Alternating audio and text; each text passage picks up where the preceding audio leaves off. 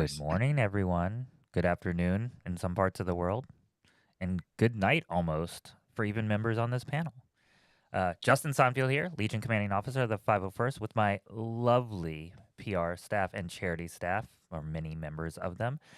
Quickly introduce yourselves, and then we're going to get into day 2 of the Starlight Telethon Holiday for Hope. Teresa, go for it. Hey, good morning. Hi. Hi. From frosty northern Alberta, Canada. I wish you a lovely good morning at 5 something in the morning. Welcome to day 2 of the telethon. We are excited and pleased to have you join us and watch all of our amazing content. We have some incredible panels that we are hoping that you join us for and watch. There's some Star Wars gold in that. You don't want to miss it. So grab some coffee, some snacks, take a look at schedule, and join us. Yeah, this is a Oh, big day oh, of paneling. big day of paneling. You said, oh. Was there an O? I don't know. Badlands Garrison, TK 41307 of the Elpro team. Yeah. Erica, how Gina, you? Oh, you Gina. look Okay, we'll really go. Gina. happy. Gina, how are you doing this morning? Gina. I'm doing good. And hello from wind. It's really windy out there this It is. morning from Pennsylvania. And I'm with the Star Killer Garrison, part of the charity team. And we're ready. We're ready to keep going and get this telethon just keep moving. We're doing so good so far. We have raised $3,441 so far. So let's keep getting that up. It'll be live throughout, just not today, but the next couple weeks as well. We also have an amazing auction that is kicking off and starting, and we'll put information about that up. We have more items that are going to be coming in for the auction as well. Some really cool, exciting items that are up for auction right now. So Yeah, there's going to be some neat stuff, and it's going to update as well as throughout the yes, month. Yes. yes, it will. Yep. Yeah. Erica, what's going on? Well, it is almost 6 o'clock here. I'm in Salt Lake City, Utah with Alpine Garrison BH 51703. I can't believe how lucky we are and how we just have the most amazing guests today. So please stay tuned. We are here all day, I think till about 9 Eastern, I think ish. And we just have amazing panels coming up. So we're here excited to raise more funds for Starlight, the most amazing organization, and I am just excited to be here. So yeah, amazing guests. We just have the most amazing panels and just excited to be here another day. So just stay tuned. Just stay here. And from the other side of the world, introduce yourself. Hi, good evening and good morning and good afternoon.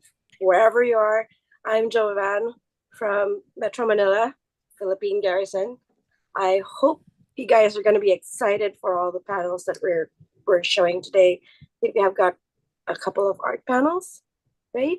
Oh, So watch out for those. yeah. I mean, today is loaded with star-studded Star Wars royalty. So real exciting. Yesterday was really exciting to get to know some of the skeleton crew, which we're all enjoying. But today, again, we are focused on our efforts and ready to raise money for Starlight. You'll see below you if you're a first-time shopper, these wonderful links: USA, Canada, UK, and Australia. Over the course of the day and over the course of the next couple of weeks, if you are a Legion member, we want to hear from you and where you donated beyond the United States, so we can kind of take a little survey there. And then we've got a couple of side projects that are going on here that were started by, in one case, a member, in one case, a company that are also working together to raise money for Starlight. The Ornament Project, you're going to hear a lot about during the day, which was started by one of our own from up in Michigan in the United States, and it's real exciting. It showcases a lot of artistry of the Legion and the community, the Star Wars community, and then something else that's special that will kick off. We're going to announce it today, but it's going to kick off for, I believe, February opportunity to purchase and a delivery somewhere in April or May. But anyway, we'll hold that for later. But it's another amazing Star Wars community group that is going to also raise money for Starlight. But without further ado, ladies, you ready to kick off day 2? Absolutely. Oh, right. Yes. excited. Drum roll, drum roll. Drum roll. Yeah. May the force be with you.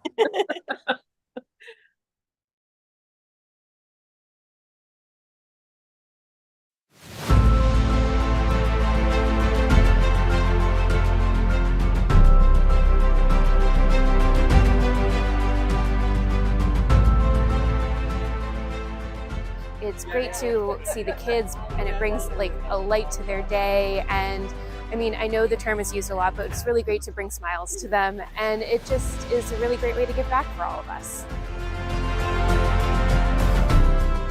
There are studies that show that play, while amazing for childhood development, also positively improves outcomes, health outcomes for kids. And so that's where Starlight's programs of delivering happiness, like our Starlight gowns, like this one here today, one of our newest Star Wars gowns, plus the toys and the games that we're able to deliver, really are helping to improve health outcomes for the kids that we serve.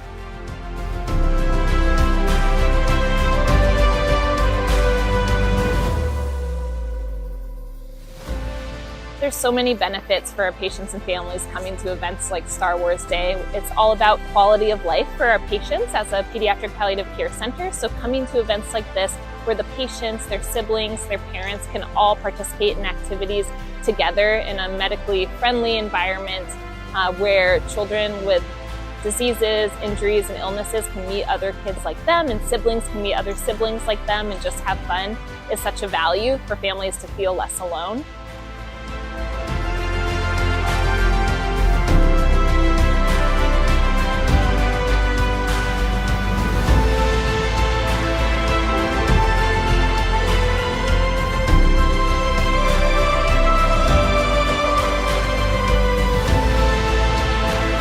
Coming here and seeing like this community of people that are volunteering or work here, and the Starlight Foundation and how they put this on is just really reassuring, and seeing the big smile on his face is just giving me a little bit of solace, knowing that he's in good hands.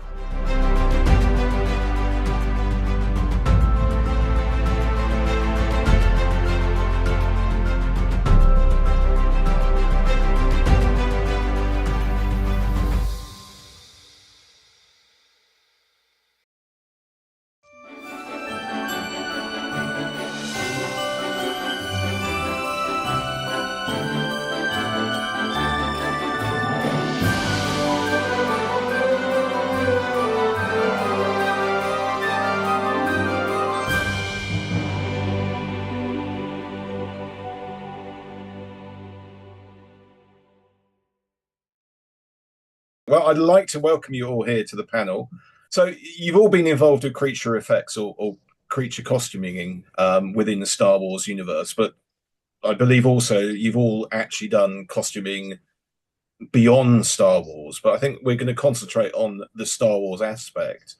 So I think the easiest thing to do, if we go do sort of round robin, and I'll start with, because you're in the top corner, Pam, if we can talk about what's your contact with Star Wars? I mean, what are most people going to know you for in the Star Wars community?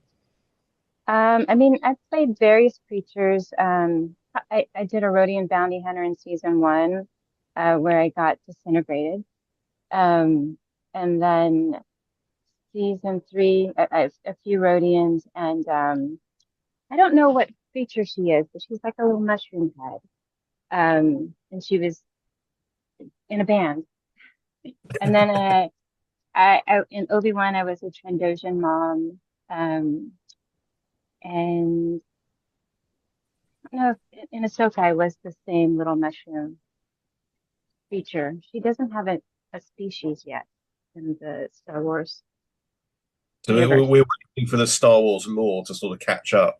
Yeah, I don't know what to call her.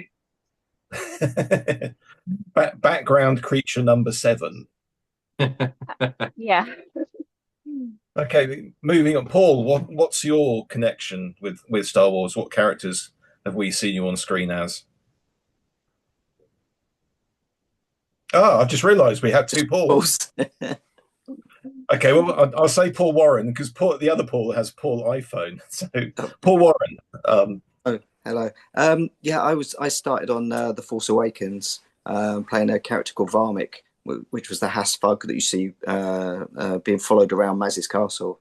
In fact, that was the first time I met Paul Casey, actually, who was our choreographer on the movie. And I played Dowager Alien in The Last Jedi in the casino, and I'm also one of the performers for Quadpaw in Andor, the first series. Okay, and leading on to Paul Casey, what's your repertoire in Star Wars?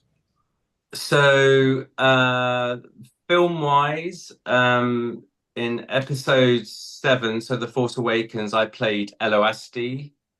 And then in 8 and 9, I played Kai Frenali. And then in Rogue One, I played Admiral Raddus. I did actually play a few other characters, but I don't actually remember, or even if they have names, I'm not too sure about that. But I did play a couple of other things. So yes, but those ones are the main ones, really. Oh, and Okay. I forgot, I was a Haas as well. I wore. Oh, that's right. You wore my costume, didn't you? Yeah. Well, I wore the stunt one for that one. With a bikini in Book of Boba Fett. That's right. The gold bikini. So, yeah, we loved it. It was good. I have worn your feet though. Okay. Sorry about that. Anytime someone says gold bikini, immediately it's Leia and etc. etc. It's one of those controversial areas. In general, I mean, how do Star Wars, how do the producers actually contact people like yourselves? Is it a standard format of in the same way that you have other characters? Do you go through auditions, etc., etc., to actually get the part, or is it a different method? I think it's different for everybody, isn't it? I mean, I've been doing this about 18 years now, playing characters in prosthetic makeup or creature suits. So when I got the call for Star Wars, it was because I knew a lot of the people that were working already in the creature department, and they recommended me to Neil Scanlon, who was putting the team together. But everybody's kind of different. I think some people, it was their first job. Other people came from an agency. Other people were from the circus. I mean, Paul was there from the start, really. So probably knows a bit more how people got cast. But it was many different ways, wasn't it, Paul? Yeah. I mean, yes, absolutely. So I think for me, I had a phone call actually from Brian Herring because he'd been asked to put together a list of performers. So, puppeteers, suit performers, prosthetic performers, animatronic performers. And he couldn't say what it was for, but he did call me and just say, if there's anyone you would recommend, to put on the list. That's the beginning. And then the next thing I got was a message from Brian saying, what size is my shoe size? And I was like, I'm a size 7. And it ended up being the pre-production stuff for Force Awakens. There were Neil Scanlon and the whole team were putting forward creatures for JJ basically. And there was I'm not sure if I get the name right, if it's Hogivore, Hippivore, I'm not too sure, but the very large sort of creature you see in the desert. Yeah. And which one is it? Is it Hogivore or Hippivore? I'm not sure. Or I thought it was Hippivore, but Hippivore, yes, yeah. I'm not sure which one either. No, I'm not sure either. So, and Brian has said they needed 6 performers to go inside to bring it to life. And was I interested? And I was like, absolutely. But even still at this point, I still didn't know what it was for. And Brian couldn't say what it was for either. And then we got a date to start the rehearsal period or the pre-production, the performers along with the crew to sort of work out how to build it and that sort of thing. So it was still very early days, along with some of the other characters that were in Force Awakens that were being put forward to JJ to see if he liked them and wanted them in his movie. And then I think it was like a week before, I get another I can't remember if it was a phone call or a message from Brian saying they don't need 6 people now, they only need 5 to go on the inside. But would I be interested to be the person on the outside coordinating, the movement and the performers on the inside? And obviously I was like, absolutely.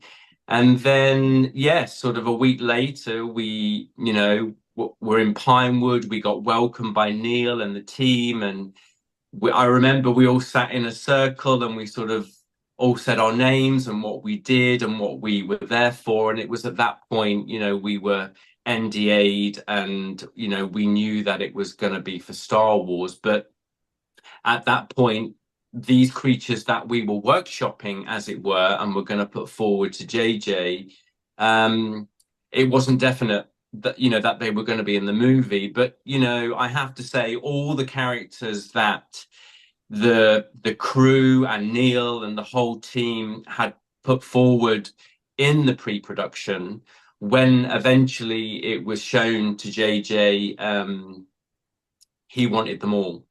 So they all got greenlit to be in the movie, which was amazing, along with lots of other characters as well. And so, that was how I sort of came about, I suppose, my role. But then also, I think being known for playing lots of creatures, because I've been playing creatures for maybe 24 years now. I think my first introduction to the sort of movie world and prosthetics was on Blade 2 with Wesley Snipes, and Guillermo del Toro was the director. So, and that was roughly 24 years ago. So yes, I was quite known for being on the inside, but obviously my movement background, I think it just came about, the needing of someone on the outside and who could do it and who could coordinate it. And so that's how it's, in a nutshell, happened for me. Yeah. Pam, how did you sort of get involved? Well, I've been doing background characters. So there was a casting that was put out, and I knew it was for creatures because they were like, you can't be claustrophobic. And everything was like below my height or above my height. And I'm like, no, I want to be an alien. And so finally there was one like right in between my height. And I got an Avell check, and then they wanted to book me. And the code name was Snout Face. So I was like, oh my God, what kind of creature is this? And I started researching like, snout face animals, I was like, just to be prepared. And then I went to Legacy, and I was like, I've heard this name before. And then I met Tamara and Dawn, and they were like, did they tell you what you're fitting for? And I was like, no. And she's like, you're fitting for a new Star Wars series called The Mandalorian. And inside I was like, screaming like, oh my gosh.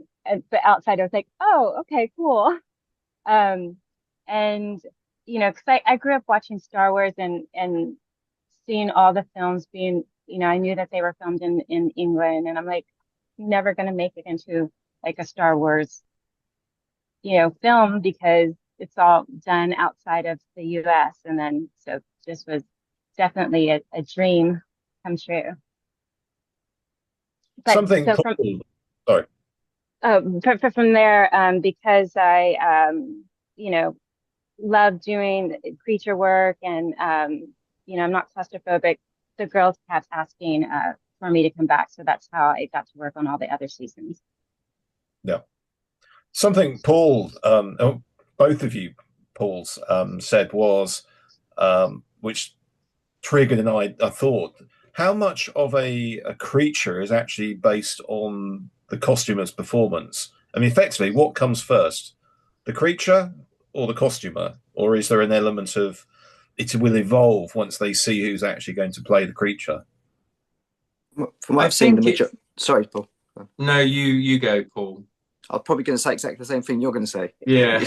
It always starts with the concept and the design, with the artists who create the characters, and then Neil and his team will look at that artwork and look at the character, how they're going to build it, and then who's going to be in it, what size they need. Is it 2 performers? Is it 1 performer? Is it a puppet?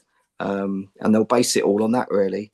So the performer is kind of the last part, right, Paul, that will come into play. The rest is the design and of the character is always first.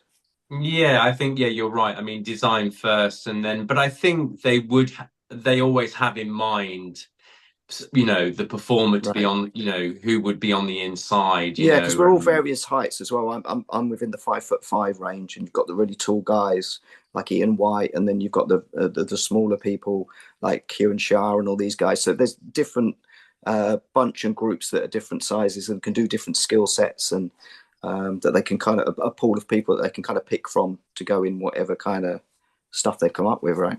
Yeah, and also only just to add, Paul, is just the amounts really, because obviously there can be one design, but they may want multiples of them, which would mean multiple performers of that height sort of thing. So yeah, so it varies all the time. Yeah, I think the decisions, obviously, like you mentioned, the design is the beginning process, but I think those decisions come a little bit later.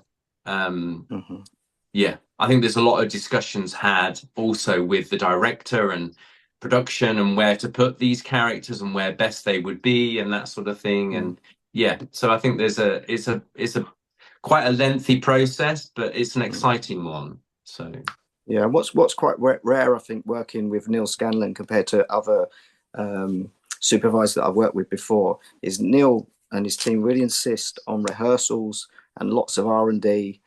So you get lots of opportunities to test the costumes with the performer, rehearse it. So if things need changing, it can be changed pretty easily. Whereas on most films, you find that, you know, you go in, you get in it, and you're kind of stuck with it, aren't you, really? So you do get a lot of time to work with it. And I know, especially for the Last Jedi, when I was playing the Dowager Age, you know, I was inside this big creature with, you know, a video camera and a monitor inside. But the inside was very cramped at the time. But you know, you can make suggestions and they can go in, they can remove things and change it and make it more comfortable or put lights in and all this kind of stuff. So, but you don't, that's very rare from what I've seen on everything I've ever worked on, that you get that luxury, really. How many of your characters, sorry, That would be carry a on. luxury. Or having camera lights and aircon. Yeah, we had fans and lights, and I even went in one day and someone, one of the fabricating girls had put a can of gin and tonic in there. I didn't open it, I didn't drink it, I took it home, but it was just kind of funny. There was a little table and there was like a little can in there. Yeah, it was great. Even normal style. I mean, I do a stormtrooper, and even a standard, I say standard, a stormtrooper, we end up with fans inside because it's hot. Oh yeah, it's unbearable. Yeah. Some people still do no, I can survive without any of that, and then 2 hours later they're dripping with sweat. I need a fan. I need a drink. I need a fan. How many characters do you feel effectively end up on the cutting floor? I mean, with the amount of work in the character, with the costumes, does it get to a point where they turn around and go, actually, no, we're not going to use them for whatever reason? Or is it a case of they've invested so much time and effort, you're going to get used, but you might just get shoved out the back type thing? Yeah, I think there's quite a lot, isn't there? Yeah, I think the thing is, I think, you know, my point of view is all the characters are on camera. A lot of that is down to the edit and what, you know, shots they have chosen for the edit. So those characters are filmed on and everything, and you know, it's more the fact that they've chose a different shot, maybe a close-up when your character was on screen. And so, you know, it is a little bit inevitable that some things will end up, you know, in the film or in the series, and other things won't, but they're all filmed on. Sometimes, you know, a character, you know, maybe not have been on the camera, but what they can do is they can then move that character into a different scene. Or so, I mean, it's forever evolving all the time, you know, and obviously, you know, everybody wants to get, you know, in the last edit, but no one truly knows until you actually sit and watch it yourself. So do you actually go to the premieres, or try to go to the premieres to go and see yourself? Or Is there an Yeah, opportunity? and the cast and crew showings, like, you know, for all the Star Wars films, there were cast and crew showings. So yeah, we'd go and watch them. And I mean, quite often, you know, for myself, like I would be on set anyway, sort of, you know, for the movement and, you know, helping guide and, you know, direct people in their ears and stuff, along with, you know, the puppeteers that were performing, you know, the faces and, or, you know, whatever they were, the puppeteers were performing. So I would be there. So I would see a lot of the shots and, you know, everything that we would film. And I actually find that quite interesting, really, you know, what gets chosen in the end, what shots get chosen, how it gets edited. And, you know, that for me is what I sort of watch when I, you know, go to watch something I've worked on, really, because you know, I know the script, I know the story, I've seen it being filmed. It's more to do with the end result, if you see what I mean, and how, you know, and what's been decided. So, yeah. How do you think things have changed over the years in terms of the actual production process?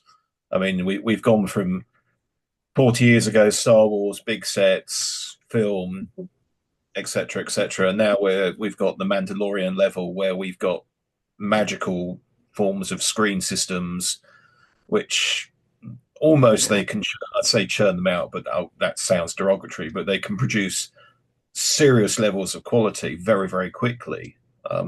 From your side of things, how have things changed over time? Has it got easier? Has it got harder? That's open to anyone.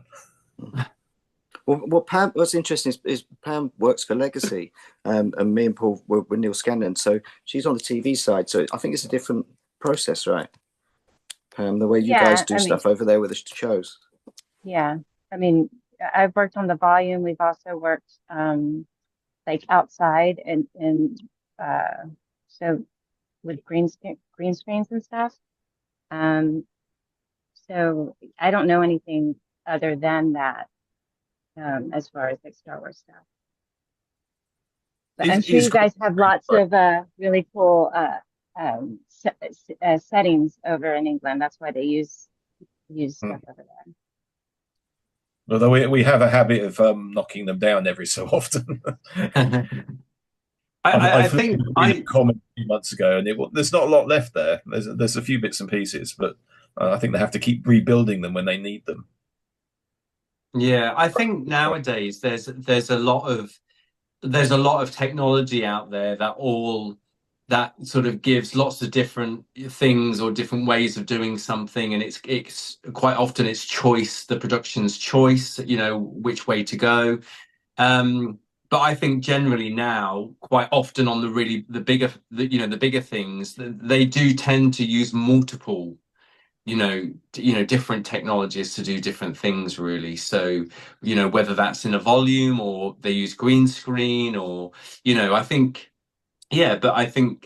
practical sets and practical creatures and stuff, I think, you know, they're also used, you know. So I mean, to be honest with you, I think I suppose, you know, you could say it's like a kid in a candy shop. If there's so much out there for, you know, a production to choose from, you know, they're always going to choose what they think is the best way to go, really. So, but there's nothing as fun as a set with live creatures, you know, walking around, you know, there's nothing, you know, that practical side. And, you know, quite often, you know, the other actors that are on the set, you know, it's very helpful to have it there in front of you, and, you know, all these creatures and aliens and stuff walking around, you know. It's, you know, it's a wonderful industry, I think. And I think, you know, the technology is amazing, you know, what is possible these days. And it's great. I just hope that they still keep practical, you know, especially when they're, you know, using AI for a lot of stuff. Like, you know, Star Wars is the magic is the practical part, I think. There does seem to be a consensus that having, I can remember when films were moving away from practical, CGI was coming in, and everyone wanted to do CGI because it was deemed to be cheaper. And then there seemed to be this change, probably certainly in the last 15, 20 years, where they're actually realizing that you get a better performance from practicality. You don't have to deal with an actor who's looking at a stick with a ball on the end to get eye lines when you can actually have a character. And it becomes cheaper because, yes, you've still got your practical costume, which is slightly more sophisticated than the latex outfits you used to have, but you can now add on to that. So you can add the CGI on. So you get that mixture of both worlds, and you end up with a performance that is, quite frankly, stunning. The number of aliens now you see on Star Wars or any sci-fi film, it's almost as if the entire planet is just now sort of covered up with aliens landing left, right, and center, and they look real. I can remember watching Doctor Who, the classic 60s films, Creature from the Black Lagoon. It's like, yeah, it's a guy in a rubber suit. It was always a guy in a rubber suit. Now it's scary sometimes because you look at people and go, that I could see you in the local shop doing the shopping, and you look like a complete alien. And it's fantastic from a viewer's perspective. Does it make the industry easier for you as costumers, as performers? I mean, are you seeing more work? I mean, is creature costuming something that is growing, or is it something that is dying as an art? Well, in this country, it's definitely been the last 10 years since the Star Wars films, even before, maybe another 5 years before that. I've had a lot of work doing it, and it seems to be very strong. Recently, it's just because of the problems with strikes and COVID, and it's kind of slowed down a bit. But I'd say 15 years, it's been really good. And a lot of it goes back to Del Toro, when Paul was talking earlier, like on the Hellboy movies, when he was doing the creatures, but also using CGI for, like, you know, mouths or eyes, or just to emphasize stuff, and the blending between the two. Because before that, like you say, it was kind of like Jurassic Park kind of set this standard where every creature and every alien was a CGI, and it was awful, wasn't it? You look at it back now, and they don't, apart from Jurassic Park, those other films that were made these creatures, they don't look very good now. And I think it was definitely Del Toro and directors like that who love practical, grew up with practical, that have brought it back. And J.J. Abrams with Star Wars films wanted it all to be practical. I mean, I think they were saying there's over 100 creatures made for that movie, and they all pretty much got screen time. But yeah, it's been good. Let's hope it continues, but it is a bit scary with the AI, and maybe it will go back to that a little bit. Maybe the phase will go more back. I hope not. You know, I suppose it's all to do with cost, really, isn't it? You know.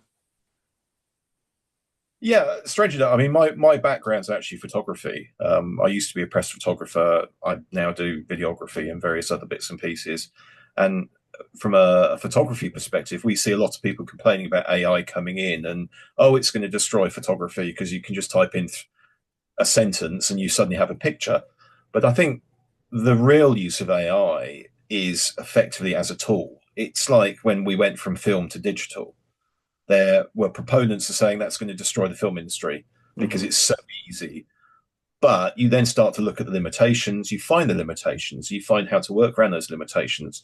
And then suddenly you're in that situation where you're producing something that couldn't be done in the past, but is now being done in the future using these as tools.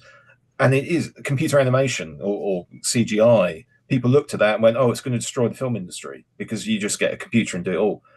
It hasn't. It's enhanced it because we've come up with new ideas like the volume, like whatever's coming out next. It's taken effects and film production into a new era. And from a viewer's perspective and from an operative's perspective, it's new toys to play with. It's new ideas. I mean, you've got directors now coming in, looking at what's available and going, let's do that. Let's try that. If it doesn't work, it doesn't work. Somebody's going to lose some money. But AI is like everything else. Yep, there's going to be parts of it which work well, and there's going to be parts that are going to get abused, and you end up with people using it to write scripts, etc., etc. But I see it as a tool, and I think it's beginning to come into that area where it's now being used as a tool as opposed to a constant, oh, it's just going to destroy the industry. But who knows? I mean, it's the future. Yeah. Characters. What's Pam, I'm going to start with you. What's your favorite character in terms of costume? Not necessarily one that you've done yourself. Oh, I don't build the costumes. I just perform in them. So In terms of in the Star Wars universe, if you could choose one costume that you could actually work as or perform as, who would you choose? one that I haven't done or one that I've done. You've got anyone in the Star Wars universe. You can choose anything. What would you love to be? That is a hard question. I've obviously loved cats, and there's a cat-like creature. It's a Cathar. So I'd love to be a Cathar one day. I don't know. Was that the question? Yeah, no. It's just Paul Warren. You know what? I would have loved to have done, or maybe do in the future, do a droid. You know, I'm pretty thin, pretty small, and I've done lots of aliens and monsters and this kind of stuff. But yeah, I've never done the droid side of things. It looks uncomfortable compared to some of the things, because all, you know, plastic kind of things. But no, there's something about a droid I'd just love to do. I don't know. Maybe Paul, have you done a droid, Paul? No, I haven't done a droid. No. They look very uncomfortable, don't they? I will second that. I will second that. That is one I would love to do too. Everyone wants to do droid. Yeah. Just even to give it a go, and then it would probably be like, no, get me back in the alien head. This sucks. You know, it looks. Yeah, I did see a lot of the droids walking around on these sets, and yeah, it doesn't look easy to sit down or move or do much in them, but they look cool though, don't they? They look really great. Yeah. I think for me, I think Chewbacca is phenomenal. I think way back when it was originally done, and even, you know, now, like how it's been done in the movies, I just think it's a great character, amazing costume. You know, I mean, the detail on all the costumes is phenomenal. But I just love Chewbacca, I think. So yeah, he's great. That, and obviously C3PO. I mean, what an amazing character, costume. Yeah, so I'll probably have those two, if I could choose. It's interesting because I mean I've trooped with people who do C3PO. I've trooped with the C3PO, Anthony Daniels, and I've trooped with people who do Chewbacca, and it's a very interesting costume on both sides because I don't know whether it's the size of the person actually doing the costume, but you tend to find that they pick up the mannerisms so well. So you end up with Chewbacca. That's Chewbacca. It's not the person in the costume doing Chewbacca. It really is Chewbacca. And yeah, Anthony Daniels, obviously, the couple of times I've seen him in costume, it is Anthony Daniels. But there's almost this switch that they have that they go like that, and suddenly you've got the real costume there and the real performer.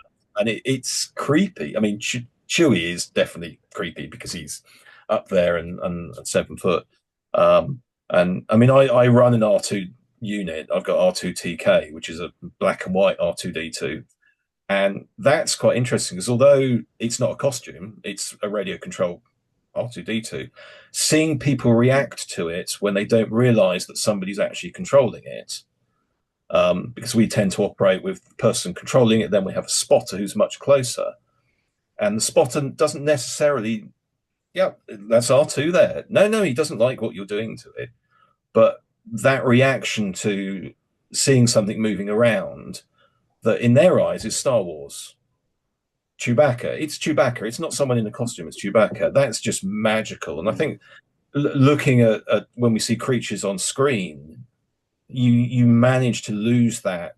Oh, that's just a person in the costume. No, that really is genuinely that character. And we all root for the character if they're on the good side, or don't root for them if they're on the bad side, but it could be light or dark. But it's a fantastic feeling watching. And from a performance perspective, we love what you do.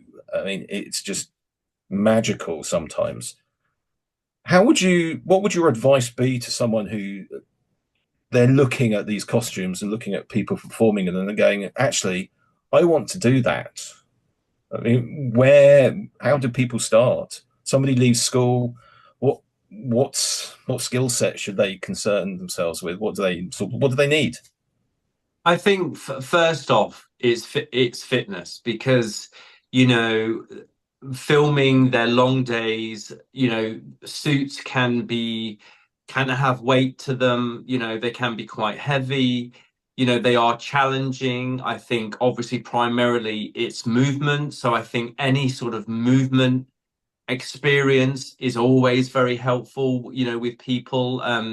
Quite often people who, you know, do end up playing creatures and aliens and monsters and all of that sort of thing, you know, generally do have a very good movement background, whether it's circus, martial arts, dance, gymnasts, you know, that physical awareness, I think, you know, to bring the suits to life, and then obviously to be able to take direction and how to sort of physically change what you're doing on the inside to what's being shown on the outside, having that knowledge, all of that helps, I think, but definitely fitness. You know, I mean, you know, I quite often, you know, these days I work with a lot of performers in suits, and no suit is the same. And, you know, it's surprising what a physical job it is, you know. Yeah, bringing them to life. So definitely fitness first off, and then, you know, having that movement knowledge, what to do, how to do it, type thing. So yeah, and they're long days, you know, you can be in them quite some time. I mean, I've worn many a costume, and you know, some of them, you know, you can be carrying kilos more, you know, it's very physical. It's So mental endurance as well, isn't it? There's a lot of mental endurance that you can be in it for long periods of time, where you can end up feeling so claustrophobic that if you can't handle that, or you can't handle being uncomfortable, or even sometimes it hurts, right? You go back with bruises and bumps and, you know, headaches and all kinds of stuff. That it's physical and very much mental. You know, we've seen it probably. yeah, Some people just can't handle it, don't want to do it, don't want to come back the next day. Sometimes, you know, it can be very rough. But some days are yeah, amazing. yeah, absolutely. And like Paul, you just mentioned about, you know, being claustrophobic. I think quite often people don't actually know they're claustrophobic. I Right. mean, how would you know? You know, how would you know in general life whether you were claustrophobic or not until you get put into that situation? And quite often it's not just the fact of being claustrophobic, it can be the heat and the sweat, and it can be a lot of things that, you know, you don't like, or you don't enjoy, or it's not for you.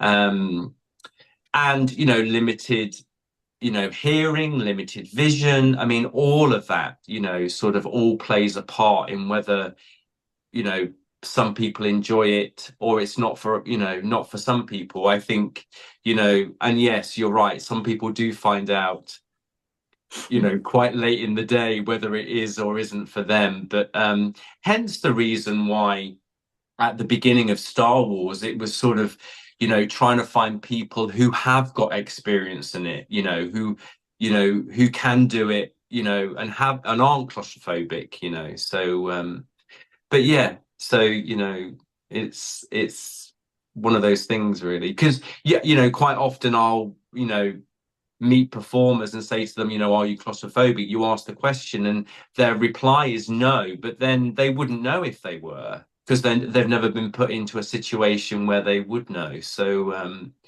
yes, yeah, which is why, you know, quite often people who have done it and are doing it get offered more work, because, you know, they're sort of tried and tested.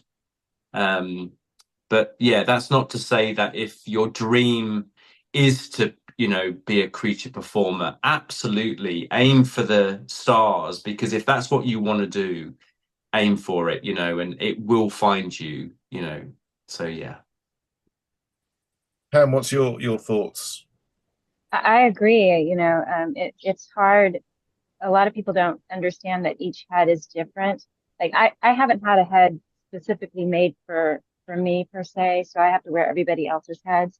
So yeah, there's times where they hit you in different places. So I have band-aids in my bag, you know, where you just stick them in the right spots to help with the pressure of the skull cap.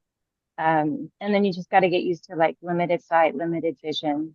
And you know, just what I like to do is I like to do eucalyptus and lavender oil and just put a little bit of that before I get in the head, and I have like a little spa day because I'm in there by myself. So that's what I've been doing since 2018, since I first started doing the Star Wars creatures and stuff. Yeah. So the rest of us go to the sauna, and you have your spa day inside the. Yeah. Yeah. That's a good idea, actually. We've been roughing it when you start, you know.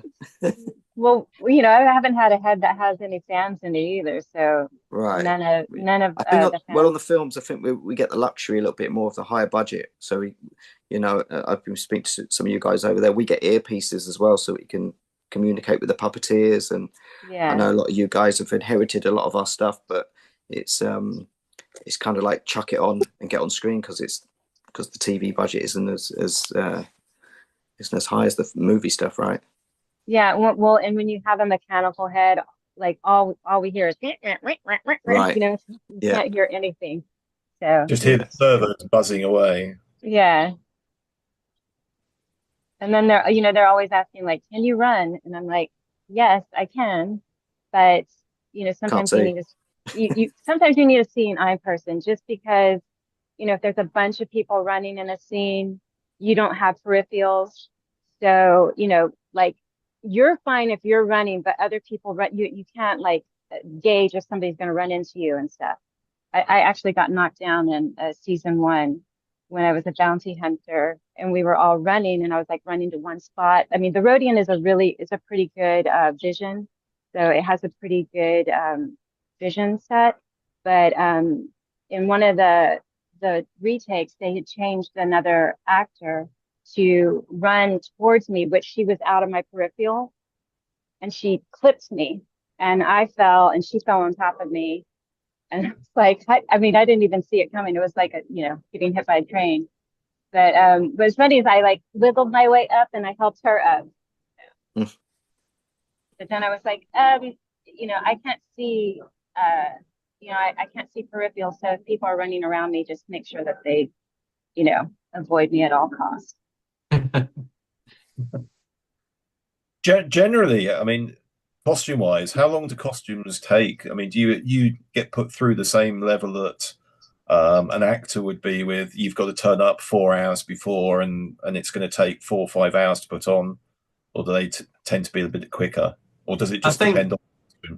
I think that's dependent on what it is, what the character is. I mean, if it's like a full prosthetic character, then yes, you could be in hours before. However long that makeup takes, to put on, whether it's, let's say, for example, 3 hours, and then you've got to get dressed afterwards. So you've got that time as well. Where if it's maybe a costume and let's say a full animatronic head or even a sort of pull-on head, I mean, you're looking at anywhere between, I don't know, half an hour to an hour, maybe, depending on how complex and how it's been made. So, but generally, costumes with heads that are either pulled on or with some animatronics or full animatronics, you're looking at probably half an hour to be set ready, but then you would always have the completion, which is quite often the head going on, hands, that sort of thing, but yeah, I think the long spans of time are more the prosthetics, how long the prosthetics take to apply. And but I have to say, I love wearing prosthetics. I think it's amazing. And it doesn't bother me if I have to sit in the chair for 4 hours. I mean, I absolutely just love that whole process of prosthetics and the detail and the transformation. I think all these characters, no matter how they're made, whether it's prosthetics, costume, animatronics, like, it's the transformation. Like, you are literally yes, transformed in you know, a period of time, and then you know, you get to play something that's not your everyday, you know, way of being. So it's very exciting. But nevertheless, you know, you probably gathered in hearing what we're all saying, it is challenging, there's no doubt about it. So on lots of different levels. So but it's always good to rise to a challenge. Have you, and this is an open question for all of you, what's been the worst things that have occurred? I mean, have you had any serious costume failures? I'm assuming you haven't had any serious injuries, but I mean, in terms of your careers, is there anything that sort of stands out of, oh, I wish that hadn't happened type thing? No, I love it all. Yeah. I I love the mean, you torture. know, I think you know, with practical things, things do happen, you know, like in animatronic heads, they have servos in them that, you know, they can burn out and they have to be replaced. I mean, all different things can happen. You know, things can happen with costume. I mean, you know, it's a practical thing. So, you know, it's open to that, you know, for things to happen. But you have a phenomenal team that are very quick at putting these things right, you know. Yes, time is the essence, as they say. So Time is money. I and will money. say, one of the hardest costumes though is the host. You think so? Well, for a girl, you know, Right. because once we're in there, we're in there. Yeah. And you know, in order for us to use the bathroom, we need a Oh, good right, right. That's there because is- it's all an all-in-one like a bodysuit, right? With the, yeah, it's and like they were saying that the hair is actually the same kind of hair they use for Chewbacca on the Hask. But yeah, it's an all-in-one. So if you're a guy, I mean, I don't know what your suit was like, but I asked them to put when they were building it to put a zip in the front, so we were okay. But yeah, yeah, I guess it would be quite challenging for a girl. You have to take the whole thing off. But what yeah. what Paul was saying about the prosthetics, I kind of found the opposite because I did prosthetics was all I did until I did the Star Wars movies. I wasn't involved in the animatronics heads at all. It was all prosthetic makeup. So it was a really nice change to go from 6 hours a day makeups to then just going in, putting on a bodysuit, sticking a head on, taking a head off. It was still challenging when you're in it, working in it. But at the end of the day, it was so nice just to go going night, you know. There's no clean up, there's no 2 hour makeup removal. So I prefer the heads a bit now because I was kind of getting a bit sick of the prosthetics. But it's nice to go back to it again and switch it up, you know, and have a combination of the two. Yeah, that Hask is interesting because when we saw you guys over there wearing them and we saw them, it was really exciting to kind of see it. So it's nice to meet Pam finally and say hello to a fellow Hask. Yeah. So can I ask, and this is where it probably gets edited, subject to the usual NDAs, are any of you currently working on projects that you can discuss? Just gonna be no, no, no. Sadly, no. Is that Not no, yet. you're not project, or you can't say anything? No, I'm hoping to get on some projects. But yeah, no, not yet. No, same. There's no work at the moment for us. I'd like a job. So I'm about to complete a project very shortly, which has been very exciting. I've absolutely loved it, but I'm going to keep my mouth shut for now, I think. Always a good idea. Yes, just in case. I think they have released some stuff about it, but I don't want to say anything about it. Where do you, and I think Paul, this is probably directed you because you seem to you go beyond the costuming in terms of you also do the performance control side of things. So you direct the performances. Do costumers have finite lifespan in terms of because of the fitness elements, because of those side? Can you continue to be a costumer to you retire, or do most costumers then move on to other things in terms of like dance, move on to choreography? Yeah. So what's the future of a costumer? I don't think there is a cutoff point. I think it's more to do with one, whether you're wanting to do it and wanting to still do it. Obviously the physical, aspect of it, whether you're physically able to do it. But no, I don't think there's any age. I mean, I'm more than happy to carry on doing it. And I think, if when I get into my sort of 50s, 60s, 70s, I will still be happy to do it. It's choice, isn't it? And whether something comes along that, you're wanting to do, I suppose. Yeah. So no, I don't think there is like an age point where, you can't do it anymore. I think you can do it for as long as you want to do it and as long as people are offering you the work. I mean, at the end of the day, that's the key. If the work's there and that it's being offered. Yeah, well, I think, experience is also a very big, a very large aspect of, of performing, like with anybody in the industry, whether it's, crew members or directors or, whoever it may be who's part of a production, everybody brings to the table the experience they've gathered. So the more you do it, the more experience you have, and that comes in very helpful along the way. Well, just the hands just appeared behind me. Favorite director? Pam, do you have a favorite director? You can't choose. There's so many I'll great rephrase directors the on The question. Mandalorian. Is there anyone who you would love to work with in terms of a director?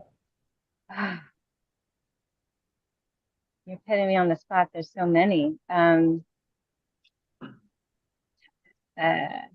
Taiki, I would love to work with him. Oh, yeah, he's good. Paul, Warren? I'm quite lucky actually. One of the guys I've always wanted to work with was Tim Burton, and I recently worked on the Beetlejuice movie with the Neil Scanlon guys who did all the makeup effects and creatures for that film. So that was a real kind of bucket list kind of thing, and he was everything we kind of hoped he would be, and he's always been a favourite director. So kind of like see him and Michael Keaton working, and that was a dream. So I've been very, very lucky actually to work with some really great directors. But let's just hope there's some more, right? I think certainly in the creature effects side of things, I mean, Tim Burton is just it was directors. It's Tim Burton's good. Yeah, he's everything you think he will be. He's he's eccentric. He's he's out there. He's just everything. It was just a really, really great experience. One of the best jobs I've ever done, really. Paul? Yes, I think, I mean, I would definitely say, Tim Burton, definitely. But I think what came to me first when you asked the question was to actually go back to a director that I worked with who sort of introduced me to the movie world, and that's Guillermo del Toro. I mean, when I worked on Blade 2, I mean, I just found him fascinating, clever. He was just amazing to work, and that was my opening to the sort of the movie world and prosthetics and and everything. And I would love to work with him again, but obviously we would now be 25 years on. But I'd love to go back and work with Guillermo del Toro, I think. That's 25 years of more experience with advances in technology. Absolutely. Maturity of ideas, because I know we're now beginning to see film concepts that are coming out, which the scripts have been floating around for 25 years, and the directors have been musing about how to do something in a particular way. And the quality of some of the stories, because for me, that's the key. throw enough money, you're going to get good CGI. You pick the right performers, you get good performances or fantastic performances, but you still need the story. You still need that element of the basics of filmmaking, of having something Yeah. that's emotionally charged. I mean, for me Yeah. personally, if I come out of a film and I've got a tear in my eye because there's something in my eye, perfect film, because it's hit me where it's supposed to. Um, and it's surprising there's more of these films coming out, and I'm like, "Ooh, right, I calm down now." Yeah.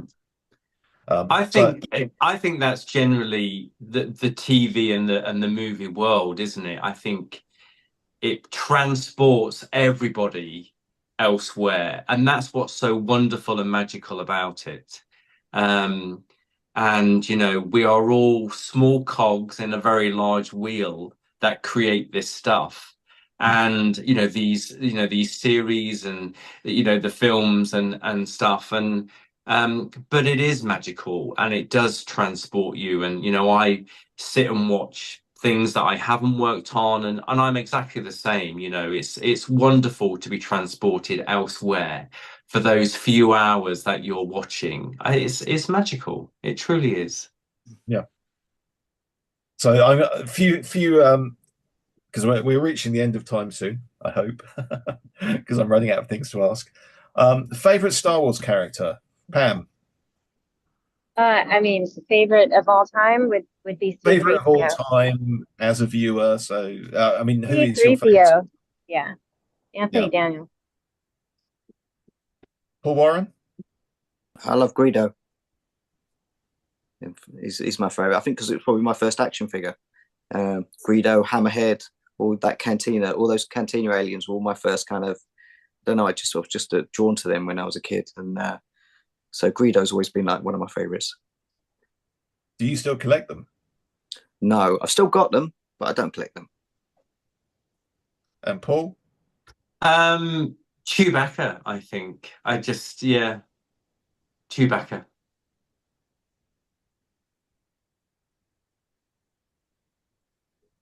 I thought for a moment my screen had just frozen there.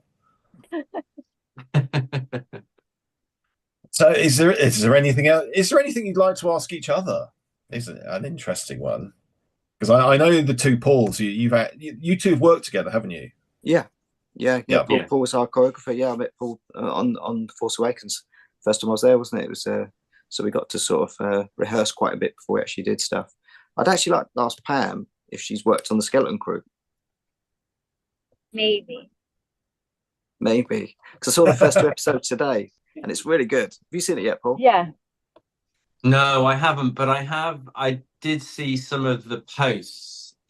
People were posting about it, so yeah, it's great. It sounds exciting, and hopefully at some point I will get to see it.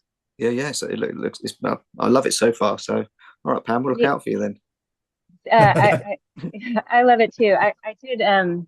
I did see myself a little bit in like I think it's the second episode. The spaceport. The spaceport. What's that character? It has the horns and it has the goggles. And it's a really heavy head. Yeah. Has it been in other films? Is it? It's a kind of design. Oh. I forget what it's called, but Jake actually designed that character. Oh, okay, yeah. I have to watch it again. Look out for it. And you're inside that. Yeah, I was inside that. That one you cannot see and you can't breathe because it's a mechanical head. So when they didn't use the mechanics, so the eyes were shut, so completely blind. Right. I'll look out for it. But it's really good. Or is it a case of you're acting and control from the earpiece? No, that one they didn't use the mechanics. So luckily I was sitting down for the scene that was in the second episode, but I also was walking around in it and I had to have a seeing eye person because you can't see and there's not a lot of there's no holes for breathing really. So you're in there by yourself. And do you know Kevin Thompson? He's done creature work. He was there and he was like, count your steps. You know, like it when we did rehearsal, I had my eyes closed, so I didn't have the head on, and I would count my steps just so I knew kind of like, you know, how many steps I was going before we were out of the scene. So that was good advice. Hmm. But Well- yeah, we shall see. So we're all going to be avidly watching Skeleton Crew now. Yes. I'm going to go and have a look. But I would love to thank you all for taking the time to have a chat. This is basically the 501st telethon for Starlight, starlight.org, Holiday of Hope. So please, anyone watching this, please follow the link to donate. And thank you, everyone, for what has been an enlightening and very interesting evening. So thank you all. Thank you for having me. Thank you. Yeah, thank you. Thank you very Good much. to meet you guys. Thank you.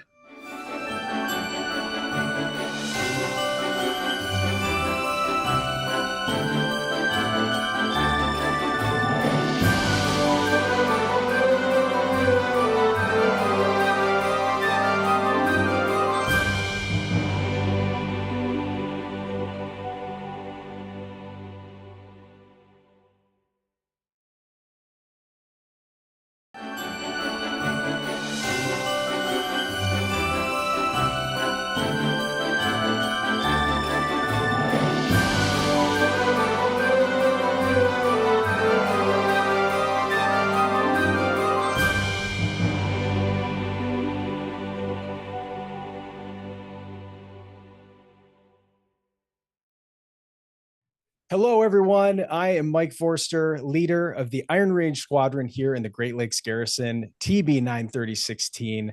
We are celebrating another amazing panel for the Starlight Holiday of Hope Telethon. This year, we are once again supporting the amazing Starlight Children's Foundation. And to help us in this endeavor, we're inviting other units from around the world, along with honorary members, to join us as we come together to celebrate and share our love of Star Wars and community together. Our QR codes for your region to be able to donate are posted below, or you can donate through starlight.org/holiday of hope. I am gathered with some other friends here around the world and other Garrison members. Please do introduce yourselves. Yeah, thanks, Mike. My name is Dino Ignacio. I'm part of Garrison Titan TK 827 82774. That doesn't matter. But I'm also one of the Legion's diversity officers, along with Javon, who'll introduce herself as well. Excited to be here. Javon, you want to introduce yourself?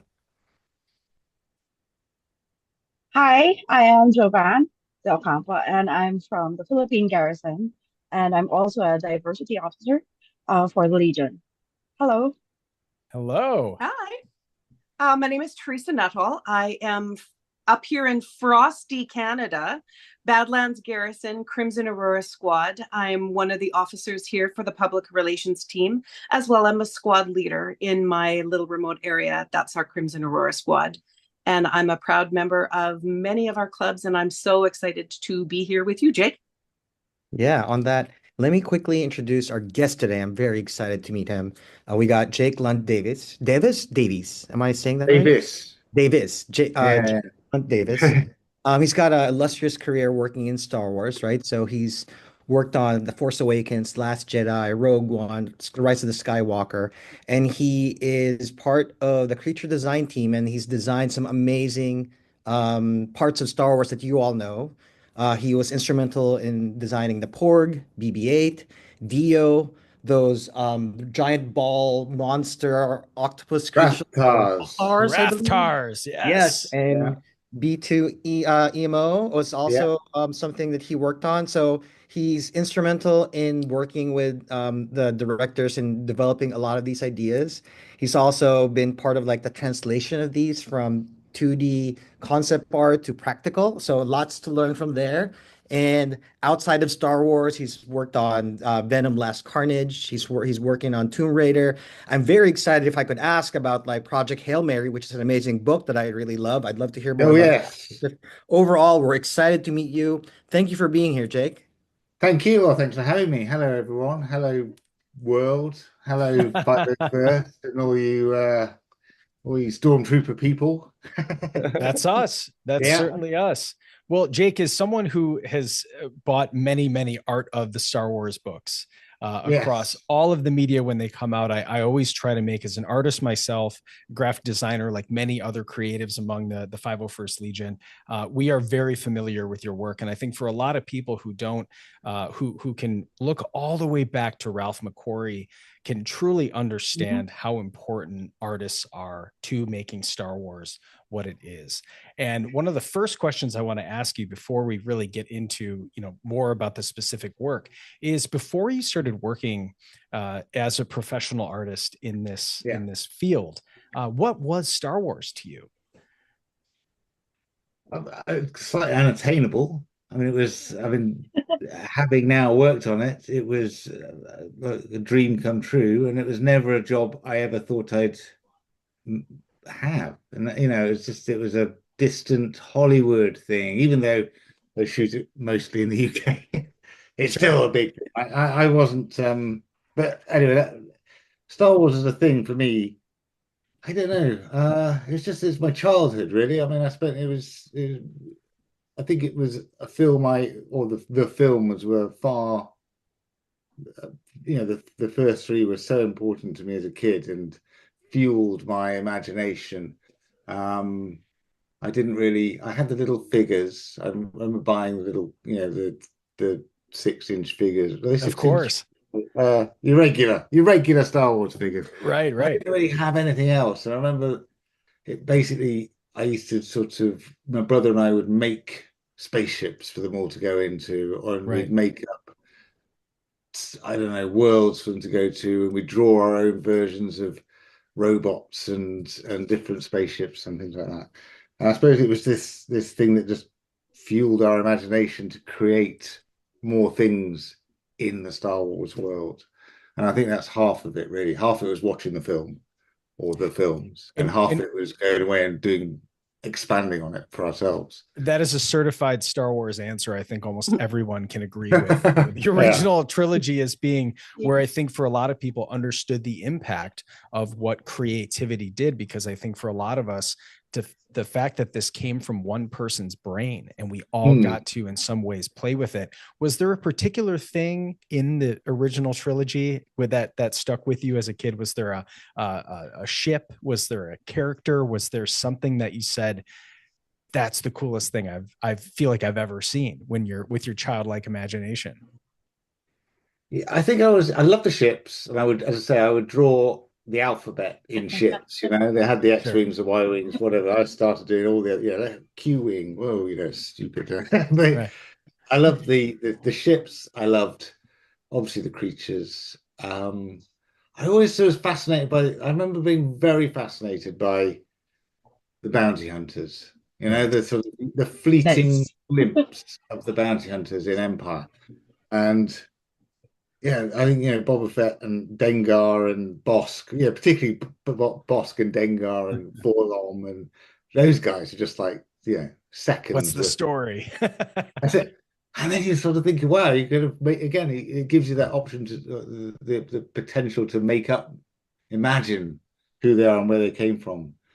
I think I loved all that, really, and I liked all the world building with. I remember I know that the Ewoks have a sort of, some people love them, some people hate them. I really always loved the Ewoks. And I remember reading this, I can't remember where I read it, in some magazine, Star Wars magazine, how somebody, a linguist had been brought in and he'd created this whole language, Ewokese. Right. And I liked all that sort of, how they dug into the sort of, I don't know, that sort of Native American sort of tribal. I think it was Tibetan, wasn't it? Or it was a variation of Tibetan. Well, the language. I don't know. I was just the fact that somebody had gone through the effort of creating a language to some degree. Yeah. And this sort of, I just thought, wow, that's just amazing. And I kind of really liked, I don't know, I'd love to have lived, you know, in the Ewok village. I think we all did. That's a Yeah. I think we That's can just agree like with you on that. amazing, you know. Just to quickly correct you, though, there was more than just Tibetan. There was a lot of Filipino words thrown in there. Really? Yeah, Actually, yeah. perfect. I remember watching Yes. as a child and be like, "Oh my gosh, they're speaking Tagalog right now." So, Oh yeah, Did okay. understand half of it.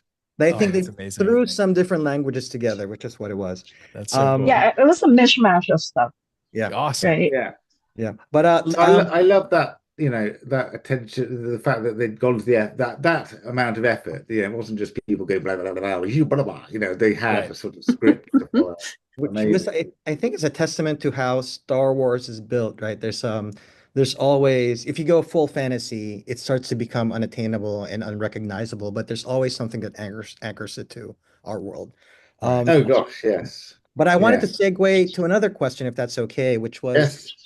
I'd love to understand how you started in the industry, right? You know, before you became who you are now, like, did you come from I'll art try and school? give you my potted history.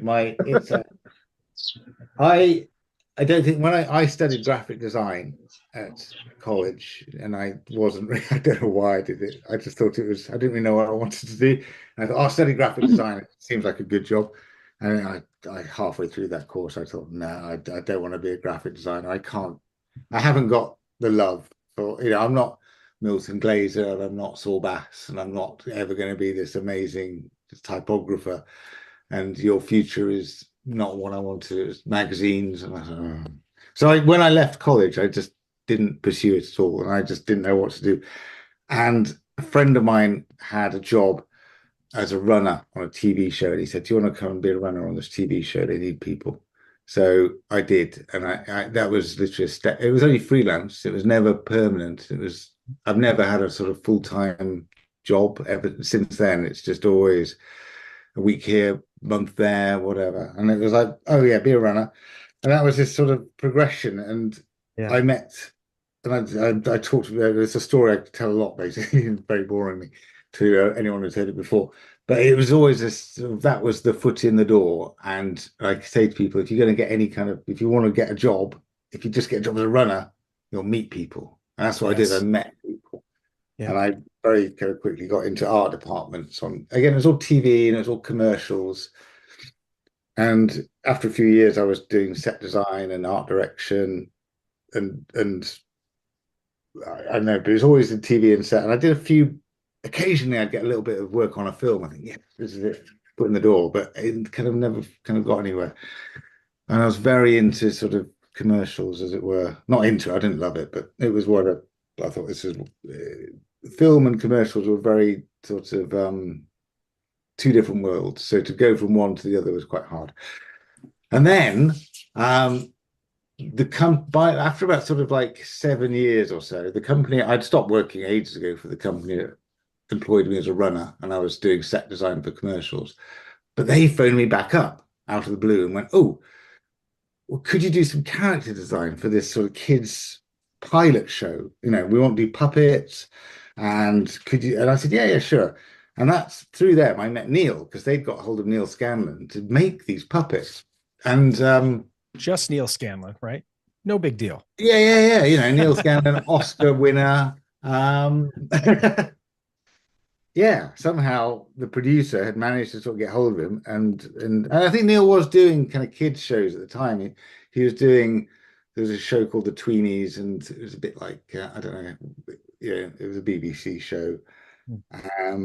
So he was doing some sort of kids puppets as well, because he used to be at Henson, so he had all that, you know, kids puppet kind of knowledge. So yeah, he entertained that idea. The pilot never went anywhere, and but Neil and I kind of, you know, he said, "I'll come do some work for him." So I ended up doing sort of on off quite a bit of work, did some development stuff for a film for Working Title, which kind of just died. And then we worked on Charlie and the Chocolate Factory, which was quite cool, and I did lots of like little concept sketches for, you know, he'd be building like the mechanical elements of, I don't know, squirrels or something, and I would do these little sketches that demonstrated to somebody what the overall mech was going to sort of look like. Here's a sort of rough idea, and everyone goes, oh, "Okay, I get it. It's a squirrel with some rod puppets." And I did sort of sketches for Violet Beauregard because they wanted her to blow up practically. Right. The I think Blueberry I've seen Girl. those concept sketches. They're really cute. Yeah, and then I sort of like, I don't know, then that kind of the whole thing, I thought, yes, this is it again, another moment. I've made it. I'm in the film industry after Charlie. And then it kind of just went, Neil, unfortunately, this was the period, it's sort of like, I think about 2003 or 4. And practical effects weren't really at the top of filmmakers' like want list. They were like, it's got to be digital. It's got to be, VFX. And I think Neil, that his sort of world of, I know that he'd sort of wound things down a bit, and he was basically, he sort of, I think, went off and did something else for quite a long time, and I went off and did something else for quite a long time, and ended up being, I was a storyboard artist again in commercials for a very long time, and it was about 5 or 6 years after that, after I last worked with Neil on Charlie. And I hadn't really seen or spoken to him. He just phoned me up out of the blue and said, "I've got some amazing news. I've got Star Wars." And I'm like, "Oh, that's really brilliant. Well done, Neil." And then he said, "And I really want to see if I can get a British team together, join me and have a creature department." So he said, "Do you want to sort of, I don't know, he didn't say you've got a job, but if I had to then do like a week's test, like a sort of a trial period for Lucasfilm." And yeah, I sort of did a week doing some early Maz sketches and ideas, and then presented it to Rick Carter on Zoom, and they sort of went, they sort of agreed to it, and a week later I was at Pinewood. So amazing. That's amazing. It's sort of, I don't know how, from that I can sort of trace all back to that job as a runner. If I But the part of all this that sort of escapes me, Jake, is it's almost like that step 1, draw a circle, step 2, draw this, next you have an owl. The part of this process that is confusing to me is that I've seen people who go from fine art and they move to graphic design. The opposite is not very common, where graphic designer becomes concept artist. So how did you your skill as an artist? Was it something that you were doing before? I did. Yeah, I've always drawn. I've drawn forever, like since I was a kid. So yeah, no, I've just always drawn. I mean, I did art, and I did art A level, high. I don't know what the American equivalent to that is. Major in art, if you like. I think so. Yeah, no, I've always been able to draw, so it's fine in that respect. So I think one of my skills, I think, as well, is again, I do storyboards a lot, almost equally to concepts, and I think one of my skills, I'd say, I think, is that I can draw pretty much anything, quite frankly, from my imagination. That is a skill. I will say that as a graphic designer, that is a skill. Absolutely. It's like, draw me a horse. Okay, I'll draw you a horse. And it might not be the best horse, but it's pretty damn good. I'm not trying to feel like I'm boasting, but I think I'm saying on a sort of realistic level, I think one of the facts I've kind of got where I have is the fact I can happily just sit and make something, draw something, whatever it is. And I will have to use reference. I do use reference. But I really love your style, though. Like your concept art, it's very unique. It's very organic. I'm wondering though, like which artists inspired you growing up, or when you were starting out as a budding artist? I don't know. When I was a kid, it's terrible. I wasn't really into comics. I wasn't really into, it's like all my peers sort of like, oh yes, I read 2000 AD and I bought all these comics. And I occasionally did. And I used to read other people's, I don't know why, but it wasn't that really. I think my inspiration has always been slightly not art particularly. It's just been stuck, it's like I used to be really into like Greek history when I was a kid. I used to love Greek history. and I used to have, books about armor. I could name you all the bits of a Greek suit of armor, and I think and I've always been into like cars, and I love car design and vehicle design. I could tell you my favorite vehicle designers, but that's not really very interesting. Like No, it's Giugiaro, interesting. Tell us. Giugiaro, Gandini. They're the two big ones. But and I have taken, even now I take inspiration. Like I'll do some like a vehicle that I'll do something that is inspired by a car design I quite like for a spaceship. Because going back to the Star Wars, I think Dino said it, and I was going to agree with him about 5 minutes or 10 minutes ago, was that when we were talking about Ewoks, there is that grounding in reality. That what makes Star Wars really, and how you can relate to Star Wars is because there's so many recognizable elements that are kind of terrestrial, and it's not bonkers, Right. out there, right, sci-fi. So in a way, I think I've always been quite interested in history, and I've been interested in art and interested in design, and I think it's those things which I've been inspired by. When I draw stuff, I'm looking around at product design, Sure. and I did a whole load of robots based on, I don't know, I was doing some stuff for what's it, L3. I remember doing loads of stuff on L3, and we were looking at old cine cameras, and we were looking at I remember looking at food mixers and weird shapes, and I don't know, I suppose that's what interests me more, is stuff out there, really, and I think that's where I get Well, the inspiration. there is no Star Wars without American classic cars. That's, American Graffiti was the film that got the green light so that George Lucas could fund Star Wars. So that I think the idea when looking, when hearing that process and seeing the inspiration, and just even the fact that the Millennium Falcon comes off of Joe Johnston looking at, a hamburger and going, hey, what if we made a ship like this, and only becomes the most, iconic spaceship in all of sci-fi history. A question I have for you, Jake, is a little bit of a conceptual one, kind of talking about the language in terms of how we ground something in reality that makes it Star Wars versus other science fiction. Star Wars has had probably the most profound impact on science fiction in regards to our visual language of how we see things, right? I would say between, we have Star Trek, we have Battlestar Galactica, we have all these things that have kind of permeated what I would consider out of nerd culture into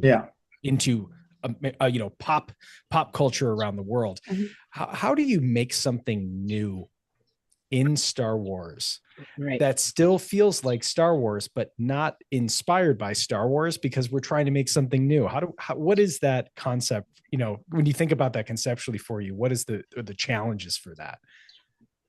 Ooh, I don't know. It's a very big question. We can always shrink it down. I do want to break your brain on that question. I don't know how to answer it. Is that there's the thing you do, you want to look Star Wars-y, right? And when you're drawing something or thinking of an idea, you're thinking, okay, does this fit? Will it fit into the Star Wars world? And I don't know. Sometimes maybe they don't.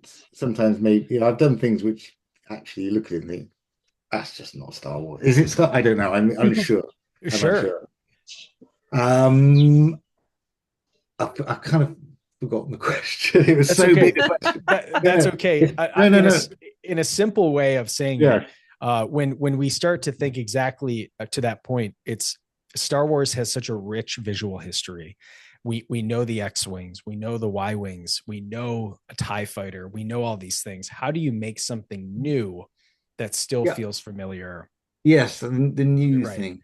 Because again, I'm probably going to go off on a tangent, but again, the amount of times that you're asked, like, oh, can you please?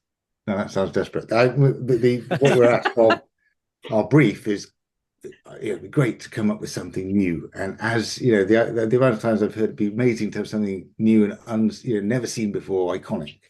Right.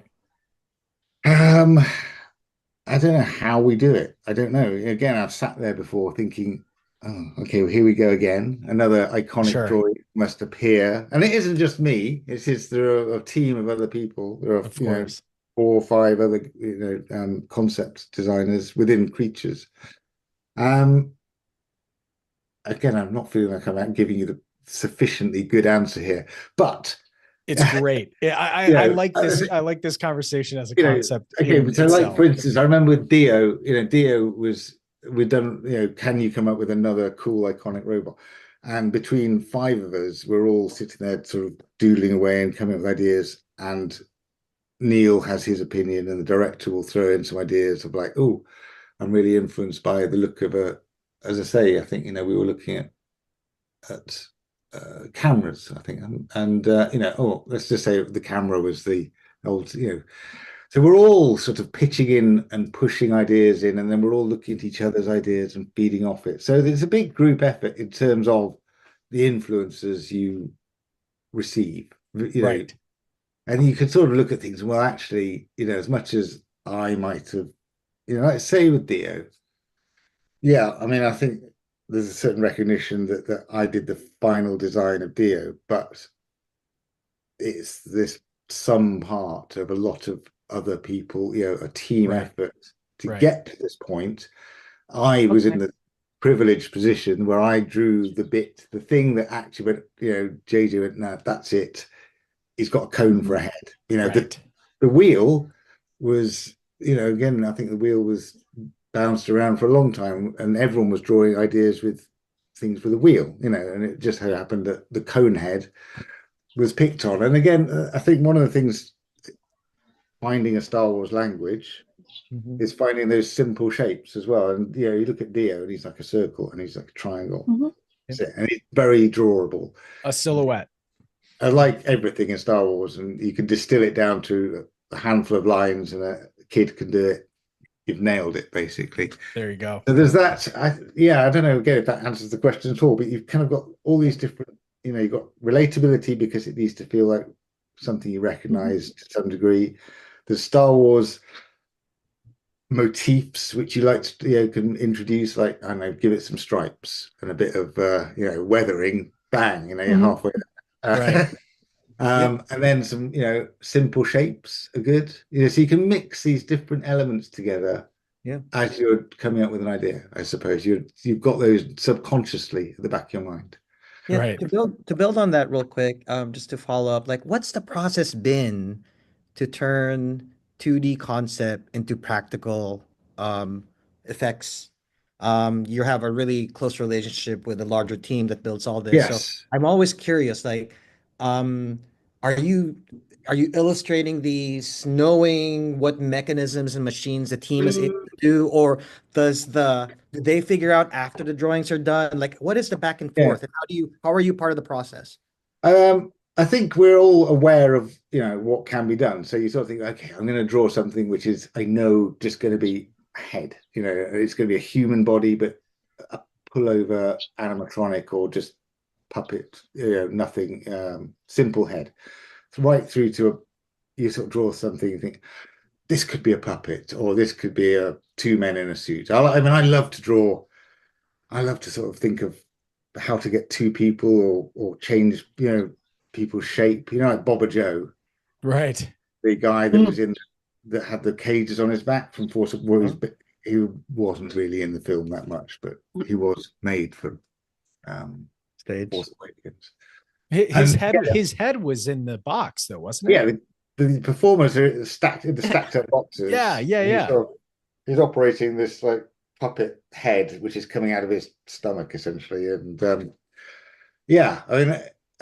that was you sort of think, okay, I like to sort of come up with ideas of how to fit people into weird shapes and costumes. So I will often talk to the performers as well and go, hey, I've had this idea of, obviously there's like the big bird thing, and there's Boba Joe, and there's that by the way, when that came on the celebration stage that year, that was such a love letter to practical effects. Like everyone saw it, was like, oh my gosh, Star Wars is back.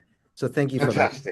Yeah, and again, there's stuff like, Guillermo del Toro did a whole load of stuff like that on Hellboy, and that's the inspiration. But yeah, talking to so I talk to performers and go, have you got any other sort of positions that you've thought of, that you could do? And they'll like think, oh, well, how about this? And then I might go away and draw an alien that kind of works with that.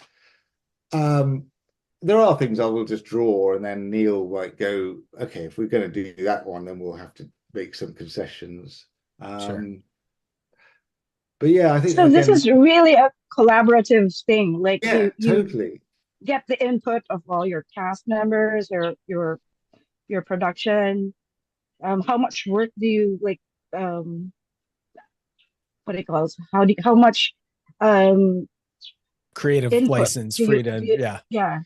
How much input do you like ask from your crew members with Well, regards to your designs and your concepts?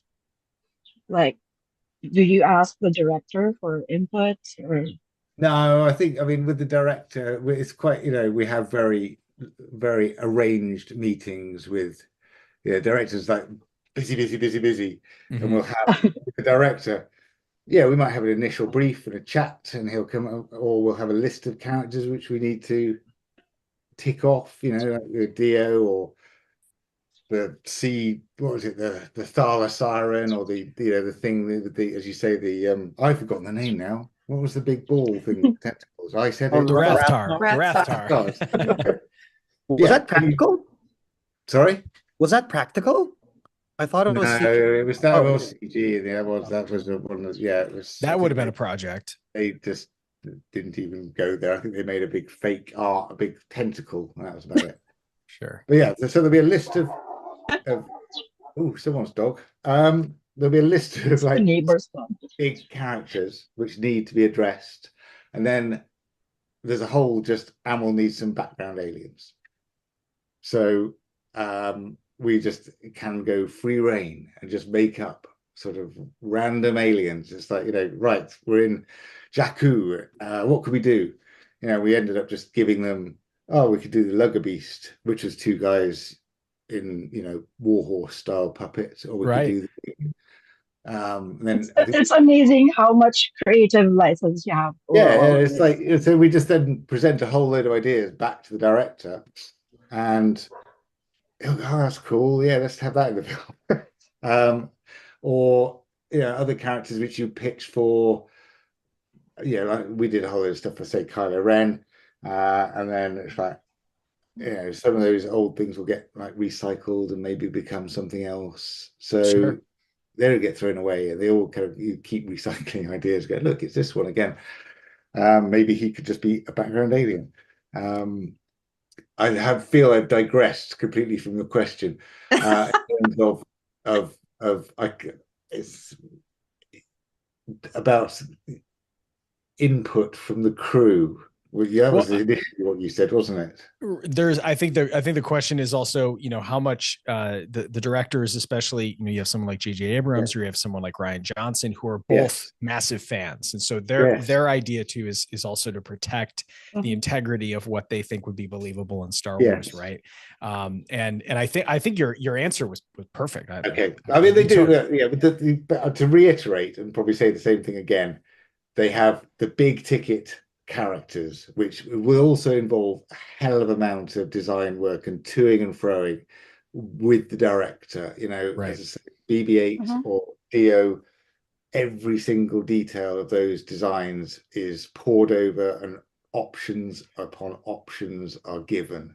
So I remember on Dio we just had to sort of, I'll design, here's all the different ideas for his tread on his wheel, here's a lot of different ideas for the stripe which goes around the side, here's again 20 ideas for the panels, different cone diameters, different, it was so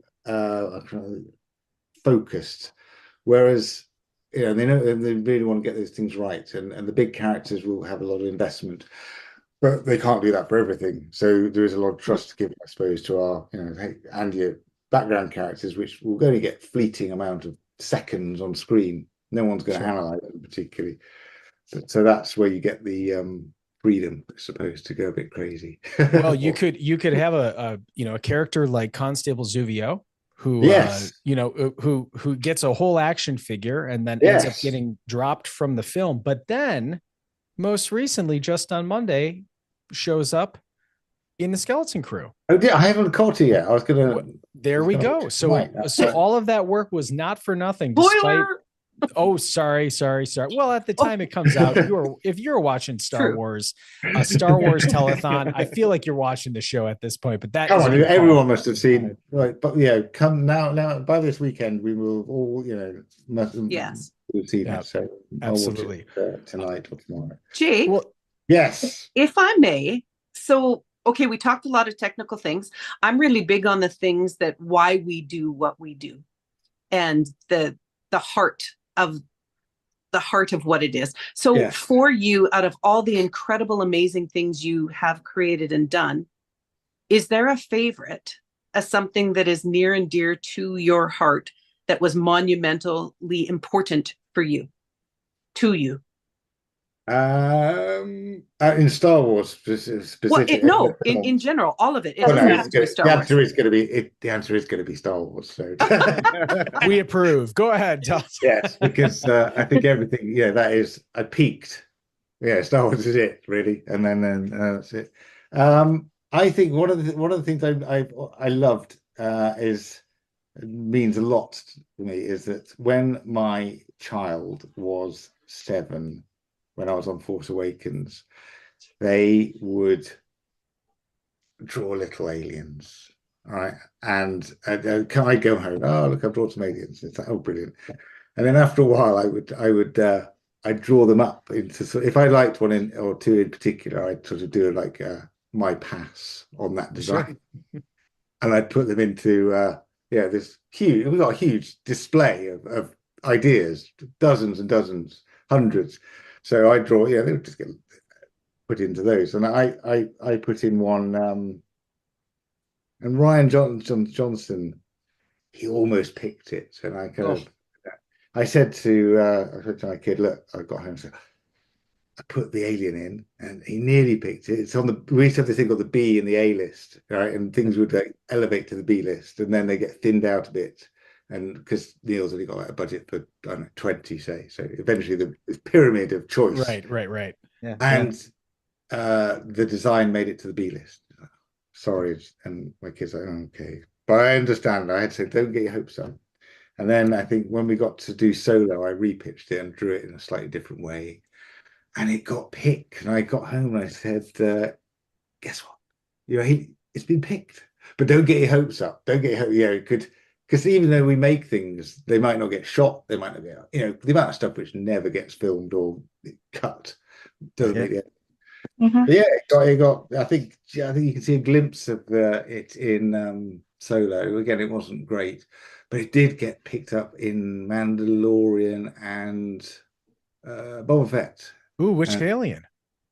It's kind of called. It's called the Pike Syndicate. Orome Isalo, and they sort of hang around. I think Mandalorian actually killed Orome Isalo.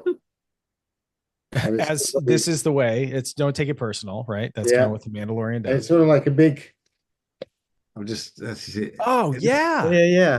Big sort of flashy horns. So your kid came up with that concept with you. How amazing is that? Yes. So I mean, they excited at the time. They're very excited. Their drawing was not too dissimilar to that. A little bit more 7-year-oldy, but it was just a simple line drawing. Which Talk about bragging rights at school. Like, hey, did you guys see the latest Star Wars? Well, guess what? And then I think, Pablo Hidalgo then did a little anagram of their name. So it's a mishmash of their name. Thank you. That means a lot to me because I persisted in getting it through, and it's my kid. Yeah. That's amazing.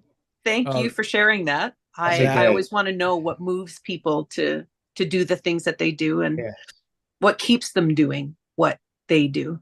It has to be heart and passion. And thank you for sharing that. That's a cool story. Thank you. That is amazing. Well, even now they go tell their dad and say, "Oh yeah, by the way, my dad." I think they reluctantly don't want to sort of bring it up. I assure you, as they get older, that is going to be a point of me. Oh, Like, they hey, will. just to let you know, my dad's kind of a big deal. And there's the stuff that they tell you that they're talking about. There's stuff they're whispering to their friends, right? Yeah. Right. Yeah. Yeah, exactly. And we're getting, as we start to wrap up here. I think Dino, you had a question about you wanted to ask a question about Project Hail Mary, and I want to make sure that we get to that. Oh, and we don't have, that's non-Star Wars. That was just really feeding my selfish needs, but we can talk about everything else.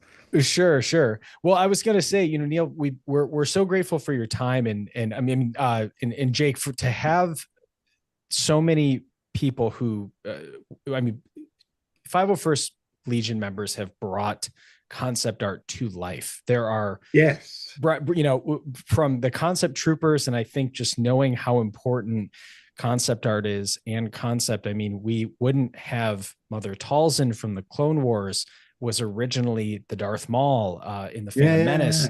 And there is such a language that comes out of the art of creation and concept that never really leaves, because it inspires one other artist to develop something further. And so I think from all of us as costumers, as appreciators of art and the creative process, we want to say thank you for, of course, sharing your time and talents with these projects. And I think from all of us to say thank you for spending some time with us and sharing more of your story. Really good to chat. And thank you for enriching the Star Wars universe with your art. Absolutely. It's an honor. It's like, I'm blessed to be able to do it. So I'm just like, it's like, wow, Before we leave, let's see my Porg as well. Yeah, we got to show this. We got to talk about You've this. got some cool things back there. But before we leave, Jake, do you have any advice for young artists, or words of wisdom, or inspiration of folk that may ever want to create? Or I mean, I think obviously, don't expect that you're going to sort of land on your feet on the big, I mean, it's not all about Star Wars either. So there's lots of big, cool movies out there, and there will be, I hope, cool, equally cool movies.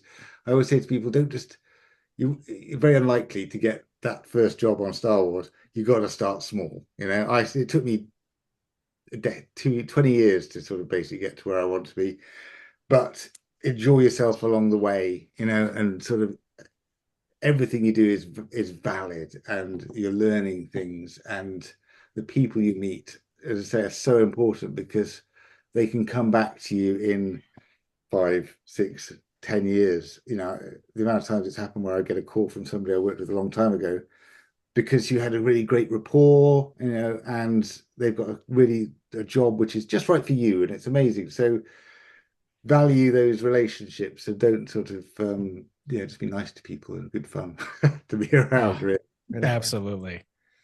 Absolutely. Yeah. Any projects you want to share that's outside of Star Wars that you want to help us have us help you promote? Anything? Don't know what I say. I've been doing a lot of storyboarding. I'm working on the last sort of 4 or 5 years have been like 80% storyboards. I did Project Hail Mary, and I did concept art for that as well. I don't know what I can ever say about Project Hail Mary, because if you haven't read the book, then yeah, that's right. I want to talk about Rocky, but I also don't want to talk about Rocky. No, exactly. So it's really, really tricky. So I think just wait till it's out, or a little bit more in the public domain, as it were. Sure. I'm doing a very, very cool project at the moment, which I just can't even say what it is. But I'm back doing creature concepts and stuff with Neil right now. It's not Star Wars, but it's big. So there's nothing moat. Any way we can follow your work, socials, Instagram? Yes, you can follow me on. And we'll flash it on screen.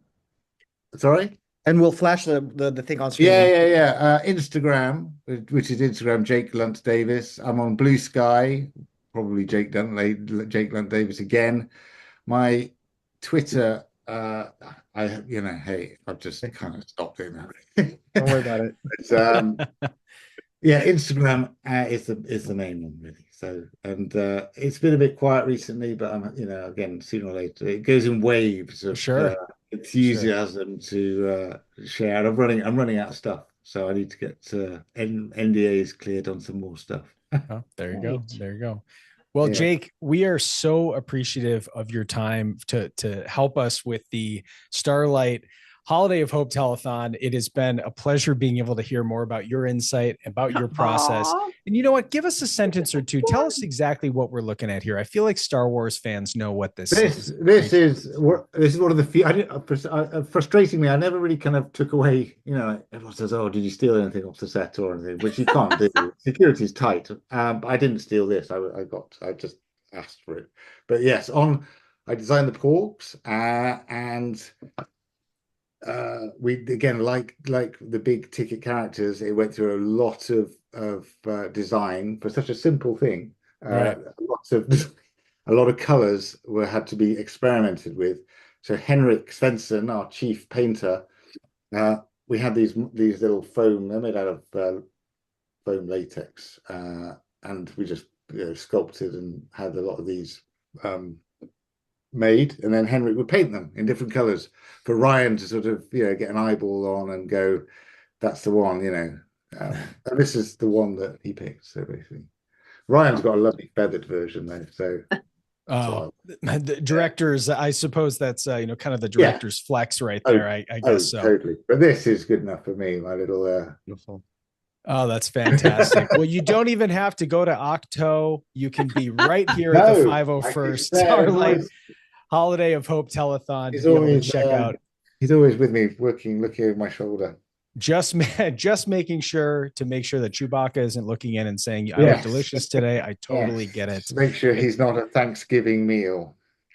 That's it. Jake, once again, thank you so much for your time and being able to share a little bit more about your process. And from all of us here at the 501st Legion. Absolute pleasure. I hope I answered your question succinctly and didn't tangent.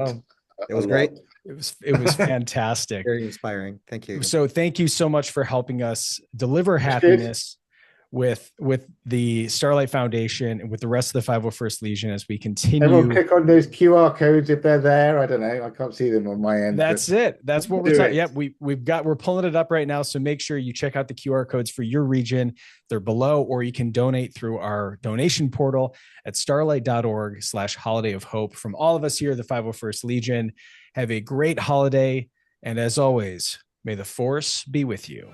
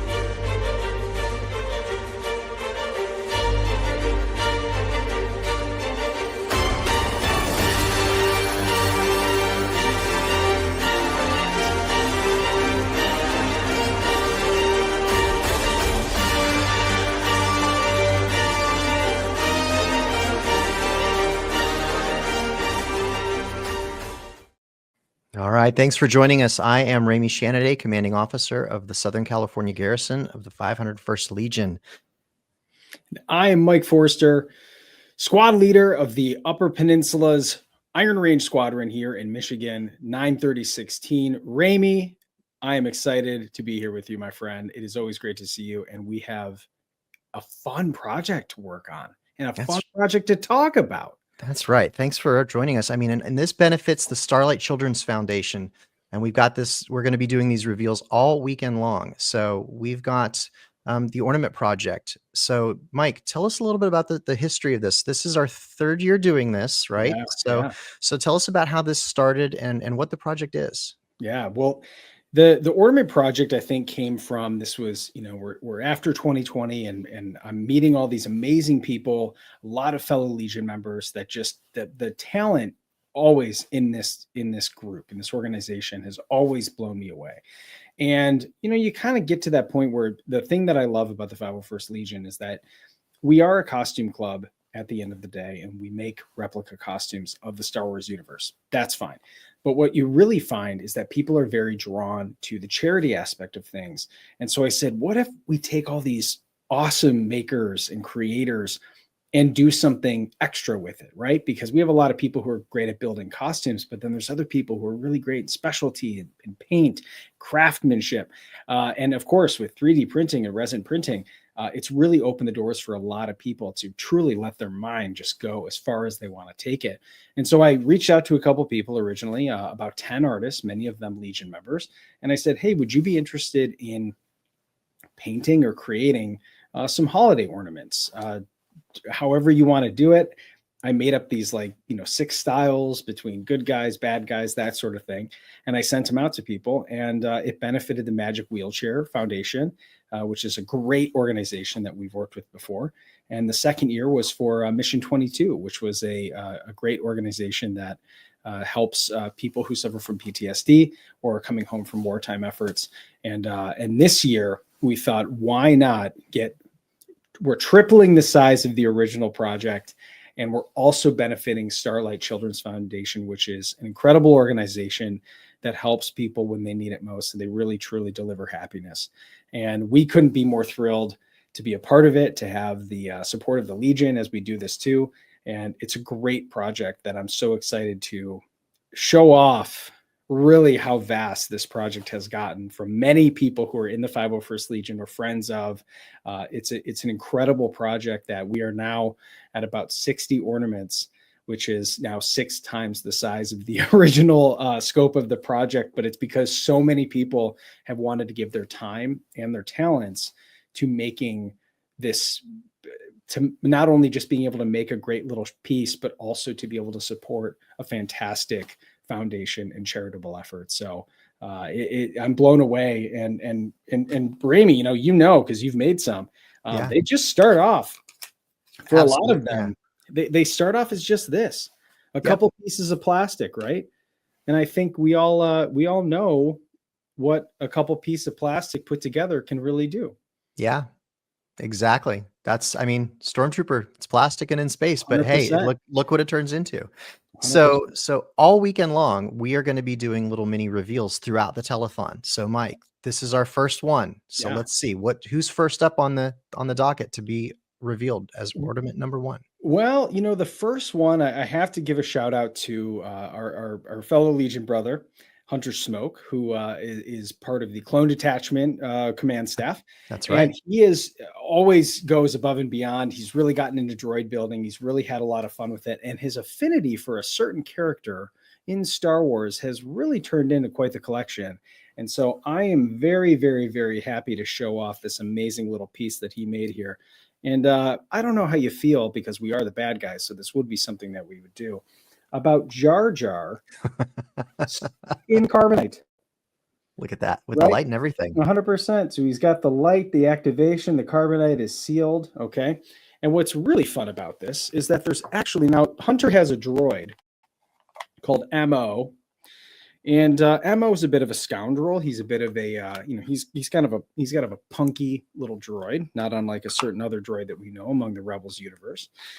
And he decided to make an ornament too. And so we have one from Hunter and we have one from his droid MO. And look at just the details of this. This is actually for people who want to know. Of course, we're about keeping the magic a little bit, but we're also about showing off how they did this. He texted me and said, I can't believe I'm destroying an action figure just for this process, but the Ornament Project and Starlight Foundation is worth it. So that's how people end up doing that. It's got a great texture in the back. It really feels like Jabba's palace in there. Yeah. And then these other little pieces that he's got here, scoundreled up from the parts with actual lights on here. Look at this pin. And those look like they could be hanging like on opposite sides of Jabba's palace. Like they look like parts of the wall that were cut out, and like with the stucco texture and all the little details, right? Like that's so awesome. Yeah. Oh. So these are incredible little pieces. And I love the creativity. For a lot of people, they've asked, like, how does it work? And I'm always kind of a person who goes, I like the creative constraint, right? if we wanted to just make a holiday ornament show, we can do that. But I really like to give people say, hey, here's what the rest of them look like. I kind of want to make them feel like they're kind of part of the same system, right? And that's where I think people have really shined, because they'll make them about the same size. A lot of people are using the silhouettes. Sometimes some people will ask me specifically, hey, do you think I could do this kind of character? And I'll say, let me help you. Let me send something over that feels like it fits within the family of the project. And you really get some amazing stuff here. So I'm going to show 2 pieces off here that I think are really pretty exciting. From Starlight Sabers, our friend Sebastian made this beautiful piece. Now, if you're a fan of the Acolyte, which I know a lot of people are, he asked me and said, hey, my specialty is painting the Stranger's helmet. This beautiful bronze cortosis vein going through it. Cortosis, yeah. Oh my gosh. It's like copper, but not quite. And it's just that it's not really orange. It's not really black. It's sort of halfway in between. It's difficult. It's very easy to do wrong. Yes. Like that's what I'll say. It's hard to get it right. But when you see it, it's done right. Yeah. And it's a really beautiful process to see it done. And I'd say if I've seen anybody who makes, does paint jobs, Sebastian is absolutely crushed the Stranger style. And so he said, hey, could I make a Sith one? And I said, well, yeah, let's make a Stranger one. Look at that. So we made a custom shape for him. And Ramey, you helped me model this. Appreciate you, brother. But this one, we're going to add this to our collection for next year. So really how it works is if you send in for one of these raw kits, okay, we'll send you one, but it's random. And that's all about being a Star Wars fan, because you're not sure which one you're going to get. But as soon as you get that ornament in the mail, whether it's a Jedi or a Rebel, or it's a Mandalorian, or whether it's an Imperial cog, that's when you really get to start going, yeah, who are the fans of all this, right? Because you might say, oh, I've got this great idea for an X-Wing, but now all of a sudden I've got to turn this thing into a TIE fighter or some kind of bad guy. And that's where I think the creativity shines. So to be able to add a Sith to there, we had someone who was kicking around the idea of doing a Darth Maul one. I said, oh yeah. So let's get a Sith in the action for next time we do this. So there we go. So we got the Stranger, but the companion piece, I think it's absolutely gorgeous. We got a fellow Rebel Legion member over here, Max Fry, out of New Jersey. Take a look at that. With the moss and the cracked concrete and the stone detail on it's in the back of it, Ramey. I mean, look at the texture. And it's cracked and you can actually see through it. You see behind? Yeah, there's spots. I'm pointing at my screen like this. Sure. I see spots where you can see through it. Exactly. Yeah. So and he's got this kind of simulated moss, which unfortunately, I think we know where the Jedi ended up after this era. Mm-hmm. And it's just, when you look at these 2 pieces together, you just go, man, the artistry here of these 2 opposites. You've got the fallen order, and then you've got some might describe me as the Sith, right? I'm just like, gosh, and what's really cool about this is that Max and Sebastian had no idea either was doing those characters. And now we've got 2 pieces that are essentially 2 different artists, but they're companion pieces almost accidentally. And now we're gonna find that we've got folks that are going to bid on these ornaments and want to win them both. Right.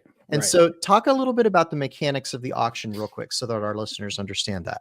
Absolutely. So it's going to be live on YouTube. We used to do it on Instagram, and then over time, just so many people were commenting so fast in such a short amount of time. Instagram flagged us as spam, basically. So we said, let's switch it over to YouTube. We'll be going on the Dad Batch podcast, a partner with the 501st Legion, to be able to, let's show all these off. And then we're going to switch over to Thank the Maker, another affiliate of the Legion, to do the actual auction. So preview night will be on Monday, this coming Monday. Yep. And then the auction will be on Thursday. And that starts at 8 p.m. So make sure for both podcasts and shows that you are signed up on YouTube, you're ready to go, you're subscribed to both, so that we've got the opportunity for you to be able to comment. Sometimes with YouTube, if you subscribe, there's a certain amount of time before you can actually comment. So I just want to make sure people have that. But it's going to be live. We're going to about 3 minutes a piece for each one. We're going to say, hey, guess what? Steven from Princess and Scoundrel here made this wolf. This one's going up right now, right? we're going to go 3 minutes, boom. And then we see in the comments, people are going to do a shootout to see how much money we can raise for the Starlight Children's Foundation. So I am so excited to see a bunch of people in there having fun, riffing on each other. And it's always great because you just see this camaraderie of people who are going, hey, I'm going to go after this one. I'm going to go after this one. And I know that people behind the scenes are saying, hey, I'm going to try for this one. If I don't get bid on this, I want you to do this. So we've got people teaming up to make sure that they get the ornament that they want. Yeah. But also, we don't take any of the money. This is going all right to Starlight Children's Foundation. The donations go straight to Starlight. The same link that you're going to be seeing all weekend long on the 501st telethon that you're watching right now. And Mike and I are going to be coming back every so often throughout the weekend doing more reveals. So stay tuned and keep watching the telethon. And like Mike said, we've got another preview night that'll be going on Monday night at 8 p.m. Eastern on the Dad Batch podcast. So go to YouTube and make sure you subscribe for that, or go check out on Instagram, Dad Batch Pod. And again, thank the maker. On Thursday night is the auction itself. That's So right. stay tuned on the telethon for more reveals all weekend long. Thanks.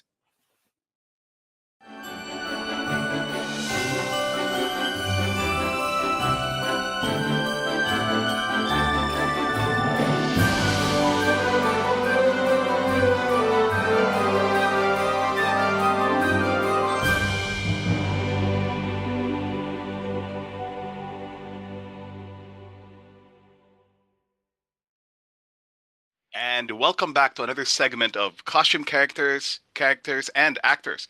Thank you for joining us on our 501st Legion 2024 Holiday of Hope Telethon, where we are benefiting Starlight Children's Foundation.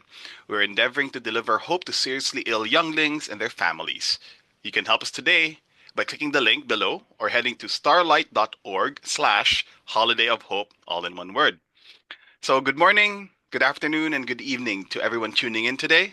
My name is Paolo Uy, TR63613 of the Canadian Garrison, and I am joined today by my Legion brothers, Dean and Chris. If you could introduce yourself, guys. Hi, Paolo. Thank you for inviting me. Short notice, but I'm here. I'm with the 501st Legion in the Canadian Garrison. I'm TR20205, same as you, with the Imperial Guard. That's our newest costumes. And happy to be here to help support this great foundation. Chris from Southern California Garrison from LA Squad, currently serving our Emperor in India. So I'm SL 5146. So I'm one of the Vaders out there. And again, thank you for the invite and happy to be here. Awesome. Thank you for being here. It's a pleasure. And our special guests today, from a galaxy far, far away, have a laundry list of credentials, not only limited to Star Wars, but ranging to Doctor Who, the Harry Potter universe, Willow, Jurassic Park, and others. As professional character actors and puppeteers, Tom Wilton and Derek Arnold are responsible for bringing some of our favorite characters to life. If you could introduce yourselves, how about we start with Derek? Yeah, my name is Derek Arnold. 072983. It's my birthday. Originally born and raised in Canada, and now I live in London, just outside London in the UK. Awesome. Derek, that sounded like you tried to give everyone your phone number just then. I'm not sure you're not allowed to do that. As long as it's not your SSS, your social security number, we're good. Yeah. Yeah. Hey guys, Tom Wilton here. Like Derek, I'm an actor, creature, puppeteer, creature actor. I don't know. How do we describe ourselves these days? I don't really know. Actors, creature performers, puppeteers. Yeah. Wonderful performance. Yeah. Okay. Yeah. Awesome. Well, thank you so much. It's an honor to have you here, and thank you for giving us some of your time to chat about your experiences and have a good time. So we really do appreciate you being here. Thank you so much. Yeah, thank you for having us. So let's start with an easy discussion topic. So thinking about your career, what is your favorite role or performance or thing you did? Not necessarily limited to Star Wars. And let's open it up here. Tom, what do you think? What comes to mind when you think favorite? Yeah, this is a really good question, and I always struggle with this one because I think, I suppose it's a little bit like, what's your favorite meal, or what's your favorite type of beer. I think it like depends. It depends on the sort of the situation, really, doesn't it? So when I think about um, from the acting perspective, the character that I played in Willow was a massive challenge and a huge pleasure to do because of the challenge that it was in regards to this prosthetics and the acting. But then there are other characters that we've done, two-person creature characters and big creature puppetry, where the physical aspect of it has been extraordinarily challenging and exciting to do. And I think it's probably hard to top in terms of the first thing that Derek and I did together, the Lugger Beast on The Force Awakens. Hard to kind of top that experience, really, just because of not only the physical challenge, but also it was just immense. I mean, like getting to go out to the desert and like being there and going, we're making a Star Wars film. This is like the new sequels. This is crazy. The whole thing was surreal and wonderful, and nearly killed us as well. I think it's a good point. Like it's sort of the question varies, the answer varies depending on where you are in your career. We're at two very different points. Where we were on The Force Awakens doing the Lugger Beast, we were the newbies. We were brand new. That was the first time we'd ever really stepped foot on a set. We were just trying to keep a job. And then now we're now, as much as we sort of do perform, we more facilitate and coordinate and lead projects now. So we're now the guys that hire performers, bring them on, rehearse them, train them, and then we're the guys that are facilitating everything that productions need with directors, producers, showrunners, and then we're on set. We're the point men, the point people on set that people go to and ask those questions. So yeah, it's a early days. Yeah, the Lugger Beast holds the thing, and I think that question's a really hard one now because when we're involved with projects, we're involved, in pre-production, sometimes 6 months before you even start filming, all the way through to the very end. So projects now are a bit more intimate with our lives because they're all encompassing and they mean more to us because of how much we have to give them than they did 10 years ago when we were just the guys that would walk onto set, sweat it out for a few weeks, and then go on to the next job. Excellent. Well, thank you. Yeah, that must have been interesting shooting. I believe episode 7 was shot in Tunisia, I believe, in the desert. Abu Dhabi. Abu Dhabi. Okay. Yeah, Yeah. that must have been intense being the Lugger Beast, which is a huge piece of kit. Two people. How did you not die of heat exhaustion in that thing? I think we did. I think a little part of us is still in Abu Dhabi. Yeah, we left a lot of sweat, an awful lot of sweat in Abu Dhabi. I just remember I remember that we were drinking like endless bottles of water, and I remember With like the electrolytes. They put the electrolytes on there. Yeah, they put the electrolytes in this water, and we were just drinking and drinking and drinking this water. And then I got to like the end of the second day or something, and I realized that I hadn't gone for a pee for like 48 hours. Oh no! It's all just coming out. The water was going in and it was coming out. It was my pores. It was like it was crazy. Yeah, it was. I mean, it's a whole different thing, really. I mean, we've done our fair share of creature performance on sound stages. We've done our fair share of creature performance on backlots. In London, around London, freezing cold, in the middle of winter, driving rain, snow, you name it, but the desert it's something else. It's a different, it's a different kind of challenge. It's really, because then it's all the stuff around it as well. If you think about how, even if you're well and truly in your comfort zone. So let's say it's a studio that you know well and you go there regularly. And so where the facilities are and you know where to go and get a cup of coffee and you know where to park your car and you know where you're going to go and get changed. And all of that stuff is familiar. So that part of your experience of that challenge is one which you navigate all the time. So therefore you just go, hey, I just go and do this thing and it's fine. When you then take that whole kind of circus mechanism and you pick it up and you put it down in the middle of the desert, and it's like you then have to go and do it there, everything, not just the performance which you're doing, but everything around that is different and challenging and exciting. I mean, even just getting to some of those locations that we went to on The Force Awakens out in Abu Dhabi required getting inside these jeeps and just sandblasting, just like going out, and like these drivers were incredible. Like it was like, like it was a real skill to it. We saw drivers that weren't equipped to do what they were doing, literally stuck in sand drifts, like completely stuck. And our drivers was zooming by them. It was the whole thing. I mean, the whole, I mean, it's like the infrastructure around filming on location and that kind of thing is I imagine akin to what it takes in the military to go and set up a base somewhere. I mean, it's extraordinary. It takes months and months and months and months of planning to get a unit out into a location like that and film. And there we were at the very last moment, the smallest piece of the jigsaw puzzle just kind of like dropped in, and like, okay, there you go, off you go. Now get inside the lugger beast and walk it across that sand dune there.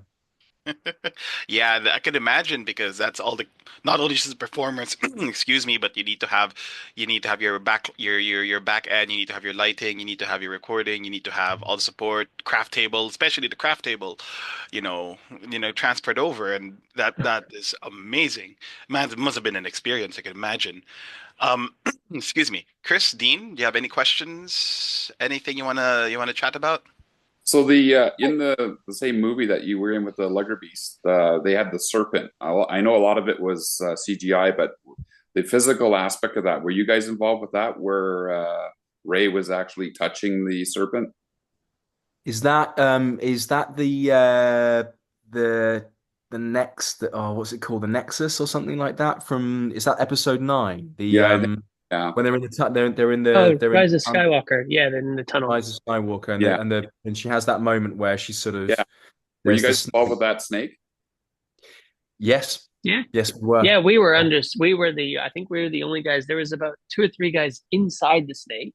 Yeah. Mhm. There was one guy that was puppeteering the back head, and then I think me and you, we were under the We set, we weren't were we? substage, weren't we? We were Yeah, substage. right by where Ray was, where Yeah. she interacts with the snake. We were substage. They built it, lifted it, and we were the guys right under that part of the snake there. So we were interacting kind of, with Ray. we were undulating sections of the body as it was kind of moving through Wow. through Yeah, the that was tunnel. such a good scene. Yeah. Yeah, we had Yeah. about 3 days rehearsal or something like that. 2, 3 days rehearsal on that, wasn't it? Because it was about 6 or 7 people. It was massive amount of Yeah. people stuck into that set. Yeah, Almost and like- challenging, really challenging as well, because Liam Cook, who was puppeteering the head of the snake, he was doing that from behind a bulkhead, so he didn't have line of sight to where Daisy was. So essentially, he was having to hit all those marks working from a monitor. So there was a kind of safety aspect to that as well, because it's a full practical, very heavy kind of puppet. So if you go too far, then there is a safety aspect that is involved in it. So, And it's a yeah. hard thing to do anytime you're working with a puppet. Practical stuff. If the director if they want you to interact with anything, you always should go eyes on, because when you're reading it off a monitor, you can't really get the depth perception.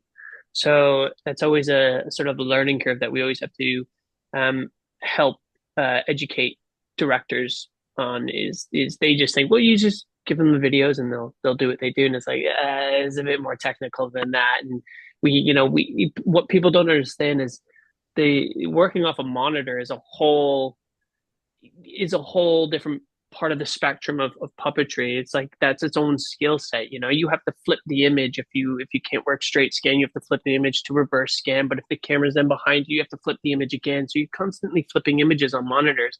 There's like a Bermuda Triangle zone where it's like at one point where the camera gets profile, you can either flip the image. You're always going to be working backwards. It's a weird thing. So when you're then having to interact with something or touch something or grab something, you always want to be able to see it because your human eyes can judge it way better. And if you can't, it's a hard thing to explain to a director why you can't do what they want you to do.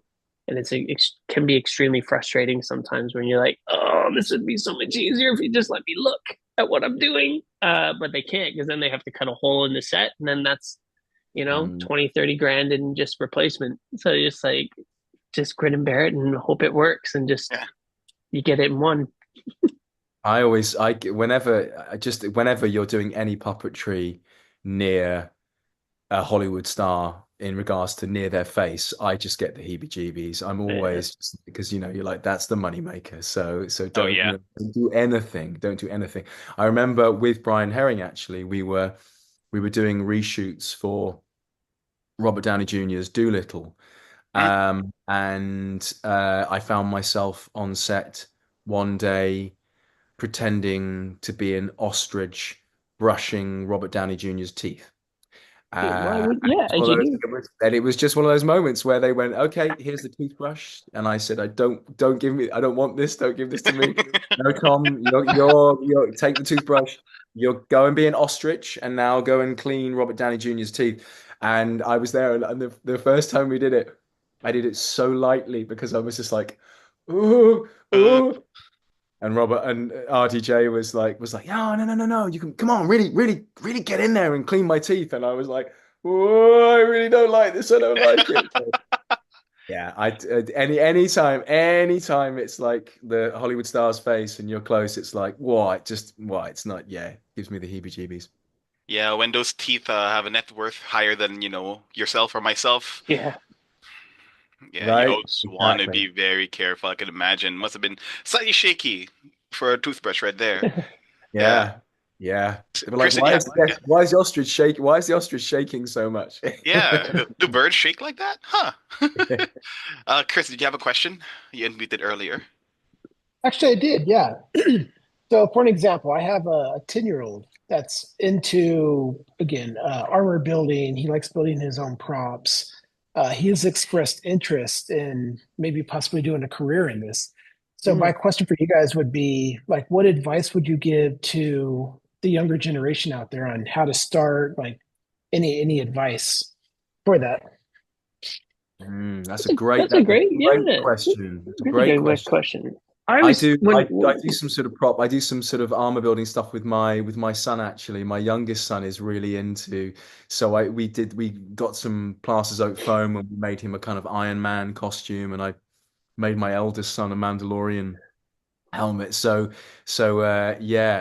says it like they looked good, and they didn't look good. Tom, let's be real. Like Hey, listen. When my eldest opened that box and saw that Mandalorian helmet, there was a moment he threw it where out. he looked really disappointed because he thought that it was like that it was bought from a shop. He looked at this thing like, that you bought this from a shop, and then he realized that I'd made it, and he was like, oh, my dad made this, and then he had to, oh, I love it, it's amazing. Then he treated you like you were the child and he was the parent. This is really good work, buddy. Yeah, Really good good. job. Well Keep it done, up. Dad. Keep learning. Yeah, well done. Well done, Dad. Well, I would say that if you want a career, if you're thinking about going into the world of creature performance, I would say it is a really good idea. Pension. Have a really good pension. Have a really good side hustle that, provides you with lots of money. I think from the get-go, from early doors, I think throwing yourself into physical disciplines that are going to serve you down the line, I think is really good. So Derek did a lot of martial arts when he was younger. I didn't do martial arts, but I did a lot of kind of dance stuff and physical stuff. And I think, I'm really trying to get my kids into doing jiu-jitsu and things. So I think having a physical understanding of your body, I think is really, really important, because depending on what you're going to do, well, I suppose that's the thing across the board, whether you're doing motion capture, whether you're doing puppetry, whether you're doing costume, creature work, anything across anything really within the creature, the umbrella of kind of disciplines that you might find that will be creature work, it's all going to be quite physically challenging. So you've got to have good physical endurance. So I would say the first thing really is to put yourself in a position physically where you're a bit uncomfortable. Go and do some martial arts, go and take a dance class, go and, I don't know, do gymnastics, but do something which is physically putting you under strain, so you kind of work out, am I okay with this? How am I responding to this? Can I endure this? Is this something that I kind of, that is there a part of me that goes, yeah, okay, I want some more, let's go again? Or is there a part of you that just goes, you know what, nah, this is not for me? um yeah, I think that would be, for me, I would say that's probably a good place to start. Derek, what do you think? Yeah, when I go to drama school sometimes and chat to them, I always say, just keep doing what you're doing, involving yourself in the atmosphere and the people that you want to interact with. So being a part of the 501st is amazing. You'll meet people of all different levels of different jobs. Like, Lee Towersy is a droid builder, and he was part of the Droid Builders Club. And the reason he works with us still is because at a convention, they approached Kathleen Kennedy and said, we'll build some droids for you. And they said yes. It's like he was in a situation, in an environment where he wanted to work. And that's what you sort of do. You just sort of drop yourself into that environment and talk to those people and reach out to them on social media and go to events and just ask. Somebody said to me one time, just when you get into a position, just tell people what you want, and you'll be surprised how many people listen. But make sure that you can deliver on what you tell them you can do, because you get one shot. And it's true, we were performers for many years, and I went to Neil Scanlon and I said, I want more responsibility. I want to be able to do more and help more. And Neil Scanlon's been a great mentor to me for years, and he just said, okay, sure. And he thrust me into a position that I never thought I could have as a career. And now we coordinate and facilitate stuff rather than perform. So I'd always say that, and just know where the skeletons are, know where the bodies are buried, and blackmail everyone, and use it to your advantage, and threaten people. I would just threaten everyone. Backstab everyone. Backstab them all. Yeah. So, be diplomatic and know how to play the game, I would say. Yeah, if one's not working and you're going, you just pull out the skeletons and say, give me a job. Very revealing interview, Derek. This is insightful. This is very, yeah. No, that's an amazing question. Thanks, Chris, and thanks, Dean.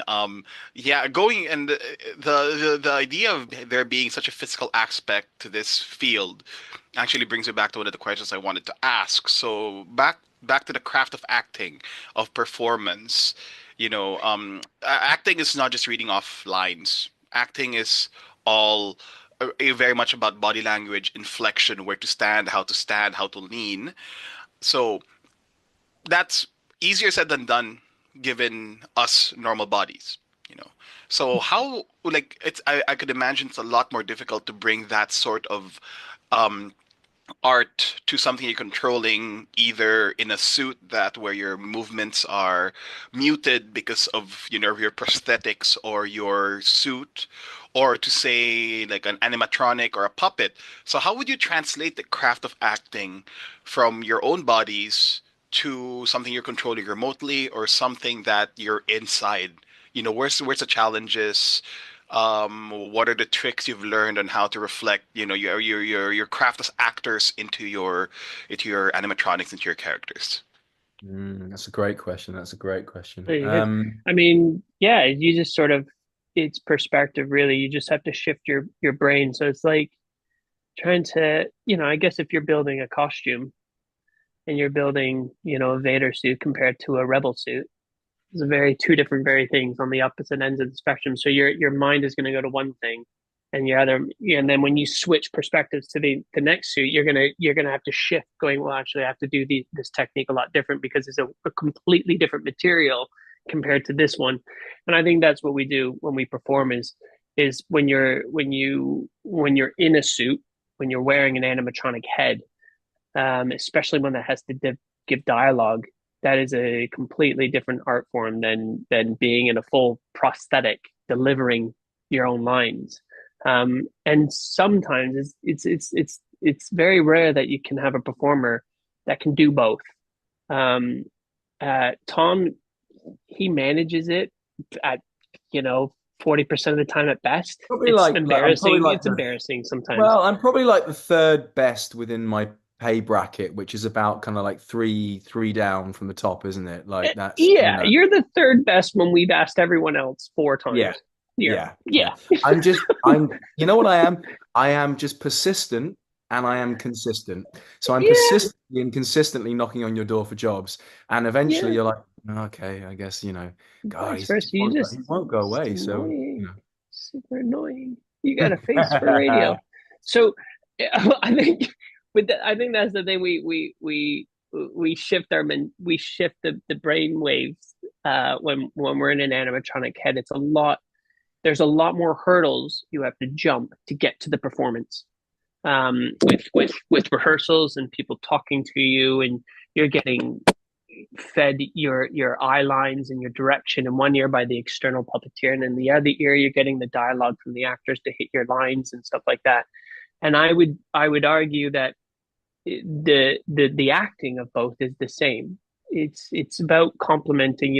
Something we learned in Warhorse was one of the first big productions I was ever a part of. Theater productions was they always said just how are you complementing the person you're working with, and if you're striving to complement another person's work and they're striving to complement your work, then it's an effort that you're both working together, and it's not selfish. So if I'm in an animatronic head, and I know that there's a puppeteer on the outside manipulating the controls, the last thing I want to do is do so much that he can't or she can't do anything. So it's just about complimenting me. So sometimes complimenting someone's performance means doing nothing and letting them do something, and then you can react to that. And then there's a lovely game, and then you can take that mentality when you get into prosthetic work and you're doing the acting. It's the exact same mentality. How can I complement your acting skills if you can complement my acting skills? And so you're just working off of each other. That's how I would say you just sort of shift that pattern, and the mentality and the idea of the acting is sort of the same across the board. No, that's perfect, and I really resonate with with the idea that it's a call and response, right? Especially if you're working as a team, because you want to be able to have something for people to react to, either the audience or your fellow performers, and then you also want to be able to react to them.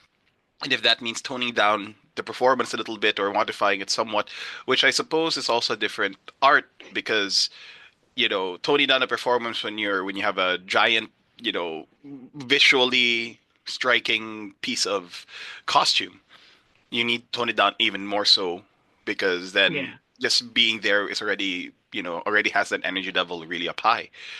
Yeah, no, that's really interesting. That's great. Um, yeah. Going back, you mentioned earlier that now you're more responsible for, I would say, would it be accurate to say project managing, bringing people into the costuming, sorry, into the puppeteering field, bringing them into productions and, making sure they're all set up. Um, think about when you started to now. What do you think has been the biggest innovation or biggest change in the field that has really revolutionized the way things are done on set? And then think forward maybe around 5 years or so, 10 years. What do you think is the next big thing that will really shake things up? The ILM stagecraft, I think in regards to Star Wars, the ILM stagecraft happened a few years into that kind of Star Wars journey, and it completely changed the game. So for those, for anyone that's not familiar with what the stagecraft technology is, it's done by the ILM virtual production team, and essentially it's these huge kind of screens, almost in a kind of semicircular kind of position, which create realistic images that move in a way that the camera can track with them. that means that on a soundstage you can create create all sorts of really exciting things from a visual and lighting perspective that would have had to have a few years before that have been it would have had to have been a green or a blue screen, and then you would have had to have lit it and then put those things in as a computer generated image afterwards. But the stagecraft technology has well, the most obvious example of that is looking at something like the Millennium Falcon when they're sitting in the cockpit on The Force Awakens, I believe. Any of the lights that you saw when they go into hyperspace and they're zooming along, any of the lights that you see on their faces are ones that have been set up by the DOP and the lighting department to create that. Whereas I think when we got to the Last Jedi, I think by the time we got to the Last Jedi, I think there were actually screens beyond the cockpit, so the actors were actually able to look at hyperspace kind of moving, and then that was generating real time light on their faces. And then what they're looking at is the thing that they're actually looking at. So it's less of a leap for the imagination for the actors, and the light's correct. And obviously that's then gone on to be used even more in even more exciting ways in things like The Mandalorian. So I would say that's probably the biggest innovation that I've seen, I think. I would say from 3D printing. Yeah, that's a big one. That's a huge one. 3D printing has changed the way that our workshop works. When we're in the workshop, it's like everybody has their own 3D printer on their table. We have a cabin full of 3D printers. We digitally scan everything now. We used to, you would have to go in and we still do the old school thing of molding people and getting an old, cast out of people. And we still can do that. We still do that. We have to do it with hands. We can't digitally scan hands. But the scanning, they get a hand scanner. We bring the actor in, we digitally scan them, and then it's straight into the computer, and the guys can start building the mech that we're already doing, where this didn't really exist 10 years ago when we started. So now these guys are starting to build the mech while they're still concept designing everything, because they have the information there. And when you work with companies in America and there's a cross information between America and the UK, we can say, well, okay, well, the lead actress is going to come, she's American, she's coming over to the UK, scan her in America and send us the digital file, and we can 3D print her skull cap. We can 3D print her bust here in her head. We can start building her stuff before she even arrives. So that innovation just in the last year or two, it's just massively changed everything. The guys in the mechie shop, they can just start 3D printing like parts that they would normally order, and we just mass print them and just go, let's just keep printing them. The way that they built Kelnaka's head in the Acolyte, again, you 3D print it, it's lightweight, breathes, there's holes in it. They can recess where they're going to put the motors inside the 3D print rather than building them out, so everything is flush and clean. So I think that is massively changed, even in the last year, what I see, and every department uses it. I would say 3D printing. I would say the luxury of no longer having to wear a morph suit. 10 years ago, we'd have to wear those tight green, non-flattering suits when you're on set. Nowadays, is like, well, now it's not even green or blue. Now it's like pick black or gray, because there's no there's no light bounce, and it's like you can just wear a hoodie. Doesn't matter. It's just a click, and then they can get rid of us. And then the third thing is women. There's more women on set now than there were 10 years ago. We're seeing women in the grips department, women in the camera department, women all over. And I think it's worth saying. It's a good conversation to have, especially, us men saying it as well is important, that having that many women on set changes the dynamic on set, and for the better, for good. And I think it's needed in our industry to have a different mentality on set. But yeah, those are the three things that I think I've seen change in the last 10 years that are huge. That's amazing. Yeah, it's amazing how 3D printing has actually come in, especially here with us too in the costuming world, in the unprofessional amateur costuming world, I would say. You know, just the innovation of that technology where everybody has 3D printers now means you can just output so much stuff, you know. And then if you don't like it, throw it out, make a few changes, and bam, you have another thing you can work with. It's awesome. Dean, you said you had a question. Yeah, Derek and Tom, have you ever developed a character or a puppet in anticipation of it being used in a future film, but just build it because you liked it and hoping they would use it? That's an interesting question. I don't think so. I think what we sometimes do is we may build prototype puppets, or scaled back versions of things to demo or pitch for jobs, or to try and give an understanding of how this thing might move or what it might do in a research and development context that then may travel through to being turned into a creature further down the line. But I don't think have we, Darryl? I don't think we've ever built anything in anticipation of. But we have spoken about it, haven't we? We've spoken about potentially sort of. We feel like that would be an interesting place to go to, wouldn't it, Derek? Like, you know, sort of in the same way that certain other kind of, famous puppeteers created a visual IP for their puppets and things like that. We have spoken about whether it would be worth us seeking some investment and perhaps looking at, making our own puppet film at some point. Yeah, I think it's also uh, depending on the project as well, and sort of everybody. There's a when you're putting on a production, and any film production, there's so many departments. There's so many people. There's producers, executive producers. There's showrunners and directors and DOPs and set designers and costume designers. So you navigate a world of politics where you have to be sensitive to everyone's opinion and what everyone's bringing to the table. So if you all of a sudden come to the table and say, well, this is a creature we want to do, this is a character, this is how we would design it, build it, it's all of a sudden people are going, wait a second, you've put a costume on that character, or wait a second, why are you doing, that's not your job. Your job is very different. So it's trying to stay in your lane, uh, but also navigate where you want everyone to go, because you know what the end goal is. Because oftentimes unlike most departments, we're in there in the beginning, but we're also the people on set doing it. Everyone who builds it, and they build it and they're great and they're amazing, and then they pass it on to us, and then we have to deal with it on set.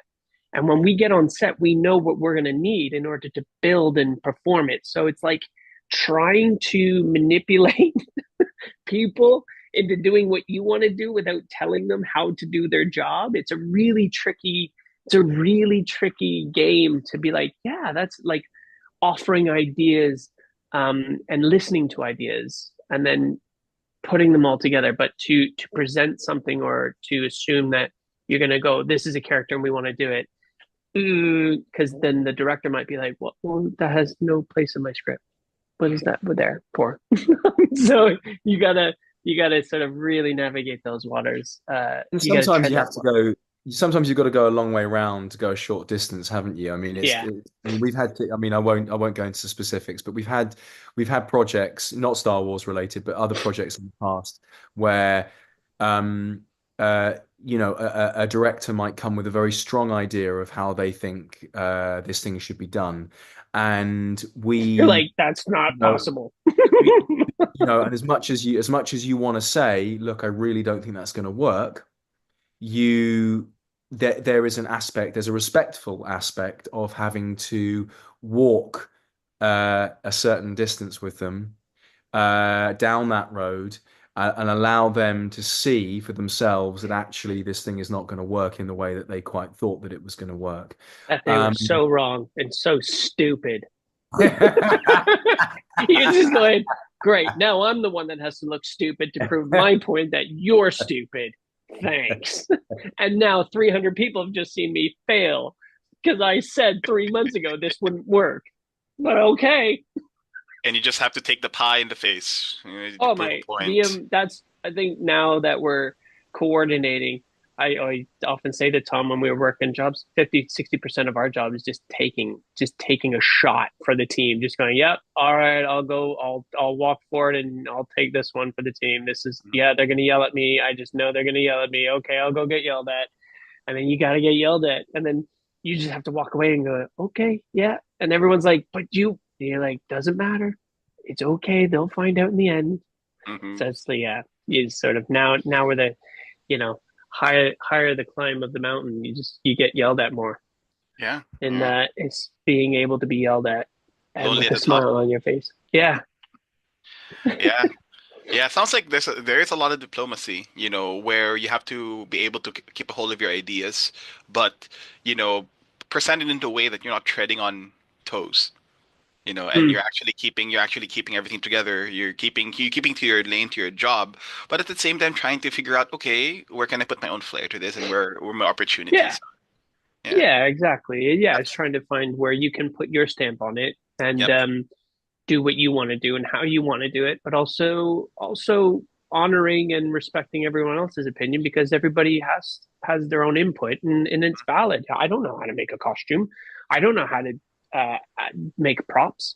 I need those people on my team. I need those people on my side to make what I'm going to do look good. So you have to navigate those waters and facilitate their ideas, which sometimes might hinder what you can do. So there's concessions to be made. Going, okay, well, that's going to hinder me here, but I get it because it will look good and the prop looks good in this hand when I need it to be in this hand, but it needs to be in this hand. So you have to constantly make those concessions. Because you know that other departments are making concessions for you because we're the worst department ever. We walk onto sets and we start drilling holes. We start going, yeah, like we're working on a project right now. I won't say what it is or what we're doing. It's not Star Wars or anything like that. It's on a whole different project. We must have drilled so many holes in this set, and you could see the set designer going, what? And we're going, that's what we need to do. And when we filmed it, we didn't even use them. We didn't even use the holes. It was just like, oh my God. And I look at that Tom going, we butchered this set. We made it look like a block of cheese. But if we needed it, it would have been perfect. They would have been there. They would have been there, and they would have been ready. Because and you know what? You know how it is. If we hadn't drilled those holes, then know for a fact they would have turned around and they would have said, we want to do it this other way. And then we would have said, and we would have been like, you got to give us 2 hours, 3 hours to drill these holes in the, yeah. Wow. Yeah, that set designer, buy them a bottle of brandy or something. Man, that must have been an experience. Yeah. Well, yeah. I mean, when we did Jurassic World Dominion, we were doing the Giganotosaurus, the big dino, and I remember originally we were supposed to be up on this facade, this mountain. So they built this. They extended the part of this little mountain on the set to blend us into. It must have cost a fortune. A few, they had to do it in 48 hours. They had like 10 guys. It would have been a few tens of thousands of pounds. And in the end, we didn't even use it. And you can just see everybody looking at us like, you guys suck. And we're like, yeah, we suck, but the dinosaur looks cool, doesn't it? Oh my word. It's like those are times like, oh, all right, I'll go get yelled at. I'll go tell them we're not using it anymore. Oh man. Oh, that must have been shrug, right? Yeah. Well, you do. I mean, let's have some perspective. You're like, come on, we're making a movie about dinosaurs, people. Let's keep it real. Like I often say, like, people always talk about, like, guys, we're pretending aliens are real right now and we're in space. It's okay. We're gonna be all right. We're not trying to save the world. It's gonna be fine. Look at me.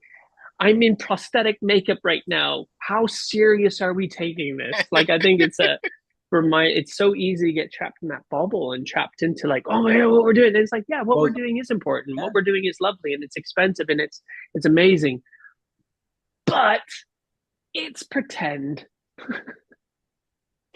And it can be very intense. That aspect of diplomacy runs right the way from coordinating or working with other departments right the way through to actually performing these things on set. I mean, I can't tell you the amount of times that we found ourselves in situations, particularly as puppeteers, where you are having to be the diplomatist between the director, the actor, and the DOP. I cannot tell you the amount of times I have been in a situation on set where I have been asked by the director to do something, and then just before the take happens, the actor will be like, actually, can you do this instead? And of course, you're not going to say no to the actor, so then you do what the actor's asked you. So then the director comes over and says, hang on a minute, why didn't you do what I asked you to do? And of course, you're not going to throw the actor under the bus, so therefore you have to say, "Oh, no problem, Mark." And so you find yourself having to basically, and then suddenly the DOP comes over and says, "Why are you standing in my light?" You say, because the director asked me to do this, and then the actor asked me to do, and because you can't throw. So then you find yourself, so you're constantly in a place where you are working diplomatically to understand that in that high pressured situation, because it gets very intense as well, it gets so intense, and like Derek says, it's a really good thing to remind yourself on set every once in a while that we are not saving lives, we are not brain surgeons, we are creating this wonderful entertainment which means an awful lot to a lot of people, as it does to us, but it's worth remembering that we are engaged in something which actually should be a fun experience and doesn't need to have that pressure cooker sort of element high intensity that it often comes with. And really what you've got to remember in those moments is that really it's about managing. A lot of it is just about allowing your own ego to sort of come down a little bit, and remembering that oftentimes if someone is struggling, if they're coming at you with a frustrated or a negative energy, it's probably because they're anxious in that moment. They're struggling with something and they don't quite know how to solve it, and they're getting cross with you. But actually, what they're really asking you to do in that moment is they're actually asking for help. They're saying, "How can you help me in this moment?" And it's remembering that and saying, I've got someone up in my face right now, and they seem very angry with me, but actually, it's remembering that it's not personal.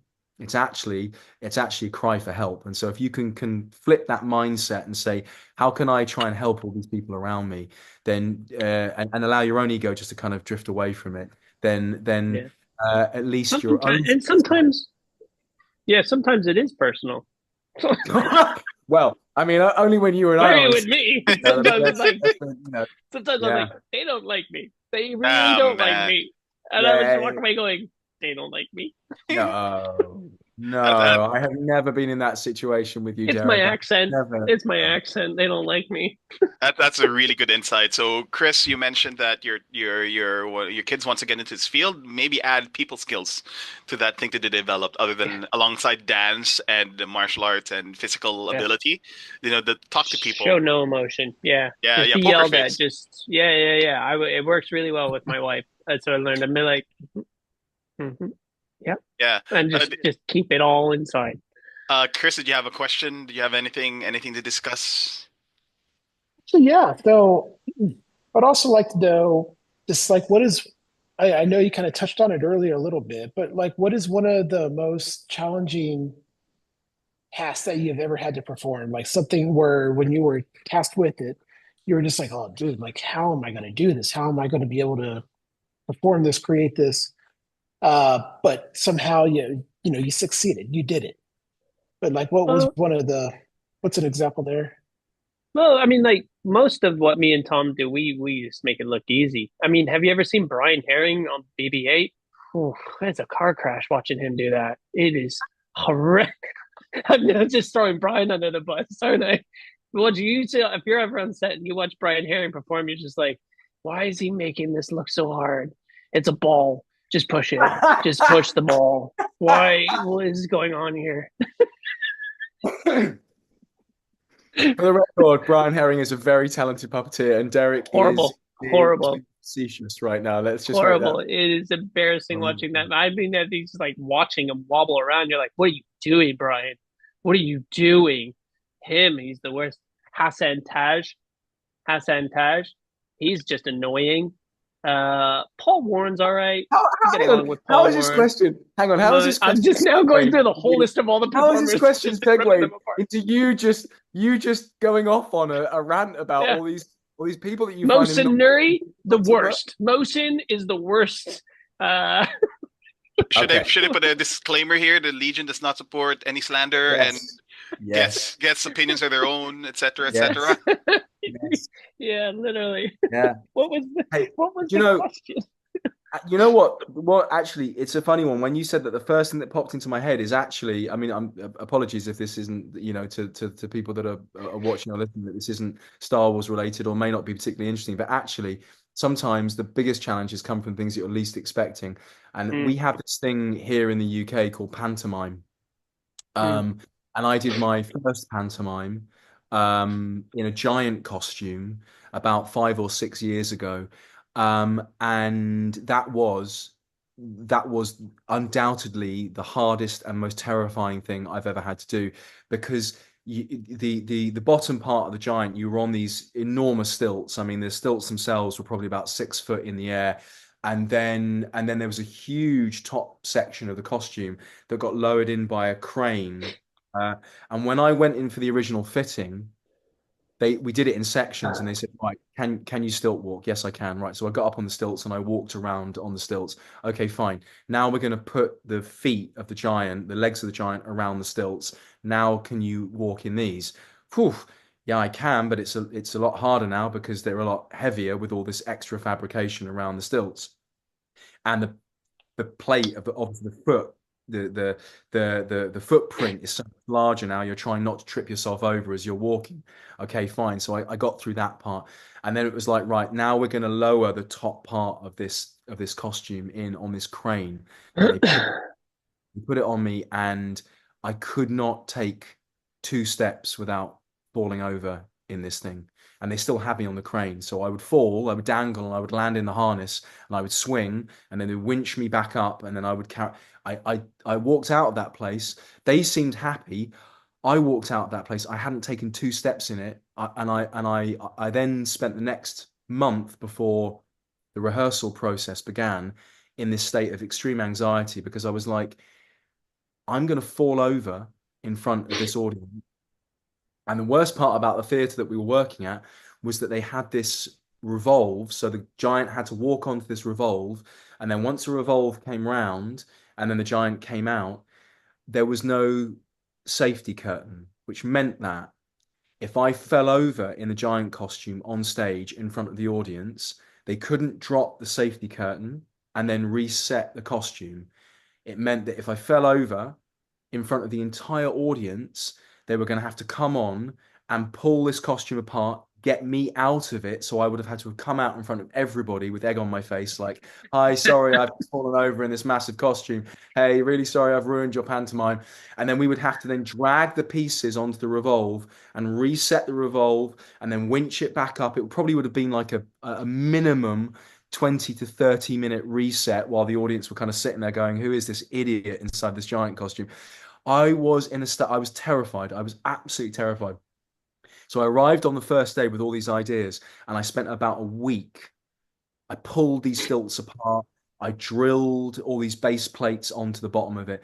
And by the end of that first week, I had managed to come up with a system that meant that the stilts didn't hinge in the way that they did before. And it meant that if I locked my legs out like a stilt peg sort of stilt walker, then I could just about make this work. And then I was in a place where I could start rehearsing in this thing. But for that first week, I think all the other cast members on that show thought that I was the angriest, most antisocial person they had ever met, because I was just like, I was in this place of extreme anxiety, and I was so focused. I was there with my drill and these screws, and I was like, I'm going to make this work. I'm going to make this work. And then when I actually got to know them, they were like, oh, you're a pretty chill guy. We thought you were like this really weird dude at the beginning, and it's because I was in this place. So it's not a film story. It's not even a television story, but that for me stands out as the thing which there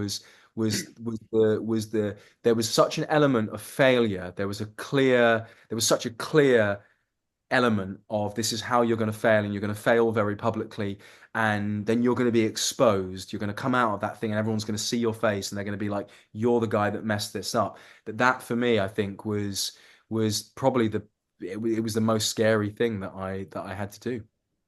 Wow. I wish you had fallen. That would have been awesome. Would have been a funny story after. It would have been amazing. You imagine that? I would have been like, best show ever. Best We show did ever, this thing hands when down. I did Walking with Dinosaurs. We did the arena spectacular Walking with Dinosaurs, and we did the smaller dinosaurs. So we were running around in the raptors and the baby T-Rex. And the first thing they taught us was this thing called raptor recovery, which meant if you fell over, how basically what was the protocol for falling over in one of these costumes. And it was terrible. So massive arena, like a huge kind of stadium thing, and then like if you fall over as the dinosaur at the other side of the arena, what would happen is, first of all, you'd be radioed through, and they'd be like, "Are you okay? Are you injured?" And you'd be like, "No, I'm not injured. It's just my pride. I just look like an idiot right now. I've fallen over in this dinosaur." And then the technical people would come on. The show would kind of continue, so everything would carry on going, but you would just be dead on your side in this dinosaur costume.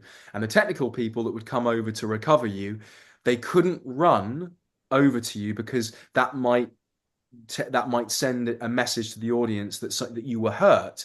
So they would just very casually stroll over to where you were, and then there was this whole system of basically getting you back up. They'd have to kind of lever you back up onto your feet, and then you would just continue with your track. You'd carry on just feeling like a complete idiot. But that was the first thing we were taught: raptor recovery, falling over in a dinosaur costume.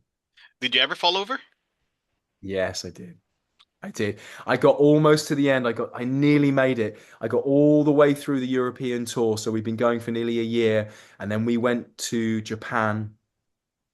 And it was the first night of the tour in Japan. All the promoters were there. And it was the first show in Tokyo. And for some reason, the day before, well, here's the thing. I'll try and do this quickly. 2 days before, one of the team had said, let's run up Mount Fuji. So we ran up Mount Fuji, and then we ran down the other side. That's a whole other story. I got lost in the woods. I almost didn't make the last bus that took us back. I almost got stuck in the woods overnight, but we got back. And then Like the actual Mount Fuji. You ran up actual Mount Fuji. Fuji. I don't know what possessed us, and Just I think ran up Mount Fuji. we were very competitive on that particular show. There was a real, within the suit department, within the boys that were in that team, there was a real competitive thing, and it was like, we're gonna okay, yeah. I bet you can't run up Mount Fuji. Yeah, well, I can run up. Okay, well, come on then, let's run up Mount Fuji. So we ran up Mount Fuji. Worst idea ever. My legs were just destroyed. And then the next day, we went into the technical rehearsal, and for some reason, the director of the show decided, he was like, this is the moment that I want to just. We were doing these massive snapping lunges with the dinosaurs, so you'd kind of leap forwards and you'd snap with the head into almost like a huge split lunge, and then you'd have to recover yourself back up into a neutral position. And he made us do, I don't know how, he was just like, again, do it again. And we were snapping and lunging, and my legs, I mean, by that point, and then I went out for the opening show that night, and I was doing the Lilian Sternis, which was the biggest one of the small dinosaurs that we did. And really, I was too short to do this dinosaur anyway. My legs were too short for this thing. And then the Plateosaurus is chasing me around this rock. And then I lunged. And as I came back, my legs went, good night. I had enough. No more. And I just went, and went down. And that was that. With all the live action Star Wars that's out, do you have a favorite character of each that you have? And what's your favorite scene of any of the Star Wars that you've ever seen? Like, pick the scene that you like the best. What was that amazing six-eyed character that you played on Solo, Derek? Yeah, Six Eyes. Six Eyes. Character Six Eyes. There we go. That was easy enough. That particular animatronic head was in all the time that we've been doing it. I have never seen a more impressive or finer. That was really well built by those guys. I can't even. I don't want to do show. Matt Denton. Denton did. I mean, had this amazing thing where when Derek turned his head, the eyes would basically drift and follow and then settle. So he would then turn and it would kind of, and oh man, it was absolutely amazing. It was so good. That head was so good that I remember standing at a monitor watching playback, and there was someone with me from another department, and they were watching, and they honestly they couldn't comprehend what they were watching. They were like, "I'm sorry, I don't understand.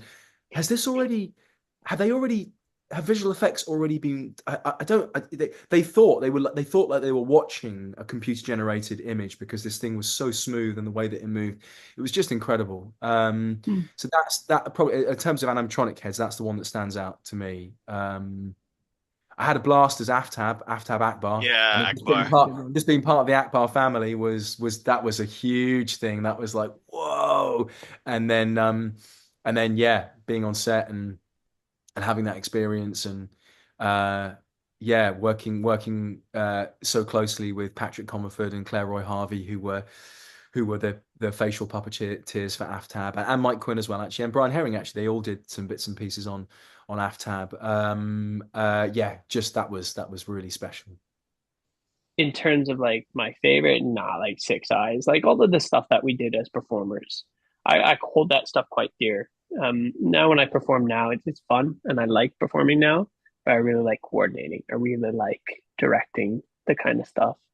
But in terms of scenes, I don't know. You're just lazy. You've lost the. Just you're lazy. Like that, it's you're like that way prize fighter, easier Derek. to point. You're Hey, that buddy. prize fighter that won the competition, and then you're just like you need. You need.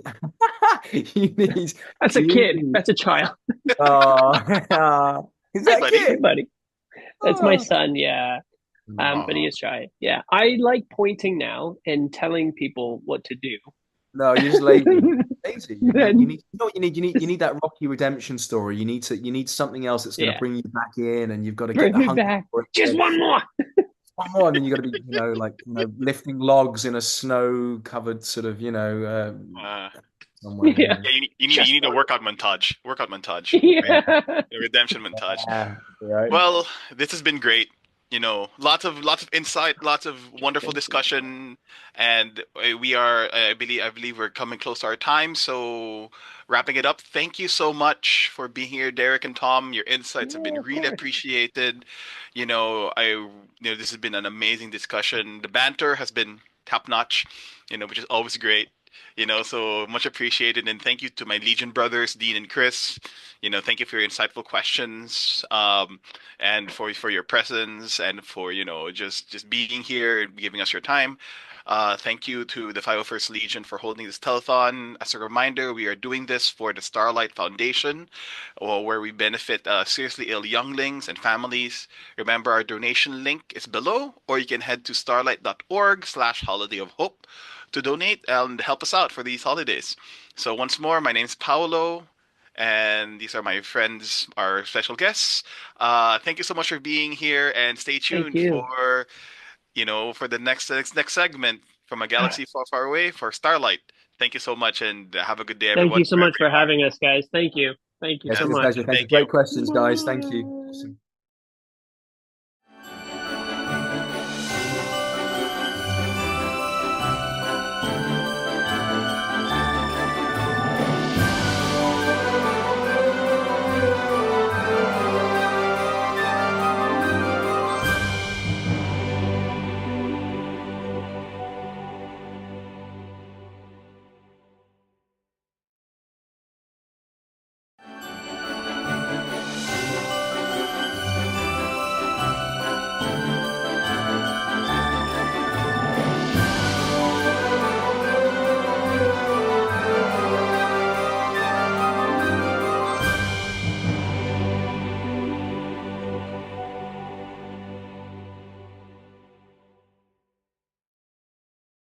Hello there.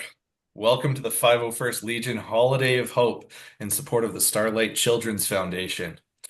We're here today with Sam Witwer and Leland Shee, both of which are very experienced in the Star Wars universe. My name's Sean Trainer. I'm from Badlands Garrison. Mark? Well, Mark Crater from the Golden Gate Garrison.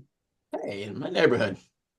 Oh, exactly. And Sam and Leland, take it away. Yeah, I'm Leland Shee. I've been working for Lucasfilm as the keeper of the holocron for, I think, 87 years, and it is my job to make sure that that the Star Wars universe has some internal logic and consistency.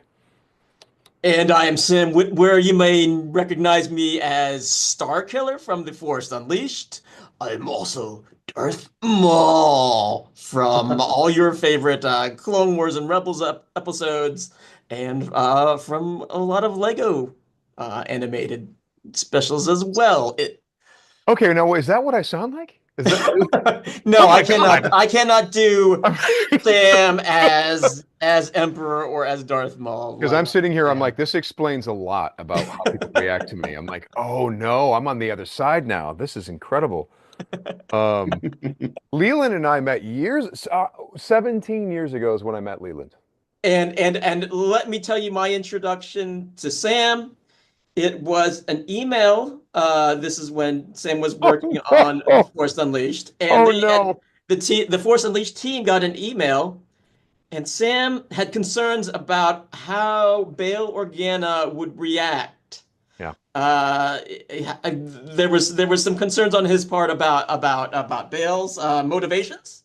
And so there was this very long email, and it was from Sam Witwer, and I only knew Sam Witwer as, oh yes, we've got this actor from Battlestar Galactica crashed down from Battlestar Galactica, which I was like, that was killing me. Awesome character. So I knew Sam as Crashdown and as an actor, but I'd never seen an actor go this deep into lore. To just the nerd quotient was obvious from this extensive email. Your memory is extraordinary. I am now remembering, I think it was, yes, there was a Bail Organa motivation issue. And then also, I was like, are we all totally clear that Palpatine is looking Bail Organa in the eye saying, you're dead, I'm going to kill you. And then we all decided, well, maybe this is, this is now, they know they're political enemies after this story. And this is part of why Alderaan gets blown away, because Palpatine's like, we're going to get that guy and we're going to get him publicly. It's kind of like a mob boss who knows who his enemy is type thing, because at the end, they're all in front of him.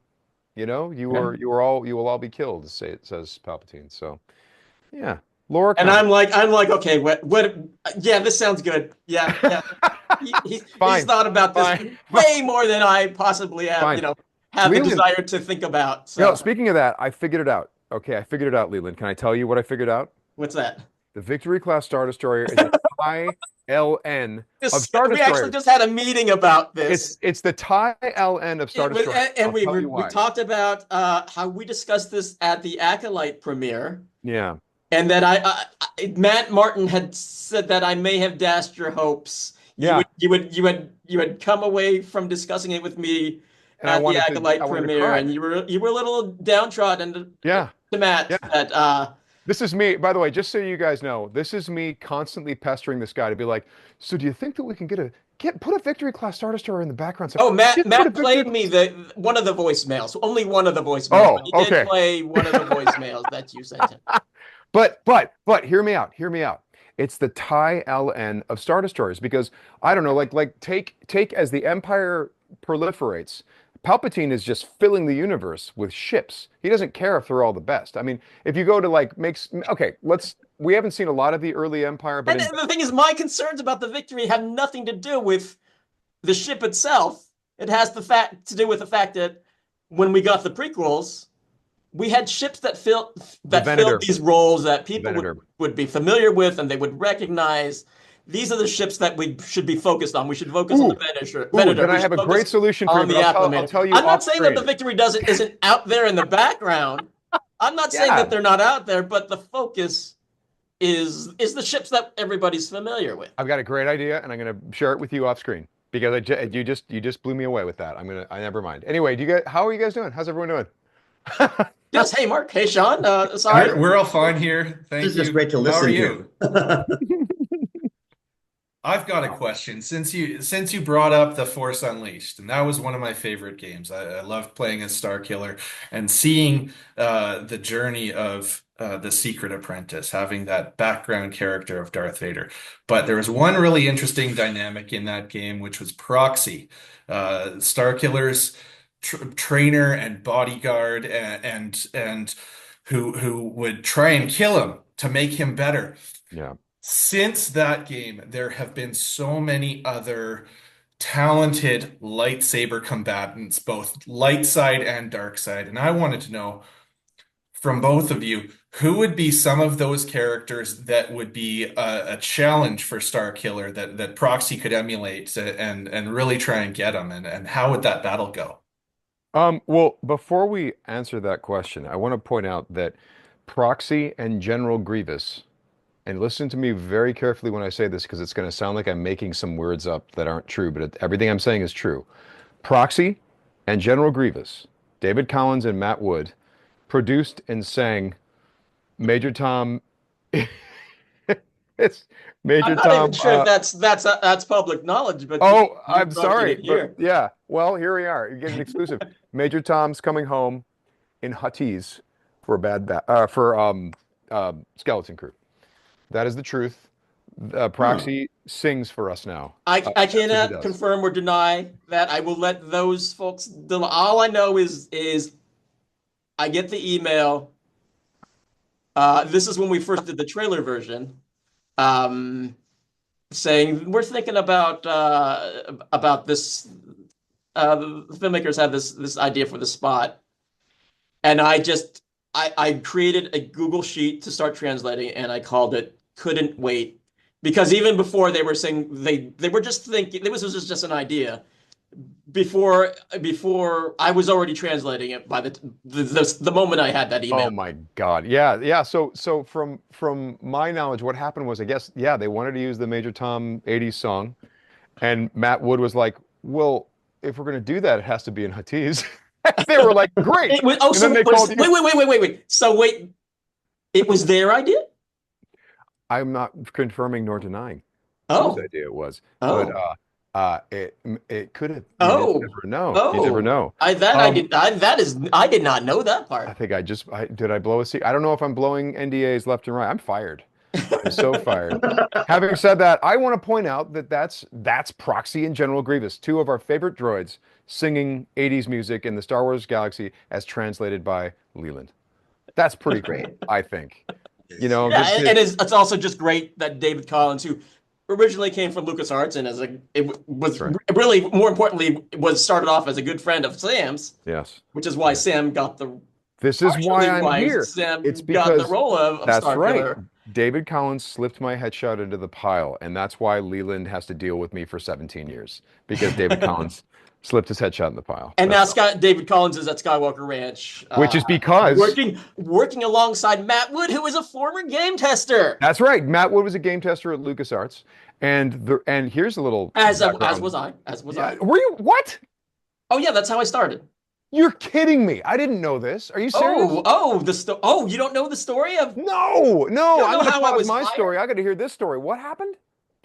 Oh well, the important part of all this is that I learned that I got my job on January 31st, 1997, the day the special edition came out. Oh my God.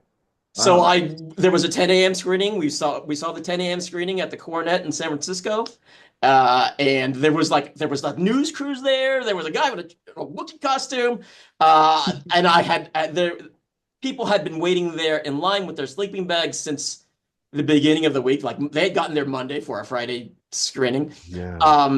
And I had actually talked to some of the people that were in line like the Wednesday before. And this was a time when we weren't even sure if there were Star Wars fans out there, because that's right. It was in hibernation. Yes, it was. And you didn't have social media to be able to talk about Star Wars with anybody. Mm-hmm. So you didn't know that all of these fans were out there. You thought Star Wars was dead, and then all of Yes. a sudden you've got this huge line. And not only that, I'm seeing people in line that have been sleeping out, and I thought I was the biggest Star Wars fan. All of a sudden I have doubts, like, wait a minute. I don't have this dedication. I've got work, I'm not gonna sleep out, multiple nights waiting in line for a ticket to a movie that's been out for 20 years. That's right, a movie that I've everyone's seen 100 seen. times on videotape. Totally. Yep.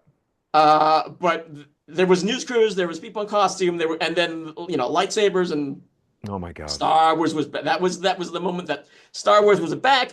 I get home and on my answering machine, I got the message saying that I'd gotten the job at LucasArts as a tester.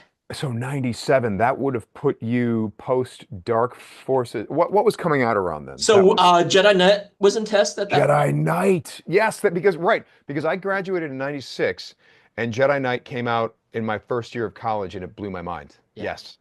And the first Star Wars, there was actually the first game I tested was a game called Herc's Adventures. So I'm coming in here with I'm a Star Wars expert. This is what I think I'm bringing to the table. And the first game that I test is Herc's Adventures. Greek mythology. Okay, I'm gonna have to start brushing up on some Greek mythology. Greek mythology, which helps you with Star Wars, actually. That's really cool. Yeah, Jedi Knight. Oh my God, I remember how exciting that was because it was also there was full motion video. Full motion video, yes. There was new Star Wars footage that we'd never seen. Jan, what a pleasant surprise. What would you do without me, child? I'd be a content old man. That whole thing. Also in test at the time, Rebellion. So this grand Rebellion. strategy game That's that right. Was like you could command characters and you had built your fleets and you acquired ground forces and there was a lot of resource management and you had 200 planets. Yeah. That was the first time that I sort of understood that, because when you watch the classic trilogy, you didn't really get the scope of what the galaxy was. You Right. saw a dozen planets on screen. Right. Not hundreds or thousands. So this was sort of like my first sort of insight, like, whoa, this is a really big galaxy. Well, now wait a second. You already knew that though, because I at the time I remember wasn't I a was West playing... End Games. You were what? West End I Games. wasn't a West End Games. You I weren't. wasn't a player. So I that was wasn't a me and player. Pablo, and Pablo also wrote Pablo for this. filled that gap of knowledge. We sort of, when we came in, Right. When I started in 2000, that's also when Pablo joined online. Uh-huh. So actually, because I was at LucasArts, when I went to licensing, I was a new Lucasfilm employee because the companies had been separated. Right. So I had to go through new employee orientation through Lucasfilm. And Pablo and I went to the same new employee orientation together. So this is why you don't like the Victory class Star Destroyer, because it comes from West End Games, and you. No, this is a no, absolutely. No, conspiracy. I love the Victory Star Destroyer. But the Venator. Until we got the prequels and we had something that The Venator that fills that spot. They kind of filled the same niche. Yeah. Which did we answer your question about proxy? Yeah. What was the question? There have been. It's okay. It's been an amazing conversation. Yes, this is great to listen to. Yeah. The question was, since there have been so many other amazing fighters, lightsaber fighters, since The Force Unleashed through Rebels and Clone Wars and the new series on all the new series on Disney Plus, are there any characters that you would have loved to see Starkiller fight that come from some of the more recent Star Wars shows or games? I absolutely love the Stranger. The Stranger, Katorsa's gauntlets. Yeah. I don't know how Proxy could replicate that part of it. The Cortosis part would be tough. Yeah, I would say all of them, right? Give me some there's so many Clone Wars characters that we've had since then, or a Master Soul or whoever. I like the idea that Proxy would go through history, though. Yes, he would. Like, That's why Master Soul is a good candidate, because he'd be like, okay, well, what was their fighting style like 100 years ago, 200 years ago, 300 years ago? You'd have to be ready for that, because you don't know who these guys were trained by or what discipline, Proxy would be much like the Grand Inquisitor in that he would be able to watch someone fight and go, okay, I understand the lineage here. I understand who trained who. But we had an interesting moment in Force Unleashed where there was a scene because in the original script, Proxy is trying to kill you like every 5 minutes. Yes. And then they cut that way down. But like in the original script, he's constantly trying to kill you. Yeah. And there's this one point where he's in the dark and the camera's on Starkiller and he goes, I've never seen this one before, Proxy. Interesting. And he pulls his lightsaber and then you wheel around and it's Anakin Skywalker. And when me and David shot that, we were like, wait a second. Anakin Skywalker. Well, with all this Jedi knowledge, the only person who could have built Proxy would be Darth Vader. And if Darth Vader built Proxy, he would have tested the training programs. And when he tested the training programs, wait a second, did he test the Anakin program? Oh my God, did Darth Vader fight Anakin? Oh my God. And we just started exploding. Our brains were exploding. And Dara O'Farrell's just like, guys, would you shut up? We're shut up. Please, let's shoot. Can we shoot? We needed that story of Darth Vader building Proxy. Oh my God, yes. Yeah, Proxy's such an interesting character. I'm so glad that he has a Funko Pop now, you know? Oh. So.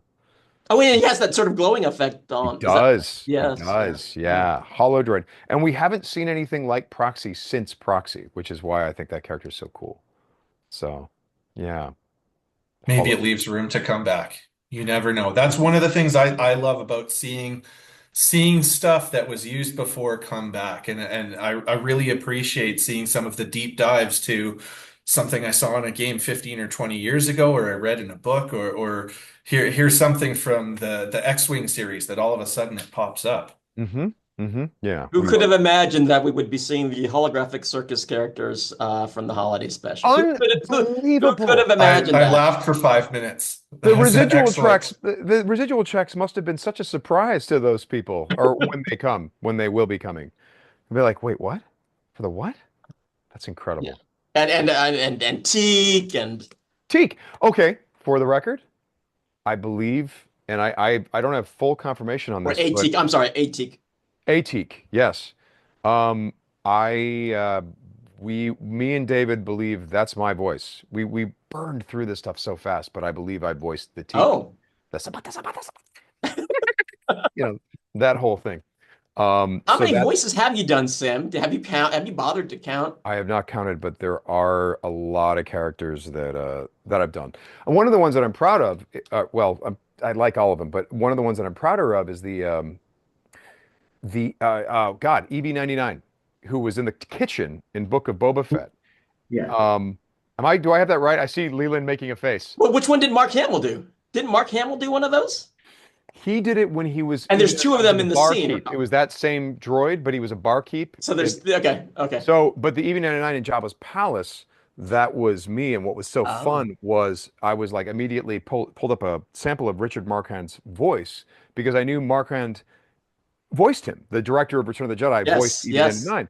And and I'm just remembering those behind the scenes, Joel's almost ready. He's almost a star. He's talking to Harrison Ford and stuff like that. And so I started doing what I thought he maybe did, like, oh, new acquisitions, you are a protocol droid, are you not? I don't know if I did it quite like that, but I did it something like where I did it with my best guess of what he would have done. So we did the voice, what is it, more rats, and all this stuff. And immediately Trey over at Skywalker's like, yeah, well, I know that the processing for EV-99 is this and this. And we did it. And then we played it back and it was like, it's EV-99 from Return of the Jedi. Cool. We were all excited. You mentioned Trey Turner at Skywalker Ranch or Skywalker Sound. Mm-hmm. My very first day at LucasArts, talking back to LucasArts, I sat next to Trey, who was also a game tester. What? He was testing a game. There was a game called Ball Blazer at the time. I sat next to him. He was the first person that I met because I sat right next to him. So you guys are all a bunch of game testers. Incredible, dude. So here's a little trivia that people don't know about. You know how David basically was very instrumental in getting me the job with Lucasfilm.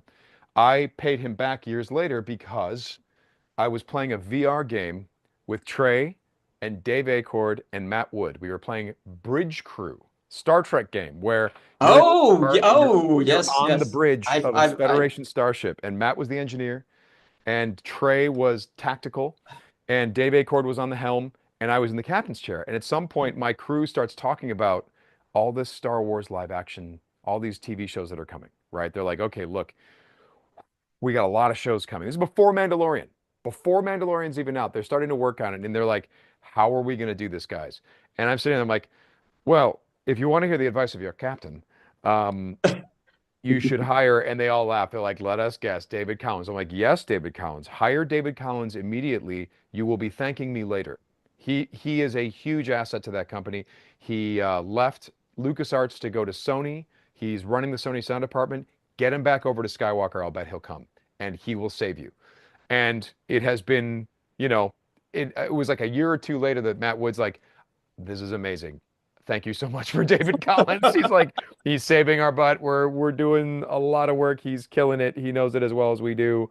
This is great. So, and the Star Trek connection continues. I was gonna say, was that your practice for doing the young version of William Shatner? All ages. Oh, actually, all versions. That's right. All All versions so, of Shatner. So David was the sound designer on Unification, the Star Trek short that we just released, and so he brought a lot of research, a lot of Star Trek love to the table on that short film, and that was epic. That was outstanding, by the way. I'm glad you liked it. It was total obsessive labor of love for everyone that was on board that project, because, I mean, you have to have a lot of hubris or foolhardiness or just plain not a lot of smarts to even attempt something like that. So I'm glad that people liked it. I have a question for Sam, though, regarding your voice work. When you first got the job to voice Maul and Palpatine, how do you, as a voice actor, prepare yourself to give the voices your own flair and not be a direct copy of what we saw in the films? Well, that's an interesting thing, especially coming off of the talking about the Star Trek thing, because it's one of the things that we've talked a lot about over at Star Trek, and we've talked a lot about over at Star Wars. When it is Palpatine, my job is to do Ian McDermott's Palpatine, right? If it's Maul, I can take that character in different directions, right? If it's Starkiller, take it wherever you want. Palpatine needs to sound like Ian McDermott's Palpatine, and it's the same thing with Captain Kirk. It has to be William Shatner's Captain Kirk, because that's his character. If you want something completely new from the character, go tap Chris Pine and Paul Wesley. That's their job. My job was to inhabit the Captain Kirk, the pop culture icon version of that character. And because I work at the Roddenberry Archive, that is what we're focusing on over there. So yeah. Was there convincing that had to be done to let you play Starkiller and Palpatine in Force Unleashed? You know that story, don't you? You're saying that because you know the story, aren't you? I want to hear it from you. Yeah, Everybody wants to hear it from you. Yeah, what it was is I asked if they were getting Ian to do Palpatine, and they said no. So I said, great, why don't you think maybe I should do it then? And I saw Hayden going, oh no, this actor is having an ego meltdown. Hayden Blackman. Hayden Blackman, yeah. And he was like, what do we, there was definitely a sense of like, everyone was now like, okay, let's not wake the sleepwalker, because we need this guy to perform for us, and now he's asking to do something, and what is going on here? So then he said, well, okay, we'll think about that. And, you could see skepticism on everyone's face. Then David Collins takes me aside. He goes, okay, we have a read through tomorrow. Don't do Palpatine. What I want to do is I want to record it, and I want to pitch it down and do all this stuff, so that I didn't prepare it. So then we had the read through the next day, and Hayden Blackman, being Hayden Blackman, was like, hey, Sam, you want to do Palpatine? Go ahead. Let's hear it. And I was like, oh no, oh God. And I'm looking at David like, you told me not, but you told me. And David's just like, I don't know. So then next thing I know, I'm, you will be interrogated, tortured. You will give me the names of your friends and your allies, and then you will die. And I was doing that kind of thing.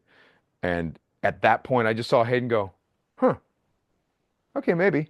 And I didn't do it as well as I do it now. So he was hearing an early version, but he was generous enough to let me try it.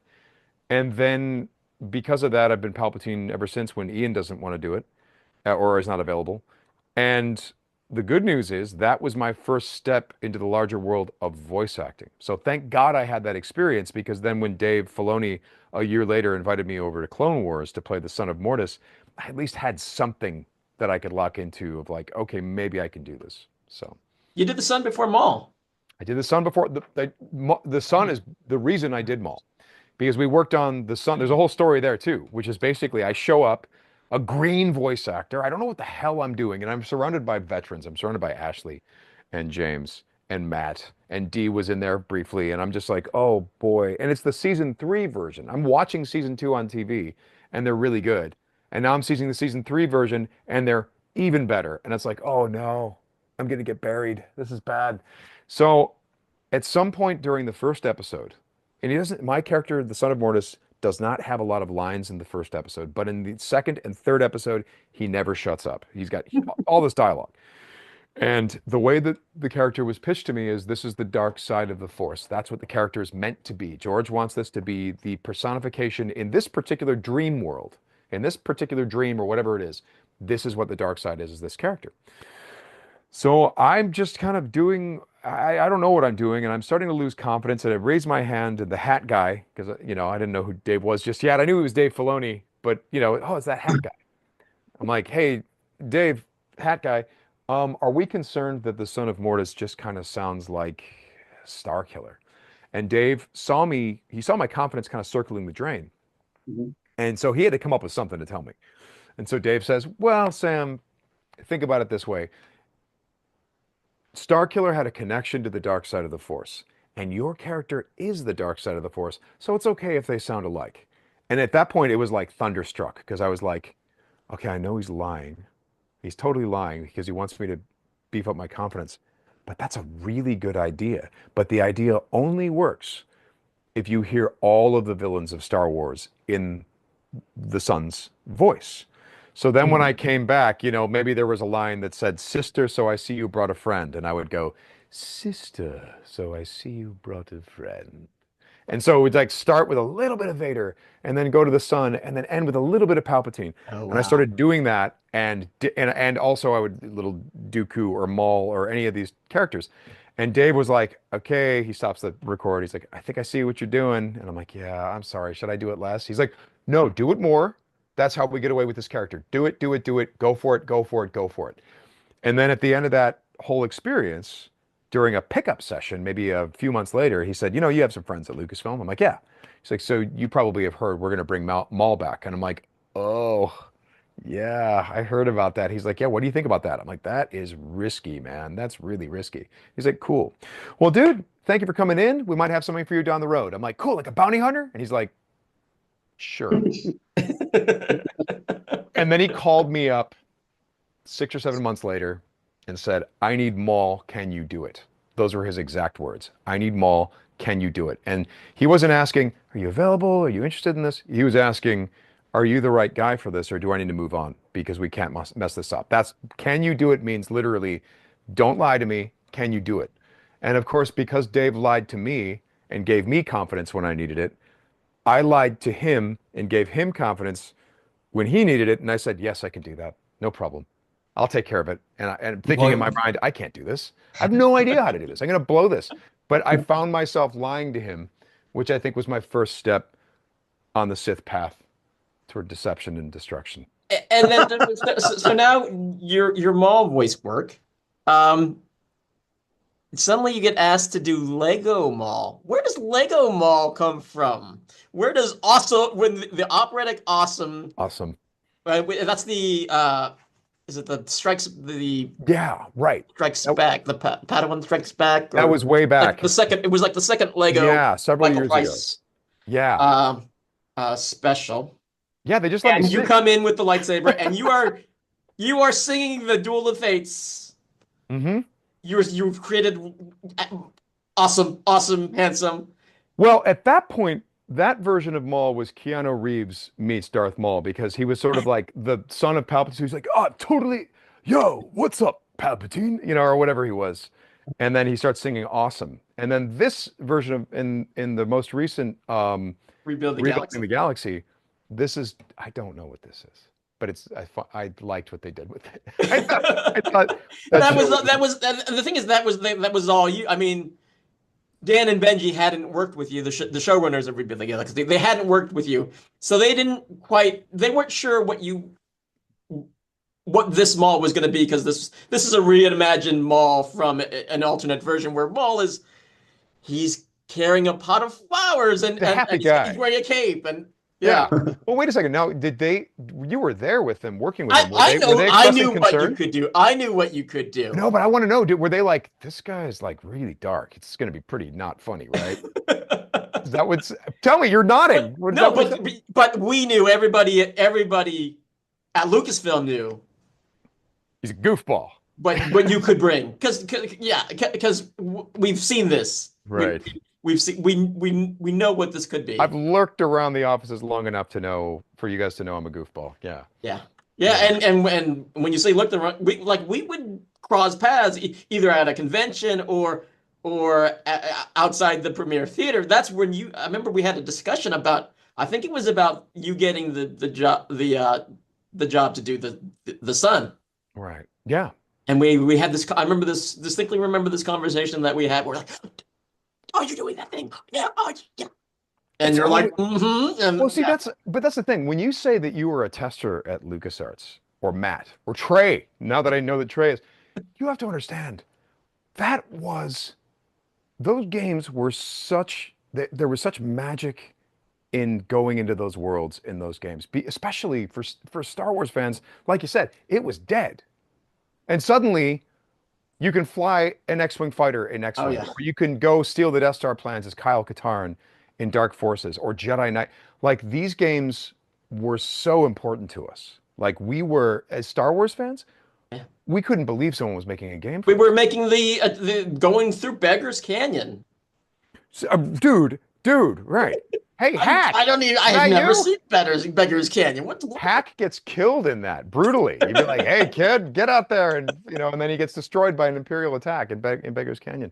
But yeah, it was absolutely magical. I remember the first time I ever saw that LucasArts was doing this, because I was aware that Lucasfilm games existed. And yes, and they weren't doing for the longest time. They weren't doing Star Wars games. No Star Wars, but they did Indiana Jones, right? So you did Fate of Atlantis and stuff like that. And then finally, I remember going to a computer game store with my buddy Chuck, and he takes me over to this aisle. I was like, "I want to show you something." And I'm like, "Okay." And he hands me this box, and I look, and it says X-Wing. And I'm like, "What is this?" It says, he's like, "It's a space combat flight simulator. Where you fly the X-Wing?" He's like, "And the Y-Wing, and the A-Wing." I'm like, "What?" Hi. And that's what made me buy a computer, get my parents to buy me a computer, because I wanted to play X-Wing and TIE Fighter. Well, I remember that even before that, they had done Battlehawks 1942. I remember seeing that at Egghead Software. Mm-hmm. Right, and Babbage's. Yep. And I saw, like you, I saw the Lucasfilm games title. That was my first introduction to Lucasfilm games. Yeah. And in that game, you played the American side and the Japanese side, and it came with a manual like this thick that was World War II naval combat. Unbelievable. And that was Lawrence Holland, right? Who made those? Yeah, Larry Holland. And the authenticity of doing a dive bomb, you have to be at this altitude, go down, or if you're doing a torpedo, you've got to be at this level. So cool what that company did over its lifetime. So cool. And I'm envious that you guys got to be there. I mean, I remember when I was in college and my friend says, "I've got a friend named David who works at LucasArts." I'm like, "He works at LucasArts?" Oh, you know what? That I have the same experience, actually. A friend from when I was in college, there was a friend of mine, his roommate, showed us this picture. And it's a picture of him and a bunch of other guys and George Lucas. And they are at one of the July 4th picnics. And I'm like, no way. Like, you worked for LucasArts. It completely blew my mind. Unbelievable. And fast forward 6 years, that same person, Stuart Malkin, was again working at LucasArts. And I'd heard that he was again working at LucasArts. And that's how I learned that they were hiring testers. Unbelievable. That is so cool. So that is unbelievably cool. It's just so strange how worlds get intertwined and Yeah. you sort of there's so much luck to sort of like the trajectory of working on Star Wars, and all these things sort of have to line up. Yeah. I don't know if there's a way to make it happen. I mean, do you ever do the thing where by the way, everyone, I'm so sorry. We're geeking out. Is this okay? Is this No, This is totally. excellent. Great to listen to. Yeah, it's fantastic. Anyway, sorry. You were going to say. No, I was just going to ask this question because listening to you guys talk about how massive Star Wars gamers you are, this might be tough, but what is your top favorite Star Wars game and why? Knights of the Old Republic. Oh, can't go wrong there. I mean, it has everything. It not only being an RPG game, being an action game, but an incredible story. This story where like the biggest shock in games ever. If no one's played it, I am not going to reveal what this shock is, but it is one of the biggest gaming shocks. Not just in Star Wars, but in all games. So good. And it comes and like when it's revealed, you're just like, oh my gosh, this is what this game has been about. Right. Yeah.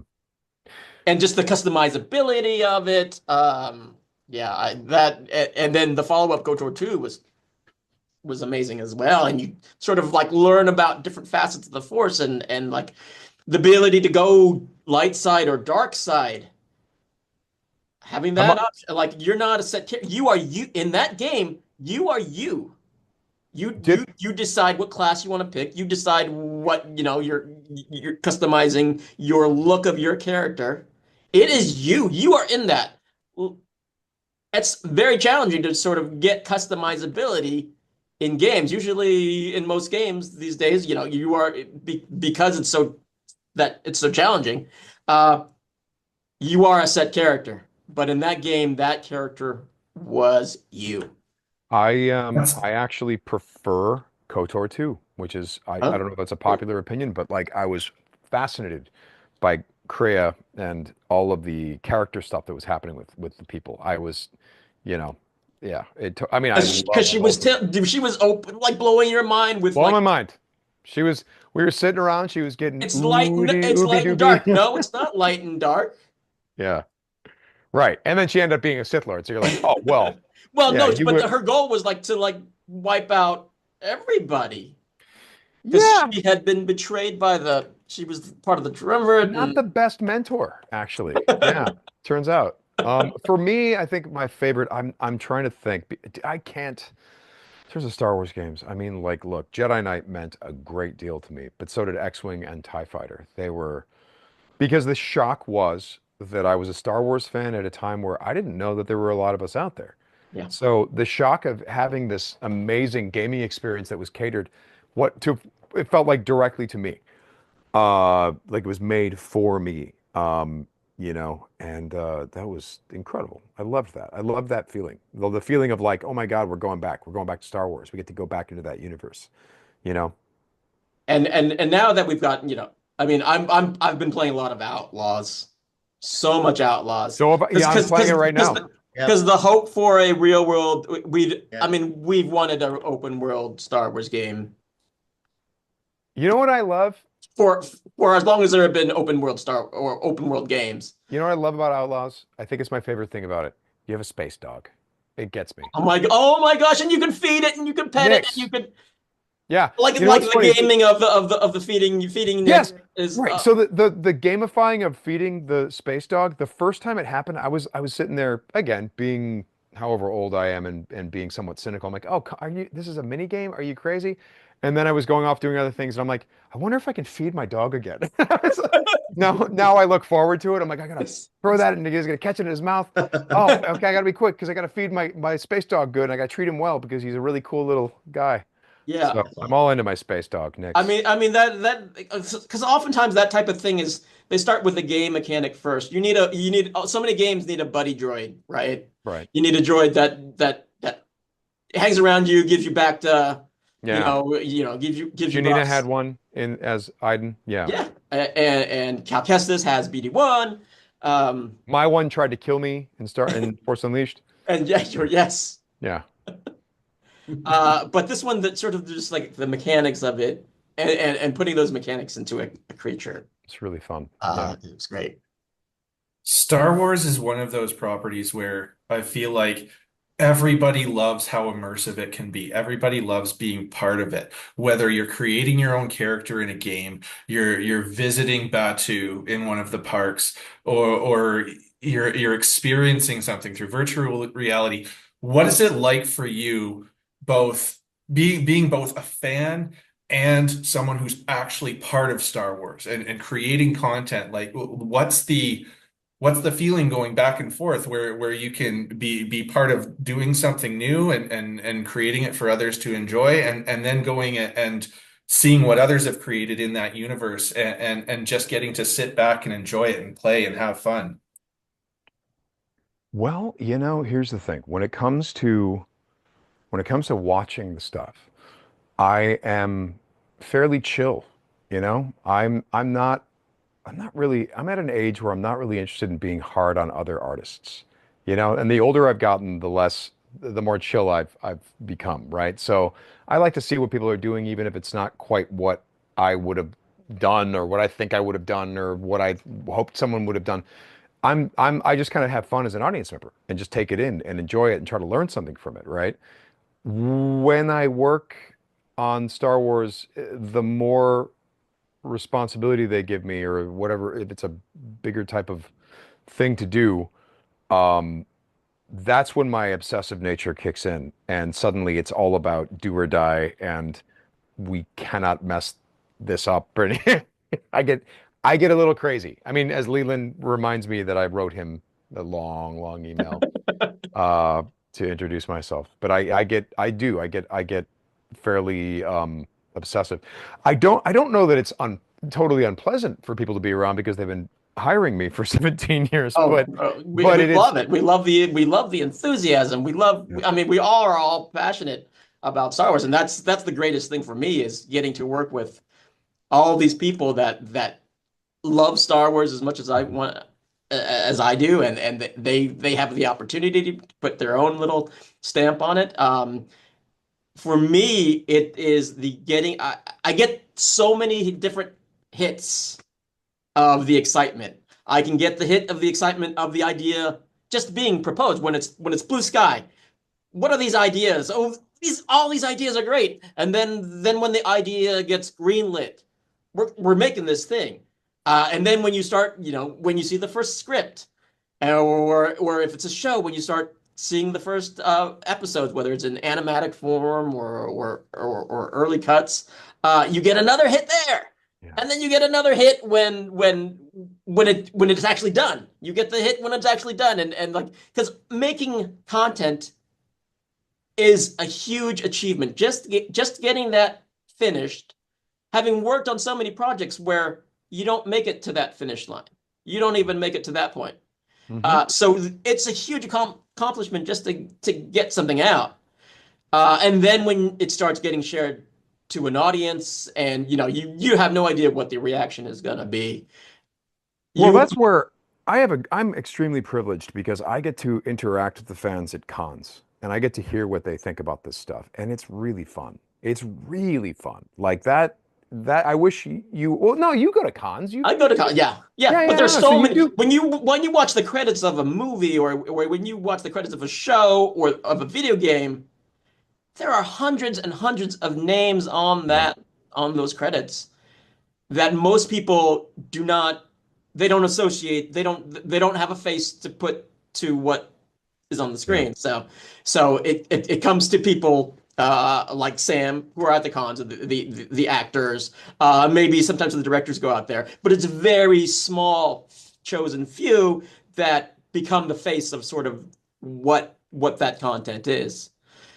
And the times that I do get to go to the cons, it's always amazing. Yeah, you get to see what it means to people, and I love what it means to younger people and kids and stuff. It's just so cool. It's really, really cool. So yeah, it's and again, Pablo has worked for many, many years to make it exacting in terms of what you're seeing, and Leland has worked for many, many years to be able to be translating into Huttese something that is thematically appropriate to the At-Atten storyline in Skeleton Crew. Like, all of these people have been working for so long to be able to do what they do and do it quick, because we always have to move very, very quickly. Because there is a lot of it. There is a lot of it. Yeah. No other franchise tries to do this much and make it all work together. It's there's a lot of franchises that will focus on just the movies. There are franchises that will work on the movies and maybe TV, but not the comics or not the games. And there's a reason for that. Because it's challenging. It's tough, and you've got to get so many other people on board with this concept that it's a unified universe. When all those people are really just focusing on making the one thing that they're making, they're focused on making games, they're focusing on making movies, and luckily with our team, we sort of get that whole scope of everything that we're making across the boards, whether it's for parks, whether it's for consumer products, whether it's something that ILM Immersive is working on. We're the group that gets to see the big picture. And the big picture is not every fan is consuming all parts of the content. Not all fans are participating in more than 2 parts of the content. They've got their shows that they love, and we want to make those bits as equally satisfying for them as the ones that want to see it all. Well, as members of the 501st Legion, we really appreciate the work you do, because it's because of all that work that we get to have the fun we do. We get to dress up as the characters in the Star Wars universe. Both Mark and I have worn costumes of characters that you've played, Sam, and just we love being part of that. I remember meeting you at the Calgary Expo when I was in my Starkiller costume, and Mark does both the Emperor and Darth Maul, and it's fun for us to get to play in that universe that you're a part of influencing. So I wanted to, on behalf of the entire 501st Legion, thank you for the work you've done in creating Star Wars content and making it so enjoyable and meaningful to people. And thank you for being such incredible ambassadors of Star Wars and Star Wars fandom. Unbelievable. The fact that you can do events like this where you are doing good, doing something that you're passionate about. That's sort of like that's the best of both worlds, right? You are helping people, and you are showing your love to this franchise that we've all grown up with, and to let it be such a big part of all our lives. And Star Wars is about that. Star Wars is fundamentally about helping people, fundamentally about being a good person. So we love seeing I love seeing the 501st members at these cons, and I love checking out what they troop as and all of the work that goes in. But moreover, I love what's behind it. I love what you're doing with it. It's so worthy, and it's so much in line with the message of the story of Star Wars. So I love that. I think that's great. Thank you, Sam. So on that subject, I do want to give a shout out to the Starlight Children's Foundation. This is the 501st Legion Holiday of Hope. People can go to starlight.org/Holiday of Hope to donate to this foundation. And we really appreciate your time. Thank you for joining us so much. Thank you for giving me a chance to chat with Sam. It's so rare that we have time to just sort of like have unfiltered conversations without some sort of production deadline looming and producers behind our back saying, let's stay focused on the work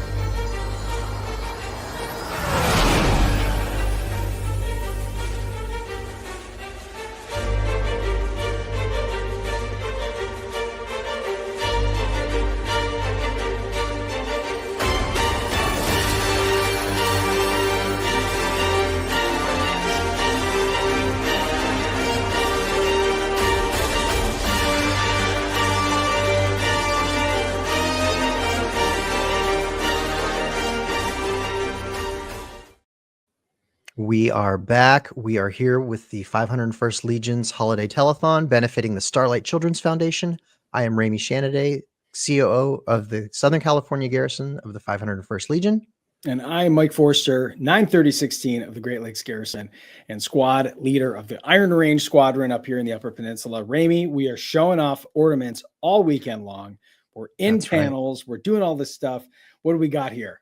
All right, we're here to talk about the Ornament Project. So this is an art project that you started a few years back. Tell everybody what this is about. Yeah, this was about connecting artists and be able to put together some really incredible one-of-one pieces that go to be auctioned off. They're auctioned off to be able to support different charities. And this year we are proud to support Starlight Children's Foundation alongside the 501st Legion.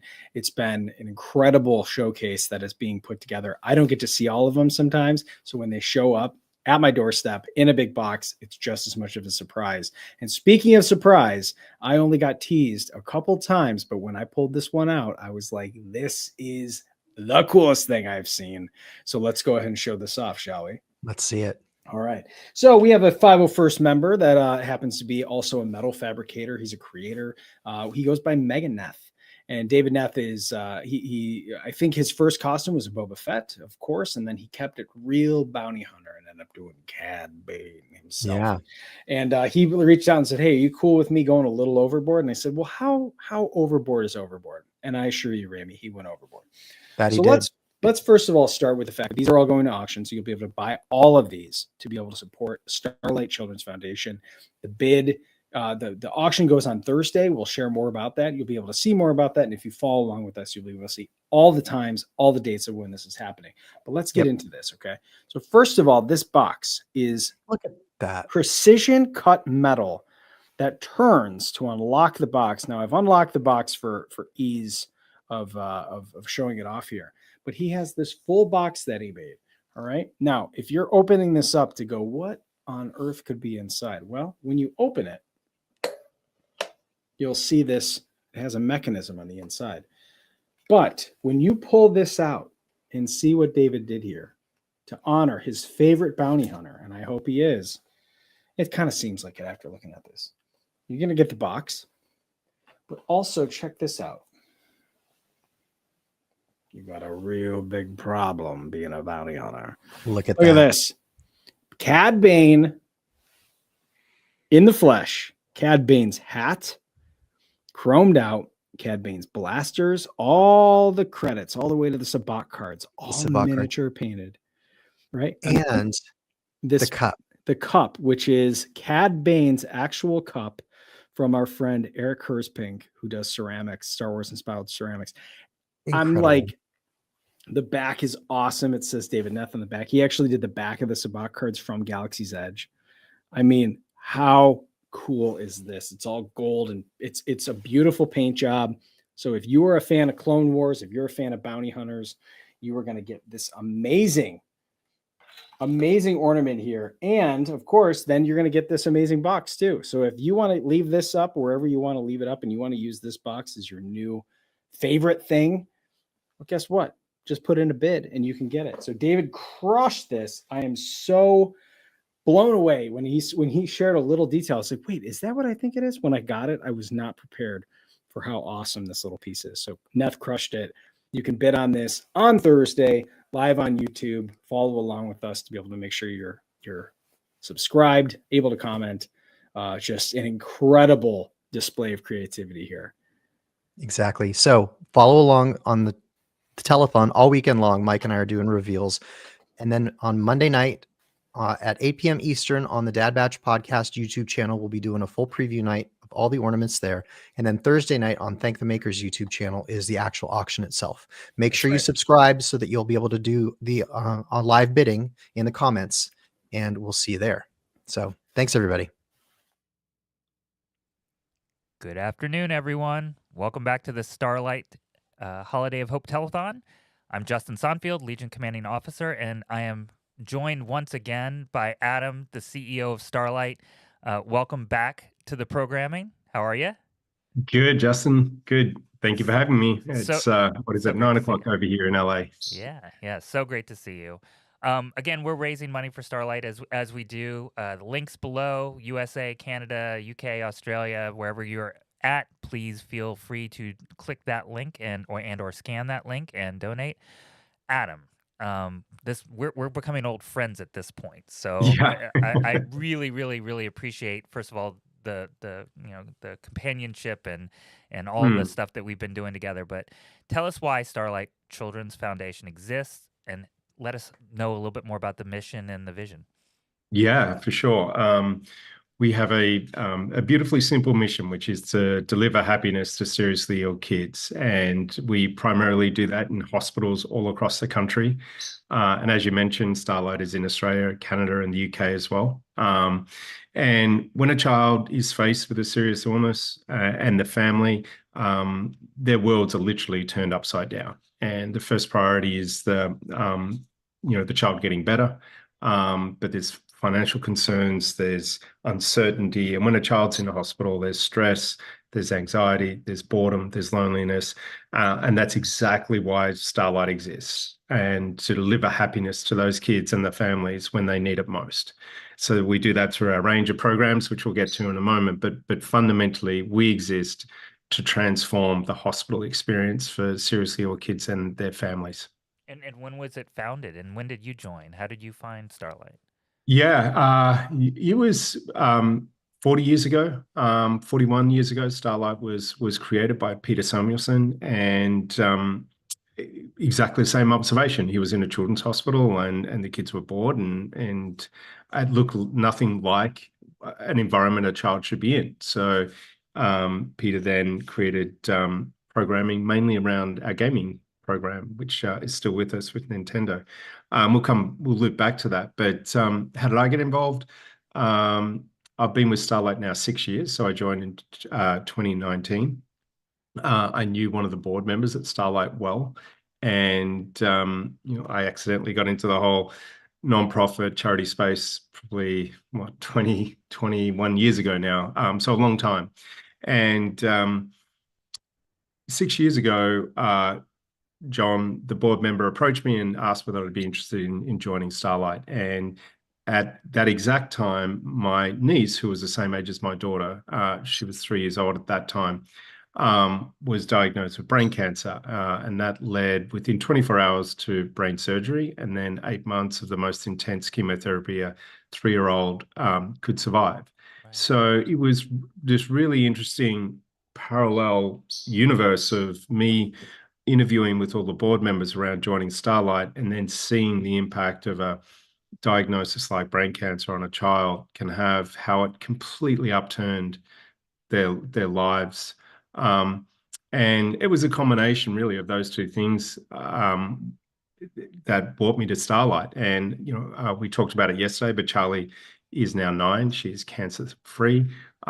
She's an amazing, vibrant, happy young lady who is still best friends with my daughter. So yeah, she still needs to go in for an MRI, I think every 12 months now, to make sure there's no signs of the cancer coming back. And she loves Frozen, and we have a Frozen range of Starlight hospital gowns. And so she either chooses Olaf or Anna or Elsa when she goes in with those gowns, and it just changes that whole moment. And there's a bit of hope and excitement and fun. And, that's as simple and as beautiful as Starlight's programs get. Yeah, I mean, the gowns are exquisite. I mean, really are, because, even as adults, when we go to a doctor's appointment, or unfortunately, if we have to go in the hospital, you're presented with this garment that A, Yeah. doesn't fit, B, it's not flattering to the point of embarrassment, because Yeah. it's showing things it shouldn't, all that kind of stuff. And you guys have really flipped the script on that for children, making it so they have something that feels warm and inviting, and they can identify Mhm. with or pretend they're, a superhero, or Anna or Elsa. Yeah, it's really just wonderful. I mean, Yeah, and it's one of the great things we do with Star Wars and the 501st Legion is our Star Wars range of hospital gowns. And yeah, when a child takes off their clothes and puts on a hospital gown, it's one of the most stressful moments for the family and the child in the hospital journey, because typically they're doing that because there's some sort of operation, MRI, or significant treatment ahead of them. So it just transforms that moment when they can put on the Mandalorian gown or R2D2 gown, and it just creates moments of levity and in the face of whatever they're going through. No, that's awesome. So since coming on board, what are some of the biggest changes you've seen happen in Starlight? Yeah, one of our first focus, the purpose of the organization is that mission, which I mentioned. So we're reaching more kids than we've ever reached before, more hospitals and pediatric units all across the country. That's a function of us raising more money. We continuously work on optimizing our programs and how can we make them a little bit better to have more impact. So our reach and impact has grown. I've been on a mission with the organization to raise the profile of who we are and what we do with the general public. So initiatives like this are great. Starlight often is behind the scenes. We work with 800 hospitals all across the country, and we provide our programming to them, and then the hospitals distribute it. So a lot of times, the families and the children may not realize that that hospital gown, that care pack, that toy delivery is made possible by Starlight. And that's fine, because we reach millions of kids each year, and there's no other way we could do that. But like any charity and most consumer-facing organizations anyway, it's like it is important that people know who we are, what we do. So we've done a lot of work on the consumer side of the brand awareness, and got into the whole streaming content creator space. We've got a campaign at the moment, the 12 days of streaming, that's happening. And people stream their talent, not dissimilar to what you guys are doing, and in a variety show format, and raise money. So there's a lot of consumer engagement going on. Fantastic and fun, and again, the byproduct of happy children is why we're here. So. Mhm. So obviously the gowns, they're amazing. You've got a network of over 700 children's hospitals. What are some of the other things, the other programming that you guys provide for these hospitals and for children? Mm-hmm. Yeah, so we have a huge toy delivery program as well. And we deliver those toys free into hospitals all across the country. And we partner with all the big toy manufacturers. So from Disney to Lego to Mattel to Hasbro, Spin Master. And they donate those toys to us, and then we bundle them up into variety packs and boredom busters and things like that. Then we ship them out to the hospitals. We ship millions of toys each year out. We also have a gaming program with Nintendo that's 30 plus years. We work directly with Nintendo and take the latest console, Switch for the moment, and adapt it so that it can work in a hospital environment. In that case, infection control, because the gaming station is going from one bed and one child to the next, is really important. So there's a lot of considerations when we design the gaming stations to work in a hospital that you wouldn't realize on face value. So yeah, we distribute hundreds of gaming stations to hospitals all across the country. And then we have a wonderful program with Radio Flyer as well, where we specially adapted a wagon to work in a hospital environment. The IV pole can attach to the wagon, and instead of a child going around in a wheelchair, they can go around in a Radio Fly wagon. We like to call it, they can go for a joyride. Yeah. Well, so recently I was called something that I didn't know if it was a good term or a bad term, but it's Disney adult.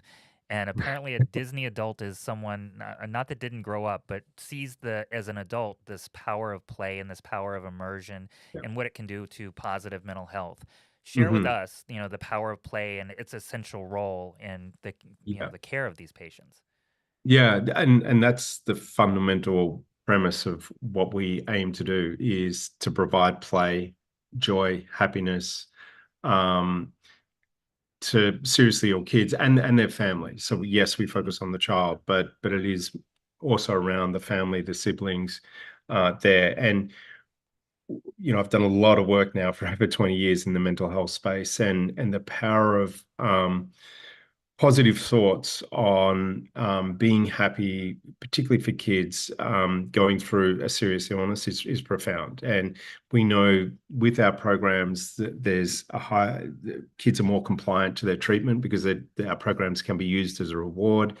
Um, Kids look forward actually to going into hospital if they have to go regularly because they get to play on a Starlight Nintendo Switch, or they know they're going to get a toy from Starlight. So it really is the power of positive thinking, allowing kids to play, to imagine, just to be kids, no matter what it is they're going through, and that helps build resilience, particularly for these kids. I see, I'm often in children's hospitals and see these kids, and their resilience, their attitude is unbelievable. And it also works for the parents and siblings as well, right?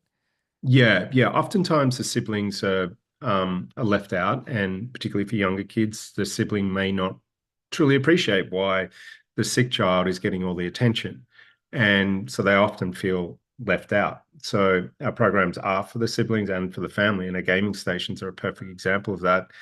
It's a multiplayer station, and the family can play on the Nintendo and just have fun and laugh and escape from the realities of what they're navigating. And yeah, that's just a beautiful part of our programming. No, I mean, it's clear that these are essential things for children. And so, with all this, how does Starlight provide these programs? How is it funded? How does it happen? Yeah, so like any not for profit, there's two sides of it. There's the mission side that we've spent some time talking about, and then there's the fundraising side. So all of our programming is provided for free into the children's hospitals and direct to these families, and we're able to do that because we've got amazing corporate partners, and then we've got amazing initiatives, community groups like the 501st Legion. That are out there fundraising. As I mentioned, you're doing the telethon now, which is a perfect example of, more of a grassroots initiative to help raise some funds. And equally as important is the awareness of the organization and people understanding who we are and what we do. And as I mentioned, we've got the 12 days of streaming campaign as well. So there's a lot of content creators at the moment streaming their talent and fundraising from their communities. So it's a combination of individual giving, corporate partners, and then we get grants as well from either essentially rich people or other foundations that have a aligned mission statement.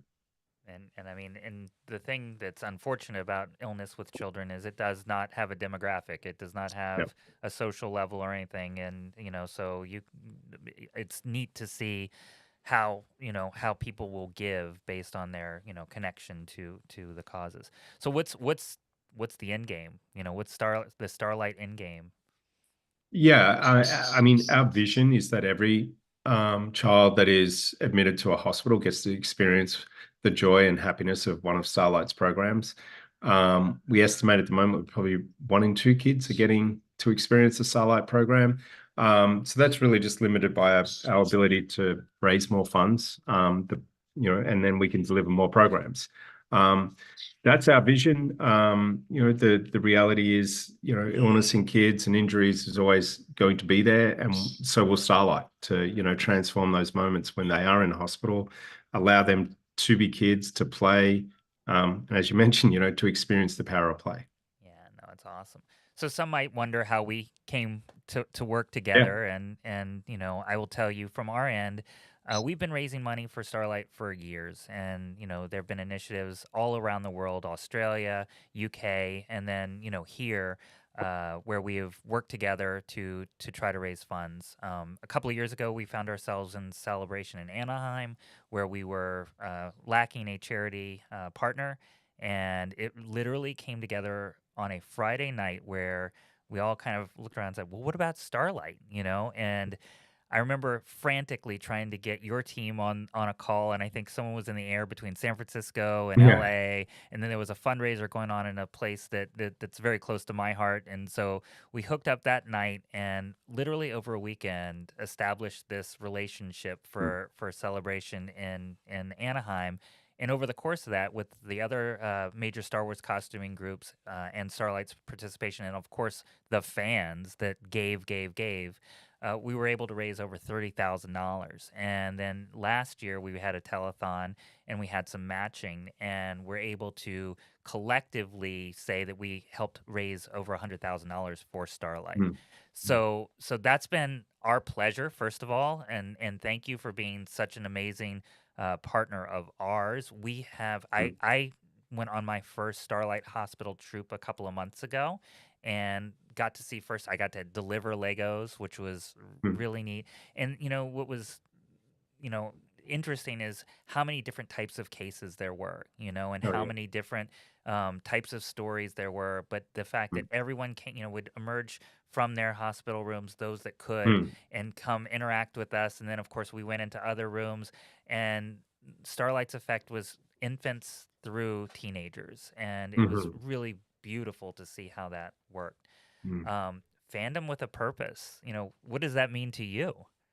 Yeah, and before we get, as you were talking about that, I remember Celebration because I came down there with my son, and we did the on-stage presentation of that, and my son was blown away when we walked in there. I think he must have been like 5 or something like that, and I remember being in the green room before we went on stage, and for the presentation to talk about Starlight, and my son Mav, he had to stay in the green room, and he was sitting next to Darth Vader, and it was like, okay, Mav, I'm leaving you with Darth Vader here. It's like, fantastic. But yeah, it was just, but that's the fandoms, the people that are so passionate about each of these fandoms, whether it's Star Wars or Marvel or Ghostbusters or whatever it is. It's working with these groups because I just love the virtuous circle here, where you can have fan groups, fandom groups that are passionate about a particular franchise, if that's the right word. And then Starlight, we partner with, Lucasfilms or Ghost Corps at Sony, and we get the rights to use the IP on our gowns and to deliver toys, and then the characters, you all can come in and actually do that and experience it firsthand. And we can do that in hospitals all across the country, or where there's particular troops and stuff. So that local impact, the fundraising through the fandoms, and what you're all so passionate about is it's the perfect virtuous circle for me. No, and you guys gave myself, Chrissy Costanza, an amazing opportunity at Comic-Con to have a panel and address an audience, and talk about what fandom with a purpose meant. And it was a really neat experience, and it was great feedback from the audience because, of course, there were stories of how Starlight had directly touched people there. Yeah. So thank you for that venue and that opportunity for us to, again, spread this amazing message. So to wrap Yeah. up, what's next for Starlight? Well, we focus on delivering on our mission every day, every week. We're coming up to the end of the year, and end of year giving is huge for all charities, and it's a huge time of year for us. And what we focus on is, there's so many kids in hospital right now, but over the holidays that are coming up, that are going to miss out on the joy of Christmas and the holidays. And our mission is to make sure that they don't do that. So we've got a big fundraising push over the next 3-4 weeks through to the end of the year. Again, encourage everyone listening to make a donation if they can, and just know that all these 100% of these donations will go through to delivering programs to kids. And beyond that, our work doesn't stop, because there's millions of kids each year being hospitalized for various reasons. And as I mentioned, our aim is that every one of those kids gets to experience the joy and happiness of a Starlight program. So that's our mission and where we're headed. I mean, it's wonderful, wonderful stuff. Well, Adam, I thank you again for this incredible relationship, our partnership that's going to continue well into the future. Happy holidays. I hope you stay nice and warm. And to everyone, again, the links are below. 100% of the funds given go directly to Starlight. And we thank you all for your support. On to the next panel. Thank you, Adam. Thanks, Justin.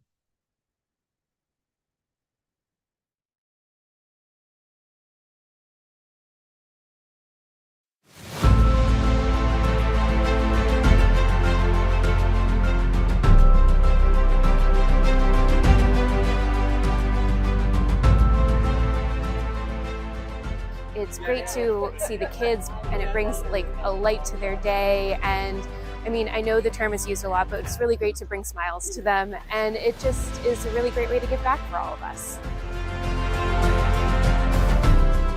There are studies that show that play, while amazing for childhood development, also positively improves outcomes, health outcomes for kids. And so that's where Starlight's programs of delivering happiness, like our Starlight gowns, like this one here today, one of our newest Star Wars gowns, plus the toys and the games that we're able to deliver, really are helping to improve health outcomes for the kids that we serve.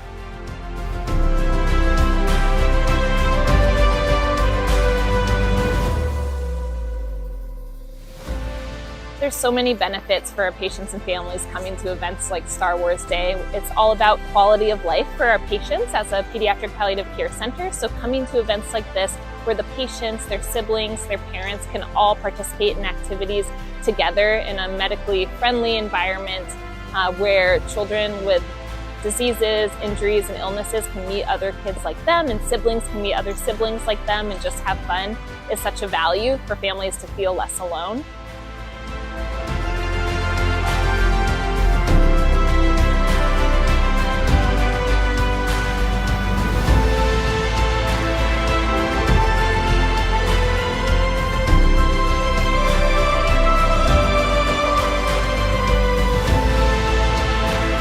Coming here and seeing like this community of people that are volunteering or work here, and the Starlight Foundation and how they put this on is just really reassuring, and seeing the big smile on his face is just giving me a little bit of solace knowing that he's in good hands.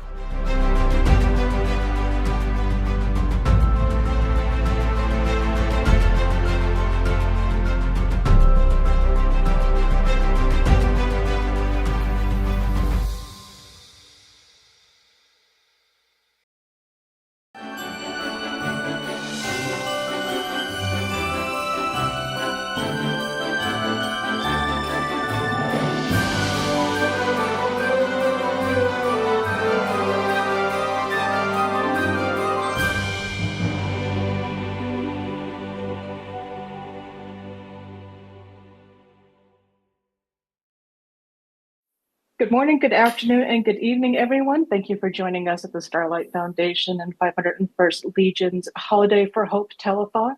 The Starlight Foundation was founded in 1982 to help bring even just the smallest amount of joy as we can to children and their families while they're waiting for a lot of difficult and taxing treatment. The Starlight Foundation does a number of things, including making sure that there's games available for them to play, some fun, hospital wear, and anything that can distract them from what they're going through. It's a great cause. We're working on this telethon to raise money for their cause. And related to that, the 501st Legion being about costuming Star Wars and spreading the love of that fun is a great match for it. So we're so glad to have you here. Katie O'Brien, thank you so much, coming in from London. Katie has been Communications Officer Elia Kane in The Mandalorian, and we're so glad to have you. Thank you for having me. I wanted to start with at least the opportunity for you to get to talk about some of the upcoming projects or anything that you're really excited about. I understand that you're up for, you're going to be working on The Running Man with Edgar Wright, and you also have Queens of the Dead with Tina Romero. Are there any other projects you'd like to talk about?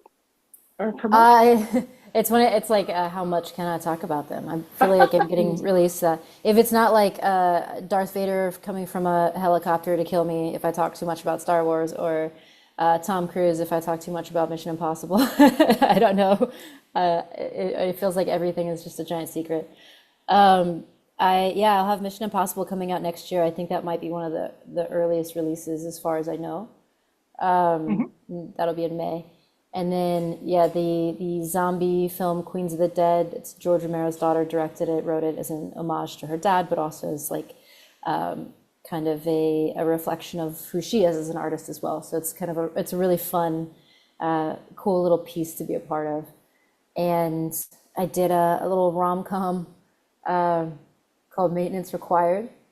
It's really silly, fun, kind of rom-com was on my checkoff list. So it was nice to be able to land one of those. And a Christy Martin biopic with Sydney Sweeney that I don't think has a name yet still.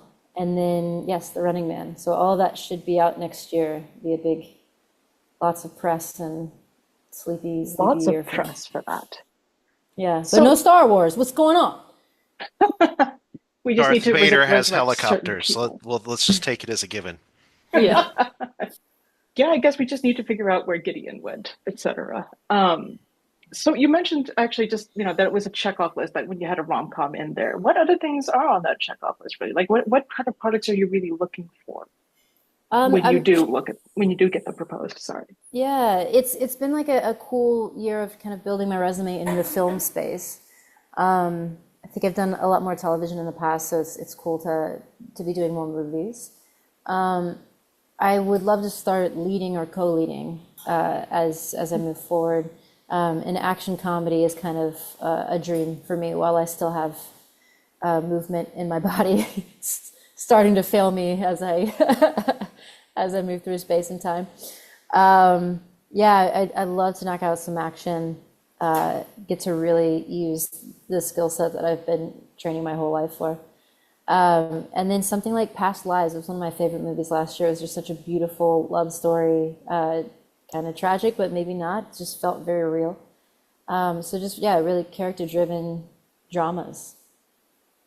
That's fantastic. And we have seen you in some very physical roles, including, Love Eyes Bleeding, which has a very specific aesthetic for what that's supposed to look like. When it comes to like Elia Kane and The Mandalorian, though, there's not a whole lot of kicking action style, but more of, trying to carry the plot of your character and their ulterior motives while being undetected by Dr. Pershing, which we'll talk a little bit more when Omid comes in, because I'd love to see you two talk about it together. So if for these more physical roles, there's a lot of training for it. How has that been, as with all the press that you're doing, with all the locations you're going to, like selecting your projects, etc.? Like, what kind of challenges are there just to keep yourself, ready for that? One of the hardest things is being on an airplane so often. This is my third movie this year in the UK. The other two were on the East Coast. I live in LA. So I've spent literally weeks and weeks and weeks on an airplane. So you start to feel like, your body you're just constantly dehydrated, some weird popping, pressurizing stuff. So what I've found is it's very important for me to, I know this is like a fitness tip and it seems really common sense, but it's actually, I wasn't taking it seriously enough. It's like drink water. It's such an important thing. And it helps with staying awake, and it's just being hydrated. Yep. Boom. Got it. I don't have Leading with the more. example. Yes. Excellent. Right. Coming in through in hot.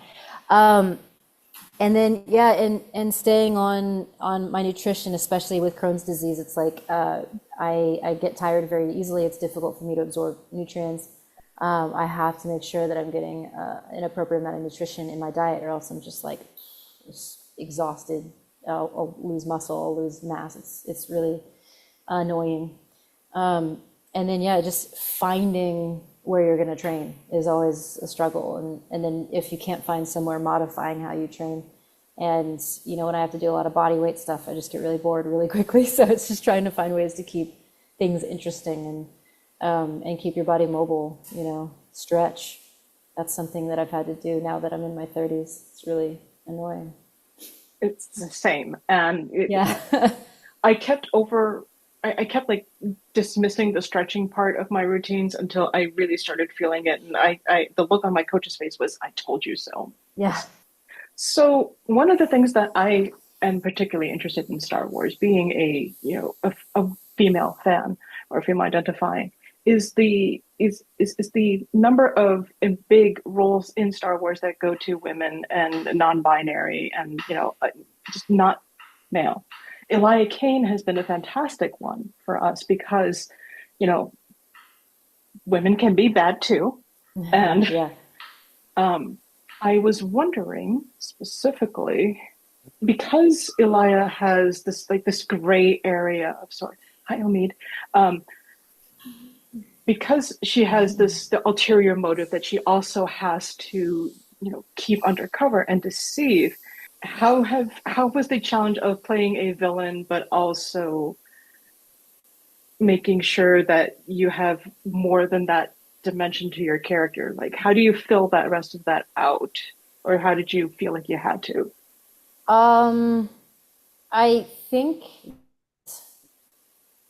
first of all, like within the episode that, I guess a couple episodes where I'm interacting with people and trying to get them to do what I want, you don't do that when you come off as really shady and ominous and dark. I think one of the most disarming things is to be friendly and maybe a little derpy, maybe I don't, not necessarily to seem incompetent, but just to seem like you're just you're a friendly face and understanding person, that kind of thing. And I don't think that anybody, it's just such a weird thing to play villain on the nose. Like I think that if you're thinking of your character or your person that way, then you've missed the point of it, because usually people don't really think that they're a villain for the most part. Some people do. I mean, some people for sure know they are, but I think Elia really does genuinely think she's doing the right thing, or at least the thing that she's been trained to think is the right thing, which I think a lot of people can relate to. Thank you so much for that answer. And he just came online. We're so very happy to have you, Omid Abtahi, who played Dr. Pershing next to you in The Mandalorian. Specifically, the episode that the two of you spend a lot of time together is Chapter 19, The Convert, which aired almost 2 years ago. Wow. Omid, we're so happy to have you here, joining us for the Starlight Foundation. It's a great cause, and we're so glad you could find time to join us, and Katie as well. Yeah, thank you. I mean, it's an honor. I'm happy to be here with all of you and see Katie after it's been a minute. I know. Yeah, she's so busy being a movie star. Thanks for coming in early. Yes. No, it's all good. It's all good. I dropped off my son and I'm here. I'm here to engage. Yeah. So now that we are both over here together, curious, have you two been able to do any kind of press or like conversations, together? I know you did convention appearances together, like such as Dragon Con, Celebration Anaheim. But were you doing any press together or any kind of events? Like, how much have you talked together? Remember that time we were on the news? Oh my gosh. Yeah. Well, that's when getting my brain flayed would have been nice. I'm gonna like to forget that. You want to explain that? We were on the news in New Zealand it was for a convention, but they didn't tell us that we would be doing it. And but it's also during the strike. Yeah, it was during the strike, so we couldn't really talk about Star Wars basically, or like be very specific. And then I don't think they really researched who we were or who we worked with. So I also had only brought like sweatpants, and like I think maybe this was the nicest thing I had brought that day. You happen to have at least a nice, I think, button down or something. I tried. So it's like the news anchors looked massive for some reason compared to us, and they looked all well put together, and then it just cuts to us and we're like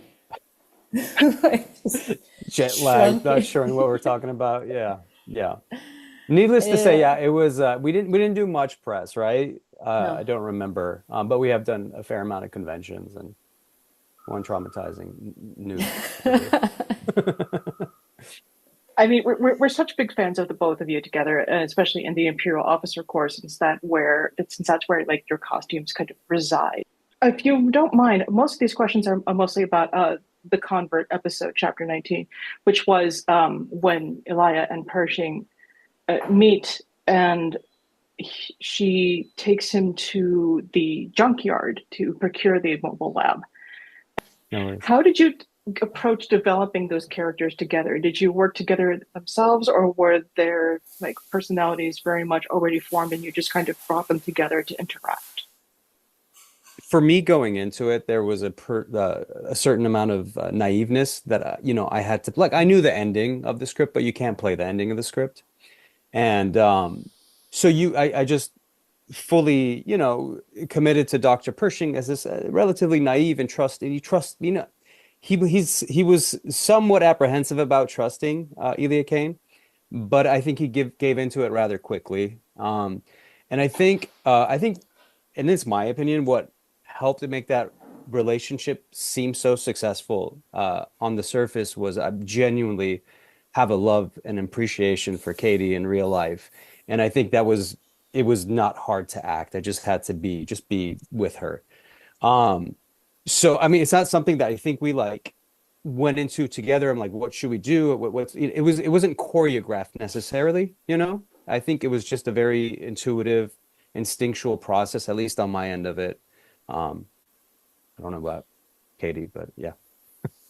Yeah, I think obviously there was a lot more of Dr. Pershing earlier on in the show, so you kind of I kind of knew who this person that I was going to meet was essentially going to be. And I think one thing that Elia Kane looks at is like the loneliness of the galaxy. There was actually something that got cut out of the episode with Tim Meadows, which was like showing up and saying Tim Meadows as your boss was like awesome. Where as Elia's talking about her time in deep space, she just started kind of going off into like how lonely it is and how it makes you think strange things or do weird things. And she kind of like, I don't know, they took it out, so maybe they thought it was too dark or too obvious or something, I don't know. That was deep. I know. Maybe that's what it was. They're like, this is too much for Mandalorian. It's really bad. It's an action series. Yeah. But I think that's something that she knows she can easily play on, especially with Dr. Pershing having been in her ship, knowing what it is like to be so lonely in deep space, and then finally it's like, oh, I'll be the friend that you never really were allowed to have in the Empire. And it's something that I think you'd be like desperate to have, which makes it all the more messed up.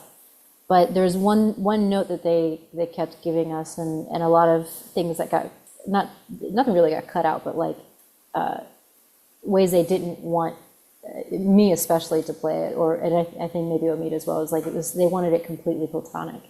They didn't want any indicator that we were falling in love, or necessarily doing it out of any kind of attraction. It was this friendship. I feel like we had a lot of jokes of like, this will help the Empire New Republic. Yeah. I mean, the New Republic. Right. Another question slightly related to that. There is, however, the other complexity of your two characters together, in that Elia is specifically trying to get Dr. Pershing to believe, to go along with this, to take the equipment back, so that there's something that can be delivered to her superiors. How did you work together to kind of help keep that tension, or did it just happen rather organically because of good direction or good script or whatnot? I don't think that it would be delivered to like her imperial superiors. I think Sure. it all gets confiscated, right? Oh yes, sorry. Yeah, and I think the tension. You know what bothered me? I was so annoyed you can't outact this when they're playing Imperial music behind you every time you show up on screen. You can't outact the suspiciousness of that. It's like, The I don't guess be I'm, suspicious part. yeah, I know exactly. that was my experience. People were like, "How could you trust her?" I'm like, "Well, I didn't hear that Imperial music when I Yeah. was acting with her." You know, Like literally, I lift my head and it's like, "Dawn." They didn't in the script it very much felt like you wouldn't even see my face. I didn't expect to be shown head on at the his speech like you know, and I'm like constantly tugging at my new uniform that I clearly hate. And like I think yeah, any suspension, Isaac did say a couple times like, I want you to look at him like you're excited that he's enjoying this. Like our little getaway on the train, he's experiencing Coruscant for the first time, and he's like, I really want you to look at him like, yeah, like maybe you do, maybe you don't want to do this, and that's kind of a good notice. Like it really helped play, I think, the emotion for Elia, and especially when we have our little chat in the lab where Dr. Pershing is asking. You're talking about what he wanted to be when he grew up and all this stuff, and he was like, well, what did you want to do? And it was like this sudden hardening. I think all those little moments were I think helped play back and forth of, are you good, are you bad? Because I think Elia also went back and forth of, do I want to do this, do I not? And I can't speak for Omid, but I think Dr. Pershing was, yeah, like you were saying earlier, do I trust her and do I not? Earlier in the conversation, you had mentioned that you can't place the villain overtly. Like you have to, bring a little bit of different energy, even a little bit, I think you said ditzy or bubbly to it.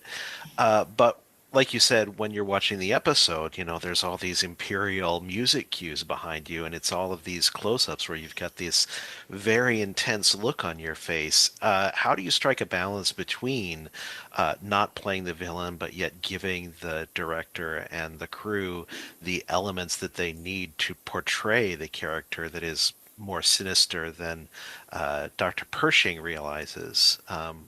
Tell me, I'd like to hear more about how you find that balance point. And then for Omid, in the same way, how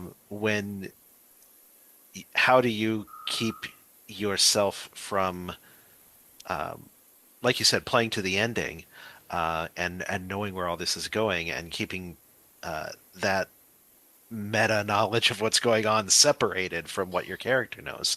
I'd like to hear a little bit more about that.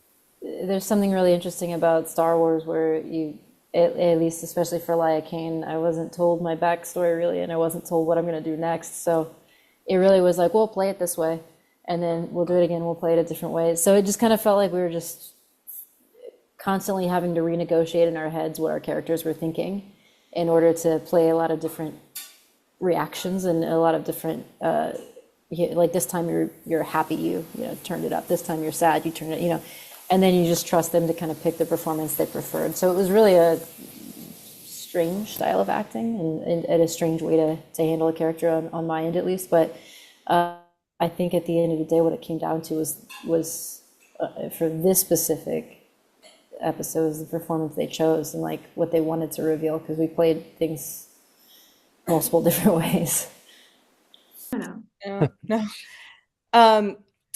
And I think it goes back to how, what was asked before about how Elia and Omid, or Dr. Pershing, kind of developed enough of a rapport that it seemed like Elia maybe had some second thoughts, but it seemed to me that Dr. Pershing was really the only reason that Elia maybe had those second thoughts, because, and I wanted to get your perspective on that as, an actor, because do you think that you were playing it that way because the New Republic in a lot of ways was portrayed as really not that different from the Empire, just with different clothing?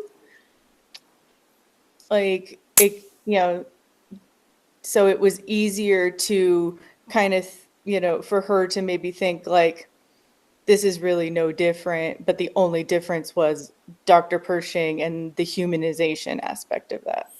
I think it's very clear that Elia knows how to get ahead wherever she is. She's in communication. I think she has a way of knowing how to, as a woman too, to plow through and keep her head down. And I think that maybe she's learned that a lot of doing that is throwing people under the bus and making her look better in a way.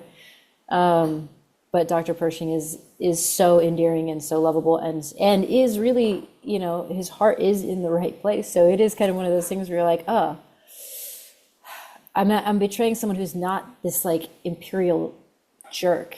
I'm betraying someone who's pretty wholesome, and potentially could be like early sweet cartoon character. Like what am I doing? But wait, Omid, there was a second half of the question earlier that I feel like. Oh yeah. Yeah, it was how do you separate the meta knowledge of what, like with Katie's character being framed as a villain in the photography of it? And how do you tell me about what it's like to try and stay in the moment with the person that she's pretending that Elia Kane is pretending to be towards Dr. Pershing, while also knowing that there's going to be like Star Wars sound cues in the background with the music and the framing and how it's being photographed. Does that enter into your mental process? Yeah, for the most part, it's pretty simple. Like you go into each scene having, well, at least the way I do it, I read the previous scenes going to each scene we're shooting, and kind of, it's not hard for me to like forget about, what's going to happen. It's going to happen in the episode.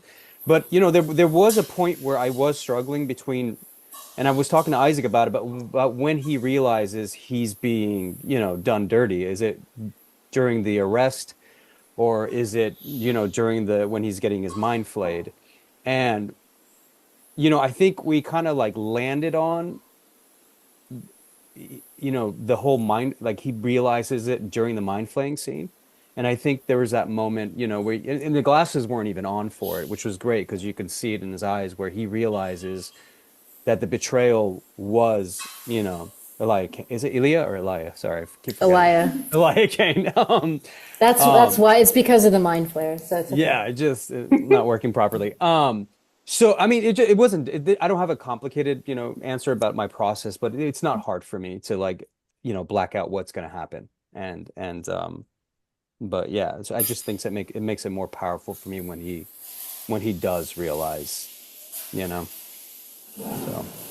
Same. Thank you so Why'd you much set for me that. up? Yeah. It's like, why did I set you up? Yeah, no, Katie was having a hard time with it until they yelled action, and she was all in. Speaking of like being adoring Star Wars, how much of a fan were you before and after this, and did that change any because of doing The Mandalorian? Yeah, I'll be honest with you. I'd seen like, bits and pieces of Star Wars growing up. I don't remember seeing the movie in full until I got offered the part. And, and I just, I treated it like every other project I get. I did my due diligence. I did my research. I watched the entire catalog of movies, like, from the originals to the prequels to the sequels, Rogue One. And yeah, that's where I got my base. But where my fandom came in is when I started sharing Star Wars with my son. And to be able to, because I didn't have Star Wars growing up, when I told my parents I was in Star Wars, they're like, "What? Like, what is that?" Um, so like to be able to share it with my son and see it through his eyes and how he sees this universe, my appreciation for it became deeper and deeper. And when our bedtime stories like were about Star Wars, he demanded that I knew the details, like if I was going to mention a porg, I needed to know what planet the porg came from. So there, so it is because of him that I became, a fan of the universe. So I credit him. Yeah. He's in our episode, by the He way. is in our Yes, he episode. He's in the is. background. Yeah. I didn't Yeah. know that. Yeah, it was one of Sam, the best days of my life. Yeah. that story you told about bringing him to the set, the Coruscant set, where he Yeah. was like, I'm in Star Wars. Like, that had me in tears because What? it was Yeah, just because what was beautiful. what it was it actually happened right here in this bed right here. He was like, it was like he said, Daddy. He's like, I'm like, yeah. He's like, I've been to Coruscant. He's like, Coruscant is real. I've been there, and I was like, heck yeah, because during the day he was giving me nothing. Like I didn't even know if he was impressed by like the set or the thing. It was until that moment I was like, oh, he did get it. Like the magic of, and this is the magic of filmmaking and the magic of Star Wars. I will probably right before I die, but that's probably the memory I'm going to think about. It took some time to process, maybe. Yeah, it did, and I don't blame him. Yeah. Yeah. That What film was it set's like pretty for him overwhelming. not being able to tell his friends? Yeah. Oh, he's kids live in the moment. Like he was on set one day, he forgot about it the next day. I don't and I think he realized growing like he thought everybody's dad was in Star Wars. It wasn't special for him until like his not so much his friends thought I was cool, but his friends' dads thought I was cool. Oh, okay. And then he got it. Mhm. I love that episode. Was so full of cameos. Like our DP was the magician in Coruscant, and then Isaac's daughter was in it. It was like really, it was a And his good time. wife, yeah. Oh, that's right. I didn't even realize she was in it. Yeah. Oh man, yeah, it was a good time. I think I'd only seen the original three, and then like the new, well, whatever 1, 2, and 3 as well, early on, because my brother made me. And then because he was so obsessed with it, I was like, "Ugh, leave me alone with the Star Wars. And when I booked it, I didn't even, like when I was auditioning for it, they didn't tell me it was The Mandalorian, but my agent was like, I think it's The Mandalorian, so you should probably try. And I was like, what's that? And this was season 2. And she's like, have you seen the pictures of like the little Yoda? And I'm like, oh, yeah, that's a show that's out now. And she's like, yeah. So I don't know what's going on. So the internet was a good source, looked up what the order was of everything and like, what should I watch? Watched exactly those things, and that's it. But what that did give me an appreciation for was I like how the universe tells the story of how people get to where they are, and how politics in particular can be utilized in a way that makes it seem like you're getting XYZ and you're getting something completely different. So I really love that we got to do this particular episode because it starts to show the inner workings of how basically the New Republic is like a repeat of the Old Republic. It's like nothing really is changing. It's just reframing and someone else is just temporarily pulling the strings, at least that we can see. So I just think that's kind of a fun journey of it for me. But I mean, I asked Dave Filoni on the first day if my little key cylinders were lightsaber daggers. So I suck. Oh, that's awesome. Oh, No, that's awesome. Like these little guys? The code cylinders? No, what's that? Yeah, Oh, code cylinders. Yeah. Do you have it? Is someone holding it up? I do. Yeah, I'm wearing them. Oh, yes. Yeah, Yeah. those. Yeah, I was like, Yeah. is this a lightsaber dagger? And he's like, I wish. Oh, No, they jeez. just Yeah. you plug them into a terminal and they say, yeah, you can access this classified document. Yeah. It's the clearance storage container. Yeah. Yeah, it's The USB drive. verified USBs. They are. Yeah. I actually do have one that's a USB drive. It's pretty cool. I have one that's an RFID chip in my ID badge for my job. Oh my god, that's amazing. Nice. What? Yeah, it's the same I need exact functional thing. It just lets me log in. Awesome. Wild. More like regarding us, you're both actors and artists on your own right. It is always a curious thing. I'm a concept artist to see all these people come together to create this illusion for a little bit of this different world. And maybe you got like different materials, like Katie was saying that her character was a little bit more obscure on the background, or maybe you got like the opposite, that you have more information about yours. But at the end, do you feel you were able to add your own part, not only to the characters, but also like to the whole universe to bring everything together?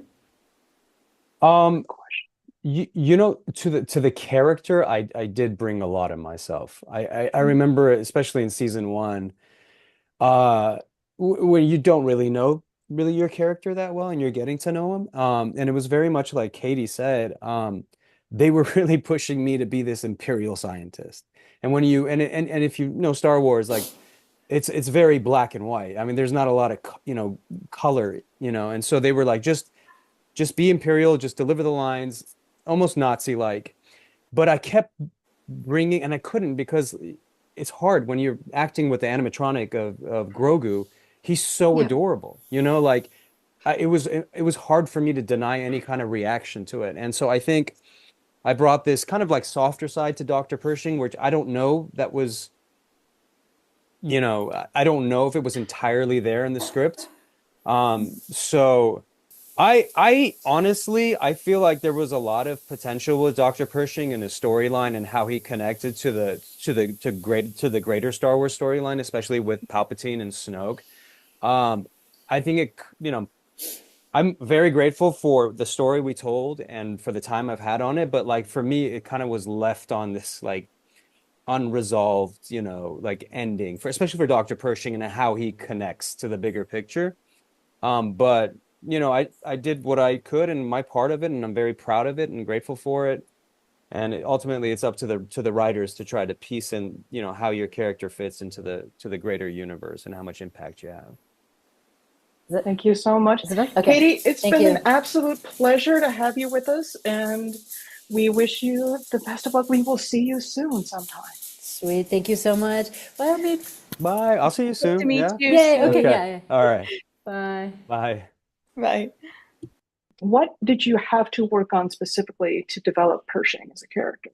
Um, I don't like I'm for me, it's Pershing was like I think the season three, episode three was the first time I really got to know him. In the prior two seasons, he would pop up here and there, deliver some, expositional lines, and I didn't really feel like I really knew who he was until I read the script for the, episode three of season three. But for me, I just felt very connected to him. Like I felt like, Cinderella, like the shoe that fit. And it wasn't like I had to do a lot of like work. I just felt him inside me. And the whole thing with the ear, I gotta credit Mm-hmm. Isaac, the director. That was actually his idea. He said Good idea. it was a great idea, and it was really interesting to see like the fan reactions to that move. He said it's more like you're kind of like your security blanket. And it Sure. was interesting. Like he's like when you're feeling like emotionally like kind of like overwhelmed, it kind of like calms you down by just rubbing your earlobe. And I thought it was a really I don't know, it was a beautiful touch. I wish I could take credit for it, but I want to credit Isaac for that. Um, It was great delivery. Thank you, thank you. It was a team effort. But but I gotta say, like it was for me. One experience I haven't had in my career was acting with a droid. Um, it was basically Hmm. you have someone who's in a gray suit behind the droid, moving the droid like this with like sticks in his arms, and you have to kind of like not see him. And then you also have someone reading the lines, which is like, far away offset. So to be able to like to put this voice you're hearing over here in front of you and then kind of blacking out that there's a guy in a gray suit doing this, like it was so fascinating to me to see the final product. And then I was like, oh, I totally buy it. This is amazing. This is the magic of filmmaking, so I thought that was really cool. All the droids are pretty silly on set. There's guys in like, like the security droids on the train, it's Yeah, these yeah. guys in gray suits with balls on them. They look, ridiculous, like not threatening at all. So it's really cool to kind of see all that come together. As an actor, do you often watch your own pieces, your own performances? And what is that like for you experientially, because for me it's very weird. I've done a little bit of theater, and one of them was videotaped, and trying to Oh watch that no. was Rule number one, disturbing. do not watch theater on videotape. That is traumatizing. You can be like, Daniel Day-Lewis and it'll come off silly. But to answer your question, like it is, I do end up watching a lot of the stuff I do. There's a few things where I don't watch it because I didn't trust the experience of it. But like I start off like literally watching everything I do like this, sunk down in my seat, arms crossed, really like protective. And then by the end of it, I'm like, oh yeah, that's me right there. That's me, and that's kind of how I felt with, The Convert. I was very, terrified. When I first got the script, I had to run to the bathroom. Like it was so much, like I felt a lot of pressure going into it. But pressure, I was excited about, and um, but yeah, I do watch everything, most things I do because I'm curious, especially when you try out things as an actor, you want to know if that worked, if that came across, and But I wanted to go back to the ear thing a little bit because I know that was planned, but I've always wondered as actors because I'm sure you do get a little nervous even though you've done it a bunch. Are there any tics that you or nervous type of unconscious behaviors, even small ones, that you kind of have to mitigate when you're playing a character? Yeah, that's a really good question. Yeah, I do. I do this a lot with my hands. Like it's when it's usually by my side. I notice myself, especially during my auditions, or like I'm like, what am I doing with my hands? I don't realize it, and that's what pockets are for. But yeah, it is something you try to like. Yeah, I don't know if I do. I do. I'm very active with my hands, and usually they probably edit it out or something. I have so Speaking many of, things I'm self-conscious yeah. about, so I have to Oh, wonder about. right. No, fair enough. Yeah. We're no different. Yeah. We asked the same question of Katie earlier, which was like, what um do you have like any kind of mental checklist of like things that you look forward to from doing, like Shakespeare in Park, check, etc. Um, do you have such a list? And do you mind sharing one of those things that you want to work on? I don't have a checklist in that sense. I kind of went into acting not thinking I could ever really be successful at it. And so I've kind of like I don't just very, very lucky. I think throughout my career, looking back over these last 20 years, I've been very, like, I don't dream that big. Like I actually, the fact that I've been able to do what I've do, I don't dream that big for myself. Um, But I guess if in my checklist, if anything, is show specific. Like if I see a show, I'm like, that's the show I want to be on. And currently, it's Fallout. Like I would love, love, love to be on that show. Um, uh, it's so good. So Yeah, good. yeah. I just yeah, yeah. So no, I mean like as long as the role is good, as long as the story being told is interesting enough for me. Like I know going into my acting career, I didn't want to be like terrorist number two. That was my. I didn't have a big line, but that was my line. I wanted complexity to my characters. And for the most part, I've been blessed with having the opportunity to act a lot of roles that gives you the opportunity to, color with, bring nuance to the character, like Dr. Pershing. So. Uh, Gemma and I both first saw you in your role in American Gods, which That's was another one, really yeah. touching, and you've been one to watch for us ever since seeing you in that. So Thank you. Yeah. That That's one of the roles that's like I hold very near and dear to my heart. So thank you. So that scene, for those who may not know, Omid plays Celine, who goes through a transformation of multiple levels in in American Gods, which is about theology and gods that may have been forgotten as time goes along. Absolutely adored it. I think about that at least once a week, just because it was so beautifully done, so beautifully performed. So thank you so much Thank for that. thank you. Yeah. Um, again, I want to go back to something that's already been said. You said, Fallout would be a great thing. Do you like video games? Like, I sure do. yeah. Yeah. Is there, Yeah. yeah, is Fallout like one of the favorites? I actually didn't know what Fallout was when I went to watch the show. I knew it was a video Oh, game, but I okay. hadn't played the video game. Mhm.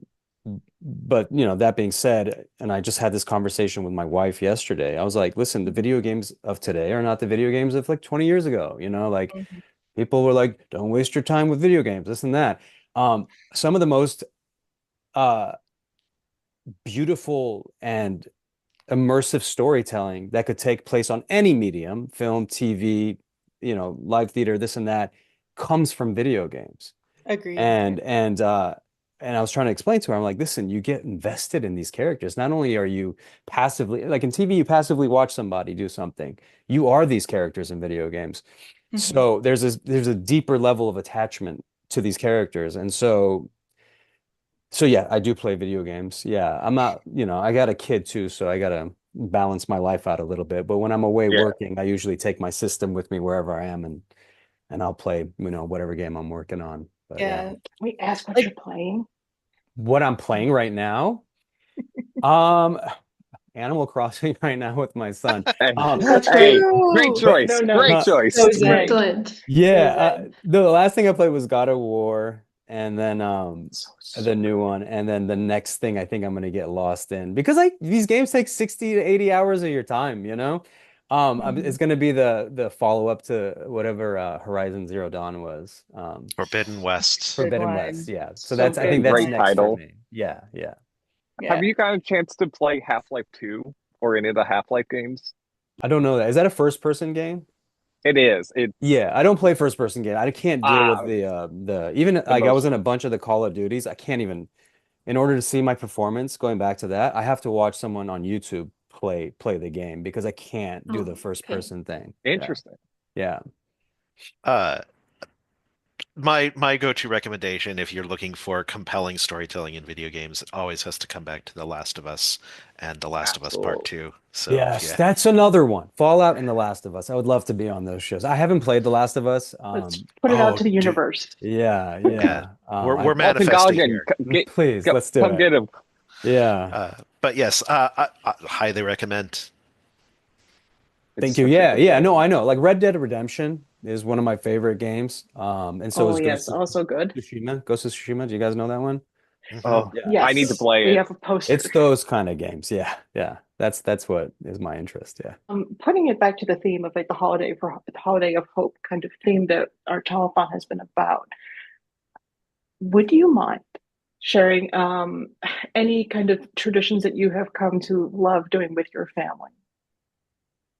It's If it's interesting. not too personal. Yeah, no. That's a great question. By the way, do you know my name means hope in Farsi? I did What? not know that. No, Omid. That's Yeah, amazing. yeah, yeah. what?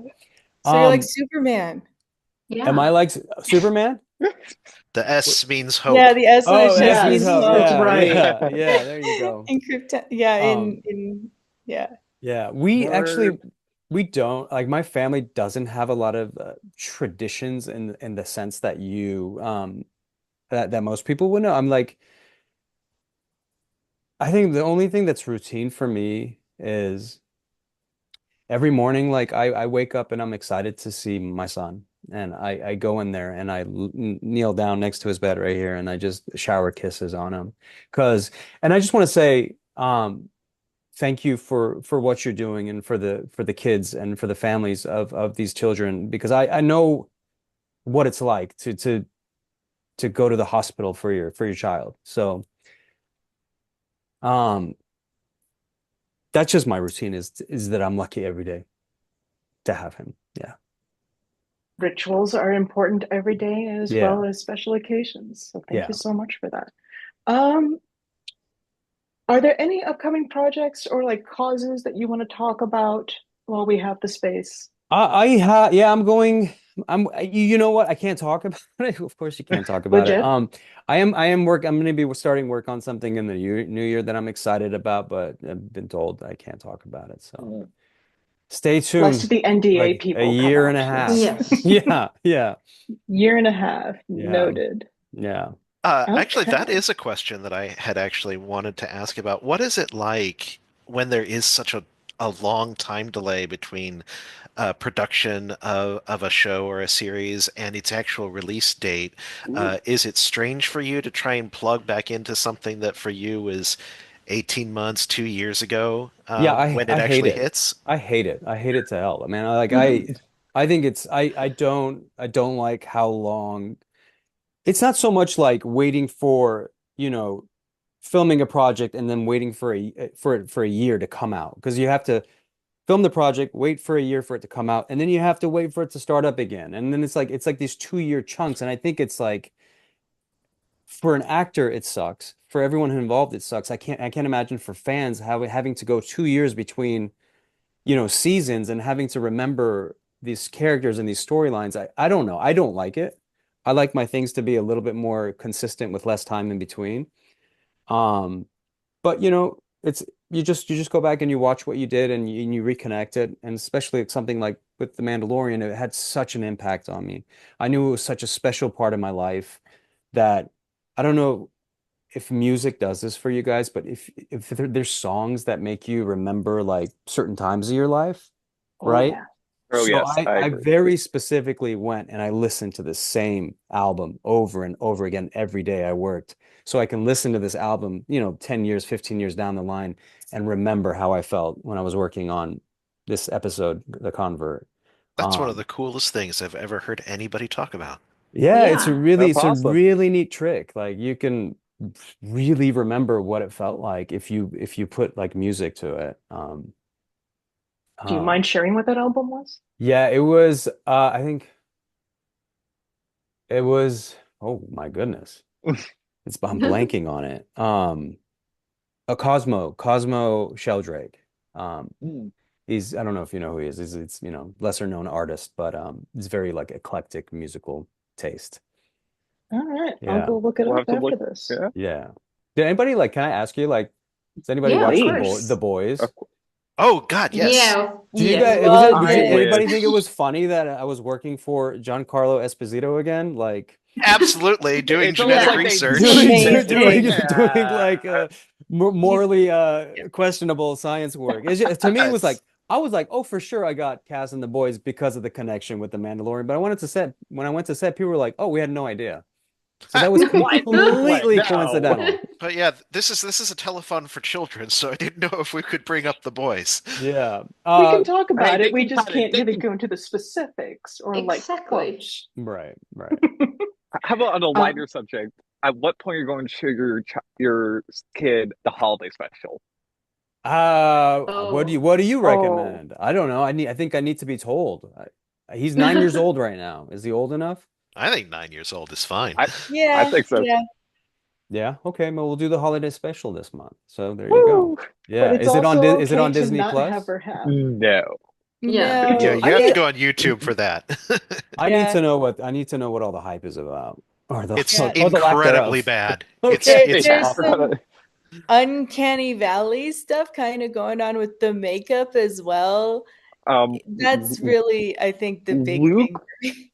looks more fake than the CGI did in Mando.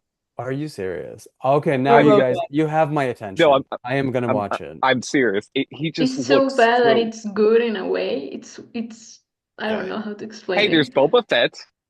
Yeah, Oh first yeah, that's appearance of right. Boba Yeah, Fett. yeah. The first appearance of Boba Fett? Yeah. Oh, you mean this came out like prior to? It Wait, was what in do you? 1978. Yeah. Oh, wow! I didn't know Yeah. that. Okay, all Yeah, and right. they didn't know It anything about what Star Wars would be at the time. It's just George Lucas's fever dream from the it early is. days. It's like Okay. fanfic, I guess. And then I'm like like, is it? Boba Fett appears as like a tack-on little 2D animation thing. It's interesting, and you'll see some influences that carried over to The Mandalorian as well. So it's interesting. Yeah. Okay, I will check it out, and I'll let you guys know what I Oh think. my What I think God. of it. Your kid is going to have some interesting words of like, what is this? I know, right? Then we Yeah. were wondering why Omid is not talking to us anymore. Yeah. How Yeah. could you do this? Hey, Yeah. I take the blame. You'll I email did the it. PR team going, "What did you make me watch?" Yeah. Yeah. He'll be in on the inside jokes though. I will. Yeah, Yeah. which is No. great. I'll be. Yeah. I'll go into it with the right kind of mentality. Don't you worry. Don't expect quality. Yeah. Just don't. It has its charms.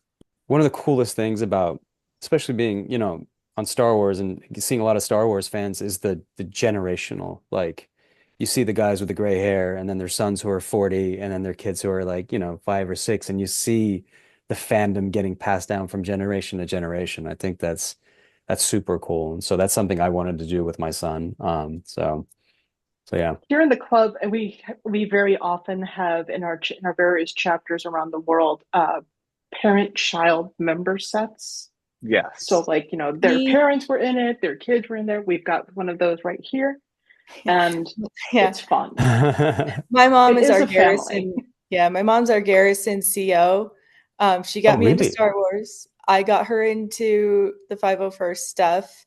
Now she's GCO and the circle is now complete. So Wait, what does GCO mean? I don't. Garrison Commander. Oh, yeah, okay. so Garrison she's Commander. Got it. Okay. yeah, so she's in charge of our garrison, which is in Colorado and Wyoming. So Okay, Hey, cool. even I can't keep track of all the acronyms. Yeah, You're no. new. It's It'll also come really to us. cool to see all the garrisons throughout the world. Like I was just in Germany and then the German, like New German Zealand. Garrison, they don't mess they are the around. sweetest people.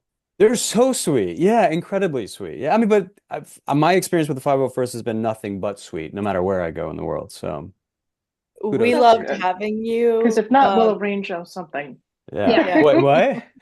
If they're not nice to you, we'll arrange something. Okay. Oh, we all Right. Yeah. Vader It's is still the boss in a way. Yeah. Yeah. We loved having you a year ago on Black Friday weekend at Galacticon. Yeah. You came into the room and you sat on our Mandalorian's throne.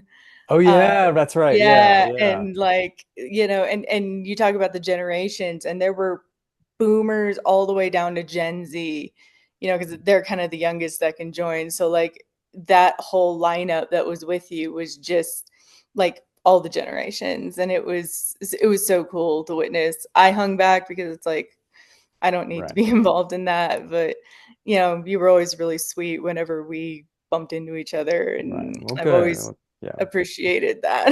Well, I appreciate you guys. I really do. I'm not just saying that. That Yeah, sounds for sure. actually a great chance for us to wrap it up and thank everyone for coming in. The Starlight Foundation, once again, is running this telethon with the 501st Legion throughout this weekend, raising funds for a great cause, helping kids in hospitals have a little bit of an easier time. From our Star Wars family to your Star Wars family, thank you so much for coming in. Thank you very much to honorary member Omid Tahi for joining us today. And also thanks to Katie O'Brien, who logged off earlier, also one of our honorary members. To each and every one, a very happy holiday season. This is the way.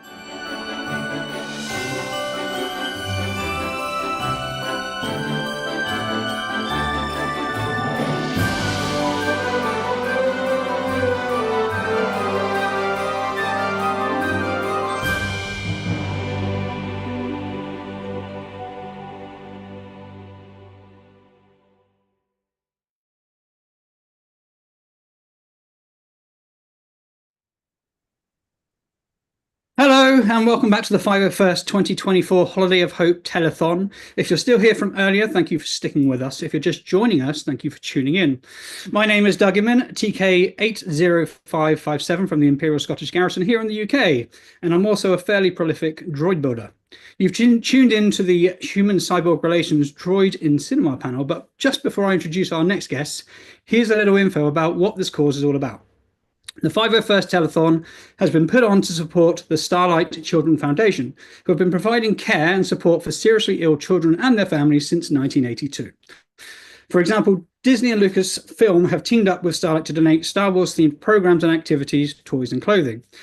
Another example is specially designed Star Wars-themed Starlight gowns representing characters from within the universe of Star Wars, whilst offering access, tie-downs, removable sleeves to the gowns for the hospital medical staff to access them during their medical procedures. As well as the United States of America, Starlight also offers support in Canada, the United Kingdom, and Australia. We thank you all for all your support, and if you would like to find out more information or make a donation, please visit starlight.org/Holiday of Hope. And with that being said, I am very proud and honored to introduce our next guests. Please welcome to the screen Lee Towersey, who is our droid builder and Lucasfilm employee from the UK. Hi, Lee. We have Michael McMaster, David Ferreira, and Gordon Tarpley. Hi guys, welcome to the panel. We also have Peter Nuttall here, who's also going to be here interjecting whenever he feels fit. And hi guys, welcome to the panel, welcome to the telethon. How you all doing? All right. Great. Fantastic. Really good, thank you. Great. Thanks for having us. Yeah, Doug. We are very privileged to have you here. So guys, I just want to take it way back before we get into your roles within the Star Wars universe. I just want to take it back to the beginning. What gave you the bug to want to start building droids from Star Wars before you were approached to come into the cinematic universe? What made you want to build droids? And Lee, we'll start with you. Okay, so as a child, I was just always into building stuff. So it started with Lego. I think that's a good a gateway into building in itself as a child, when you know, basic skills and so on, and reading instructions, if you could be bothered with the instructions, of course. And then that just escalated to bigger things like remote controlled cars, boats and planes. And I was just always looking for something bigger and better. And in the end, I ended up finding the R2 Builders group, which was a Yahoo group at the time back in 2007. And I ended up building myself an R2D2, which took me about 2 years. But the information in the R2 building community is good enough to enable you to build a screen accurate R2. As we can see behind your good self, Doug. My R2 is in the house at the moment, getting ready for Christmas. So yeah, built myself an R2D2, and that's continued bizarrely. You know, why, as if building one R2 isn't a big enough achievement, it just seems to keep going. And that's, I'm sure, with everybody else here, it's never just one, is it? You just keep building and building. Great. So Michael and Dave, if you want to share your experiences, please. Oh my gosh. Well, you know, growing up as a kid in the 70s, I loved movie robots, TV robots, the B9 robot from Lost in Space, Robbie the Robot. Used to make cardboard versions of those as a kid. Then I saw Star Wars, became obsessed with R2D2. Flash forward to 2001, I joined the R2 Builders Club. Took me a couple of years to build my first R2. And then over time doing conventions, wound up getting to know a lot of the folks at Lucasfilm, who eventually pulled me in to do appearances with my droid, and that led to other things. Yeah. So for me, you know, I had a love of robotics starting in high school, where we did competitive robotics, and for FIRST, actually, when it was called back then. And spent about 20 years just volunteering, helping out high school students, just mentoring through robotics programs. And I think I got my Star Wars bug when The Force Awakens came out. I was looking for something to do. And when we first saw BB-8 roll out on stage, and we all thought it was CGI and it was real, we all kind of got the bug, at least the folks around me did, and wanted to start there. And that started me down the journey of the multi-droid multiverse. Yeah, multiverse. Yeah. So one BB-8 turns into multiple, turns into opportunities down the road where we are today. And Gordon. I feel like I have a hybrid story here, because like Lee, I had Lego obsession as a kid. Loved making things, and loved Star Wars since as long as I can remember. We were talking about this before we started. It was the first movie I saw in the theater as a kid. I'm just old enough to have been before all the films.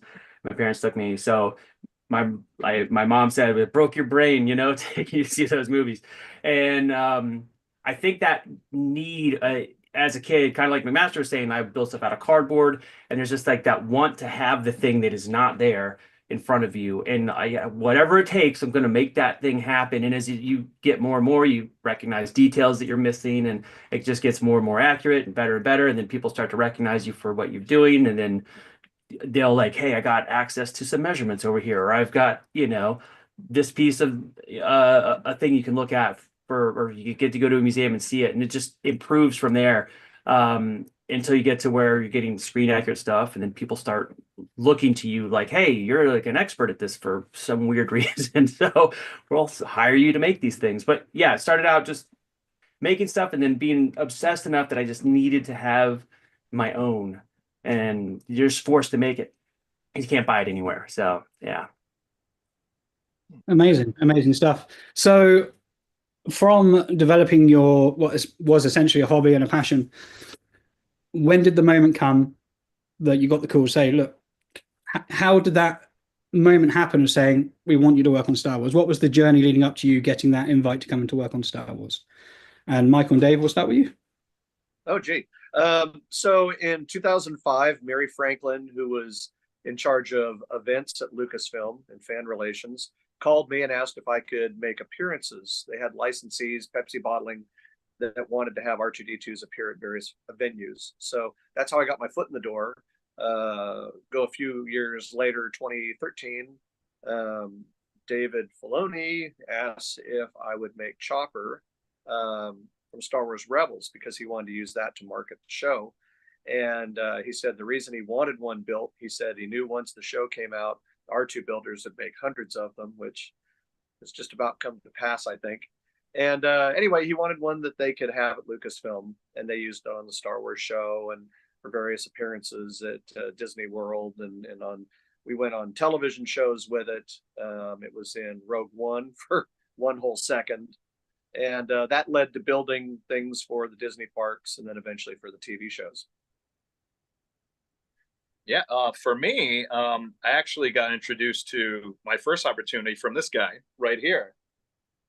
Not that guy too, and Gordon too as well. Though they were looking at doing a project for the Book of Boba Fett show, and it involved a certain droid with 3 arms that needed to move and act and have all kind of appendages. So, and was the RX droid, and they asked me if I would be interested in looking at that, and I said, has it been done before? Nope. So that was a fun challenge getting in there. And that was the first opportunity I got to work with seasoned veterans that understood the process. So I felt like that team effort really got us to that finish line faster than I would have predicted. Yeah. And we pumped out 3 droids within 90 days that were 2 fully functional and one that was a static stunt droid. Yeah. And to this day, it has survived 3 different show productions. And you made an extra arm that they ended up not getting used. That was really cool. That I'm just watching that video this morning. That's funny. So for the specific droid in the car dealer scene in Book of Boba Fett, they wanted to do close-ups with the arm that came out. So I developed this puppet arm that you can control with a joystick right from your hand. And it was had so much dexterity that you could grab a card from someone and then hand it to another person, which didn't get used, unfortunately, but it was one of those fun things we developed here in the shop within a few days. Yeah. It was fantastic. Thanks for bringing that up, Gordon. That's funny. We just thought of it. I love that thing. I was like, man, I can't believe they didn't use it. It's so cool. Yeah. And then after that, it was, what other opportunities could we have? Because there was a lot of shows coming at rapid pace a few years ago. So some various props for Ahsoka and there was a plethora of mouse droids in Mandalorian season 3 that I was able to help these guys out here. I didn't have enough printing capacity, so I called Dave. I said, I need some parts and I need them in a week. And he goes, okay.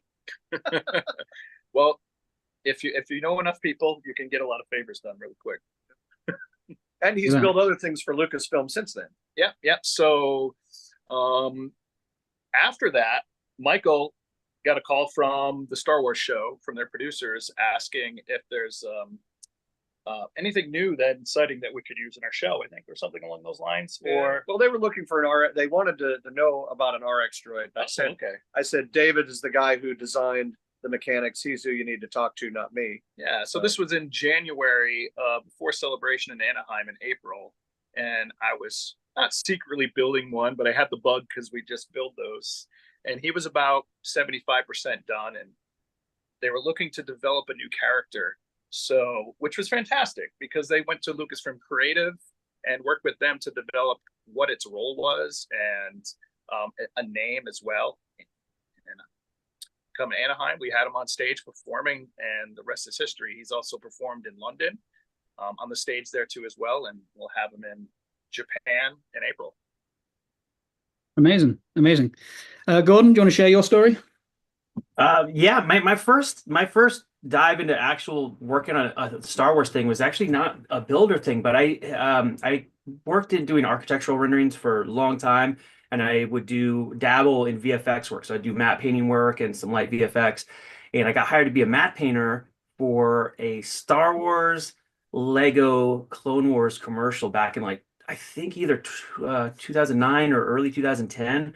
And it was my first time I got to work with LucasArts and like the creative people there. And that was my first time getting into like an official, actual Star Wars thing and like see my stuff on TV. And then it was a few years later, maybe 3 years later, I met Mike McMaster in 2013. We officially met. We had actually met before that, like real brief, like handshake, like hey, and I knew who he was, but we like hung out in 2013 on a shoot, and then same thing. Mike McMaster pulled me into some stuff, and I cannot remember what the first thing. I feel like we did some random pieces of things. Like I've worked on random parts for things for McMaster. That was like my first kind of like, hey, I'm touching the universe here, you know. And then for Galaxy's Edge, I made a bunch of stuff for Galaxy's Edge, and it came from a couple different angles. Like some people from Imagineering bought I make these the IG-88 heads, those Rolls-Royce Derwent engine, you know, burner tubes, and some people from Imagineering bought one for me. And like a year later, my friend Tom Spina hired me to make them for the parks. So I did it through Tom Spina Designs, but people Imagineering already knew this. So I don't know the connection there, but they were contacting me directly, like, oh, you got the thing. So all this stuff in Oga's Cantina, those big silver canisters, I did all of those, and I sculpted an RA7, my first RA7, and an EV99 that are in the droid builder area for Galaxy's Edge. And the droids in the droid builder area, I made the masters, and then Imagineering molded them, cast them, and there's tons of them in there. And then the canisters for the cantina I made myself. But I feel like that was my first thing where it was like it's on me to make the stuff. I've had a lot of things where I'm making a component that's for someone else's build that would be official. And then when the shows came up, um, McMaster got the one of the droid molds. I don't know if I'm like to say which ones it is, but I ended up making a lot of the domes from his mold, but I did all the fiberglassing and made all the components, and they end up on a bunch of the shows. Along with this, actually the canisters I made for the cantina ended up on the first season of Mandalorian. They've been on a couple of those as well. So that was like I'm starting to like get into the universe. And then that's where it started. From there, there's been all kinds of weird opportunities, but those are, I think, the earliest ones that I can think of. They were Yes, official. if you've seen any R4 droids, Gordon made that. Amazing. Yeah, just the domes. They didn't make the whole droid. I made the domes, and they put them on wherever. So I think there's one of them on there that I didn't make, but I don't know which one it is. They're all from the same mold, I think, but there's one that I didn't, that wasn't one that I supplied for that thing. But it's cool if you lift them off and look on the inside. I put Tarpley McMaster or something on the inside, so like you could tell, like if you ever get on set, you can see it's like buried under the epoxy, so you can't like scratch it off or anything. Brilliant. Good idea. Brilliant. And Lee, let's hear your story. Yeah, similar to Michael McMaster, actually. I've got Mary Franklin to thank initially, because when I finished my R2 in 2009, I became kind of the go-to guy to do events for Lucasfilm for publicity and what have you. So I did many adverts and press launches for things that were going on with Lucasfilm while Mary Franklin was at Lucasfilm with the fan relations. But then, of course, we had, thanks to Oliver, a celebration in Germany, cheekily, literally going up to Kathleen Kennedy and offering the droid building community service to build droids for the Star Wars films, because that was around the time that Disney had taken over Lucasfilm. And 3 months later, the production team around Oliver's house. Oliver needed a bit of help, so he thankfully asked me to go along to Pinewood and talk to the production team as well. And we literally walked out of a meeting, came to the end of a meeting. They said, "You've got the job." And we didn't even realize we were there for a job interview. So, we styled it out, and we went home. It was unbelievable. Really, is that happening? And we'll let you know, when you start, we'll give you a call and we'll let you know. And I think we waited another 3 months until we got the call to actually, with a starting date. And we just thought we were on a big ruse. We thought it was just some big crazy wind up. And yeah, next thing we're back at Pinewood. We're showing our workbenches. One film was enough for Oliver. He did The Force Awakens, and we built the two R2D2, sorry, the four R2D2s between us for the film, which have been continued to be used since, and now they're in the US, and they've done a few cameos in the US TV productions as well. So that's mine and Oliver's work. But Oliver left after Force Awakens, and I've been lucky enough to just carry on and keep getting asked back to work for Neil Scanlon at the Creature Effects Department. And it's gone from just myself and Oliver in what's classed as model making within Creatures to quite a big team now. And I'm now become a senior model maker. And the department's got bigger, and we've got an HOD. Paul, we are HOD now in the department. He looks after us, and we get up to about 8 or 9 of us now in model making, specialising in droids. We do other things as well, but we do a lot of droids. And yeah, I've lost count. I must go back and look at how many droids I've been involved in, but it's certainly become a team effort now, making many droids for loads. I've worked on 8 productions now, I think, Star Wars productions, and some of our stuff pops up in the US as well. I'll be innocently sitting there, settling down to watch Mandalorian or whatever, and that's where my droid is now, whatever. So yeah, it's cool, and still living the dream, and yeah, it's very fortunate, taking opportunities, and living the dream still, thankfully. Yeah, Lee is the most prolific. I think he's done more television and film work than any droid wrangler in history. Far and away. Actually, I think it's probably possibly. True. Yeah, possibly. We should make a patch.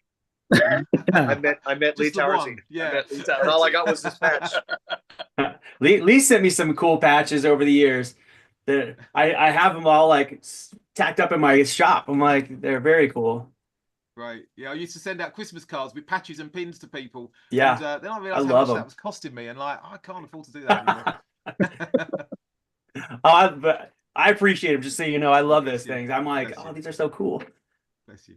So Lee, when you were taken on for Force Awakens, did you get to look at the older props, the original R2 props, before starting to work on the new props, or was it complete scratch build, nothing copied, brand new? It was complete scratch build. So we took my R2D2, because Oliver had an R2D2 as well, and we decided to take my R2D2 into Pinewood Studios. So we had that around the workshop. So that was the first Star Wars thing in the workshop, really, because it was really early on in the production. So there was a lot of publicity shots, like the script reading, and High from the Workshop with JJ and Kathleen Kennedy and Oliver and I, with my R2 in the background. So that was quite nice. And fortunately, because we had access to having built our own R2D2s, we had that detail. We trusted the club's information, and we just went with that, basically.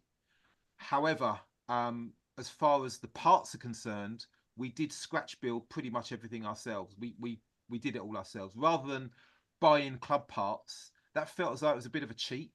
So rather than buy everything in and just build more R2s, we started to 3D printing was relatively new in the workshop then, so we did 3D print a few items.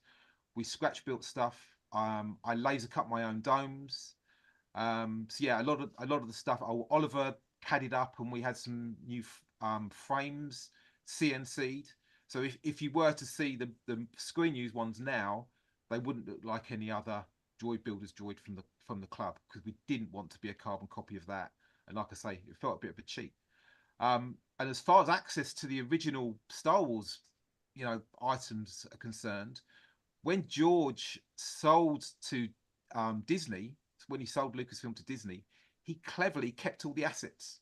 So everything that was in the original Star Wars productions still live at Skywalker Ranch. Is that right, guys? Yeah. At Skywalker Ranch. Yeah. So someone did go over there. I think Oliver got to have a look, because he happened to be on holiday and he went over there. But as far as getting a tape measure and measuring stuff and borrowing stuff for reference, that wasn't a thing that happened at the time. I think later on, when we did Yoda, we got to see the original Yoda, what was left of it, and get some measurements off of that from Skywalker Ranch. But no, as far as material reference was concerned, we were on our own, really, and using the information that was out there on the internet and the knowledge base from the droid building community, and various other groups. Really, we were on our own with that. And that a good example of that was the Dr. Ball, the interrogation droid. There was a guy in the workshop scratching his head, wondering what shape and size that was, until I pointed out that about the two R2D2 domes next clammed together with the joining piece, obviously. And he's like that was a bit of a eureka moment for him. So off he went, and that helps build that, which was never seen. We didn't use it in Force Awakens in the end. But no, to answer your question briefly, we did not have access to the original items, unfortunately. Amazing. And Michael, I've got a. There's an elephant in the room there. There's a little bit of a droid behind you. How how did that come about? I mean, that I believe that ended up in Mandalorian, right? Yeah. So what happened was I was building a chopper for myself, and I get a call from Dave Moog in the UK. He has a website called Droid Division. He makes 3D printed droids. He said, "Hey, I'm thinking about doing a 1-to-1 scale probe droid, but I can't find anybody willing to print it at 1-to-1 scale. Would you be interested?" I immediately stopped everything because that's like my dream droid. So I built it. And while I was in the process of building it, Lucasfilm said, "Hey, if you get this finished in time, would you be interested in having it in Kenobi?" So we got it down there. We took it to Manhattan Beach, which is where the production offices are and the sound stages. And they said, "It's too big. It's not going to fit in the scene." And all the time I've been telling them it's enormous. And they said, "No, it's not going to fit." They had a second shot that was going to be out in the desert, but it's 3D printed, and they wanted to keep it in a storage container, and it was going to be 150 degrees in that storage container for a week. And I said, "No, we can't do that either." So then that all got scrapped. I was very disappointed, dejected. I get home, I get a call because we were working on droids for season 3 of Mandalorian. And they said, "We understand that Kenobi's not going to use the probe droid." I said, "That's right." And they said, "Well, we've written a scene that has a messenger droid in it, and we would like it to be a probe droid." So we wound up in, it was episode 7 of season 3. Wow. Definitely a highlight. And that it wasn't just a static either. They fitted it to a boom arm. Is that right? It was fitted to a camera boom, which was also on a dolly track. So everyone, when they saw the episode, they said, "Oh, that's CG that they're flying in." No, we actually flew it in on a camera boom. Myself and another droid operator from Legacy Effects. The two of us were driving it. And you can't really see in the scene, but they had rain machines going. So we shot for 10 hours in a soundstage wearing our little, rain slickers. And the whole time I was waiting for this thing to short out. We were trying to keep the radios dry and the cameras dry. And it was quite an adventure. We had Katie, who was the actress who was playing against it. She was a real trooper and a lot of fun. Dave, well, not Dave Filoni. Oh my gosh, why can't I think of the other producer? Jon Favreau came in during rehearsals and just stared at it. Like he was apparently as obsessed with it as I was, and he became an 11-year-old kid.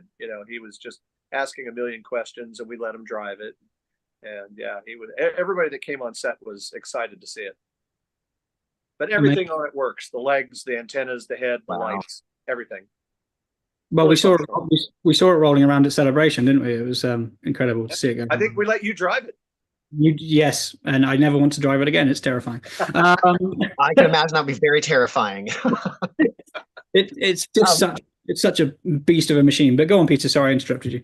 Yes, actually, I'm going to say I just recently got those Droid Division files, and I think I'm printing mine at only 36% scale, just because it is quite huge. There's no way I'm going to fit into my house. But I do have a question for all of you guys. I'm a brand new droid builder. I've done static droids. Now I'm starting to go into doing a full-size chopper. He's all printed.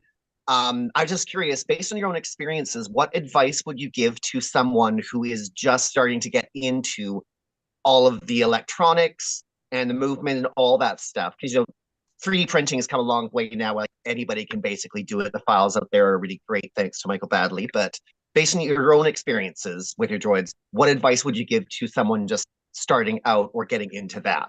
Avoid blue smoke. Questions. I know. Yeah, you got lots of the droid builders groups are so very kind and willing to share information. There are a lot of things that I don't know. I can ask Dave. The other day I had a problem, electrical problem, and Dave, I call him up. He had the answer in about 10 seconds. And also I devoured, I think Gordon as well. We both devour a lot of YouTube videos. Oh, I'm YouTube's the constantly best. searching new techniques. And I always in this is sort of I will share anything that I learn. I'll try to make a video and just talk about it unless I've been told specifically not to, because I get so much from YouTube, and like other people have helped. So much of what I've done has come from other people's knowledge and just going on the internet. Like somebody made a whole video on how to make molds or how to do like good fiberglass layup, or any of those things have been really helpful to me. And yeah, internet, YouTube for sure. Something I would say is, even though I was used to making remote controlled cars move, moving R2 is considerably heavier, and like Chopper as well, a little bit heavier than a remote controlled car, is get everything working out of the droid first. So I connected up all the transmitter and receiver and the speed controller and the motors, and just got them spinning just to see how it all works before you start assembling everything and putting it into the droid. Just get your head around how it all works first, because electronics can seem quite intimidating to a lot of builders and model makers. They don't always come hand in hand. So get it working on the electronics, working on the bench first. Then you'll realize how simple it really is. Because honestly, if it's a simple drive system, it complicates it a little bit when you're trying to move two motors, but it is relatively simple. And once you get it moving, you think, why was I so worried about that? Do it outside the droid first, though. Excellent, thank you. So Gordon, you're a creature actor as well as a droid builder. Yeah. So I noticed 3PO behind you, but is that 83 I see behind you as well? Is 83, 3PO, RA7, and then over here I've got a CZ3 that are C3s in progress here, but pretty close. How did 83, how did he come about? How did you end up in that role? And how much control do you have over the personality of creating for a protocol droid like that? There's surprising kind of a lot in this one, actually, which is awesome. And I can't remember. I don't know if they reached out to McMaster first or me, but it was like almost the same time. I feel like we both were contacted right around the same time about doing Jedi Temple Challenge. And I know I got a call. It didn't say I was recommended. They were like, hey, we know you build droids, but I don't know if McMaster threw my name in or if they just had seen my stuff. And they initially wanted to look like what's his name, Hu Yang or whatever from Ahsoka. That was the droid. That was going to look like that, but it's going to be a guy in a suit, which would be me. So I got all the files for that droid and made them to fit me so that I could wear that. I would have been that droid, but I don't know if they had insight that it was going to be in Ahsoka in a couple years or what the deal was. But we got like 3/4 of the way through getting that designed so I could wear it. And then like, no, we can't use that droid now. We got to make a new droid, but we want it to feel kind of related, but we want to have these other aspects. And I got in ZBrush and I just banged out a whole bunch of different wild head shapes. I would look at like Doug Chang's just droid drawings that I went through and kind of like inspired by those, made a bunch of, so they're very, very different than what is here. Like this one is actually very close to one of my designs, but there were some that were just crazy looking. And they went through and like axed a bunch, and then they picked two that they liked. Like they liked this part of this one and this part of this one, a little bit of art direction. And that's how that head ended up. Like that has a little like Fu Manchu kind of thing sticking down off the face. And then, but like the designs were like a toned down version of one of Doug Chang's like crazy things that had this big broad head. But I did probably like 85% of the design with like some art direction here and there. Like the arms are fully designed by me, and elements of it are like I said, I would do it and it would be like, let's add a crease here, or let's like shave this, but it was mostly my design. But when they came to me, it didn't seem like it was going to be like that. I ended up putting a lot of time into development and then not a lot of time into making it. It didn't have, because it was trying to figure out the suit, it ended up time frame wise being pretty short build. But yeah, it was really fun. And to get to perform, it was awesome. McMaster was my wrangler every day. He could give me lemon heads so I wouldn't die. And then put me in a suit, give me an Advil right before like what is it around like 11:30 or 1 or whenever noon, I started to get like fatigued. I was like, oh my God, this costume is a little bit much. And then take an Advil, have lunch, and I was good for the rest of the day. But the I could but always tell. I'd see him. 83 would get real quiet and then yeah. start kind of rocking around in circles. I Weaving said, back and forth. yeah, you say Well, you need to come out, 80, and thumbs up. yeah. Okay, out we Yeah, go. we popped the head out. And the thing is, like, with the way this show was shot, this is sort of off topic. Sorry for the tangent, but they shot all the action stuff. At the beginning of the day was like all the what do you call it? Like the trying to find the saber parts. If you guys have seen the show, there's like a big obstacle course. They shot at the beginning of the day, and I got to be really animated. And moving around in a suit like that is way easier than standing still. And the second part of the day, it was like the challenge quiz time, and Ahmed was just giving the questions and talking. I just had to stand there. And just standing is the worst. If I can move and do whatever, you never get uncomfortable because you're constantly moving anything that would dig in or whatever is just moving around, so you don't feel it. But standing there, I would be sad in the brain. I think one time I fell asleep. I was sitting at the door, and I was like, they did the whole thing, and I didn't react. And it's weird. Like it's one moment, and they're like, "Hey, you're supposed to, but I was just been standing there for so long. They're testing this door. It was a bit much. But yeah, anyway, so the design thing. Sorry to get off tangent.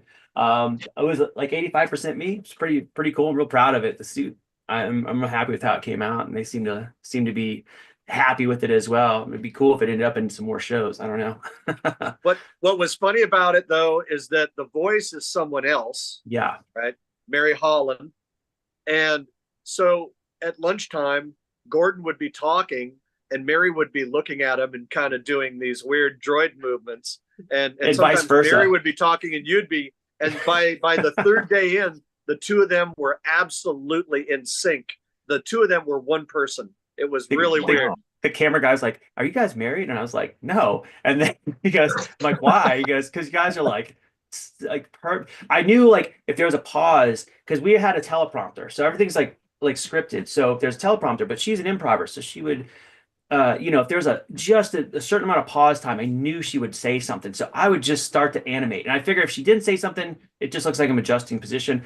But I knew she was going to say something. So I just start to like do something with my arms. And sure enough, she wasn't doing it because I was moving. I just knew she was about to talk. So I'd go, and then her speech would come in perfectly. And it was just worked out really well. So there's a lot of improv stuff that just came out like really good. And her voice is booming on set. So all the kids and everything were hearing her, and I'm just, pantomiming everything. And most of it, I could see the script. So I knew what she's about to say. So I could like emphasize certain words and so forth. Really, really fun shoot. It was such a fun time. I wish it came out on Disney Plus instead of getting moved to Star Wars Kids. They blamed it on COVID. They're like, hey, everybody's can't afford anything right now. So we don't want it to be behind a paywall. That's what we were told. So is that true? I don't know. But the nice thing is, it probably would have already been pulled off Disney Plus, considering what happened to other shows we worked on, and it's still on YouTube, so you can still see it. Yeah, and it's got millions and millions of views. A lot of people have seen it. I get like questions about it from time to time still, and especially when Ahmed made the appearance on Mandalorian, and there was like a little uptick in like Jedi Temple Challenge because his character from Jedi Temple Challenge was the Kelleran Beck was his character from that he developed for Jedi Temple Challenge. So when it showed up, there's just like all this massive like amount of traffic for Jedi Temple Challenge. So it's getting a lot of messages about that. Like, oh my gosh, and there's gonna be more episodes of Jedi Temple Challenge. I'm like, I would like that. Is it gonna happen? Don't know. I guess we'll find out. I don't know if you remember, but I was lined up to do it here in the UK. Yeah. They were going to do a European version. Yeah, and Simon would have done the droid. droid. It up at Pinewood, and then they were going to fly different languages to do the show in the UK. So we were getting there, and then we were talking about the protocol and the astromech, of course, that Michael Master built, and it went away sadly, and that was it. Yeah, it was sad. I was like, and they had us all psyched up about it. They're like, it's gonna be the thing, and they're talking about having Simon do my role over there. Simon Wilkie, who's a very like if there was anybody to recommend, I would have recommended him. I would have been sad not to do it, but like if anybody had to do it, Simon's amazing. So I was like. And I would have had to like remake some stuff to fit him a little better, but it was still like, all this talk in the air, it's going to be happening. And then all of a sudden it just went hurt, just stopped.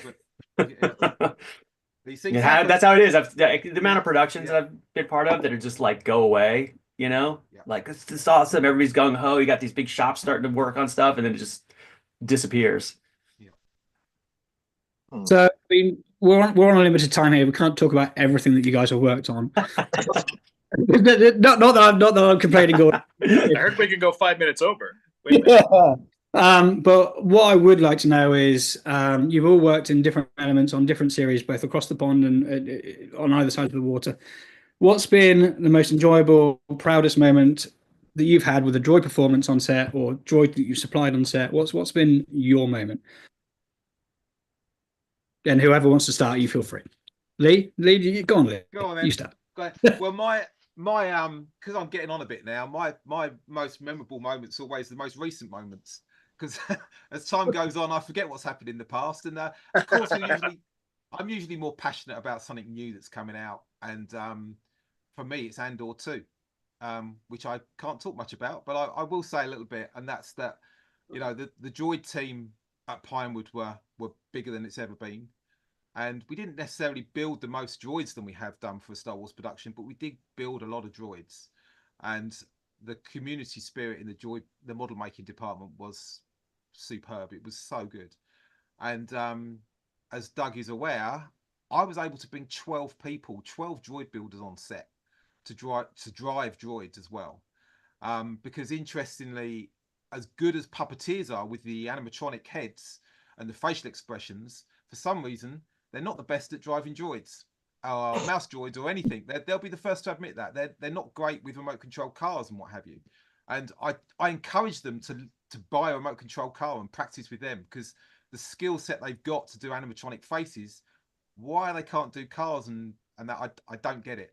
But the benefit I get from that is that I get to get the droid building community in, and they guest in for a period of time as required. And I managed to build up I think it was a group chat of about 12 people, and we managed to squeeze everybody in. I think it was only just for a day or two, but all 12 people managed to come in over a period of time on a wonderful set, driving wonderful droids, and meeting the wonderful team. And it was nice where these two worlds collided, which is where I came from and I still belonged with, and I've now, in the industry. And to see everybody working together, and those two communities working together was really nice. So when Andor 2 drops, I hope it's as good as Andor 1, and it's something I'm certainly am proud of. You don't know what it's going to look like when it comes on the screen, but it was a very memorable time for me, for sure. Great. Dave, Michael? Go. I think for me, the moment that steps out to me is when doing the live performance in Anaheim for the first time, and I'm there with my friends and the people who built the robot with me, and we're both looking at each other. We're live on stage, like driving droids, and millions of people are watching. It's kind of surreal moment, because there's only one take, and it was, you just go into this mode where it's just like you do it, it's over, and then you reflect on it. Oh my God, that was so cool. Yeah, but to enjoy it with your friends is just like, those moments don't happen often. Right. Yeah. Yeah, I'm probably most proud. Of course, I got to drive the probe droid on Mandalorian, so I was really pleased with that.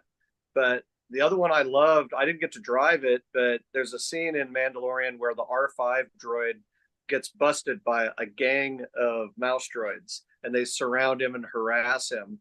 And that scene, the only thing in the scene are those droids, and I built all of them. And so that's probably one of the proudest moments for me, just having that one little moment, Just Gordon, before we get to you, just whilst we're on that R5, it should be pointed out that the 232 mechanism in that R5 was real, wasn't it? It wasn't CGI in any way, shape, or form. That was something that came down from Dave Filoni, that he wanted it to physically go from 2-leg to 3-leg and back and be drivable in both modes. When they approached me, I said I might be able to do it. I literally told them 50-50. I don't know how dependable it'll be. And I talked to one of our builders, Kevin Holm, who had already built a system that I felt was really solid. And we took that system and modified it. I had Chris Lee, another builder, who came in and programmed it, because the timing was really critical. And the day before it shipped out, we were still programming it and trying to get it right. But on set, it worked flawlessly. And I thought I was going to have a stroke during all of it, but yeah, somehow got through it. Sounds and it familiar. worked. It functioned as advertised. Though the one requirement I gave them was that it had to be on a perfectly level, smooth surface if it was going to be in 2-leg mode. They bring it on set, and it's when they land on Mandalore, and it is this green glass kind of, the whole entire floor of the set is uneven, and that's where we're going to do the 2-3-2.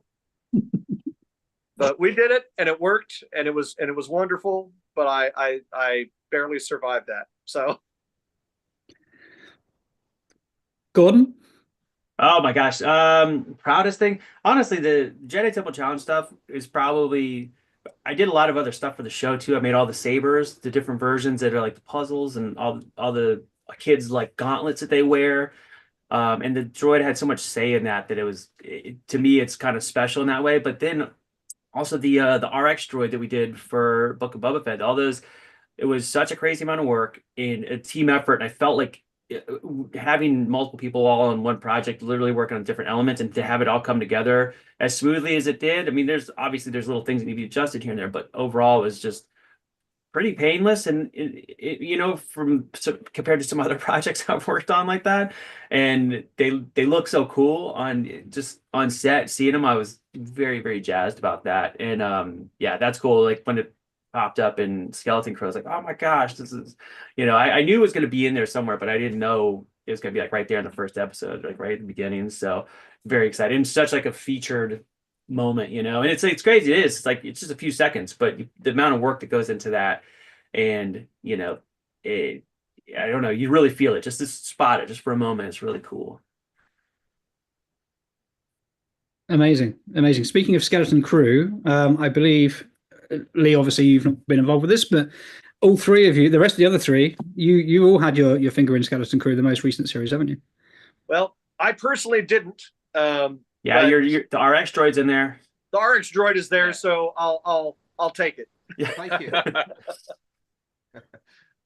But for me, since it was in its third production, it was really okay. What doesn't work? What needs to work? What's missing? Right. So, because from production, things get either broken or lost or who knows. So when the lead team person reached out to us, we're like, well, what do you need? Right. Yeah. And then we went ahead and built some replacement visors and some fingers and things like that. Things like arms. Yeah. Whoa, look at that. So this is one of the replacement arms for the RX droids. I need that replacement arm, actually. What's that? I need that replacement arm. I'm building one myself. It's here if you want it. Talk to Dave. I just need the files. So I'll work do your them here. deal. So and yeah, that we provided a lot of things that made that droid really easy to break down, repaint, and repurpose. And that was direction from the production, the prop master. Doug Chang. Yeah. And it was a team effort between the prop department and the concept art department and us. So. How much flexibility do you get from the different droids you all operate or portray? Do you get to generate the personality for? That's tricky. It depends. Like if it's a protocol droid, kind of a lot. I think, and I mean, they might give you some instruction, like, go here, go there. But and if it's bad, they'll tell you if you're doing a terrible job, But if you're doing it they think it looks okay, I guess that's, the choices are good. So, but I don't know, as far as the remote control ones, I don't know. What do you guys think? Yeah, with me, we get quite a lot of direction now, and we're finding more and more that the droids are always built for a purpose. They've always got a backstory now. So rather than with Astromechs, they're just rolling around. They're always in the background, just driving around. But usually it needs to have a purpose. So it's usually a cleaning. How many cleaning droids I've built now? I've lost count. Or they're carrying cargo, or they've got to be doing something. So usually their purpose is they've got to get from A to B, and they're doing a particular task. So you're making up this story in your head that you've told that you've got to portray. So yeah, to a certain degree, Doug, you do sort of do what you want to do, but you've still got to portray the story that they're trying to give of the function that the droid is carrying out. Great. And gents, Michael and Dave? Yeah, I mean, for us, when we've been on set, they want you to hit marks and certain eye lines and things like that. So there's not a whole lot of improvisation, but I think if we can give them the much character perspective as we can, it's the most moving aspirations to create a character, the better, because then they have that in their toolbox to bring out. Oh, we have this extra movement we can add in. Oh, we can use fingers to grab stuff, or so they don't have to use it, but we can add the extra value to the character that may be used down the line. Yeah, and certainly the RX droid had more personality because the head could tuck down, or it could look curious. It could look up. You have a visor that moves. So there's certain little things you could do when puppeteering that definitely gives it more personality. It's a little different than, like Lee said, with an astromech, where you can only roll around in a little dome that moves. It's a little more difficult. Even then, there's like, depending on the drivers, as doing protocol droid and working with a ton of different R2 people, and there's drivers that I prefer. You guys know this, and it's like because the droid feels alive. Like, even though it's just an R2, like there's just something. The movement's consistent and good. It's looking at if it's a photo op thing, and the droid is paying attention to who's taking a picture. So you have astromech whose head is looking at the camera every time, because man, it makes me nuts if I'm doing the 3PO thing and then R2's like looking, screw you guys. I will reach down as 3PO and turn the dome, look at the camera, R2, and when I'm driving R2, he's always moving. Yeah. Because in the movies, R2 is always looking around. He's always animated. Alive. Yeah. He never stops. I mean, the body always has a little movement. So yeah, in that respect, definitely there's you can't just let it sit, because then it looks like a dead thing. Yeah. We like to call it, like, it's almost like a breathing cycle, where it's just moving a little bit, and a non-moving droid is a dead droid. Exactly. We keep it alive and in character the whole time. And that just comes from experience, and just you could be having a conversation and just still puppeteering, and you're not even looking down, and you're it's still just moving muscle memory. Yeah, that's the thing. You guys are all, everybody that's here are all really good. So I think you guys take it for granted. But when, as like, again, standing next to a droid and looking at it, when it does not do that, it is very frustrating. I'm like, please, who's the driver around here? Like, who's doing this? But you guys are awesome. Like, you guys are all good at this. I've been people that are great people, but they just don't think in that way. Like, it's got to have something going on. And so even as simple as an R2 astromech, that little bit of movement, just a little thing, adds so much life. It makes it feel like a real thing. I love that. Interesting thing as well, actually, just another detail is that it's important to know what's going on in the script, I find, as well. So any production you're working on, myself, if I'm building a specific droid, or certainly if R2's involved, I always make sure I read the script, because there could be a simple, just one sentence where a door opens and some gadget comes out. And if nobody's read that, and you roll up on set and you've missed that detail, we're never ad-libbing doors opening and functions happening. They are scripted. So you need to have a look at the script, or at least, we've got a great team in the office that always go through the script and comb through it anyway, and hopefully pick up those elements. So you may have a droid that you've been sitting, in stock for ages, but there'll be another element you need to add to it. Thankfully, because I've read the script and found that detail. Sometimes about that element, you build the part, and then they're like, "Oh, it's just too difficult. We're going to do it digital." But yeah, of course. Oh yeah, many times. Which has happened multiple times. I've had one thing that I made. I won't get into it. Was that exact thing? The production, they paid me just the same, which is great, but they didn't use it. And then, like, how many 3 years later, it ended up getting used. Another place happened to need that exact prop, and I happened to have it. And it finally got used in that, and it was awesome. But yeah, it's crazy. You put all this work in, frantic, and then they're like, just do it in the computer, no problem. Amazing. Well, guys, unfortunately, we could chat for hours. Let's keep going. We'll keep going.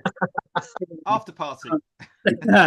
But thank you so much for everybody for taking part. We really appreciate you giving up your time. Peter, thank you for your input as well.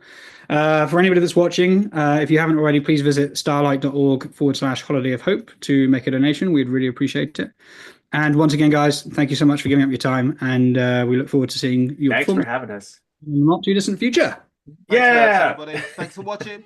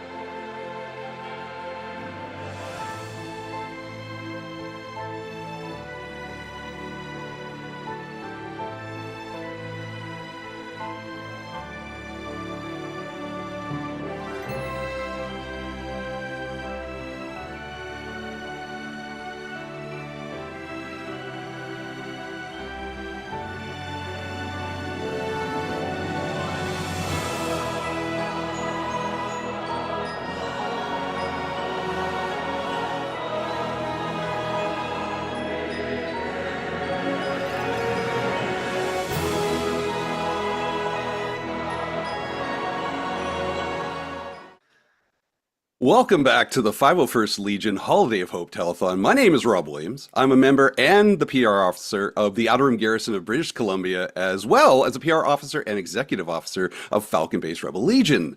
But I'm also the co-host of the Generation X-Wing podcast, a modern look at your retro lifestyle. I'm joined here by my co-host, Steve 3. Say hello, Steve. Good morning, everybody. Steve 3 here.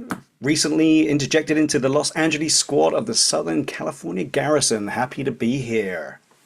Today, we are thrilled to be joined by the one and only Marty Matulis. Marty is a true chameleon in the industry, known for his incredible work in prosthetics and behind the mask. He was in numerous shows and movies, including Star Trek Picard, Evil, Westworld, Red One, and of course, most importantly to us, as the Nikto Pirate Vane in The Mandalorian and the newest series, Skeleton Crew. Welcome to the telethon, Marty. Good morning, Marty. So happy to be here. Thank you very much for having me back in. So first off, I got to ask you, how's the run up to the holidays treating you? You into the holidays? You more of the Krampus style? Like, how you feeling so close to Christmas here?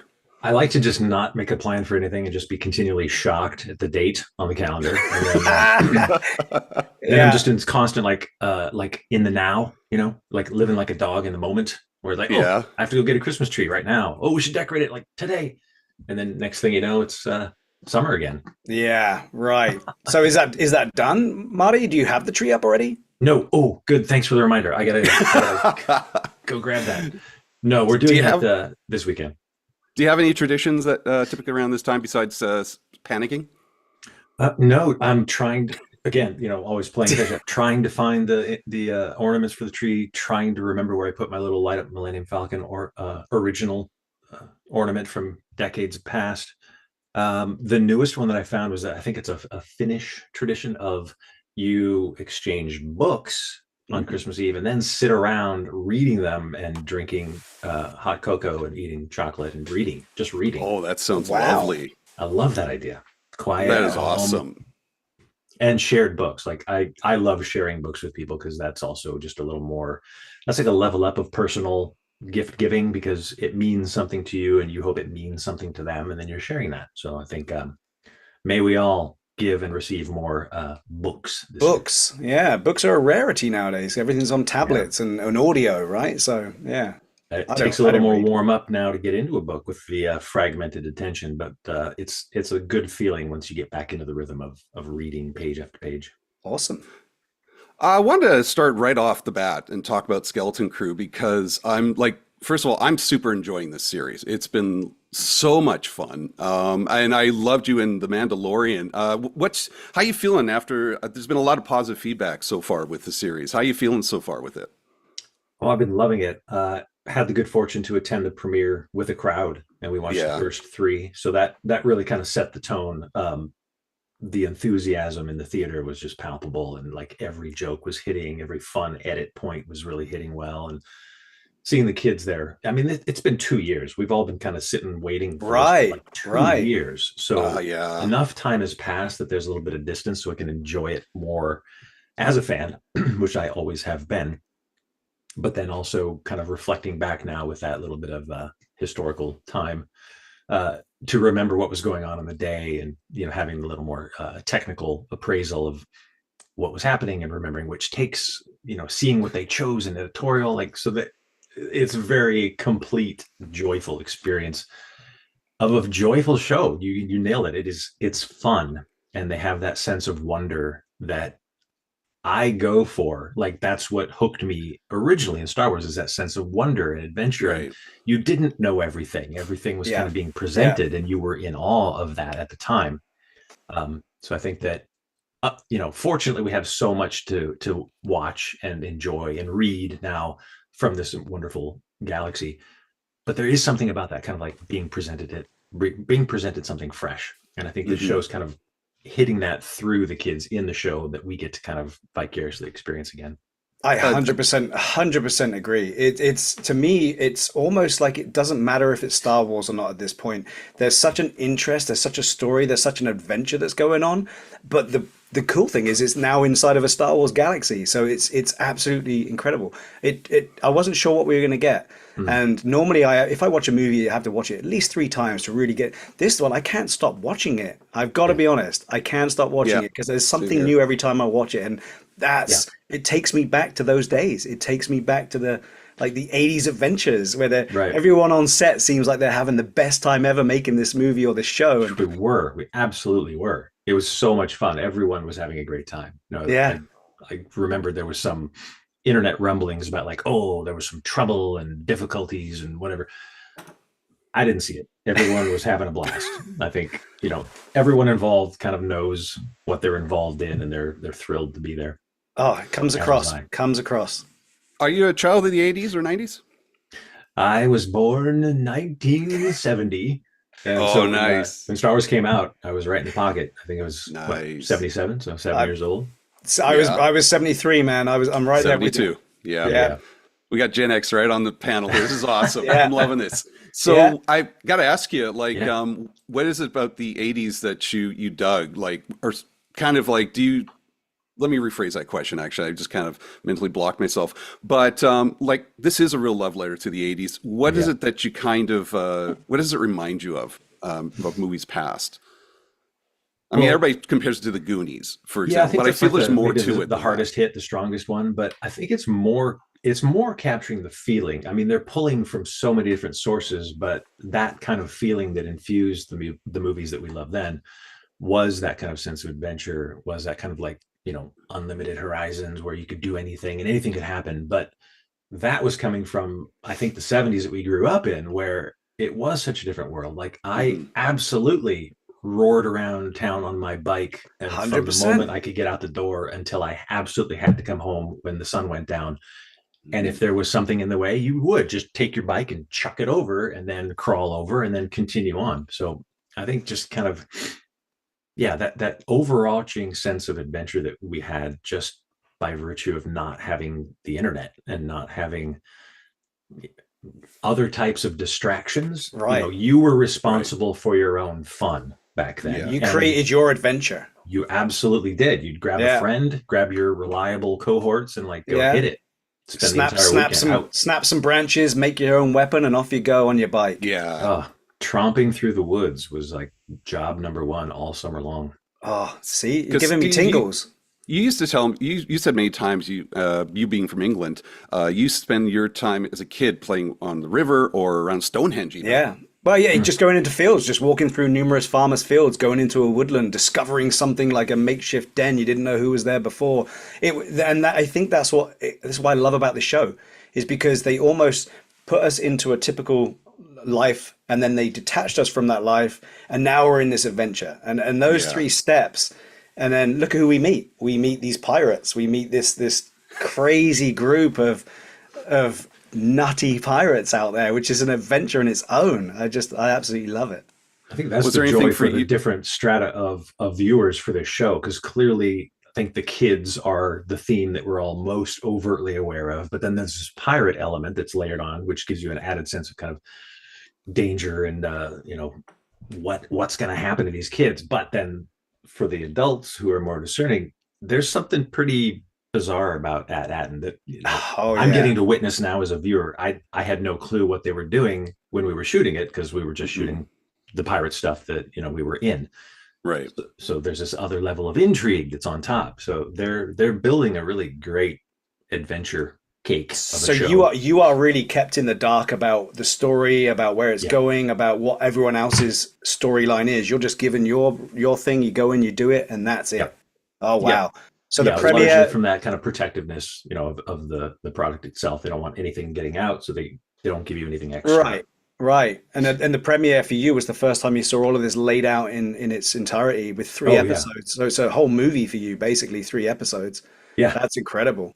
Yeah, And in 2 years Disneyland on. to boot. You're in the At middle of Disneyland. Disneyland. Yeah, Crazy. that was amazing. It was a great experience. That's so cool. What was something you got up to when you were a kid? We just heard Steve hanging around Stonehenge. I was wandering over the woods myself. And what about Yeah. you? Is there any sort of fun things that you got involved in? Well, early on, I was a Southern California kid, and then I moved halfway through my 2nd grade year. Our family moved to a small town in South Dakota. I used to live in Custer, South Dakota, right in the middle of the Black Hills. So that was unlimited biking. We could bike across the town to the swimming pool. So it was either spending all day in the swimming pool, or right up the hill was basically just forest. And somehow completely safe forest, no animals or other types of predators of any sort. You just spend the day in the forest coming up with anything, downed trees, digging out our own forts, branches were swords / lightsabers. We would find old dead stands of trees and just strip the branches off with our sticks. And so for me, do you find that helps you doing what you do for a living? And obviously, creature actor majority of the time, in makeup, in mask, all this stuff. Is that imagination that you got as a kid something that you rely on as an adult in a working industry where you have to bring this character to life? Do you think that helps you? That inventiveness, that escapism that you had as a kid? I think that was definitely a contributing kind of foundational aspect to this approach. Like I wasn't such a theater kid, like I've got to perform in like plays or everything. I was an introverted, quiet kid, but I read a lot. I loved TV. I loved film, and I loved making my own little things with my action figures and my spaceships and whatnot. That's so cool. When it came time to start exploring acting in school plays, I was mortified because of the introverted kid aspect. But that playful kid and kind of the technical brain who wanted to figure it out, that's what I really grabbed onto. Like it didn't come easily. I kept at it. And there was that component that I kind of fell into randomly of this creature suit work. Played up every interest that I ever had was available to me there, because I could kind of like tuck myself away inside something else and really explore what that was. And more often than not, since the voice is created after the fact, it was left to me to come up with like the physicality. So getting to then come back on multiple episodes as multiple creatures, I got to explore that each time. So the niche that I developed was kind of like coming up with unique physicality for each creature. And that's not easy. That's not easy to do. It's you're bringing something to life. You have to. I mean, to me, the character of Vane it has a lot of prosthetics. It has obviously a full face mask, has all of that gear you're wearing, but you have so much articulation to that face, and I think that's why I love that character. Is you can bring him to life. You can really get into it. How did you with all the other stuff you've done? I mean, did you find this was a blessing for you? Because there's so many creature actors out there that bring these characters to life for us, but they can't do a lot with it. And I mean, like with the mask Rob's got behind him, for example, we're all used to wearing these big, Right. masks, but Just you got a so fake much rubber mask. articulation in that character to bring to life. It's really cool. Did you find that a blessing? Absolutely a blessing. And I credit the sculptors and the fabricators of Vane, and as they were designing it, obviously they're aware from a design standpoint what the limitations might be and how to optimize my ability inside. And then by virtue of having 20 plus years of experience trying to puppeteer from inside of something that could be challenging.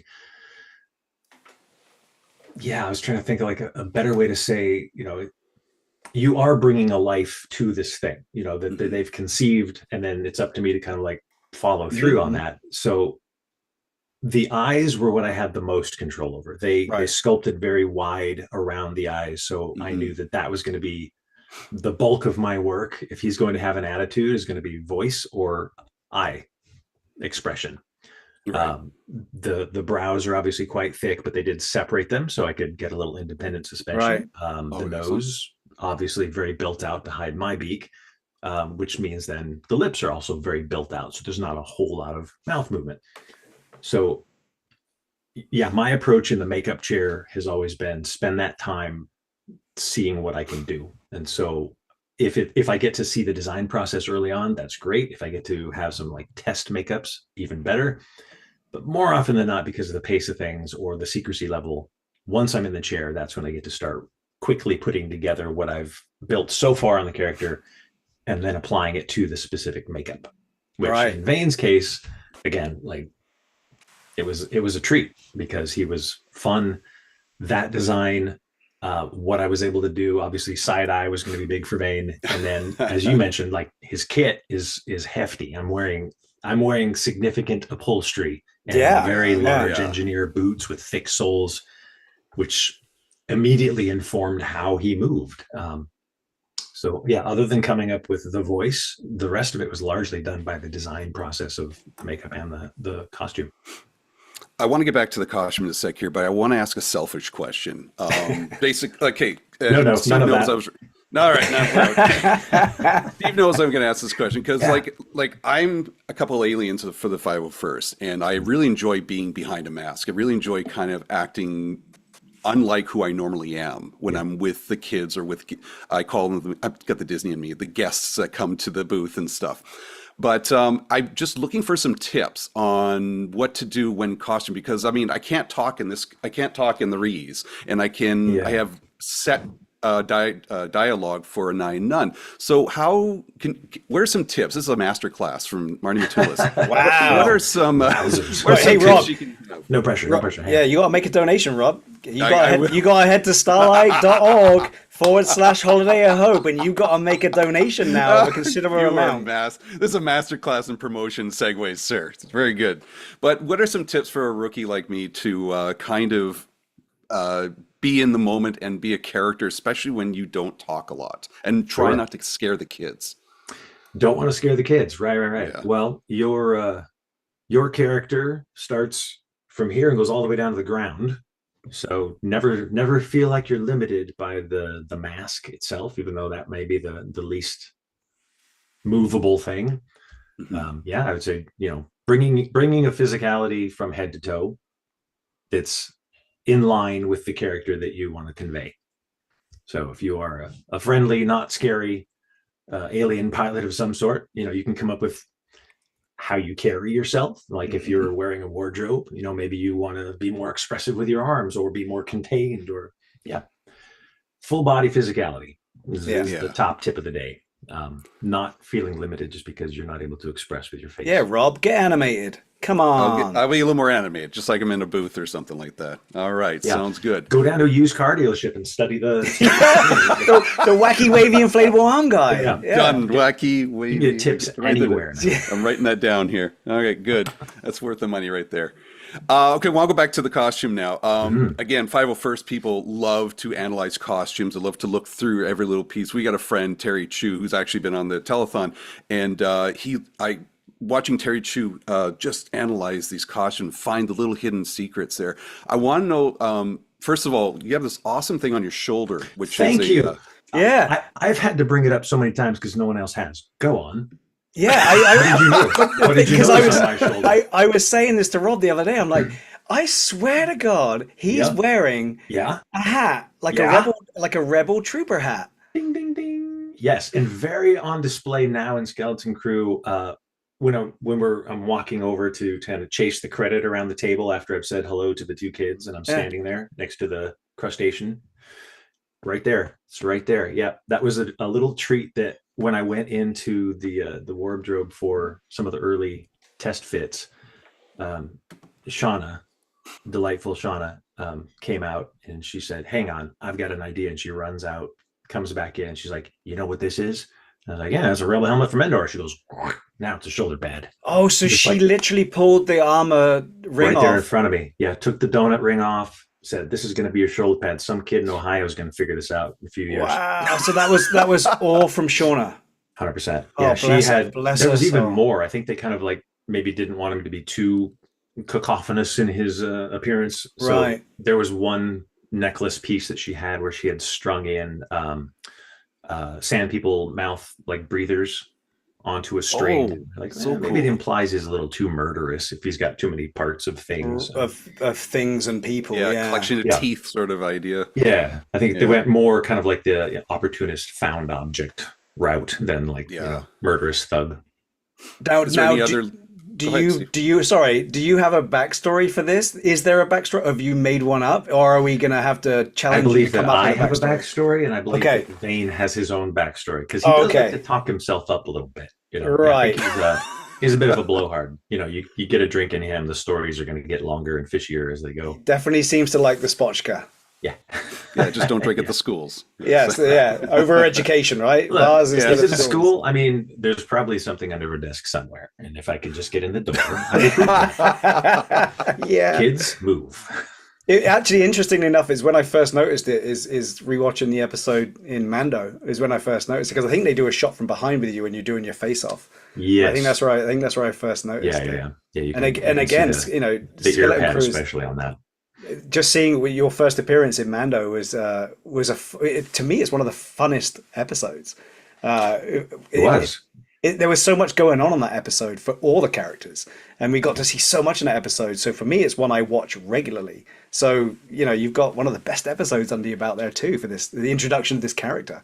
But And that was originally supposed to be it, and I was really thrilled. If that was it, if that was going to be it, I was absolutely thrilled. I got like an Old West shootout with Carl Weathers in a Star Wars. Like I was over the moon. Just I was going to mention that. I was going to mention that. So you were actually on set with Carl Weathers, absolute legend. I mean, we talked about two great people that we've lost since then. But how was that for you to work with a legend like Carl Weathers? You were standing up. Outstanding. It was outstanding. He, you know, in 20 plus years, largely because I'm in these creature suit things, I also have kind of that a bit of a remove. You know, I'm a little bit of an observer as things are going on around me because I can't do much and I need to kind of preserve their art between action and cut. So I just kind of sit back and maintain myself and watch. So a little bit of that was happening here as well, but Carl made an absolute point to come to my trailer when I first arrived to run lines. He just wanted to start working on the scene, and he didn't know me from anyone, and you know, he treated me absolutely as an equal for the day, because in the scene, that's it. We just need to convey what we need to convey. So that's amazing. All day long, he would, anytime we had a break, I would hear him say, "Hey Marty," and we'd go sit and work on lines. At lunch, he sought me out. I don't eat a lot during the day because again, I'm trying to keep the touch-ups to a minimum, keep the makeup looking great. Mm-hmm. So I'll sip my smoothie and go find a bench somewhere and sit. And I was like, well, I'm on a Star Wars set. I'm not going anywhere. So I found a bench in that courtyard in Navarro, and I was just looking at the IG statue and kind of taking it all in, assuming that was going to be my day. And Carl comes over and he sits down, and he was regaling me with stories about his early days in Hollywood and a little bit of career advice. I think maybe him thinking I was a young up and comer or whatever. And it was delightful. He was a really it's beautiful interesting. collaborative artist and craftsperson as well. And you just imagine somebody with that a lot. status and legendary status within Hollywood that would just be in his own trailer doing his own thing. And I have heard that from a couple of people that have said the same thing. Is he wants to get to know the person behind the mask, or he wants to get to know the person that he's going to be in the scene with. He really wants to. I mean, I guess that's the director in him too, right? You need to for sure. Yeah. I think that, and that's the best kind of person you want to work with as an actor who has that kind of wider view. It's not about them and their character and how can I look the best.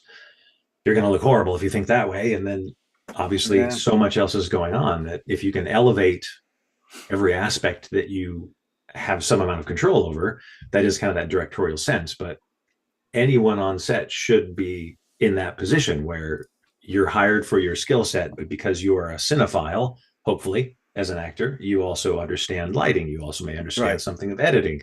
You might understand I've been shooting and editing for years. So every time I walked on set, I would talk to the DP and say, hey, what lens are you on today? And then, for some of the jobs that I've done that on, they kind of look at me like, what are you doing asking about lenses? But a few of them have been like, oh, because now okay, great. Yeah, I'm on an 85. I'm like, okay, great. I will tone it to an 85, Yeah, Carl was absolutely superb at that. And amazing. Would love to have seen more directing from that man. Absolutely. Yeah. Yeah. May you rest in peace. Yes. What were the differences between filming on Mando compared to Skeleton Crew? Primary difference is location. I mean, we were Navarro set for the 2 days I was on Mando.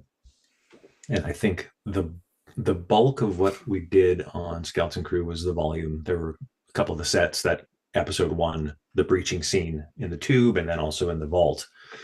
Those were built sets. And then, again, 2 years ago, I'm trying to remember, but most of it was in that bizarre area for what was it, Port Borga? Yeah. Beautiful volume work. I think the guys understood also how to maximize the technology by long lensing it, by padding out the floor, padding out the same type of materials in the volume, so it looks about as seamless as I've seen it. It's incredible. Yeah, you get to feel you're in this huge expanse. It's amazing work. Absolutely delightful to be on. I was hoping on Mando to be able to see the volume, and I got to peek my head inside the door just to look at it because I'm a tech fiend anyway. So again, as I did on Mando, anytime I wasn't working, I was just trying not to go get tucked back into a room and sit and twiddle my thumb. You want to go exploring. Yeah. There were a couple of frantic searches a couple times on walkies, like trying to track down a game. I'm just sitting on a box out there staring at the technology. Someone also said that. They're like, I was watching you on camera. When you're not acting, you're just looking up at the ceiling. It's like, yes, I am. And we'll continue. Thank you. It kind of relates to your YouTube channel. I wanted to mention this because I really enjoy it. I subscribe, and there's one video that you did besides the Skeleton Crew Lego one, which is really cool. I mean, in your intro of the video, you do talk about how you're really into the process of filmmaking, and the one with water where you get this old pizza oven, and not old, I should say, returned pizza oven, and you just clean it. And then you make your own pizza, and you're out in I'm assuming you're out in the woods somewhere in Oregon or something like that. But it was just it was so fun just to watch. What kind of got you into sort of like going back onto YouTube and just creating these videos on your own, but also just the whole filmmaking process? Well, initially, thank you for liking and subscribing and like and subscribe. YouTube and I have had a weird relationship. I've thought for years and years and years. I'm like, well, if I'm going to move to Oregon and I'm an actor and I'm a photographer, I should do something with the YouTube. But then the YouTube just kept doing its own thing. And I was like, well, that's great. And I can just watch stuff and try to figure out what I want to do. But that's a vicious circle and a bad loop to get in if you're trying to like prepare all the time and you don't actually.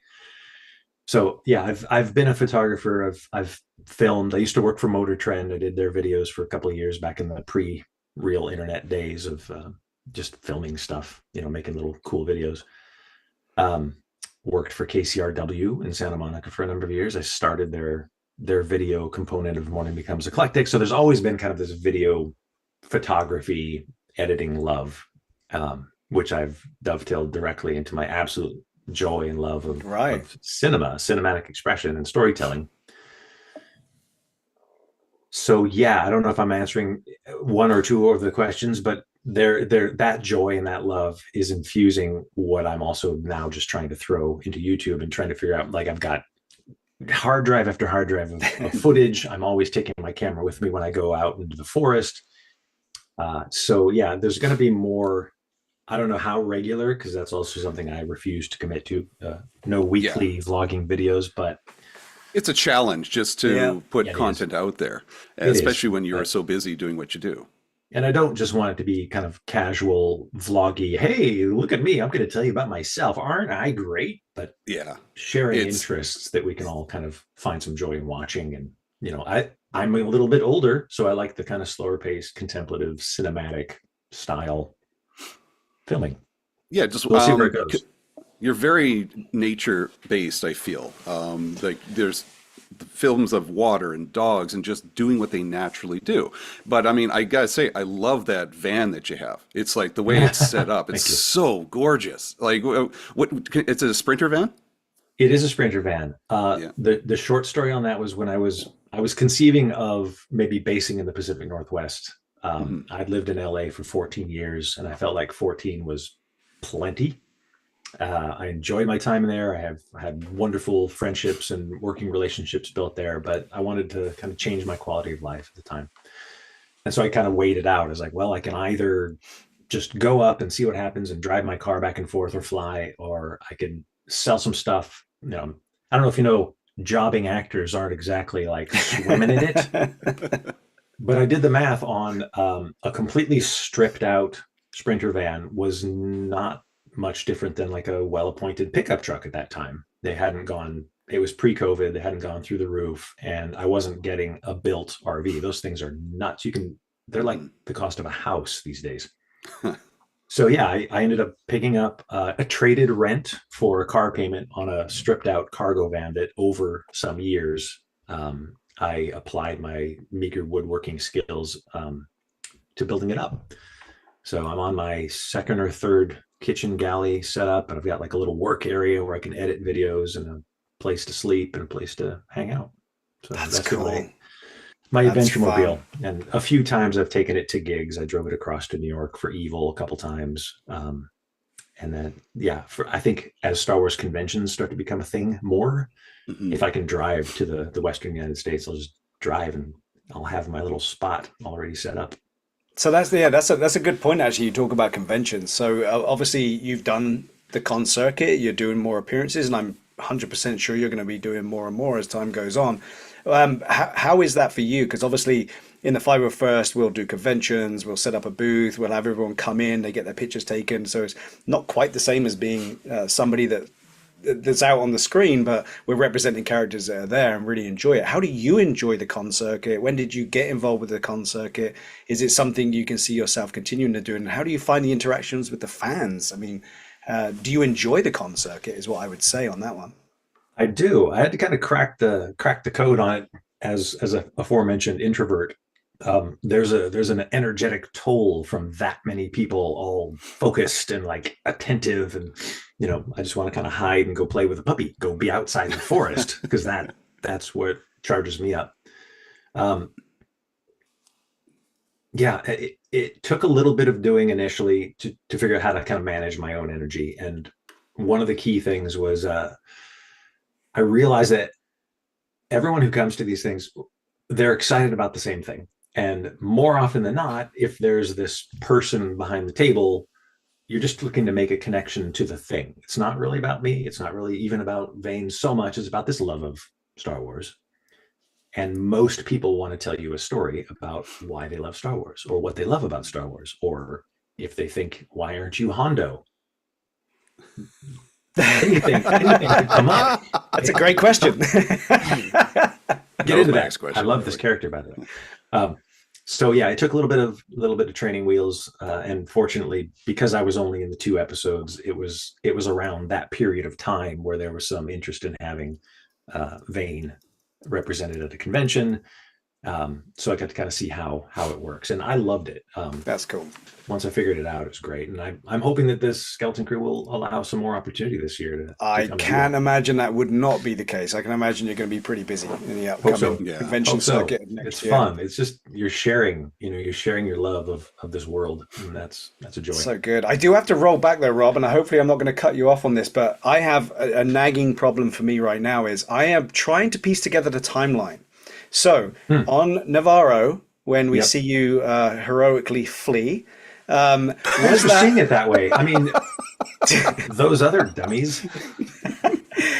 So I'm trying to figure out, and you may be able to help me out here. I'm not sure. What is the timeline here? Is Navarro, there's the Navarro event in Mandalorian a pre what we're seeing in Skeleton Crew, or is it a after what we're seeing in Skeleton Crew? So in my mind, when did you become this close with the Pirate King? Right. I'll tell you what, nothing was ever confirmed. Nothing was ever said to me. So I have no official word. But as Marty, the actor, trying to come up with something to grab onto, I simply took it as literally as he flew off from there. He's landed over here somehow, and he's in this new crew. Why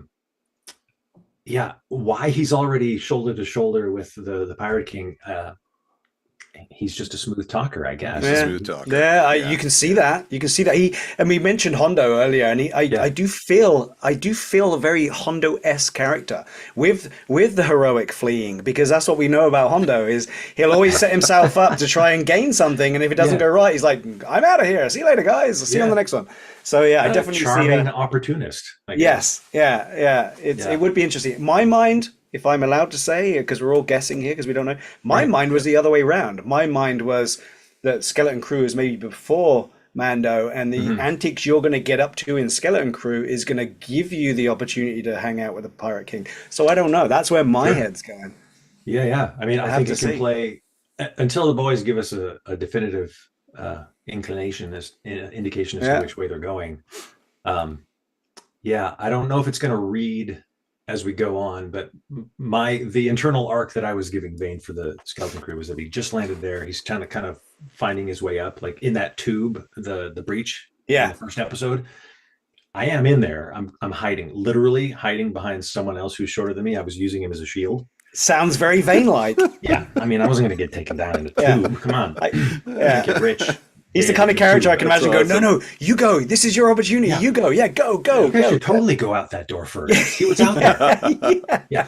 Yeah. So even in the and then when the vault is revealed to have nothing in it, and we kind of turn on Silvo, it almost plays. I'm a little delayed on the gun raise to him because I was actually kind of looking around to gauge what everyone else was going to do. Is this what we're doing? Yeah. Okay. All right, fine. What's the majority here? The majority wins every time, right? Who am I going with? Yeah. So along those lines, I think again, Vane is he's a secondary fellow, but if you can track anything with him, he's on the rise as much as he's able in his just smart enough styling. No, I love it. I wanted to ask a question. I know Steve's wanted to ask this for you. You have a Lego character, but Steve, you have something else there. Yeah, say it one more time. In fact, do you have one or two Lego minifigs? Is it or is it two kits? They packed two, and it is both Vane. One is in a pilot suit, right? Which I never wore, but that's cool. There's two, but then there's one in him in his pirate garb with which is awesome, right? There's nothing better than having your own minifig. Now, I'm a big collector of. Fan and me was over the moon when I heard that they were releasing that. Right. I mean, who wouldn't want that, right? Yeah. But there is a line, I don't know if you've heard of this line called Micro Galaxy Squadrons. And Micro Galaxy Squadron produced mini craft. Yeah. And I didn't know if you knew that Vane. My Amazon order was canceled. They canceled. Really?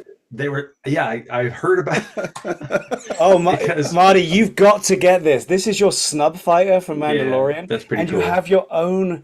Look at that little guy. Look at him. Isn't he cute? And it even has the hat on the shoulder. I was going to ask that. Really?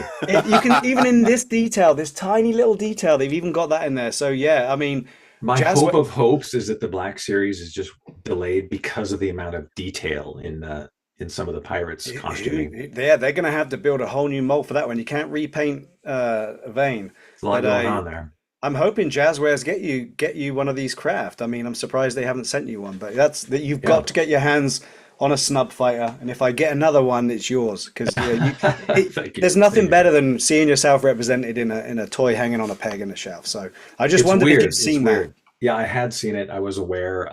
I did a little bit of searching. I found that they were kind of hard to find, so I did put in an order just through Amazon or Amazon UK, and it hung for a while. And they said, "Oh, there's a delay," and then there was another delay, and then they're like, "Guess what? Canceled." That's not good. Someday. I gotta see if I can find this. Yeah, the weirdest part of this that I do have to mention is, like, I recognize that there's a very easily one might say, like, a very egotistical actor aspect to wanting to see yourself in these little things. There's a 5-year-old kid aspect that's like dying because now the thing that I got to play of their character, like, I recognize he's their character, but the fact that, like, I was inside him, I got to play him, and then that was a toy. It's 5-year-old joy, 100%. Yeah. The dream of being a canon character and just being some small part of this universe. Yeah. And I got a Wikipedia entry. Who'd have thought? Yes. Who'd have thought? Yeah. Oh my, super jealous. It's awesome. It starts with Lego. It goes to Micro Galaxy, and who knows? One day, Hot Toys, Vane, multi-articulated. Oh yeah. I'm so very hopeful. I'm excited for you. You can tell. There'll have to be like a stop motion YouTube video at that point. Do they tell you in advance if you have a character or an action figure or anything like that, or you just find out by sheer luck? I just snoop around. Yeah. After the fact, I am with everyone else, just trying to seek out information through the internets, through the nooks and the crannies of the World Wide Web. I did expect that there would be something. I just didn't know, based on how short of a time he was in The Mandalorian, or how popular he may or may not be. Because again, I mean, not Hondo. But they scanned me. So when you go in, obviously you're also, as I said, it's not my face, it's their face. So they are collecting all of their assets. So when the makeup was at its best and the costume was all snappy, I think it was after we shot some of the dog fighting scene. I think that was the day we went into the big roundy round to get all the 3D assets secured. And again, another great scene through the asteroid belt. That was such a fun scene to watch. My involvement completely separate. Great scene. Yeah. I think Empire has the near and dear to my heart status of all-time great. But that was a really legit scene in the space battle. The score when he starts picking us off. Oh yeah. And then the final, he rises up. And, it was great. I'm gonna go watch that. I'll be right back. So, did you have your own cockpit, Marty? Or did they set you up in a cockpit for that? We had one cockpit on a platform. Yeah. In a blue or green screen surround, and got to watch a little bit of previs, so kind of knew what they were aiming for. It had been a while, so we also watched back. That was the first time I got to see any footage. We watched back a little bit of the shootout scene, so I could grab the voice again, because I think it was a little too posh when I came back for the fight. So we dialed him in, and part of me was like, can we play that again? I need to see it, make sure I'm really doing this right. And I was just going, I can't tell anybody about this. And that was all in the volume, correct? For the fight, it was not. We were in a stage. Okay. There was no volume. They did all that extra after the fact. So it was also that kind of like, I'm in a cockpit, I can't see anything, and I'm moving these handles that they just drilled to the floor. My enthusiasm got the better of me, and I was like whipping the thing, and they're like, yeah, just do it a little slower, pretend it's a bigger ship. And in my mind, I'm like, well, I know it's going to be a fast ship, but I think for the sake of editorial, they want some distinct moves. So here, another tip: if you're flying on a blue screen in a spaceship, give them distinct movements so they can choose what to use in the editorial. Not like in the A-Team where they would always be doing this with the steering wheel as they were driving. Dukes of Hazzard, A-Team driving. Yeah, perfect. Kids watching at home, those were callback references to the 1980s television programs where you would click a channel and decide which show you were going to watch, Dukes of Hazzard or The Incredible Hulk or the A-Team. You couldn't watch two at the same time. The teacher. Because it was difficult. Sometimes there were difficult choices to be made. When you had to wait a whole week. Tino's pizza. Oh, yummy.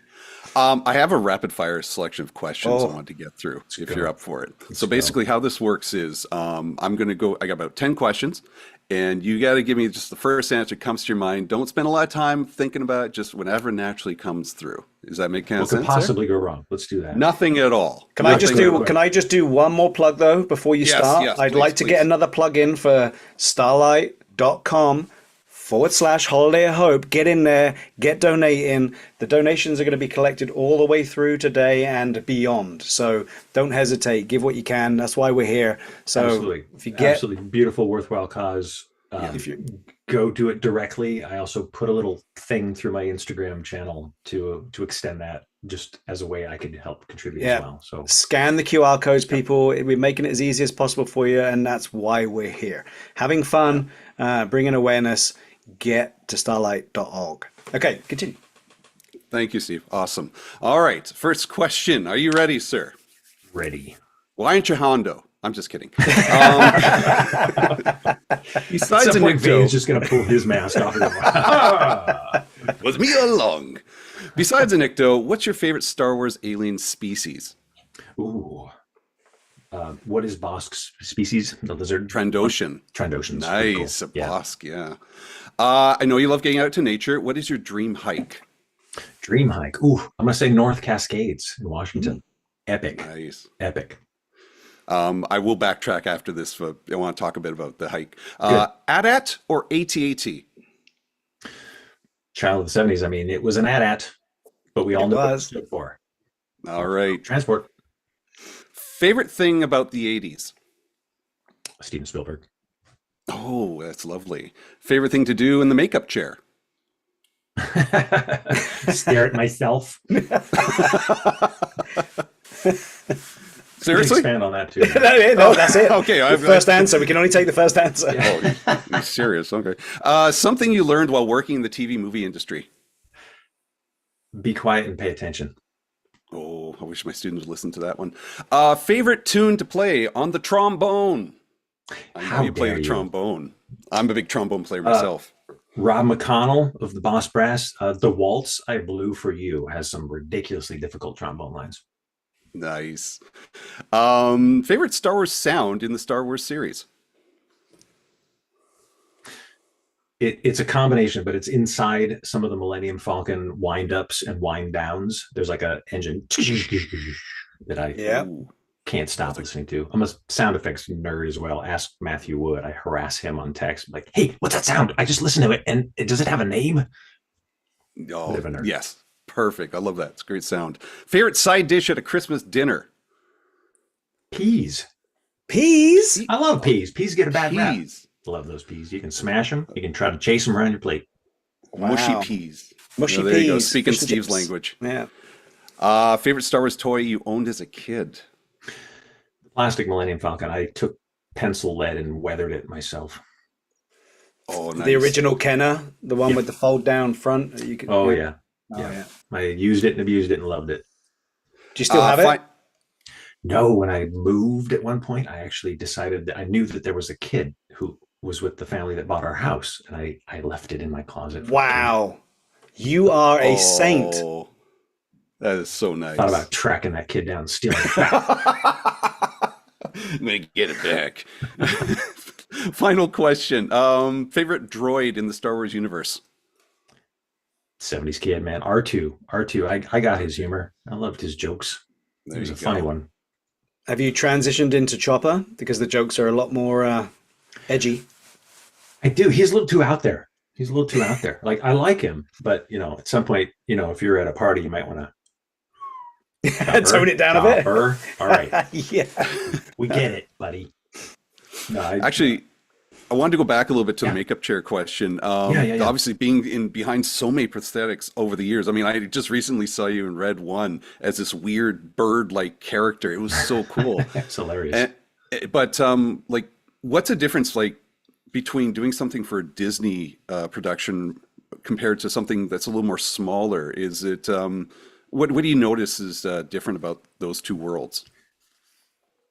Really not much difference in the process. The quality of the pieces is always just off the charts these days. There's kind of like a back and forth between what it's a foam latex or silicone. So people usually use either depending on what the project is. I've worked with Joel Harlow quite a lot over the past 10 years. And he and his team are just top of the game. So it's about the same for me in the chair. So whatever it is, I know it's going to be amazing. If it's thin silicone, as an actor, I'm in my happiest of happy places because I know that that's going to anything, as I just did, without even thinking about it, if my eyebrow arches, it's going to read. Right. Thin silicone, highly detailed thin silicone is like the best. But yeah, as to your question, I think Star Wars, whether it's TV, whether it's something big budget, low budget, I think that because most of these makeup artists run from job to job, shop to shop, you're getting the same type of quality in anything you do. And as an actor in the chair who appreciates that, but never had that like sculpting, designing thing that I didn't develop, I went the other route with performance. It's an opportunity for me to sit and really appreciate someone else's artistry for 1 to 6 hours as it's being applied in the chair. So I get to both witness that and then also start practicing it. Once things are glued on, then I get to start doing my work. How do you keep from getting claustrophobic in masks and latex and stuff? Just lucky. One of the first, I think the first time I ever had a head cast done was back on Star Trek Insurrection. Was that the one with the Remans? It was Nemesis and Insurrection. Nemesis. That was the Tom Hardy Reman Warrior ones. Okay. So yeah, you're getting coated with. Back in the day, it was alginate. Now it's silicone, but you get fully covered in this material so they can get all the details of your face to do the sculpt, and then you're wrapped in plaster bandages, which could be claustrophobic for some people. For me, as they start to warm up, I just start to kind of like get sleepy. Just happen to be one of those guys who just doesn't feel claustrophobic in those things. I know it's a real deal for a lot of people though. It's a different experience, man, especially when it starts setting. Yeah. That's for sure. Yeah. And how long do you stay in it once it's on? I mean, obviously it's a big process to get it in there, to get it right. Do you stay in it all day? Like, is there any breaks? There's no breaks. Sometimes you can get out of the suit. Typically, if there's a bodysuit, like in Red One, the Vulture suit, there's usually some sort of a hidden snap or zipper system that if you need to get out, you can get out. But for the most part, if you're glued in, you are glued in. So anywhere from 6 to 16 hours, depending on the day. Hence the smoothies. Oh, yeah. Eat light. We've got to wrap it up. We've got to wrap it up here, unfortunately. Oh, come on, man. There's so much more to do. I'm sorry. Side channel, but we have so hour? many. I'd be totally into it, but unfortunately, we have a whole telethon to go through. Marty, thank you so much for talking to us and helping out with the telethon. Tell people where we can find you. Well, there's an active Instagram and there's a semi-active YouTube channel, both with my names, Marty Matulis, Marty with an I.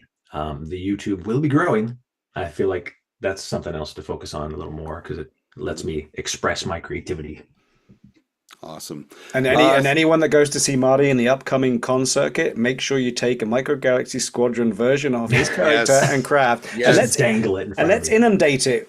Let's inundate him with them. You're gonna get 20 of them now, sir. Love it. It's Can't awesome. As for us, thank you very much. Thank you guys. Yeah, thank you. That was great. Thanks for tuning in. We are the Generation X-Wing podcast, by the way. You can find us on Instagram, Instagram, Facebook, and our own YouTube show. And come say hello. But first and foremost, 501st Legion. And Steve, you want to take it from here on about charity? Starlight. We're all here for the Starlight Foundation. Take the time. Donate what you can. Anything helps. Go to starlight.org.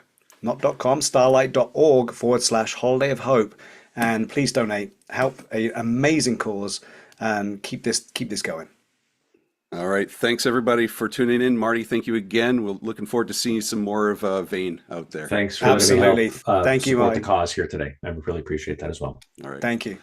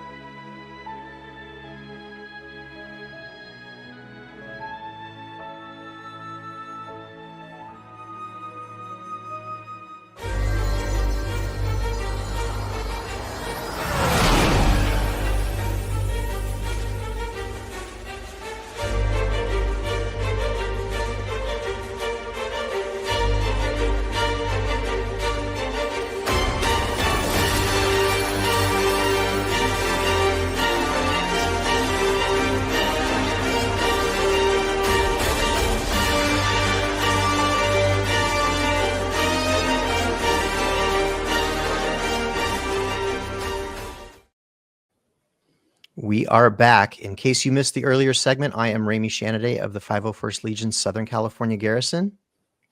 And I am Mike Hondo Supply 93016 of the Great Lakes Garrison here in Michigan.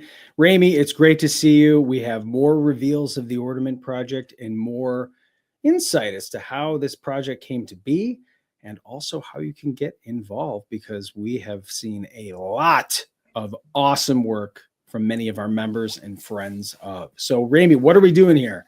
That's right. So this year, the Ornament Project is teaming up with the 501st Legion and the telethon that's going on all weekend long.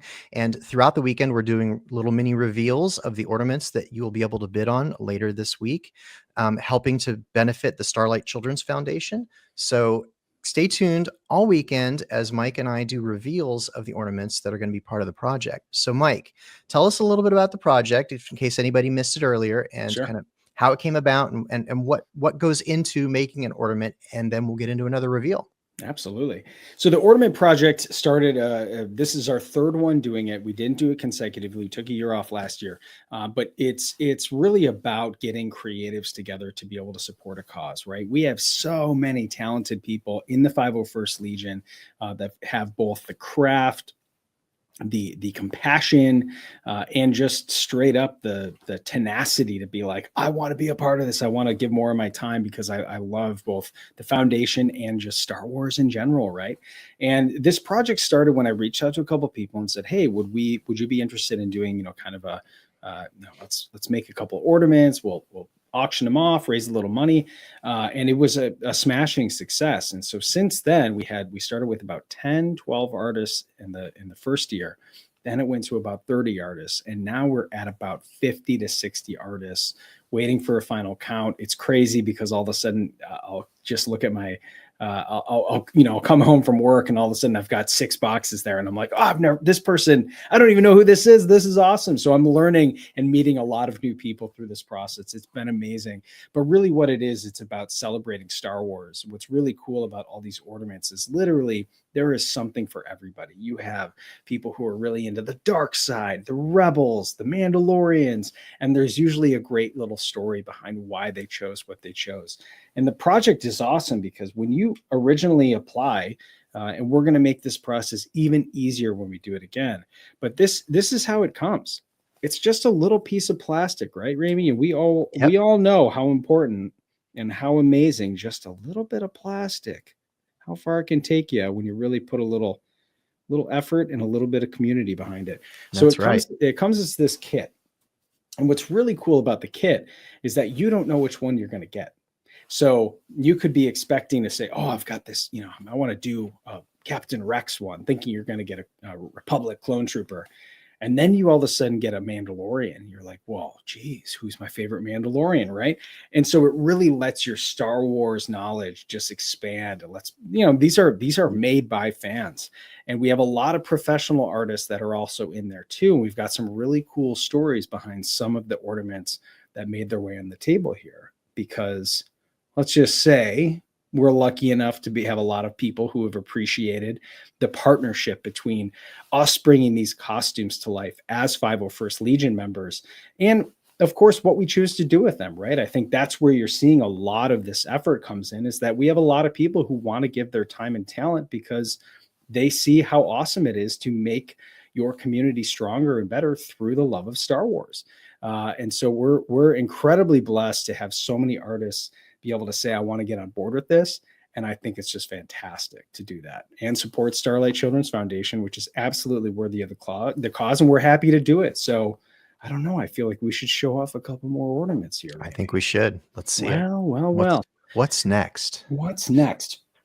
I've got an interesting story here. Let me pull this one up first. So a friend of the Legion, Maria Sandoval, I know that some people have maybe seen a couple shows, maybe The Mandalorian, maybe Ahsoka. Maybe. Well, Maria's one of the guests that we've got on the telethon this weekend. Absolutely. She's one of the panelists to be able to talk and share her story. And she is a super fan. This is what I love about Maria. She is a diehard fan that got her dream of being able to work on Star Wars in the best kind of way. And I reached out to her and said, Maria, would you be interested in making an ornament? And she's like, I'm glad you asked. I already have ideas. Here's what we're going to do. And so we got her some kits, and she sent back and goes, I think you're going to like the story behind it. So I'll bring this up here. Okay. Now, if you like a certain rebel that's kind of kicked off to the side here, you might recognize some of those little details right there, right? Nice. Uh-huh. Okay. So if I you like how she cocked it just off angle. just like right? Yep. And what's really cool about this is that if you're okay, we figured it out at this point, right? If you are a fan of Sabine Wren, Star Wars Rebels, Ahsoka the series, Maria did all the hair on the show. Yep. If you're looking at this and going, gosh, it looks like even in the light, like there's fibers in the paint. It's got a texture to it. That's because she glazed in some of the actual production wig from Sabine Wren into this paint job, which is indeed this purple and orange. No way. So it's actually, so some of the color that we're seeing in the texture there, it's actually the wig hair is part of the design. That's amazing. It is amazing. So you're actually getting a part of the show in that you are ornament. getting a part of the show in this ornament right here. And so if you were, and you can see this little part of her, of her chest plate. I mean, it's just, and the details, of course, it's a gorgeous, like in the back of it is awesome. Oh my gosh. It's super fun. It's got this just like, it has that kind of very Sabine graffiti style. It's an awesome little piece. And so this will look fantastic hanging up wherever you want it. For a lot of people, these become pieces that they hang up in their collection. It actually goes beyond the holidays, which I think is great. So if you're looking for a piece that has production lineage to it, this is it right here. This will be going up on Thursday. Let's go back to let's keep this trend going though, Rami. Let's talk a little bit about production and some of the other fans that we have who have worked on the productions. I'm going to bring this one up right here. Our friend Parker, who's a friend of the Legion, also a builder. Yes. Yep. Parker is a pretty big fan of the clones. And he said, hey, listen, I got a little paint left over from a certain clone. And I said, does this clone happen to be a captain? And he said, well, buddy, of course. We have, this is painted with the same blue from the production of Captain Rex and Ahsoka in the flashback scene. Nice. And so you can see the welds of how he made this. It's just a gorgeous ornament. This thing is so awesome. It's got a little mini Rex in here. And on the back, you can kind of see, unfortunately, where their end as the Republic was fallen right here with the 332nd color scheme. It's got all the scratches on it. It's just a fantastic little piece right here. And it's got the weld marks, which are done so well. And it's painted with that beautiful chrome. It's just an awesome piece. So Parker painted this. So if you were looking again for a lineage piece, this is it right here. If you were a fan of Captain Rex, which I think we all are, this is a great looking ornament right here. So I'm super excited about that one. Now, in the line of lineage, of course, we want to talk about some of the artists that have been able to contribute to this. Our buddy Lee, who happens to be a member of one of the unions who works in the Shine, he was like, listen, I can't talk about a lot of stuff that I work on, but let's just say I got a little knowledge. Okay. So Lee has worked on a lot of the productions in California in regards to making props. He does, he works on the actual construction of the props. What's really cool about this. Oh, this one's insane. Okay. All right. So here we go, right? This looks very Imperial, and it looks like it's got a blinking button on it. What the heck is that? Let's push it. Let's push the button. Are we serious? Are you kidding me? Are we serious right here? And watch this. Here's the activation code. We're green light. We can go in. So this little comm unit, which I think is fantastic. First of all, to call it an ornament is such an understatement for what this is. If you are like making a fan film or you're doing something, put this sucker into the wall. It is a fully functional prop. And that's exactly what Lee does. And he was like, man, I'm happy to make something like this. And I got to see the inside of it because it's rechargeable. You put batteries in it. And I'm like, this is unbelievably cool how he added the servo motors, all of this. And this is how you can see, this is how well the stuff is made on the show. It's unbelievably cool. Do me a favor, Mike, hold that one up next to Parker's. Yeah. Because what I want to point out, and we mentioned this earlier, these are two ornaments from two different artists, and yet they are roughly the same size, same kind of design inspiration, same shape, right? Like the concept is that we've got roughly the same form factor and Yep. the same kind of constraints. The guardrails are there Yep. so that we've got sort of a cohesive exhibit of art pieces here from people Exactly. throughout the fandom. Exactly. And I kind of said, I started, kind of telling people, I use this analogy. I said, hey, this is a skateboard art show, lots of different skateboards, lots of different shapes. Don't send me a bike, right? And everyone understood the assignment. And that's what's been really cool about that. Yeah. How much time we got left, Raimi? I think we got time for another one or two. We could do one quick one and then we got to wrap it up Let's because do we'll one be back. quick one. We'll be back throughout the weekend. I love that. Our friend Desi Durano, she's worked on the shows before. She works over at Legacy Effects. How about this one for all you fat heads out there? And if you're sitting here going, what in the tentacles going on here? Well, that's because the Pit of Cocoon painted like this. She does this amazing sculpt with the sand and the sarlacc and the Boba Fett, all kind of frayed up like he's been sitting there getting digested for 1,000 years. Desi crushed this one. And again, Desi works for Legacy. So it's like, this is unbelievably cool. So these will all be available for bid on Thursday, this coming Thursday. And I hope that we see you there because these are worthy of whatever you're going to throw at them to support the Starlight Children's Foundation. It's going to be a great time. I can't wait.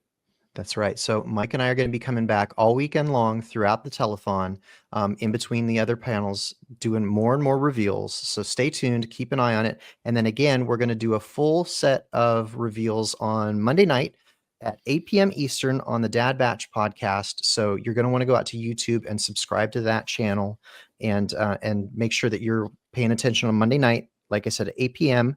on the Dad Batch podcast for that preview night. And then on Thank the Maker, right, Mike, on Thursday night? Yep. So, and that tell us a little bit about the mechanics of that so people know how they're going to need to be able to bid on these. Absolutely. It's going to be a live auction. So you're just going to comment. We're going to post it up and say, hey, we've got this amazing ornament from Maria Sandoval here with the Sabine hair painted into the production here. And people are just going to bid on them. We're going to do about 3 minutes long a piece. It's going to be crazy in the comments. We have people watching the comments to make sure that we get all the bids. We're going to close it off at 3 minutes and boom, top bidder is going to be the one to get it. And we're going to send that link, make sure all the foundation, the foundation is getting paid. Make sure you're clearing out on there. So we're going to make it really easy. We'll be laying out all information this weekend. It's going to be a great time, but it's going to be a live auction, which is going to be a lot of fun. And we'll also preview when each artist's ornament is going up. So if you don't have time to sit there and watch the whole process, don't worry about that. If you're going specifically for, say, Desi's awesome Boba Fett one here, you're going to know exactly what time about it's going up so that you can tune in and make sure you get your bid in. Nice. All right. So keep watching the telethon all weekend long for more reveals, and we will see you soon.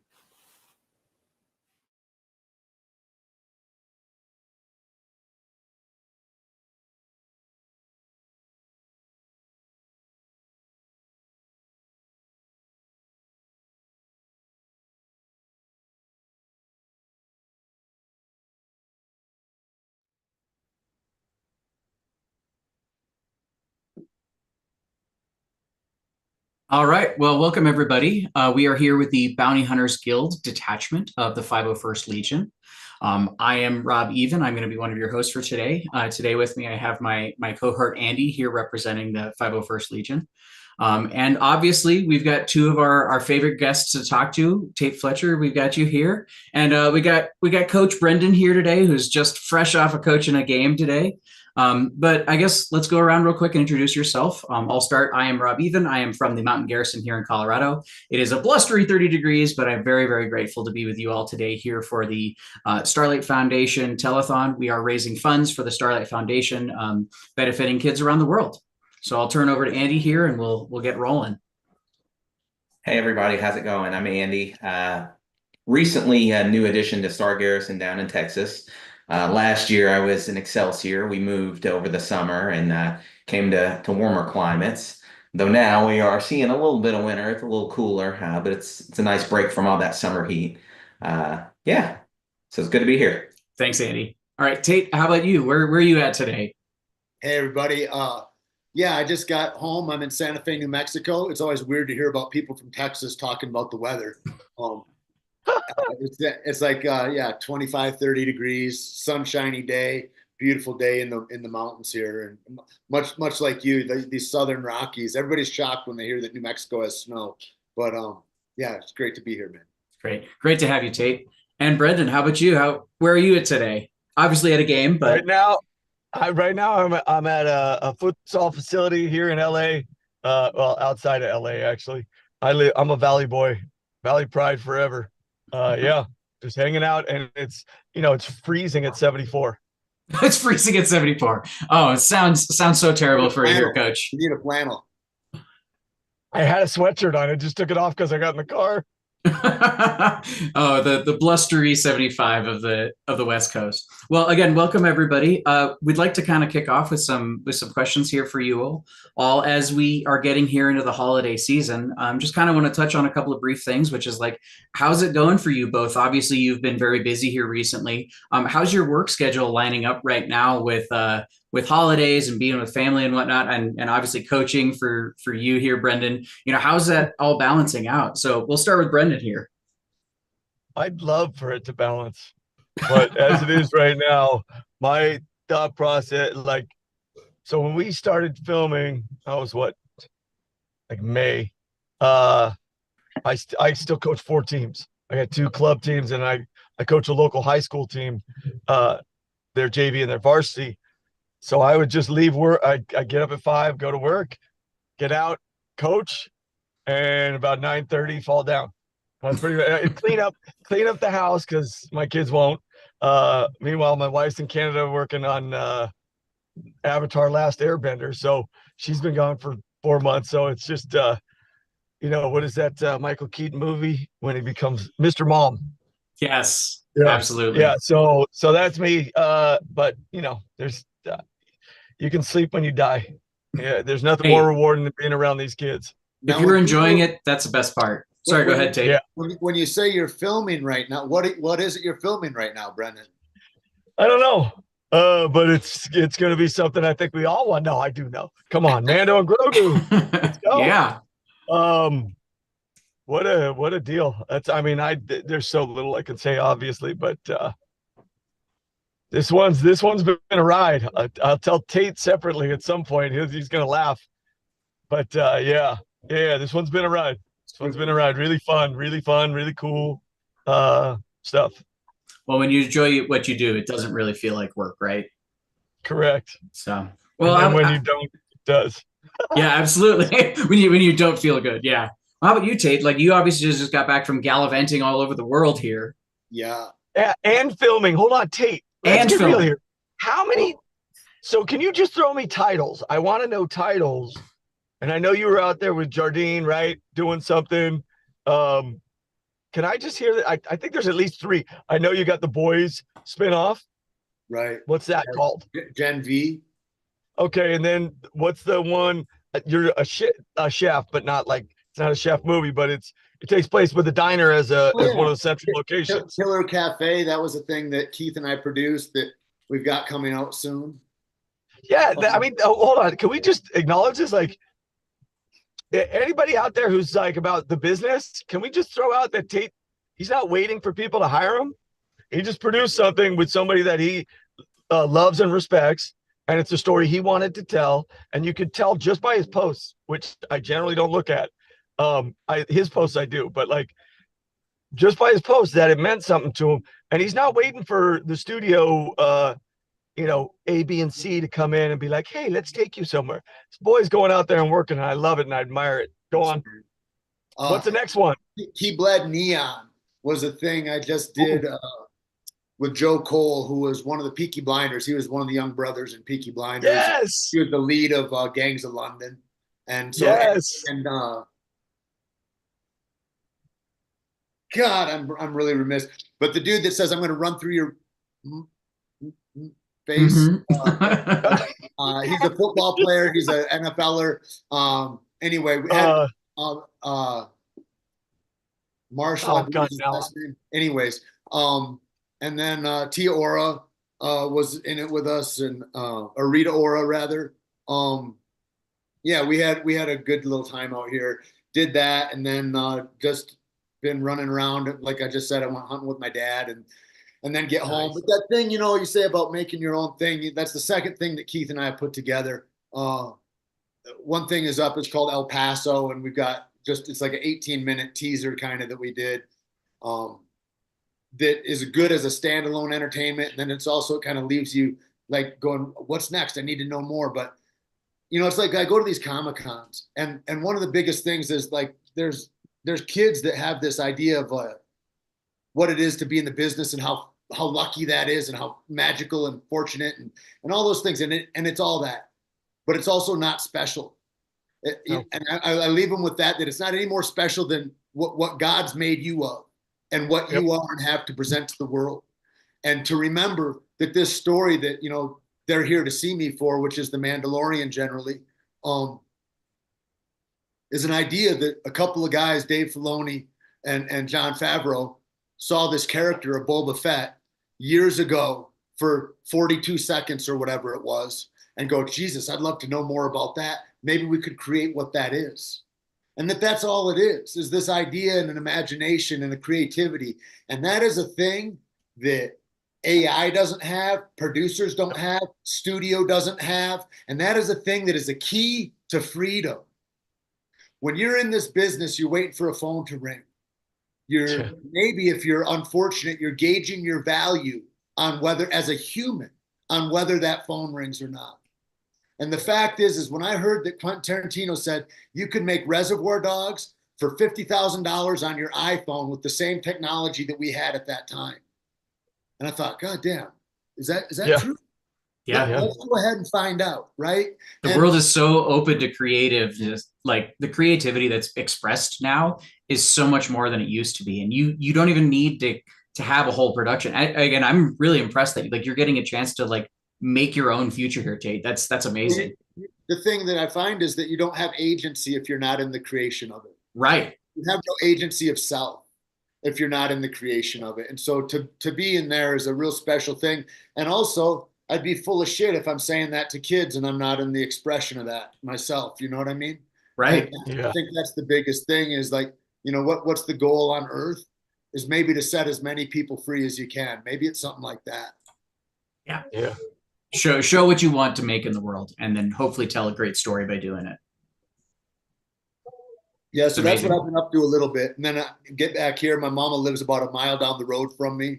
And so I'll go see her before she runs up to Alaska, is where my sister is, and she's going to spend Christmas up there.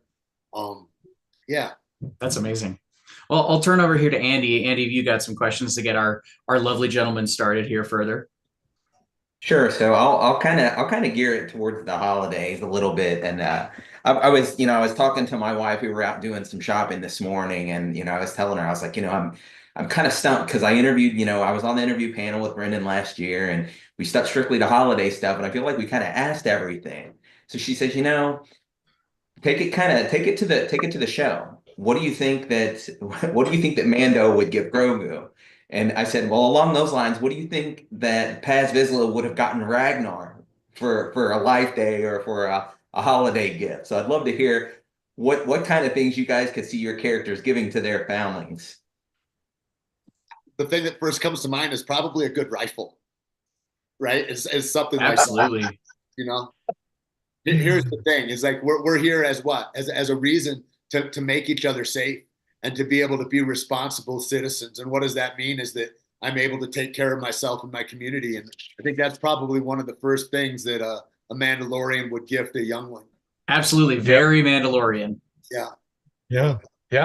Beskar's to it's never to be used as a weapon. So, I think I got to get Grogu a helmet at some point.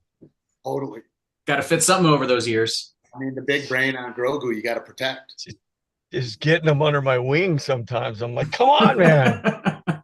It's absolutely amazing. Well, did you two get a chance to do any filming together here recently? We couldn't tell you that. We can't tell you that. We've got a long history of filming. Well, how about this? What's a favorite time that you two have gotten to film together here that you can tell us about? I'll jump in. Anytime I'm next to Tate is my favorite time. I mean that because I know his soul, like he and my daughter get along really well. She loves Tate. I love Tate. So when you can find commonalities that bring your your unit tighter. Like I can bring Tate into my house any day I want because the kids will they're seamless. So for me, we can be on set, we can be talking about the show, we can talk about, hey, I really wish they would do this more with the story, or business wise, I'd like them to do this for us a little bit more, whatever those kind of simple things are. Or we can literally talk about how can we affect the world better? I hate that this is going on. What do you know about this? And one thing I know about Tate is I can ask him things, and regardless of where I see it, I'm going to get information. So for me, being around Tate is always good because I'm informed, and I'm giving love and respect, and it's nice. Yeah, love you, man. That's awesome. Thank you. That's the great part about knowing Brendan, is that you find out things about yourself that you didn't know of what are valuable to people. I was thinking when you first came on, and been doing this at work and da, and how lucky a production is to have you, because whatever production you're on, you make better. I mean, you're the MVP of that, in that, like, talk about a morale booster of every day of who's leading the ship. It's clear that Brendan is there, and what's transmitted is this feeling of familiarity and kindness and let's go and good energy. I mean, I always remember, like, one of the coolest days on set, because there's just 3 of us. Yeah. And then one day on set, here's all these little Mandalorians and all these different aspects of, like, here's also what armor looks like. And it was phenomenal to go out and film those days. And one of the coolest things is, here's all these youngsters, 8, 10 years old, little ones in suits, all mandoed up. And then on lunch break, they're long days. And these kids are in school. They got to balance a lot in their life, let alone just their different emotional states as they go through the day. And Brendan, being the father he is and everything else, is like, well, how can we curate this and moderate this in a way that's helpful and benefit? And so he brings out his Kali sticks, and he has a piñata so that all the kids can go ahead and take a swing and have, and it's like that. It's like the thoughtlessness of most sets is insane when you juxtapose it with, like, how thoughtful Brendan infuses energies into the places where he is, like right now coming off the field. It's tremendous. And so, like, that's cool. What I take from it is that, like, I see guys. I remember, I was on a little show called Get a Job, I think it was called. And it was like with Chris, who was McQuarrie, who was from Superbad, right? He was right, and then also from that little show Breaking Bad, Brian is on there as well, right? Yeah. And that show is like 2 or 3 years before Breaking Bad, the season that I'm on. And the first day of work, Bryan Cranston comes up and he goes, "Hey, Tate, how are you doing? You think that movie that we did will ever come out?" And that, I'm like, oh.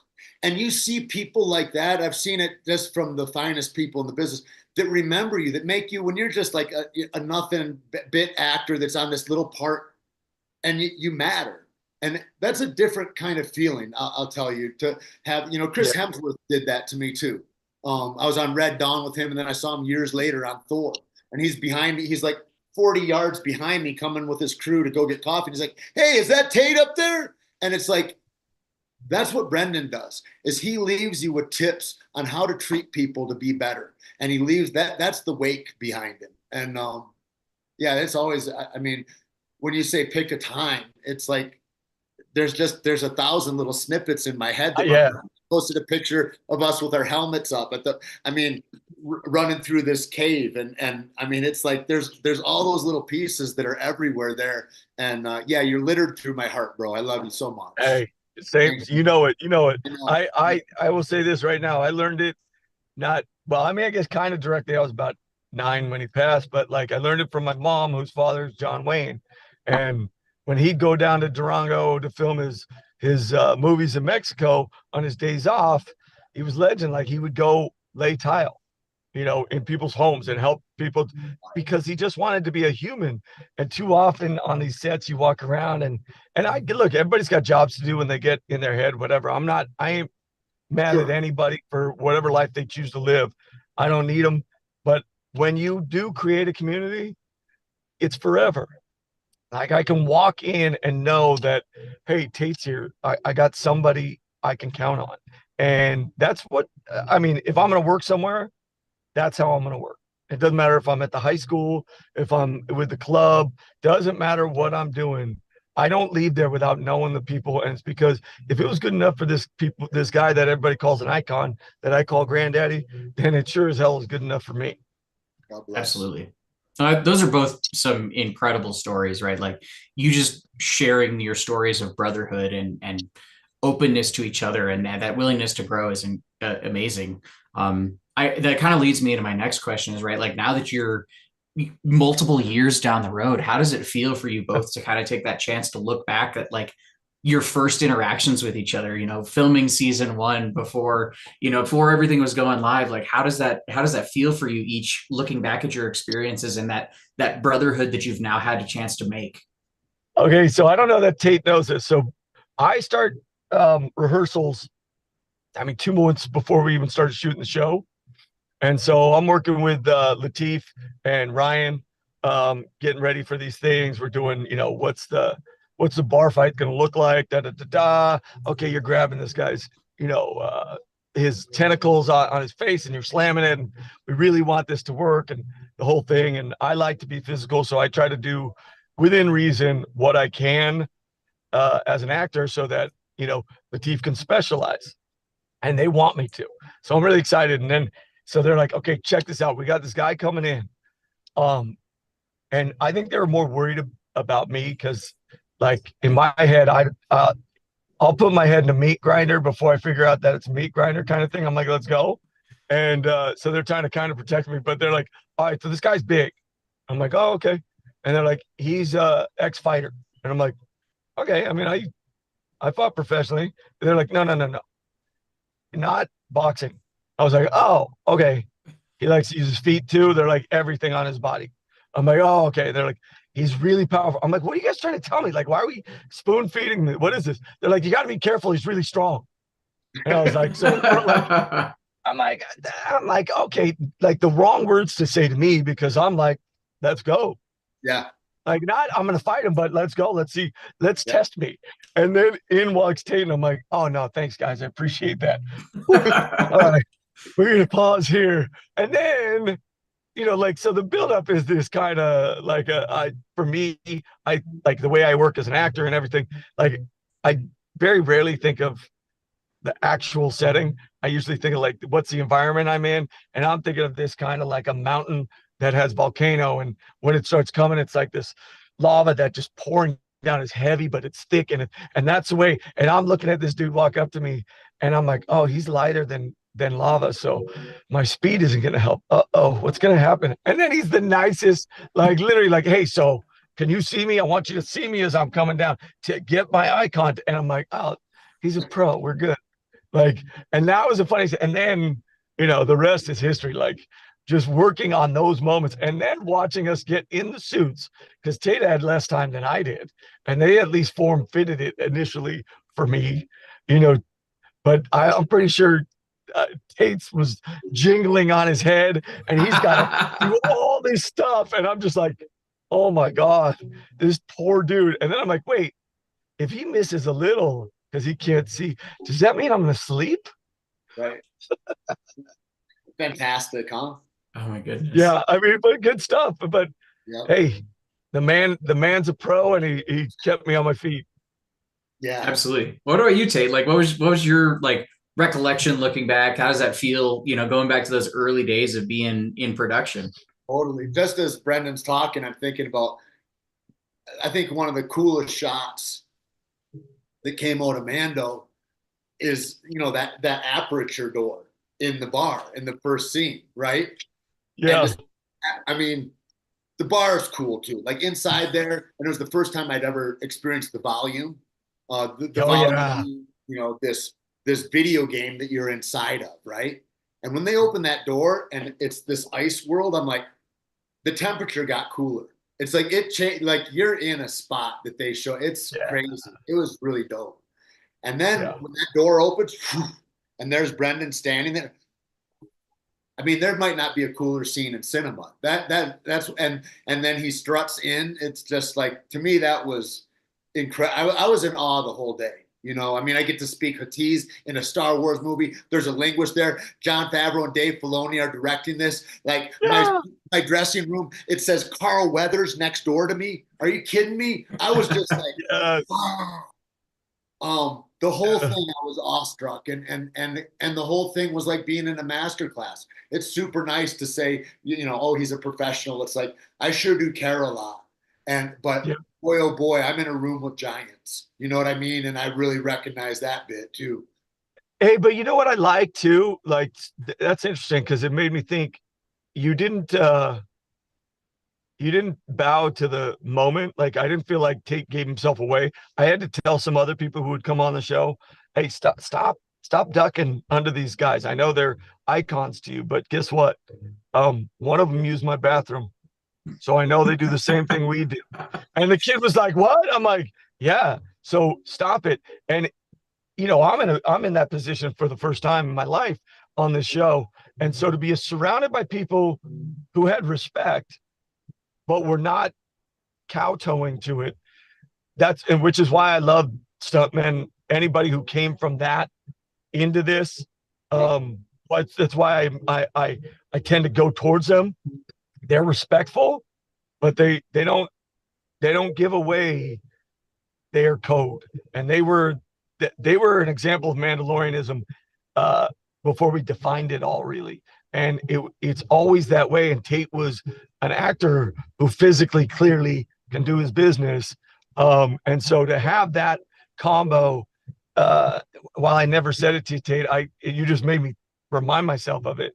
You know, those were, you know, we stand on things, and sometimes it's each other, and not in a bad way, but it's how you get through moments that you're afraid of or you have fear.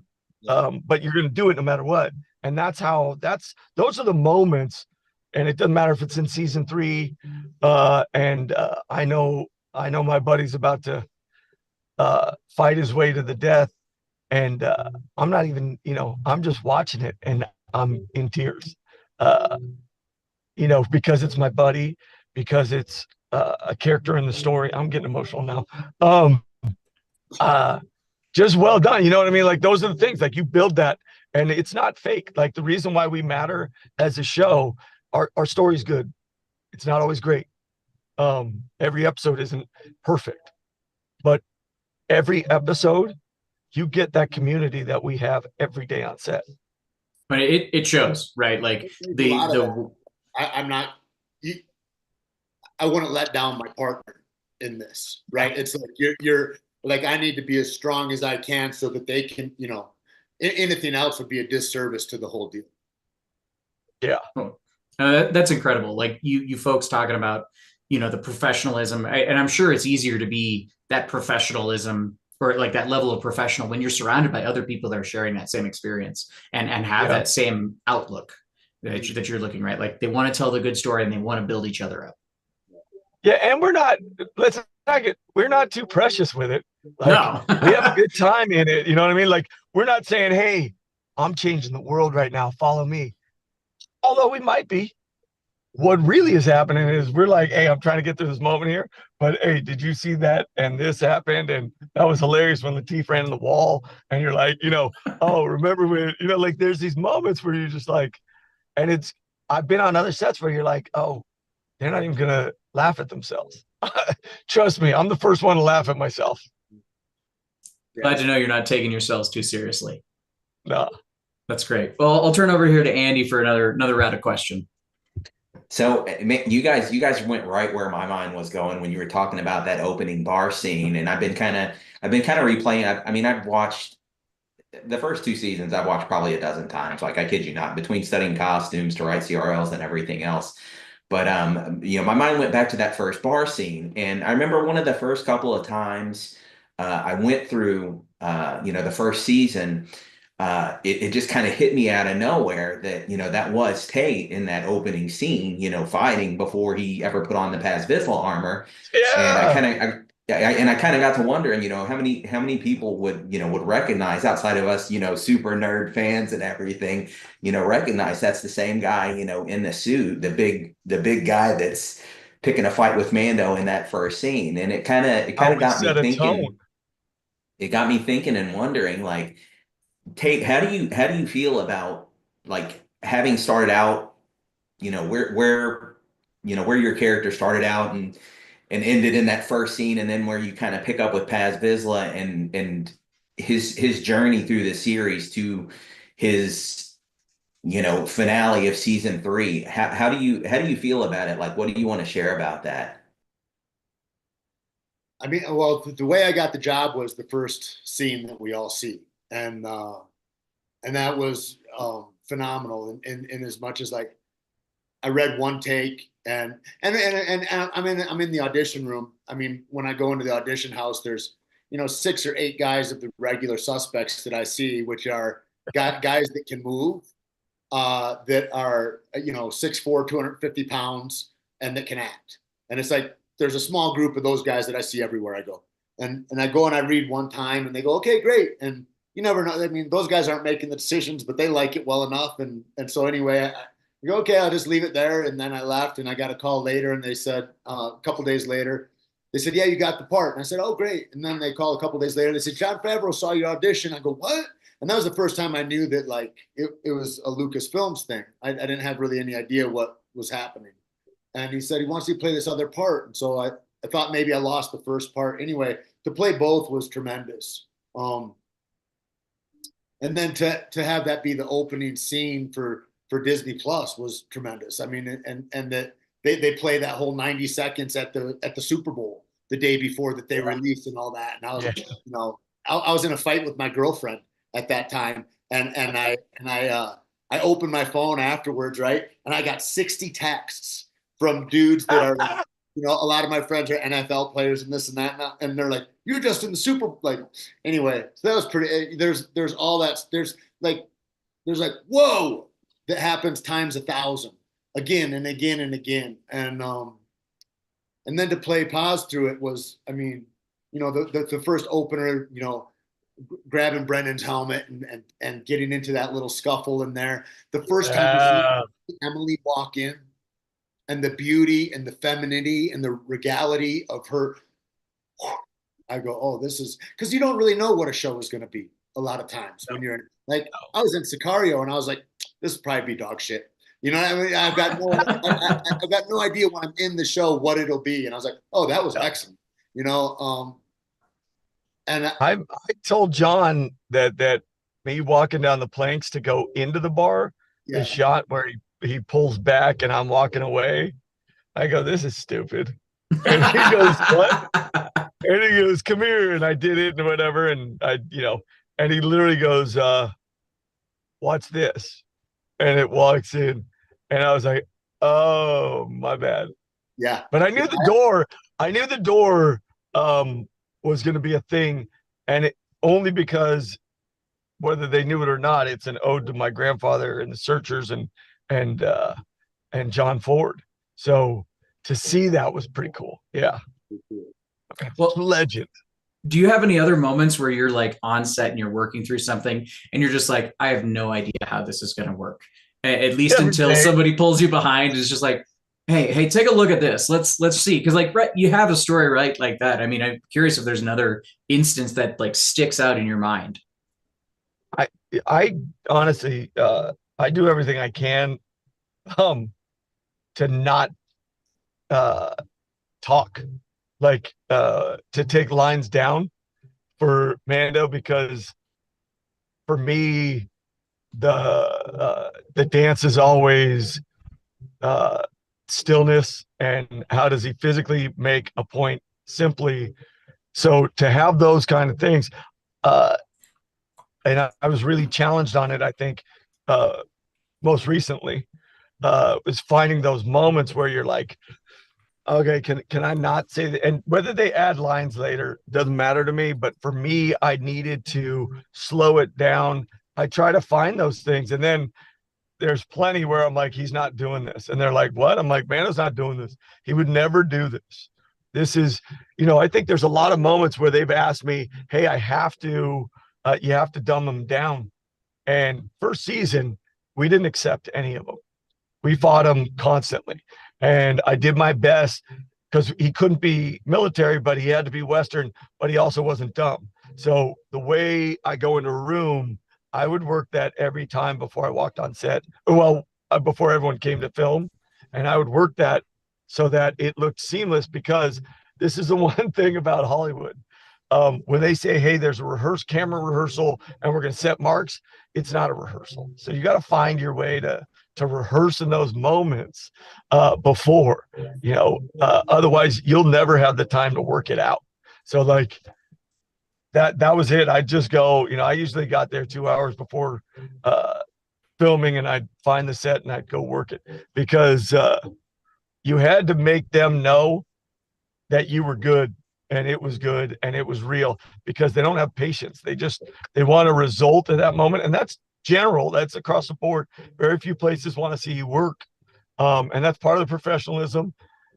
Some sets you get to go on and it's great. You get these rehearsal times. It's great. But this just wasn't it. As the machine got going, we really lost it in that sense. So you had to do something elsewhere.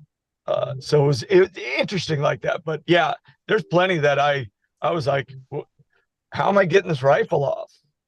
I'm in a ship, how does this kid get up into my lap? And you're like, they're going to take the nose of the ship off on your N1.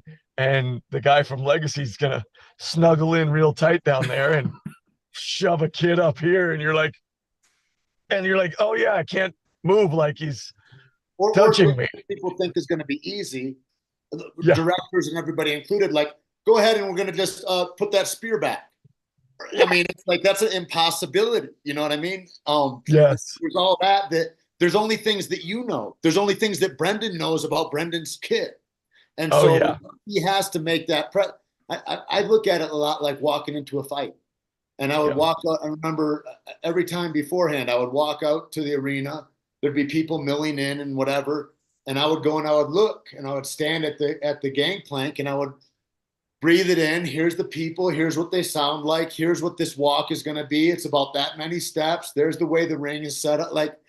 And I would walk myself through it. And to do that then as a professional actor, and to go to sets and go, okay, well, these are what the marks would make sense for what I'm about to do. To do that prematurely gives them something that they don't have, because they haven't thought about that. They've thought about the gross movements of the set, but to think of the intricacies of the characters, like, I'm going to have trouble sitting down. In my kid, I can against things. And there's a part where I have to sit down on a boulder. Well, we have to account for that, right? And so there's all those things that go into it that if I don't know that beforehand, I make for a sloppy production when everybody's there and they're trying to do a different thing than I'm trying to take care of, right? Yeah, and then we get like placed instead of, like we flow into it. That's a really good point. It's funny because obviously I coach a lot. And I'm trying to give the kids a place where they can fail at a high level without terrible consequences. And that's really what it is for me, the team, the whole thing. And the way Tate just said that about walking out before the fight and seeing the atmosphere, it's an incredibly true thing. And I played sports my whole life. And it's part of that process. And I don't think I ever really saw it put together like that, Tate. Thank you. Because now I can write that down in those little foundational pieces. I can talk to these kids about and be like, hey, look, just like in math, you have formulas you have to follow. And if you miss a step, you'll get it wrong. It's the same thing. And, like clearly they love the sport. So you have to, trap the ball. You have to, slip and bend that knee. Don't just slip and bend so you could drive, whatever it is. And that's what it is with your character. You can apply that's why I recommend everybody do team sports, because you learn how to work with people and you learn how you have responsibility. Yeah, totally. And also I think about it, I think walking out and looking at those rings or cages or whatever, is also like, no matter how big the audience is or isn't, that space you dance in is the same size. Yeah. There's nothing different. That's your controllable environment. And do not get off your square because you are distracted by things that have nothing to do with you, which is that audience, which is the external things. And that's a huge, huge thing. Because you can easily, how do I cut distractions down so that I can stay on task? A lot of it is as we go out and we manifest in these different arenas, what is it that I own and I can control? And can I bring that and that skill set to this experience, or am I knocked off by a distraction? Yeah. There's a lot of wisdom here, guys. Like I'm using that tomorrow at practice. That is so good, Tate. I'm literally like, oh, these girls, that's it. Because they'll look in the stands and see if there's boys here or whatever it is. My mom and dad here. I can hear my dad. He's telling me to do this. That's so good. The only thing that matters are the boundaries that you have set up. Yeah. No, I mean, that's great. If I don't do that beforehand, they don't belong to me. Right? Because life just occurs on me and now I'm just dealing with it. But if I set it up beforehand, it's a more tolerable situation. I can already know what to expect and where I'm going to go when this occurs. Well, and I'm sure it gives you a certain level of agency and self-control over the situations, right? You're not being ruled by everything else around you. You are the one in the environment. Yeah. That's amazing. One thing I do want to highlight there, Brendan, that you said, right? Like the preparing to fail safely that you talk to your students about all the time, right? Like, is that something that you've embodied? And I mean, talking through your processes, right? Like you get there early, so you get yourself in a position to fail before it gets to game time when you're filming and you got work to do. Yeah, I mean, I think I'm a little more careful in the word I prepare for. I prepare to succeed by failing before I get there. So what I do is I take my chances and I find out what works is really what I'm looking for. So I don't expect failure. I expect success from my preparation when I have to lock in there. And that's the most important thing. Now, if I don't go out, like I talk to the kids the same way, if I don't go out and prepare, then I will fail. And it'll be because I failed to prepare. And that's how it works. You can't just assume that you're great at it. I have one of my daughters, she's 16. She is exceptionally intelligent. And a lot of the time I had to push her harder because she is so much better than those around her in school that she can just turn it on sometimes. Eventually it's going to catch up to her. Maybe it won't, but I don't want it to. So I have to push her and be like, hey, listen up. Whatever, like I can't get comfortable as Mando and be like, I got this guy down. I've been doing it for 6 years. I can't, because the second I do that, something falls through and someone goes, hey, normally you do this.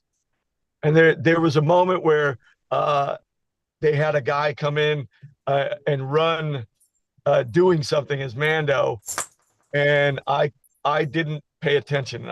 I went to my room or something. I can't remember. And when I came back, he was using his right hand and doing something with his left hand free. And I went, you guys, that's not going to work. And they made it stuck. And it's my fault because I didn't prepare them for what Mando does. And they got so comfortable with me that they assumed I'd do it. And so in that moment, I failed because I didn't prepare. And I allowed Mando to use his right hand when he never does because his gun was there. And you never use your right hand if you're a gunman. That's, I mean, right or left, whichever's stronger. Right. No, it makes a lot of sense. I guess, go ahead, Tate. The idea in all that too, I mean, that high level coaching that Brendan's talking about is like, one of my coaches would say success is a habit. Winning is a habit, right? And if we can all nod our heads and agree that that's true, well, then the converse has to be true as well, that losing can be habitual. Yeah. How dangerous is that for a young soul, right? So if I can put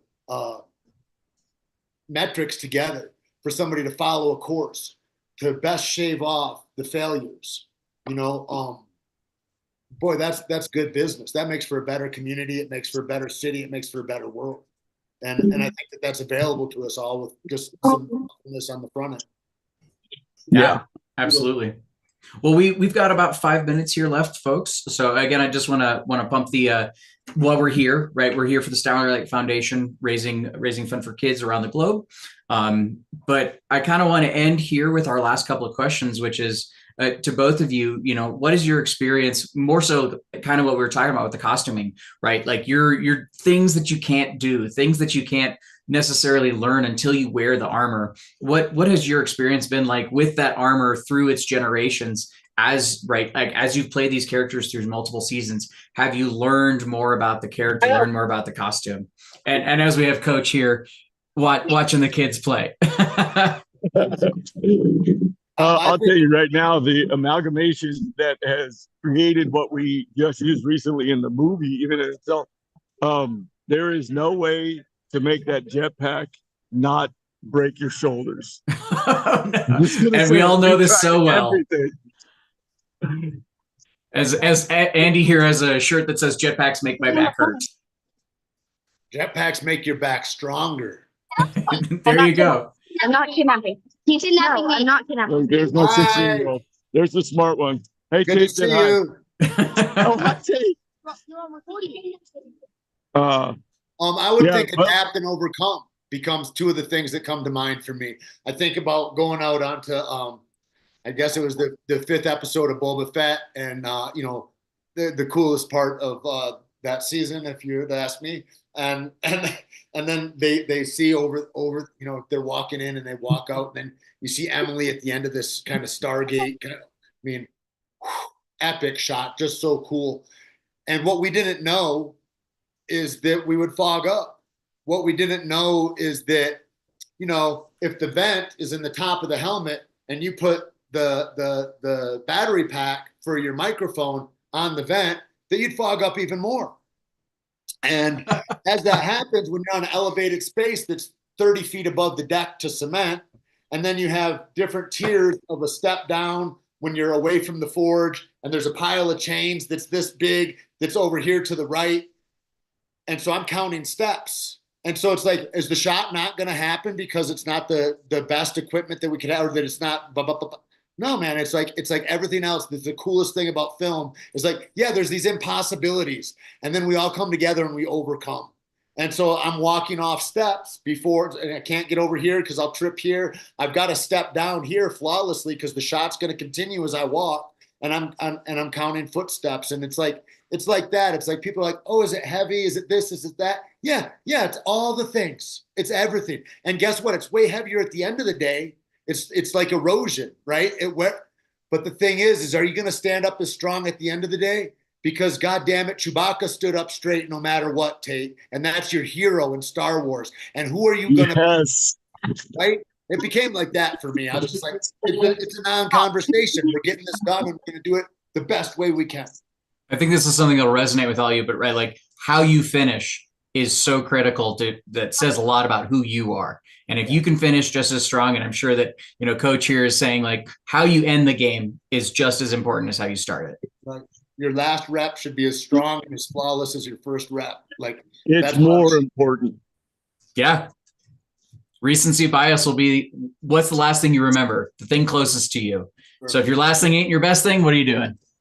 Well, yeah, I mean, think about it. The last thing we saw Paz do was the best thing he did. Right. Right? Like he gave all. People say that, and everybody says at cons, everywhere I go, we're so sorry that you're gone or whatever. And I think, are you really in your truest self? If you think about it, isn't it way more powerful with what Paz left? You know? Yes. And that's a message for an empire to rebuild on. Yep. Absolutely. Yeah, which is similar to what you guys are doing, by the way. Today, raising money for kids who need it. You know what I mean? There's nothing more important. I don't care what we do today. It's more important to me what we leave for the kids tomorrow. And what you guys are doing right now, what people are doing is by giving. Take that $5 that you're going to go to, $5, what am I saying? Take that $10 that you're going to go get Starbucks later and give it to these kids, because that little moment of sacrifice, which is much like Paz making a sacrifice for the greater good. That's what you guys are bringing right now. Hey, we're doing this so that these kids can live better, even if it's for 5 minutes. And that's a sad thing. I just had a really good friend's son, guy from cancer, and it should never happen. But it does, and it's an unfortunate facet of life. So are there ways that, you know, we can comfort them? You guys are doing it, and it means the world to me. Yeah. Me too. I mean, I just the 501st Village that I just saw in Stuttgart was one of the best. It was amazing. But like the thing that's amazing is walking through and talking to these guys and what it is, you know, this idea of bad guys doing good. And it's the echoes that you guys put through the universe with what you do is incredible. And coming off of this TV show that is just a TV show to actual blood and sweat, this is helping people in ways that are, you can't count. It's immeasurable. And I'm just always in awe, and it's an honor that guys call me an honorary member or whatever it is. Just to be associated with y'all is a real privilege. It's really funny that you guys are like, hey, you know, we'd be honored if you would join us. I'm like, out of town. The honor is ours. We're in a very fortunate position, and that the career we've chosen is working out in the way it is. And it doesn't matter what career it is, but you guys happen to see us and you like watching the show. You should have freedom for 30 minutes or an hour or whatever it is. Cool. But at the end of the day, I'm just doing a show, and I like telling the story. But beyond that, you know, you guys are doing the work. Well, again, that's why we're so incredibly thankful for you all to be here today, right? You help us make a difference. You help events like this take off and give life to other people that may not have had it, right? We're here to make the world a better place, and we're very grateful that you two are able to participate in helping us make the world a better place. We're proud to be on the team, y'all. Thank you. Yep. Well, excellent. I think we're here ended our time, but I need to reach out, see if Justin's still here. Okay, awesome. Thanks, Justin. Well, thank you all. You all have a great rest of your day. Tate, hopefully it stays nice and sunny for the rest of the day. Best of luck to your kids today here at Practice Coach. Andy, thank you again for joining us, and thank you all. We're really grateful to see you again. Yeah. If you want to donate, there's links somewhere here in the description below us. Thanks a lot for making the time. Thank you, guys. Inviting us. Thank you.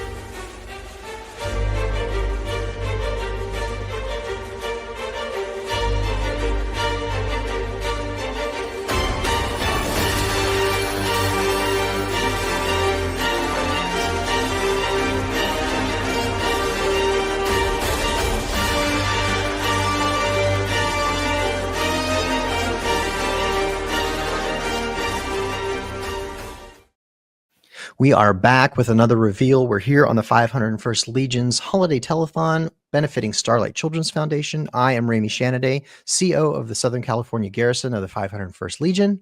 And I am Mike, Honda Supply Forester, 93016 of the Great Lakes Garrison. Ramey, we have been showing off some incredible ornaments from this collection, which has just gotten out of hand at the talent and the creativity. And I'm so excited for this next one. But I feel like we should, of course, tell people what's happening with this entire project if you're going, what the heck's going on here? Yeah, so Mike and I are interrupting the transmission all weekend long in between the panels that you guys are hopefully enjoying all weekend. So we've got mini reveals that we're doing leading up to the ornament project's auction that'll be taking place later this week. So Mike, tell us a little bit about the project real quick before we get into the reveal. Yeah, the ornament project started a couple of years ago. It was just about getting a lot of artists together to say, hey, why don't we start? And, I said, I've got these blanks. I'm making these things. They're just little plastic pieces, right? And they start off like this. And I send them to a couple artists. I say, hey, go crazy. See what you can do. And what we'll do is we'll auction those off and raise a little bit of money for some really great foundations and charities. And here we are, year 3 with our biggest ornament project ever. We have almost, I believe, 60 artists, 60 different ornaments, an incredible collection of just fandom and fashion and function. And that's kind of what we're getting into today. So these are going to be supporting all of the proceeds, all of the money raised is going to go to Starlight Children's Foundation. We're partnering up with our friends and also being able to support alongside the 501st Legion. It's going to be fantastic. We couldn't think of a better foundation to be able to support, especially as parents ourselves. But let's get into this one. Yeah, I think this one's pretty good for a lot of people who have had fogging issues or anything. Our friend over at Henry's Helmet Fans, who's always quick to donate and say, hey, I want to be a part of any kind of good thing that's happening, any kind of good cause. Of course, naturally, he shows up to the ornament project and says, not only do I want to make an ornament, but I want to also do a gift with my ornament. And I said, well, what do you have in mind? He goes, well, I happened to work on some of the production of Ahsoka. And I said, did you happen to work on? He goes, yeah, I did. I think we all recognize the Night Troopers, the reanimated Mother Talzin, the power of the Dathomirian Witch. So you can see here, of course, in their iconic gold foil. Great story if you saw the panel with Judah Escalante and Marcus Napari about how they made these, and Luis Narado about how the Night Sisters came to be, and also what they did to actually paint Captain Enoch and all of this. It's just incredible. So Henry's ornament, of course, is fantastic. It's got this nice little function here. Do you see that? Look at that. Oh yeah, it lights up on the tree. It looks awesome. And then, of course, on the back, the Chimera. Look at that. With a Grand Admiral Thrawn. Oh my gosh, I love this one. But Henry, of course, doing what Henry does, goes, hey, I want to do a Night Trooper helmet. I was like, a what? He goes, I'm giving away an entire Night Trooper helmet with a custom stand that also lights up. Check this thing out. Ahsoka star map helmet that goes on here for display that lights up in the base. So if you bid on that ornament and win it, you also get the helmet and stand. Yes. Incredible. Yes. It's awesome. It's so cool. The stand is awesome. It's got this beautiful, kind of green epoxy. Look at that. Yeah. Yeah. It's so cool. And so I think this whole thing is just, in terms of going, are you a fan of Ahsoka? Are you a fan of the Stormtroopers, the Imperial power that's going to play probably a pretty big inkling into the future of where Star Wars and Ahsoka is heading? This is a great display piece. Henry painted this, created him himself. He's got some insider knowledge. And so when you're talking about looking for an accurate display piece, oh my gosh, Rogue One style, helmet molding in here. And if you want to see what the Night Trooper is like, man, this is about it. The lenses, you can actually put it on if you want. Oh yeah. How am I looking? This thing is amazing. So make sure you are able to, you got to subscribe, get the full rundown on the Dad Batch podcast on Monday night at 8 p.m. And then on Thursday on Thank the Maker podcast, we're going to do live bidding. It's going to be up 3 minutes a bid. These things are going to go, and they're going to go quick, all to support Starlight Children's Foundation, where they are delivering happiness, and we are proud to be standing alongside them in that mission to do so. So we will see you on Thursday and on Monday to be able to get a full preview of exactly what else we've got going on here here to do the ornament project. We're thrilled. Ramey, thank you, of course, for being alongside me in this thing. It is crazy to see this amount of work. We couldn't be happier and more impressed once again at the Star Wars community for coming out and supporting fantastic causes. Exactly. And stay tuned all weekend long. Keep watching. We've got more reveals, and we'll see you here.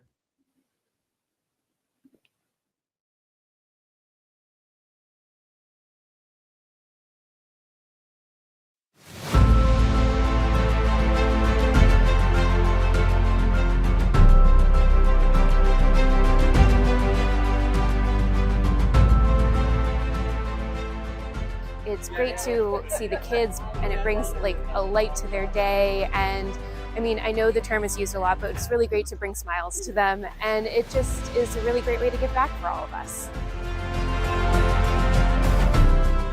There are studies that show that play, while amazing for childhood development, also positively improves outcomes, health outcomes for kids. And so that's where Starlight's programs of delivering happiness, like our Starlight gowns, like this one here today, one of our newest Star Wars gowns, plus the toys and the games that we're able to deliver, really are helping to improve health outcomes for the kids that we serve.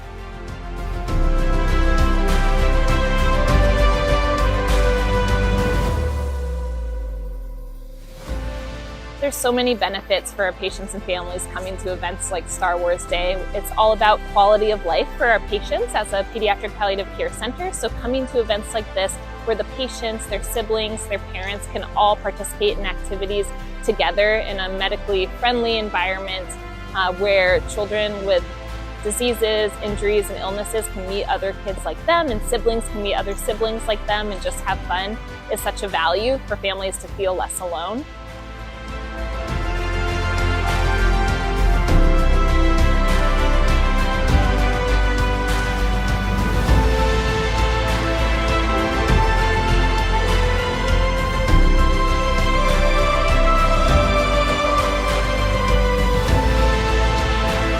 Coming here and seeing like this community of people that are volunteering or work here, and the Starlight Foundation and how they put this on is just really reassuring, and seeing the big smile on his face is just giving me a little bit of solace, knowing that he's in good hands.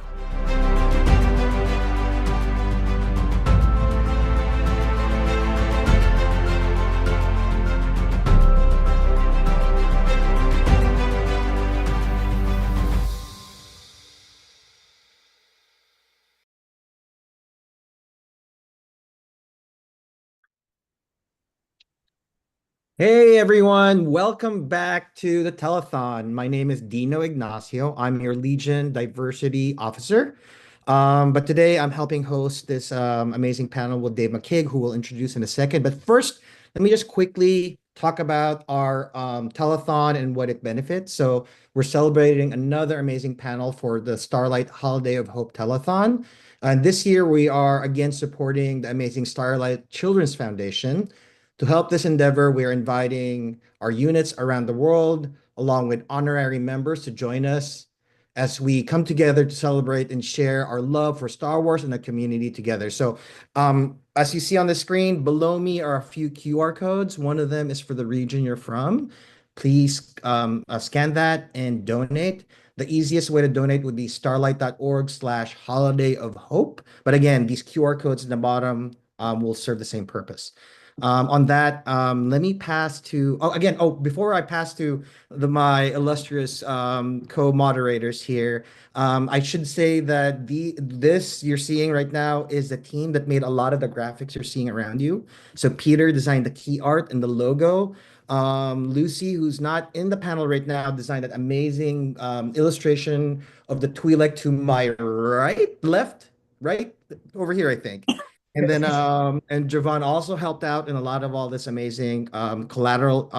And so we're really excited to actually talk to Dave, who's an amazing artist. So I'll pass to Peter, and then we'll pass to Javon. Hello, I'm Peter Nuthall, TK12175 of Badlands Garrison. Very happy to be here. Dave, it's nice to see you again. We haven't seen each other since your honorary induction at Evanston Expo. Hi, it's great to be here. Hi, I'm Jovan from the Philippine Garrison. I'm on the other side of the world right now. So, good morning, good evening, and good afternoon to everyone who's watching right now. And we also have Teresa here, who's our PR partner and our wrangler, really. Our team couldn't survive without Teresa. No, the art team could survive quite well without Teresa. You all did amazing. Not true. You all did amazing. Our telethon team has been amazing. We've put together an incredible amount of content over the last 2 days. And if you've had the opportunity to watch any of it, you will see the hard work of the team for Starlight Children's Foundation. We have come together to do some amazing things, and we're going to continue to do so until our finale today. So I'm Teresa. I'm with the Legion Public Relations Officer team and Telethon Wrangler, as I've been called, and welcome to our panel with Dave McKeag. On that great segue, let me just do a quick intro of Dave. So Dave's got an amazing, illustrious career. He hails from Canada, specifically from Thunder Bay, Ontario. He's the colorist of the Star Wars Republic comics, if you guys were familiar with that. Also, the creator of Little Mall, Hate Leads to Lollipops. I'd love to talk about that. Amazing illustrations there. His expertise goes beyond comics. He's also done some work in animation. Most notably, I'm a fan of his work on the Batman animated show from 2003. Also, he's achieved the Joe Shooter Award for Best Colorist in 2008. And I believe he ran Gutter Zombie, which is an amazing forum for artists and helping spread the community of creation and comics and whatnot. And I'd love to talk about that as well. On that, we can jump to questions. Peter, do you want to start us off? Sure. I guess, depending on everybody's experiences, talking about your art education. So what sort of art education did you end up getting before you came into this? Oh, yeah. You know what I'll do is I'll talk about my art education, and that will segue directly into how I got into working in the comic industry. I went to advertising illustration college in Winnipeg, Manitoba. Oh, yes. And when I graduated, there were 3 companies in the world at that time in the late 90s that were coloring comics on computers. This company called Digital Chameleon in Winnipeg was one of the 3 globally that were starting on computers. Everything had been done by hand previous to that. Oh, wow. And they needed butts and seats, so they basically hired half of my graduating class.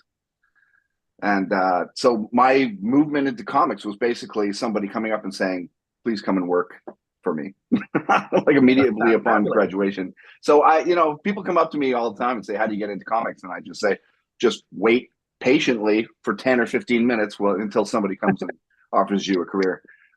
I'm not the guy to ask.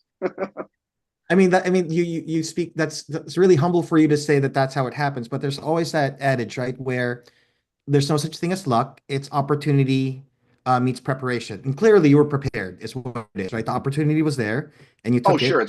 It's what you do with opportunities that you're given, right? Yeah. Amazing. So how did all of this work lead to Star Wars? What drew you into Star Wars?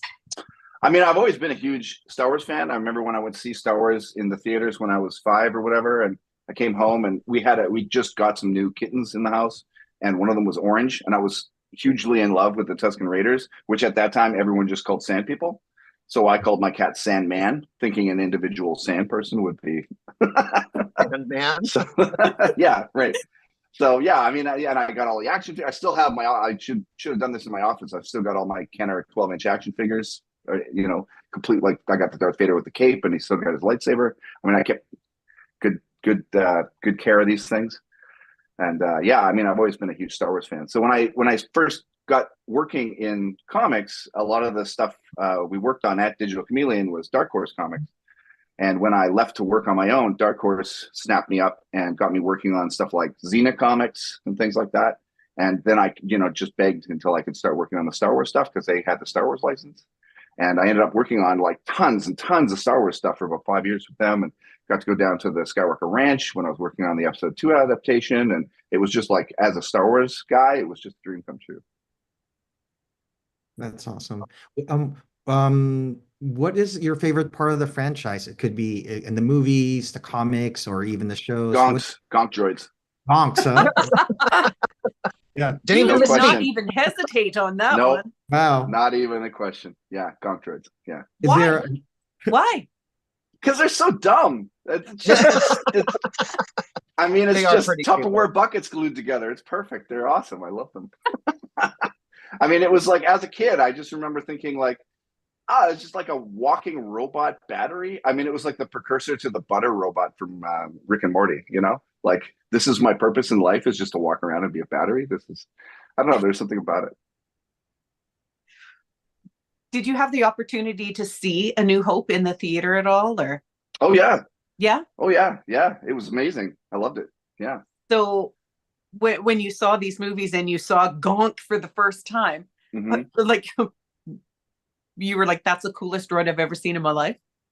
It wasn't so much that it was it's just like it completed the universe for me, you know, like like if they thought of everything, like if you've got a walking robot droid that just like that, it's a battery, great. That, I mean, that is what it does, right? I mean, this is what I grew up thinking. That's what they do, right?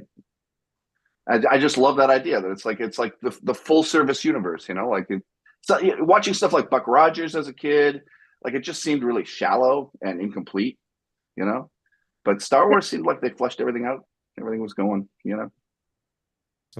Gonk droids filled in the whole thing. It's like, oh, gonk droids. This must have made it feel all very real. Plus, they're just dumb and fun, and they just say gonk. It's great.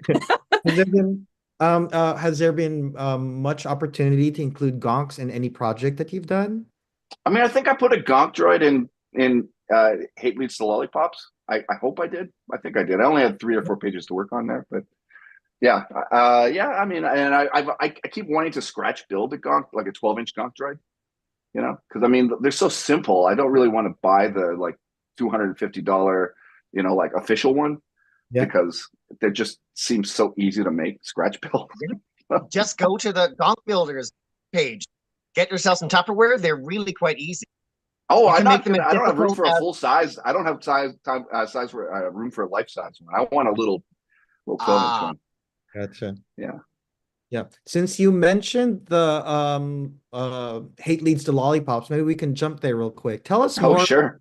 Tell us more about Little Mall and how it came to be. I mean, about this project. That was like the glory days of writing for Star Wars stuff in comics, because there was pretty much no oversight if they let me work on that.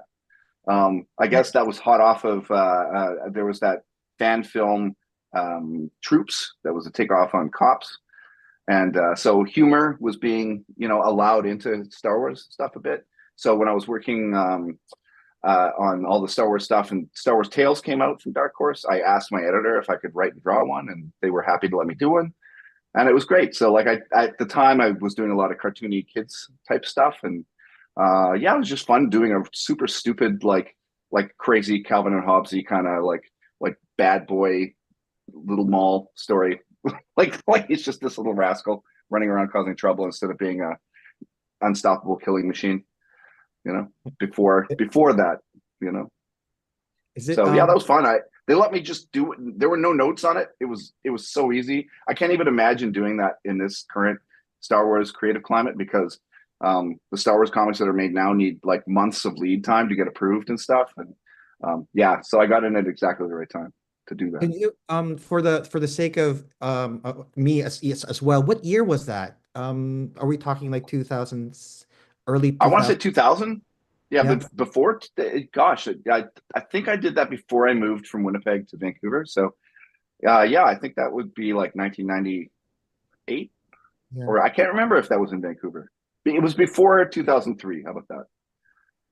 You mentioned Troops, and I should ask, because I was Googling you, and you had overlapping time with Kevin Rubio, who was the writer of that Troops movie. Did you work with him at all? Yeah. I don't think I did. I think the only other humor thing I did for Star Wars stuff was I was very happy to be able to color Sergio Aragonés' Star Wars comic, which was like a huge thing for me. So yeah, that was great. Well, since we're on the topic of Star Wars and Star Wars projects, what Star Wars project are you most proud of? I think the first run of Star Wars comics I ever did is the one I'm most proud of, which is, I mean, I think that's when I kind of cemented my coloring style, working with Rick Leonardi on the introduction of Sherrod Het, the character. Okay. It was, yeah, it was really great. I mean, I just love Rick Leonardi's art. Like, I was always such a fan of his when he drew Spider-Man 2099 back in the day, and yeah, it was a great script and great art, and it was really fun to work on. And I mean, you know, it was my first foray into working on Star Wars, so it was just like, oh, I made it. You know, that's great. How would you And it was fun describe because it had the Tusken Raiders, and like I said, I was a huge Tusken Raider fan. So, how would you describe your coloring technique? I think it depends on who I'm paired with as a penciler. I liken coloring to being like in a band. Working in comics is like being in a band. You have to sort of change your style to suit other players. Like if you're playing in a ska band, you're not going to play the bass the same way you would play it in a death metal band or something like that. You can't just stick to one style, or it's not going to work cohesively. Everybody has to sort of make beautiful music together. So for Rick Leonardi, I used a really sort of grungy, like flat and pebbly style. And for some other artists, I'll use like a really sort of airbrushy, sort of, I call it the Marvel style, where everything's kind of round and fleshed out and airbrushy. It depends on what you're working on. It all just has to look like it's sort of coming from one group mind. And that means changing your style a little bit to work with whatever you're working on. Very cool.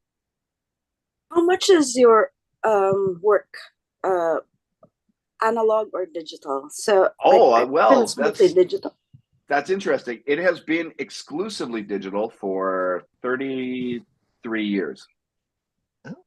That's when I wasn't kidding. When I graduated from college, I think I was 19 or something, and it's been digital 100% of the time since then. That's in fact, it's funny because we're in this room, because the only analog thing I have done in the last 20 years was I went to a drink and paint and I painted this crow. that is the only physical painting I have done in as long as I can remember. Where is the crow? Sorry. This crow up there. Oh, okay. Right there. Yeah. That's it. Yeah. Otherwise, exclusively digital. I mean, I'll draw on paper when I'm drawing with my kid, and if I have to draw on paper, I'll draw on paper. But yeah, almost exclusively all digital. Yeah. So I'm very interested in the process. I'm that kind of person. What's your weapon of choice? Like, I have a 27-inch Cintiq, and when I'm traveling, I have a much more elaborate setup. I have an iPad Pro, and I have the laptop I'm talking to you on. And I connect them together along with a little hardware accelerator, and it lets me use my iPad Pro as my graphics tablet. Nice. So yeah, it's great for traveling. It's perfect, but for home, I just like having the huge. I mean, you know what? It's funny. It's a huge screen, and I'm putting it outside of the bounds of where we're talking here, just to show you how huge it is. It's great. So I remember like some of like I don't read comics a whole lot these days, but I remember like when I was younger, really drawn to like people like Lynn Varley or Steve Oliff, like who your heroes are, and like what sort of like influences they've had in your work. Well, I think you just listed them. So, like Lynn Varley's work on Dark Knight was just so amazing. Yeah, I think she's amazing as an artist. And I don't, like I remember seeing a little while ago that the cover for Dark Knight Returns #1 sold for like $1 jillion. And it's just that silhouette of Batman in the sky. And like, I'd say more than 50% of the impact of that cover was Lynn Varley's lightning strike that was behind it. So like, I don't know. I don't know. I hope she sold her painting for about the same amount of money of the lightning strike, because that was a physical painting too. Wow. So, yeah. I think her stuff is great. But like a lot of my influences, because I come from an advertising background, a lot of my influences are not comic influences like Robert McGinnis and things like that, more like pulp novel painters and things like of that sort. Yeah, I was gonna call that out about your work. You mentioned that you work exclusively digital, and you have for a while, but there's something organic and painterly about the way you manipulate your colors. And I was going to ask, like, where was that coming from? Like, what was your art background and why it seems like it is indeed still organic looking. Oh, the way- good. I mean, I know I use a lot of selections in my technique, but I try to make them a little wiggly to make them look a little more like like French bande dessinée. I really love that sort of watercolor effect that a lot of European artists get in their work. It's gritty, but it's simple. And as I'd say this as a commercial artist, any way I can get a lot of emotion and texture and feeling into it without having to spend 7,000 hours to do it is going to be good. So getting that texture in there, texture has a lot of emotive content, right? So yeah, I try to do that as much as possible. And it's perfect for Star Wars because everything's got to be sort of dirty and gritty and, Yeah, it makes sense. unless it's prequel stuff, it's, the original trilogy stuff's got to be all gently or very heavily used depending on where it is. And what do you prefer? Gently used, gritty, or the more pristine? I kind of appreciate both. The prequels I kind of wish the prequels took place earlier than they did. I don't like the idea of everything getting quite that gritty in 30 years or whatever it is between the prequels and the sequels. Pretty fast. But I've always liked that grungy aesthetic, like from Blade Runner, where everything's just built on, just shows you this like progression of use and this history, this implied history. There's an implied history in Star Wars that I really like because everything looks like, it looks like the Lars family weren't the first people living in that hole that they lived in on Tatooine. Very true. And that's where you get introduced to the universe. And it's like, oh, wow, this this place has been around. This universe is established. It's not just plywood and it's not just terrible Star Trek rocks. It looks real and it looks old and, I love that. Okay, so on that note, what would be a dream Star Wars project for you? If you could pick anything to work on, what would be your dream Star Wars project? I'd love to. I always had plans to write more Star Wars, like more serious Star Wars stuff. Jan Dursema and I talked quite a bit when I was working with her a lot on Star Wars stuff about me writing a Star Wars thing.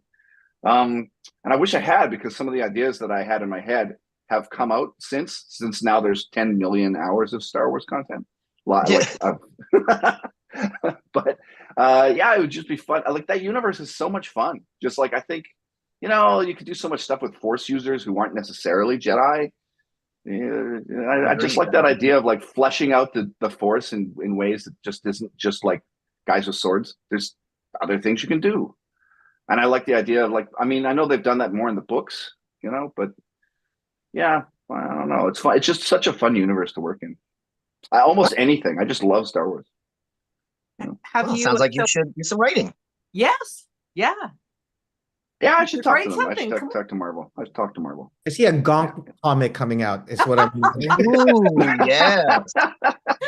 That would be great. Just panel after panel of this thing just trudging along, just showing its fruitless life. 22 pages of it just going off to recharge and not quite making it.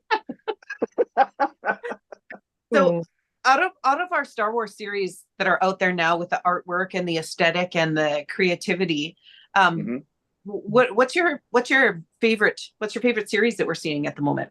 Like, have you seen any of the Skeleton Crew at all, or the? Oh, Skeleton Crew so far, the first 2 episodes are awesome. I saw a bunch of hate online for it, and I'm super confused because it's basically like Star Wars Goonies, and it's awesome. I thought it was great. Agreed. I love. It is I love. awesome.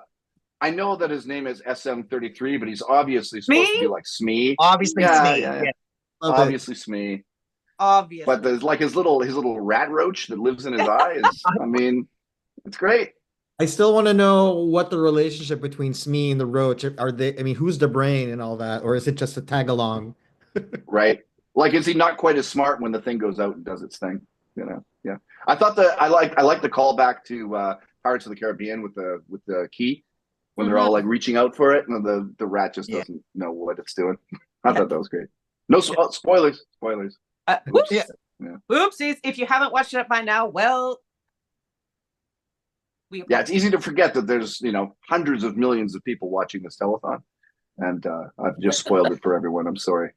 So That's all right. besides Well, Skeleton more Crew, hate mail. what in the other series that you've seen, you know, looking at the artistry and aesthetic of it, what would be some of your favorites? There's always things in all of these Star Wars shows to like, even if they're not. I mean, not even if the whole of the show of the Acolyte wasn't my favorite. I thought the villain was really, really cool. Agreed. And you could sort of get behind why he was doing what he was doing. And that's not always how it works in all of these things. And he was just really cool. I'm really sad they're not doing another season, because I think they kind of set it up to be a much better season 2. Agreed. Season 1. Yep. And I yeah, he loved was it. really cool. Yeah, he was very cool. Very, very, very And cool. the lightsaber fights were just They were so good. They were epic. so good. Yeah, and all our favorite and Jedi they were got live killed, and and all, that's always good. I'm a big there was fan a of that lot of style of killing. storytelling. when you love the characters and they get killed off, like, I mean, you know, like I work on all these Robert Kirkman properties, like Walking Dead, and you know, like he kills off all the fan favorite characters all the time. All the time. Yeah, I'm a fan of that, because it makes you like, the bad guy's gotta be a bad guy, and you don't make the bad guy a bad guy by talking about being a bad guy. You make him the bad You by are a killing bad- everybody. You know. I remember that scene in Kenobi when he's walking into the village and Vader's being how I would perceive Vader to be. And everyone was like, oh my God, this is a kid show. I'm like, Vader was a bad guy. Like, yeah, he killed all the Worked younglings. in the He's not- Death Star. He's not a good guy. Don't call No, something Right? Death Remember Star. the younglings? Yeah, exactly. Horrible. He Yeah. killed a bunch of kids. Right. yikes. All right, well, that went dark. Okay. Maybe that's what they needed to do in Star Wars, is just have Darth Vader add like you know, you get those little battle indicators when you've killed troops and stuff. Just have a bunch of little children's faces with X's through them on his armor, just to emphasize, just as a Just to storytelling remind device. people. Yeah. All right, Just to Dino. take off from our previous topic. I like was the going to say, all right, Acolyte. Dino, rein us in. Oh no, Jovan's got it. Yep. Okay. Yeah. Talking about the Acolyte, do you think it will translate well into comics? Or if you have like any other new Star Wars material that can translate well into comics? Oh, I think the Acolyte would be great translated to comics, because you could put in all sorts of backstory stuff that was missing from the show, and then you could really flesh it out. You could probably make a pretty big series out of the Acolyte. I think that would be great. Learn more about each of the individual characters. Get more Carrie-Anne Moss's character in there, because she was pretty cool, and we didn't. I don't know. Yeah. We saw enough of her, because she was pretty neat. You know. Yeah, she was. I'd like to know more about Master Soul. Like, there's some stuff there that I would have loved to have known. Yeah. Yeah. Comics are great for that. Yes. Comics are great for backstory stuff and expanded universe stuff and budgetary concern stuff. Yeah. Right. You can do a lot. Right. The next question, I'm gonna bundle up 3 in my head into one, because I think it all ties together. I wanted to learn a little bit more about Gutter Zombie and the legacy of that forum to help out artists and people in the industry. And tied to that, like, what is the state of the industry now, right? I know there's so many projects that get pulled from comics, and so much of what we enjoy on screen have its origins in comics, like whether it's Invincible or other Star Wars properties that we watch now, like all of this has been coming from there. Marvel movies, of course. And so I guess as a bundled up question, like, what is the state of the industry? What was Gutter Zombies like mission when it was around, and what's the future of all that? All right. So I'll start with Gutter Zombie. So I went through advertising illustration. Growing up in Winnipeg, this is pre-internet, and growing up geographically, Winnipeg is the geographic center of North America. So I likened it to the drain, basically, because it's the furthest away from everything, right? And so there was really no way to, like, I mean, if you wanted to become an advertising illustrator, or I don't know, anything, if you wanted to become anything, it was really hard to do, because how would you do that? Like, you're just going to go to New York City and stand in the middle of the street and look around and say, would anyone like to hire me as an artist?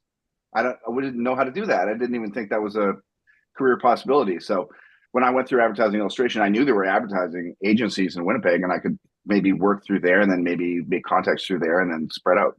But comics was just such an alien concept. I didn't even know any comic artists lived in Winnipeg, and they did at the time with George Freeman and Laverne Kajewski and other people like that. But I didn't know how to get into it. So when I got into the industry and made it for myself, I thought, well, why don't I make this easier for other people to do that? So I founded Gutter Zombie, which was a forum which was just made so that people who wanted to become colorists could come and talk to each other and learn the ropes. And I would spread the word at comic conventions like the San Diego Comic Convention, which at the time was nowhere near as big as it is now. That was basically the only convention people went to make contacts.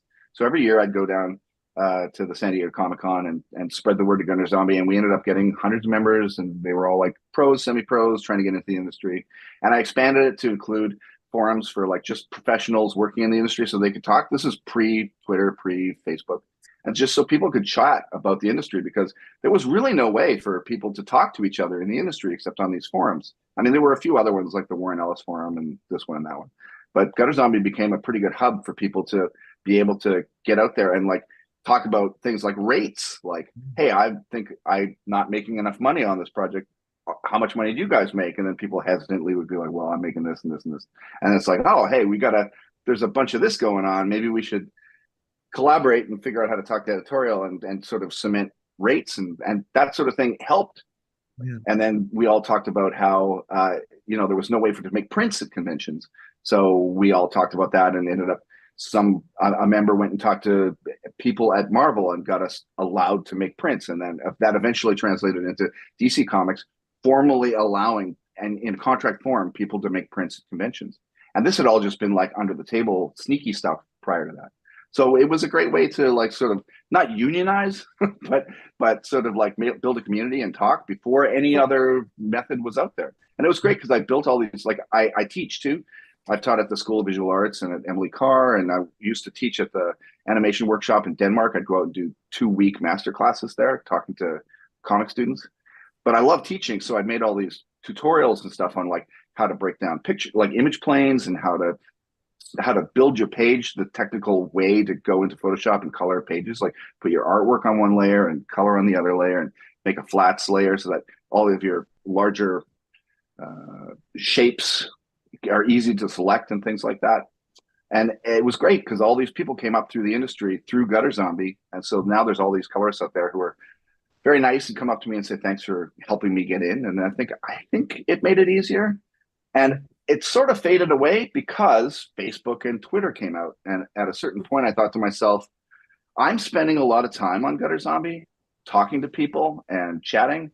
And I could be doing that on Facebook or on Twitter. And if I do it on Facebook and Twitter in a way that's a little more publicly accessible, then that's going to draw more people to my pages and these other people's pages. And that'll get more eyes on these colorists and on me. So I kind of shut Gutter Zombie down just so that we wouldn't all just be in our little isolated area, because that can become problematic. I'm kind of sad I did that now because I'm at the point now where I'm oversaturated on public discourse. Yeah. And so Gutter Zombie is more and more appealing to me, like to go back there and like, I got to find some fresh faced kid to like build the site back up because I'm not doing it. I don't have time for that. No, but honestly, if I could find somebody to do it, I still have all the assets and things. So yeah. I think community building is changing on the internet. Even us as the 501st, we're finding less and less people in the forums. And we're now, in these like little bubbles in Facebook or, Twitter or X or wherever we're found. Sure. I think those like really deep conversations you can have in forums are harder and harder to build now. But we're still trying to figure out what the solution there is, honestly. Yeah. Like I kind of wish I was really hoping Discord would pick that up because it just seems like a better version of forums. Yeah. But it doesn't work for me. I don't know what it is. Maybe it just cycles. Things cycle, right? So we'll get there. So the last part of that question was about what do you think of the industry? Yeah. I don't know, man. I think, there's all these doom and gloomers out there talking about comics, about how the comics industry is in dire straits and sales are down and this and that.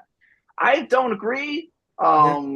I think that Absolute people just Batman. aren't looking at the big picture. I think people aren't really paying attention to like the Scholastic comic sales market. Like I think what's her name who does Smile Comics and Dav Pilkey. I don't think those guys are hurting. You know, Dogman's doing great. Dogman's making Oh, money, and I didn't even manga's think making about those money. comics. Yeah. It's just like I think it's just superhero comics aren't doing so well because people are getting their superhero comics. They're scratching that itch by going to see all these movies. That's it. Absolute Batman just is killing it. That new book. Yeah, 400,000 copies or whatever it sold. Yeah. Yeah. So I think I think what's happening maybe is that older books are harder to get into, right? So if you've got a legacy of 300 issues, that might sound 300 like issues. No, man, I did some covers for Detective Comics last year. It was for 1,084 and 1,085. It's like you're not going to just jump into Batman at 1,085. Yeah. Yeah. Previously on Batman, and that's like 20 issues right there. You know. Yeah. But yeah, it's kind of hard. It's like I talk to a lot of people in the industry about this sort of thing. It's like, you know, you pick up a Tintin book, you're not going to be surprised. Like Tintin's not going to have one leg, you know. You're not going to wonder how this happened. You're not going to be introduced to Tintin's wife, you know. It's just Tintin going on some crazy adventure with his drunk captain friend. But the comic, I like the idea of like I like the kayfabe of comics. You know, Marvel comics. I grew up with that, and I always liked that Marvel comics were more like soap opera-y. You know, DC Comics always seemed to be more of the okay. There's going to be some zany adventure that resets at the end of the issue, but in Marvel Comics, it was this guy really did lose an arm, and now we really do need to read back through all these issues to find out why. You know, and it would grow back later, but I mean, as it does in wrestling. But I liked that idea. But the problem is that breeds continuity, and continuity can be problematic. And I think that is one of the problems that's happening with the MCU. The Marvel Cinematic Universe is suffering from that volume of continuity. Whereas the Star Wars stuff all seems to be its own little microcosms and does not suffer so much from that. You know, like I don't need to know what happened in another show to see what happens, to understand what's happening in Skeleton Crew. I could walk into Skeleton Crew never having seen Star Wars before, and I'd be just fine. I think that's definitely true of the Skeleton Crew. Yeah, it feels like I know they probably made it for younger audiences, but I'm watching it and I'm like, oh, I haven't been this excited and delighted by Star Wars since 1977. It's like so fresh and like Ahsoka was not like that. I know like a lot of my expanded universe friends who are huge fans of like Thrawn and whatever were like watching it, you know, and like, oh, that's that and that's this. And if you want to know what this means, you got to read this thing. And I mean, I like that it's that fair, but I think they wrote it in such a way that me, who did not read all the Timothy Zahn books, also got it, you know? So, yeah. You know what, guys? I can't believe how fast our time went. What? It's already? Well, already? Yes, it is. Like we have our Starlight child coming up, Jade. We're gonna hop in and spend some time with Jade. And I think this panel could go on. I think we were just getting into it. Like I think 2 or 3 hours more, we could keep going. Dave, do you want to come back and join us at the finale? Maybe we could keep going. What is the finale? In just a couple hours. Yes. I will try. Yes. I will Okay. try. Well, I am sorry to say farewell as we move into our next panel. Thank you. If anything you want to plug before you go, anything? Just watch Invincible. I mean, you know, I do the key art on Invincible too. Watch Invincible. We'll check it out. All right. Well, thank Thank you, you so everybody. much. Thank you, Dave. For being with us. Jovan, Dino, and Peta. Starlight.org, Holiday of Hope. Thank you for joining us. Click the links below and join us. And donate. Donate. Yeah, BB, donate. See you, everybody.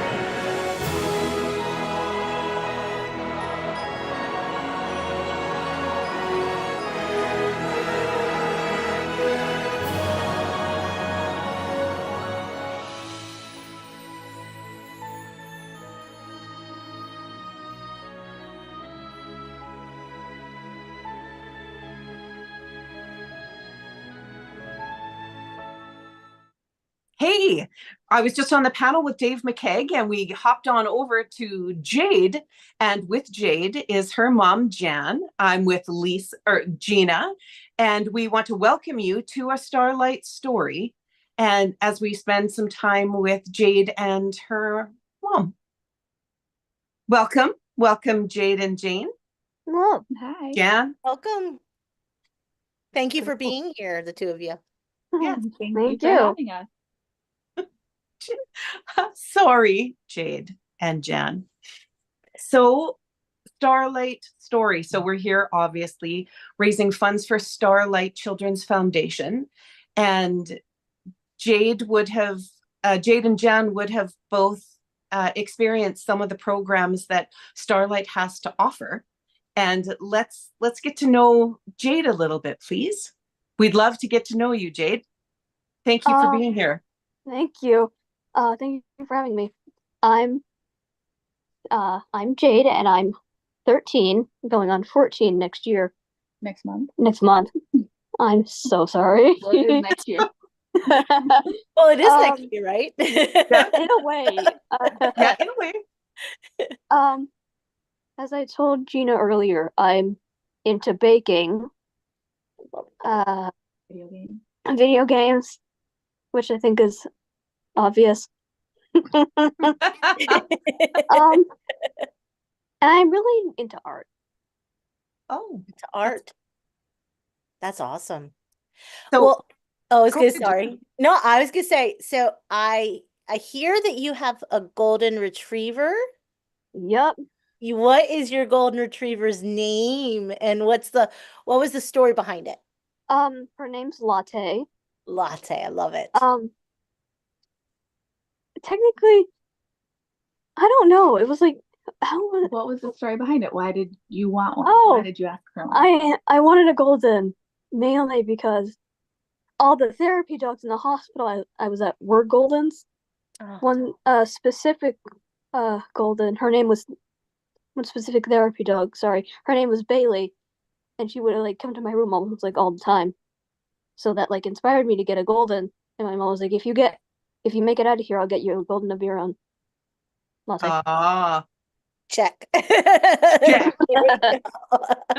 And golden retrievers are some of the best dogs. They're so I know, right? They are. Yep. Their Does Latte personality, sleep yeah. with you or She can't. no? Okay. Yeah, she's not allowed to. But she wakes me up in the morning. No, there you go. That's important. Right in my face, just Yeah, like, hey, I'm here, human. I'm here. You know what? I'd rather have that as an alarm clock. That's for sure. Really? Jade, so you mentioned a little bit, therapy dogs, and is it okay to talk to you about your medical journey? Like, is it okay? No. To share? Yeah. Okay. Did you spend a lot of time in hospital in treatment? Yes, 4 months. 4 months specifically. Well, why? Why did you go to the hospital? I ended up in the hospital because we found out I had PVOD, kind of like rare specific lung disease. Okay. Did I say? It was a rare form of pulmonary hypertension. Yeah, rare form of pulmonary hypertension. And I was stationed there for 4 months awaiting a transplant. So. And then you got a transplant? And then I got a transplant and a golden. Two wonderful things right there. For the price of one. Yeah. That 4 months is a long time. How was that for you and your mom? Every day in the hospital felt like an eternity, and it felt like time just completely stopped in general. It was a trip, to say the least. Yeah. Not a good and fun one either. Nope. No. Besides bugs. And Marty. And Marty. Oh, who's Marty? Oh, who's Marty? He was one of the game specialists at Texas Children's. Okay. Okay. And so he would bring the console. Yeah, he'd bring the console and he'd play games with me. Specifically, one called Brawlhalla, and he'd like sit with me for an hour, and he wouldn't mention anything about my meds. Yeah. And how was that for you? Just to forget all of that for that little bit. It was fun. It was fun. Yeah. Yep. Were there any games that you particularly liked more than others? There was one specific game that we played all the time. It's called Brawlhalla. Okay. And what's that about? It's technically like what is it? Like kind of like a Smash like Bros. kind of like a kind of like in the Smash Bros. Okay. Like yeah. Just the character in a fight. Yeah. in a way. So it was a good distraction from Yeah. everything. Yeah. Yeah. I kind of forgot what was going on during that time. I bet you did. And 4 months is a long time. And, at a really influential age for you when you should be, out and about making friends and doing things that young women do. And that would have been difficult for you, hey? Yeah. It was difficult before the transplant. Well, I mean, I had friends, but it was just kind of hard to make them because I was antisocial. So I don't actually know anything about, the pulmonary issue that you would have had. Could you just let me know what that is so I can understand how that would have affected you and your family too? Sure. Okay. Hi. Yeah. Hi, Jen. Hi. Hello. So basically, Jade thought she had asthma. Like she would get winded she would get winded very easily, like just walking from the car into the front door. And then it started to like progress where she didn't want to go to school. And so I thought, well, it's a funny age, right? Like 11, 12. I'm like, what's going on? Anyways, we took her to her primary care doctor because she was convinced she had asthma. Mom, I can't breathe. I have asthma. So we went to her doctor and she was like, well, I'm not hearing like the wheezing, the normal wheezing from asthma. So yeah, basically she was diagnosed with pulmonary hypertension at our local children's hospital, but they don't have a ton of experience with pH. So the medicines they sent her home on was making her worse. Oh no. So we went down to Texas Children's and that doctor told me it is PVOD and there are no medicines that you can take for it. Like her only option is to get a lung transplant. So she went 11 years being perfectly healthy. And then just one day, here we are living in Houston, 4 hours away from our house, waiting for her to get lungs. That's where you are right now? No, we're back home in Fort Worth, but we had to go to Houston. We had to, we stayed in the hospital. For those 4 months, you said, right? Yeah. And so day-to-day life for you was just hanging around waiting? Yeah. Like doctors in and out, nurses in and out. And just waiting to get a call that they found lungs for her. Getting poked every 5 seconds. Yeah. How was it when you heard that you found a match, that there was somebody for you? She was scared. I was scared. I'm like, what if this goes wrong? Yeah, she was pretty scared about it. We all were. Yeah. Of course. Yeah. She prayed and cried. And I think it was worse on us because she said she felt like she was asleep for 15 minutes. Yeah, the whole thing felt like, the whole transplant felt like 15 minutes. Apparently it took like, what, 9 hours? Yeah, it took like 8 hours. And then, she's pretty anxious.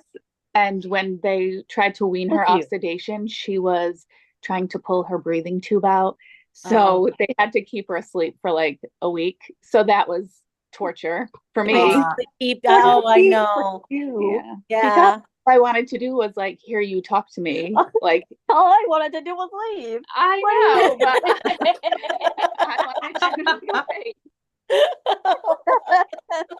You were over there having a good old time getting some rest. And now I don't sleep at all. I know. I never slept in the first place. Look how that worked out.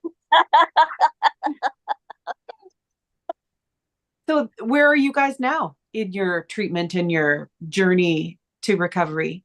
Like how is that looking for you guys? Jade is having a procedure next month. She's getting Oh, she I'm getting my gallbladder removed. Yeah, because I had gallstones. her gallbladder removed. So it's kind of a tricky process with lungs. They're one of the toughest transplanted organs to keep healthy. So, and she's in physical therapy and takes a lot of medications. I used to. I take less now. Right, but you still have a bunch. I know. And the medications are technically what caused the gallstone issue to begin with. So it's just, yeah, I know. So we got some stuff going on, but we have fun when we can. I don't know why. How have the Starlight programs changed your experience and throughout this whole journey? Like the games, like the games and stuff. The gowns especially, they were like, oh, I love them more than the hospital ones. Yeah, those they were nice. So their gowns, yes. Yeah, makes it feel maybe a little less hospital-y when you're enjoying what you're wearing and it's comfortable, right? Yeah. But even from my perspective, I noticed when Marty would come in, like with the Starlight gaming console, it really did. Like that was probably the 1 hour a week that I saw her laughing, and it's a stressful environment. We were all scared and nervous, and like I said, this came out of nowhere at age 11, so I had no idea the type of programs available in the hospital for children, and I'm just so thankful because if she didn't have even a character gown, or she didn't get to play video games against someone and not talk about why we're in the hospital, I really think those things made a huge impact on her hospital stay. She says I'm cringy when I cry. If so you start crying, I'm gonna leave. Moms are allowed to do that. They are. Yes, they are. Yes. I won't cry. Compose yourself. I will compose myself. Compose yourself, mother. Well, Mom, Jan, as a mom who had 6 sons and spent some time in children's hospitals, I can absolutely empathize, Jade, with how your mom would feel watching her baby, her daughter struggle and fight. So it's a big deal, and I think moms earn the right to cry when their babies are hurting. And celebrate you too. I'm glad you have Latte, and that you had those moments of we too enjoyed the video gaming that was an escape from the reality that you're experiencing. And my big son, he just lost himself in that, right? You didn't pay attention to hurting, you didn't pay attention to that you were in a hospital or that you couldn't leave a thing. And it was a big deal for us, and I can imagine it was a big deal for you guys too. We didn't have cool hospital gowns though. Unfortunately, that would have been cool. What was your favorite gown? You had a few. You had the Mario The one. Mario one. Oh yeah, Mario. I like that. Yeah. Mario. Okay. I'm curious, so did your gowns have the QR codes on it? No. Oh, I guess they have some QR codes on their gowns now that you can actually scan and then have interactive games that you can play. That is so cool. I know. I'm like, that is so amazing. I was curious if you had that or not. Okay. Yeah, Jade's like, I got ripped off. I got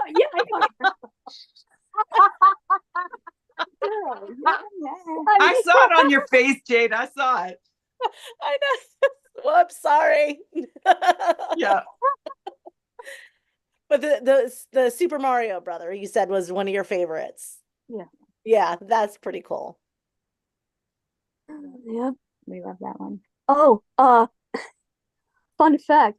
I found out later after my transplant that my lungs had come from a 26-year-old girl, and I was still kind of sedated, so I asked my mom the stupidest way possible. Does that mean I can have a margarita now? So I named my lungs Margot and Rita. I love that. True. And I then, can confirm that. It's true. and I named my gallbladder Gary. Gary. Yeah. Gary. And then you Gary. said goodbye to Gary, right? But Gary's getting ready to leave, right? Yeah. Gary's getting evicted next month. I said, Gary. I said, I looked at my stomach. I'm like, you're gonna die soon. Yeah, you're out of here, Gary. Get out. Evicted. Margot and Rita just didn't let. Nope, gone. Yeah.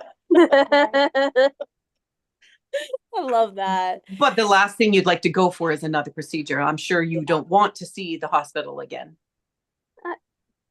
I mean, well, maybe really. the puppies, maybe Bailey.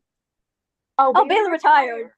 Oh, there is a new dog, and we love him too. Yeah, his name is Melman. Melman.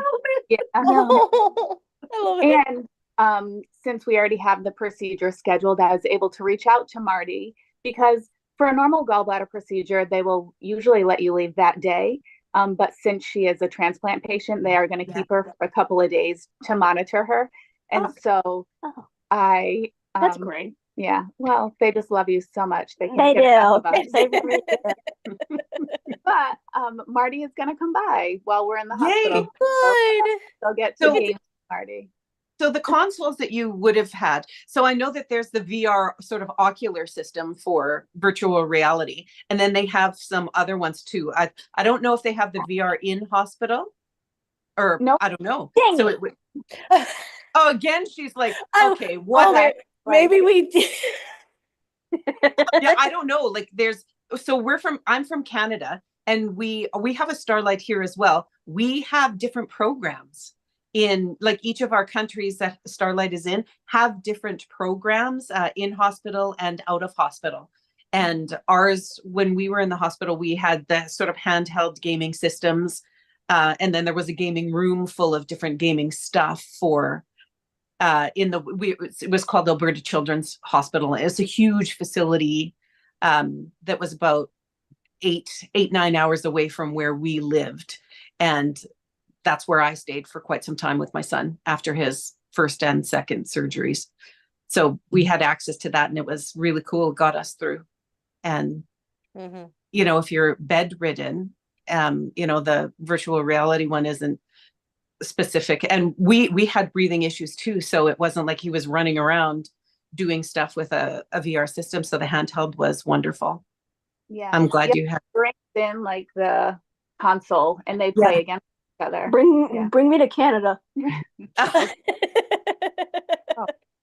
Specifically for huskies and short VR. trip. It won't take long. Right? Like QR codes. Yeah, QR codes. You get the QR code. Yep. So do they have different, like, can you choose which gaming console you get to play on, or is there like just one specific that they use? I'm actually not sure, but when Marty comes to see her, I think since that's always been their thing, is like battling each other. He brings the console. And sometimes I'll play. I'm awful, but I would play too. She would ask me. I don't want to call you out here, but I'm going to call you out here anyway. You're kind of bad at Smash too, but she's getting better. Oh, yep. Thank you. Mario Kart? No, I'm terrible. Yeah. Are you good? No, but I'm good at Team Sonic Racing. Does that count? Yeah.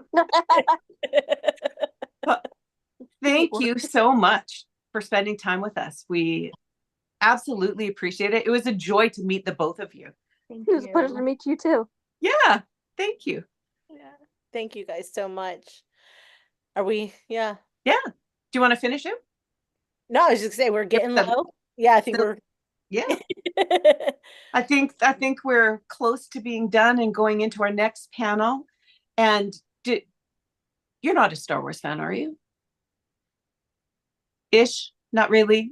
I like R2D. He's funny. She thinks R2D2 is funny. It's cute. I think I might be the only person in the world who has never seen Star Wars. Oh, you're not. You're not. Oh, okay. Surprisingly, you are not. Yes.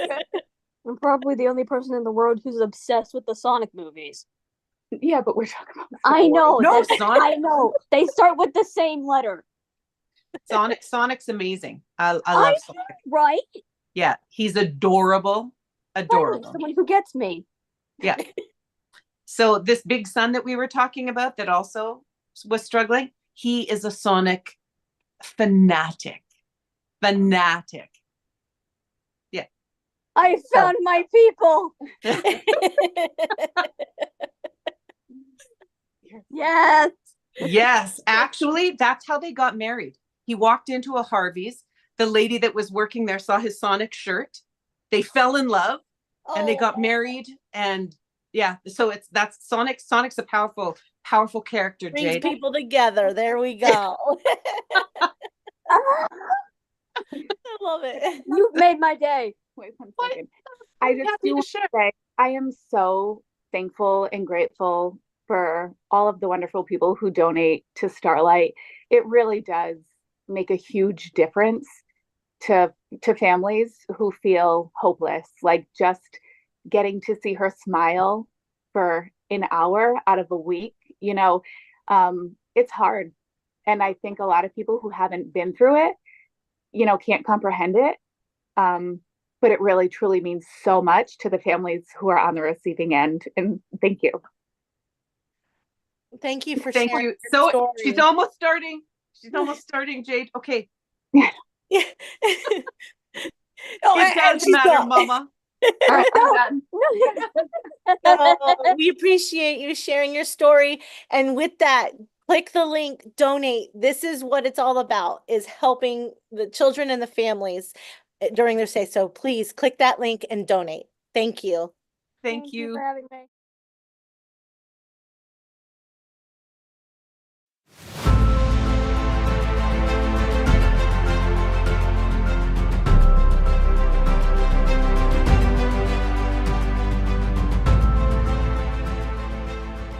It's great to see the kids, and it brings like a light to their day. And I mean, I know the term is used a lot, but it's really great to bring smiles to them. And it just is a really great way to give back for all of us. There are studies that show that play, while amazing for childhood development, also positively improves health outcomes for kids. And so that's where Starlight's programs of delivering happiness, like our Starlight gowns, like this one here today, one of our newest Star Wars gowns, plus the toys and the games that we're able to deliver, really are helping to improve health outcomes for the kids that we serve.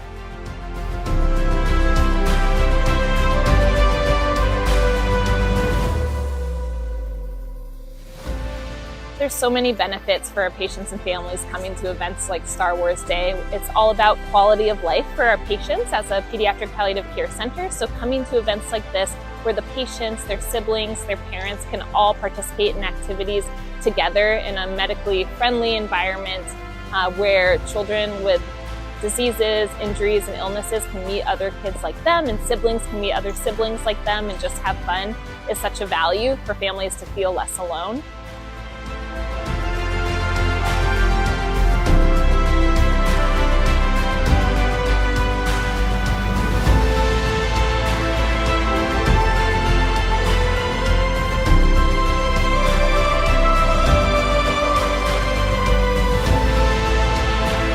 Coming here and seeing like this community of people that are volunteering or work here, and the Starlight Foundation and how they put this on is just really reassuring, and seeing the big smile on his face is just giving me a little bit of solace, knowing that he's in good hands.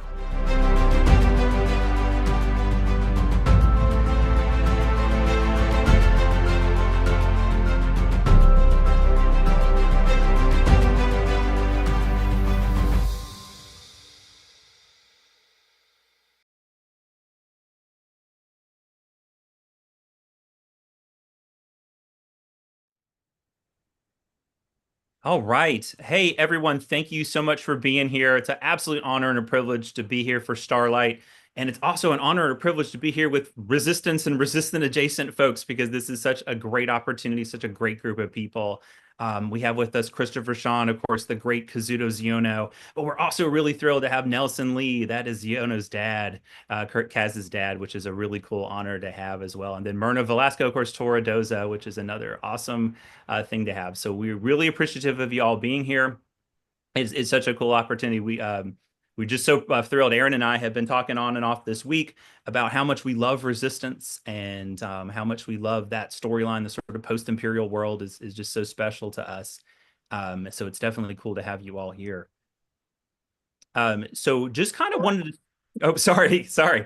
Yeah, that was too formal of a spiel. I don't know. No, great. Oh, Yeah, I wasn't sure if we were supposed to talk right there, so I was like, yeah, it was good timing. I should have put some kind of cue on. Okay, Christopher, sorry, you're next. So we were chatting right before we started about life in California and a life in Canada and all these places you all have come from. So it might be a good thing just to kind of start with how you ended up on this journey landing on Star Wars. That would be a good place to talk through. I don't know if we have a particular order, but I mean, we can start with Kazuto if we want. Christopher Sean, if that's all right with you. yeah, a long time ago in a galaxy far away, I was working on a soap opera, Days of Our Lives, and I was also working on Hawaii Five-O, filming both shows back and forth for like 3 years. Killed off on Hawaii Five-O, and then while I was kind of looking around to buy a home, life is great. I get a call from my agent in New York, and he's like, "Yo, see Sean, what's up, man? I'm your agent in New York, and Lucasfilm is calling for you." And I was like, "Oh, cool. Like, what's up? Like, what's going on?" He's like, "I don't know. Who are you?" And I'm like, "What do you mean? Who am I? Who are you?" And he's like, "I'm your agent in New York. I'm flying in. Let's have lunch. This might be something big." And I was like, "Cool." So I had one voiceover audition prior. It was for Voltron, and I'd been knocking on my agent's door for like 7 years, trying to get into voiceover. I really wanted to do voiceover. I love the animated world. Cartoons grew me up, and I've been fighting for a long time to get there. And then, yeah, like I said, Lucasfilm called, went in. We didn't know what the size of the role of the opportunity would become, but it led to Kazuto Ziono and Star Wars Resistance and the Fireball team family. And, me meeting Myrna and having the amazing Nelson Lee's character be born and bringing Nelson into my life as well, and amazing, amazing people. So I got very lucky with Star Wars Resistance being my first voiceover job. That was my first voiceover world. Yeah, it was really cool. Pretty good. So that's my introduction. For sure. How about you, Myrna? How did you get started with all this? So yes, Kazmug. Here we go, Kaz. Yeah. Very nice. Kazmug. So my story is much more torrid than Christopher's. I was about to quit acting and go be a traveling yoga instructor. I wanted to travel the world, teach yoga, surf, do nothing with acting ever again. And mostly because I had done an audition for The Last Jedi. And it was such a process that I was like, all of this hurts. I just like doing yoga. And my agents were like, why don't you take a break? And the only agents that were like, no, keep at it. You never know, were my voiceover agents. They were also like, hey, you could be anywhere in the world and send in an audition. And maybe if you book something and you're out of the country, they can try and figure out a recording session in another country. Why not just give it a try? And I was like, all right, fine. So I keep up with voiceover. And it was almost back to back that I booked Elena Vavilor through Disney. Then I booked DC Superhero Girls through WB and Cartoon Network. And then right after that, I booked Star Wars Resistance. And it was really like a weird, like, I don't want to be doing this. I don't know why I'm doing this. What is even this world of voiceover? I just want to like go and be on a beach somewhere. And eventually it just kind of turned into this like, well, that's what you said you wanted. And as it turns out, the Colossus is in the ocean. So this is now your life. So it was an odd, like, I wasn't quite present in the process of auditioning, and maybe that was a great place for me to be, because I was just like, whatever. And I remember at the test for Resistance, Christopher Sean was like, "You got this part," and I was like, "No, I don't, man. No, I don't. Everything that's happened up until this is like a weird fluke. I'm leaving the country. No, I don't." And then that just, yeah, that became my career, and I have kind of everything to owe for having these like small but really treasured roles and really treasured stories in these huge franchises that have meant a lot to a lot of people. And yeah, I'm just really grateful that it sucked me back in. I think we're all grateful for that too. That's really awesome. Yeah. I mean, you probably would have been a fantastic yoga instructor, but we're so glad to have those roles for sure. No, I'm going to picture Tora doing yoga on the Colossus from now on. Very likely. Yeah. I thought. Seems reasonable, right? For pilots to center themselves with something. Yeah. Yeah. For sure. He was oddly really good in zero gravity. Like, I'm just saying. Totally makes sense. Yeah. So how about you, Nelson? How did you land in this this world we all enjoy? Yeah, I mean, it's first of all, it's just such an honor to even be on this panel of these amazing actors and people and human beings on this. I mean, it's such a I have to shake myself sometimes and even say that I'm even affiliated with the Star Wars universe in any way. But yeah, so I mean, I was kicking around for a while, just doing stupid acting stuff, and yeah, there's a day just like all of us, we get a call about an audition, and it's always secretive. Coming in from the casting offices, it's like, it's named this, and you go in, you do these dummy sides. And yeah, I did. I forgot about it. It was like probably almost like 8 months. And then one day I just get a call and like, hey, so you've got this part and it's secretive and you've got it. And I didn't have a name yet. But they were like, I think it's Star Wars, but we're not sure. I was like, oh, okay. And it really was that for a long time. Like, we got the dates and stuff and still didn't know what it was. Then it was confirmed it was Star Wars, still didn't know what character it was.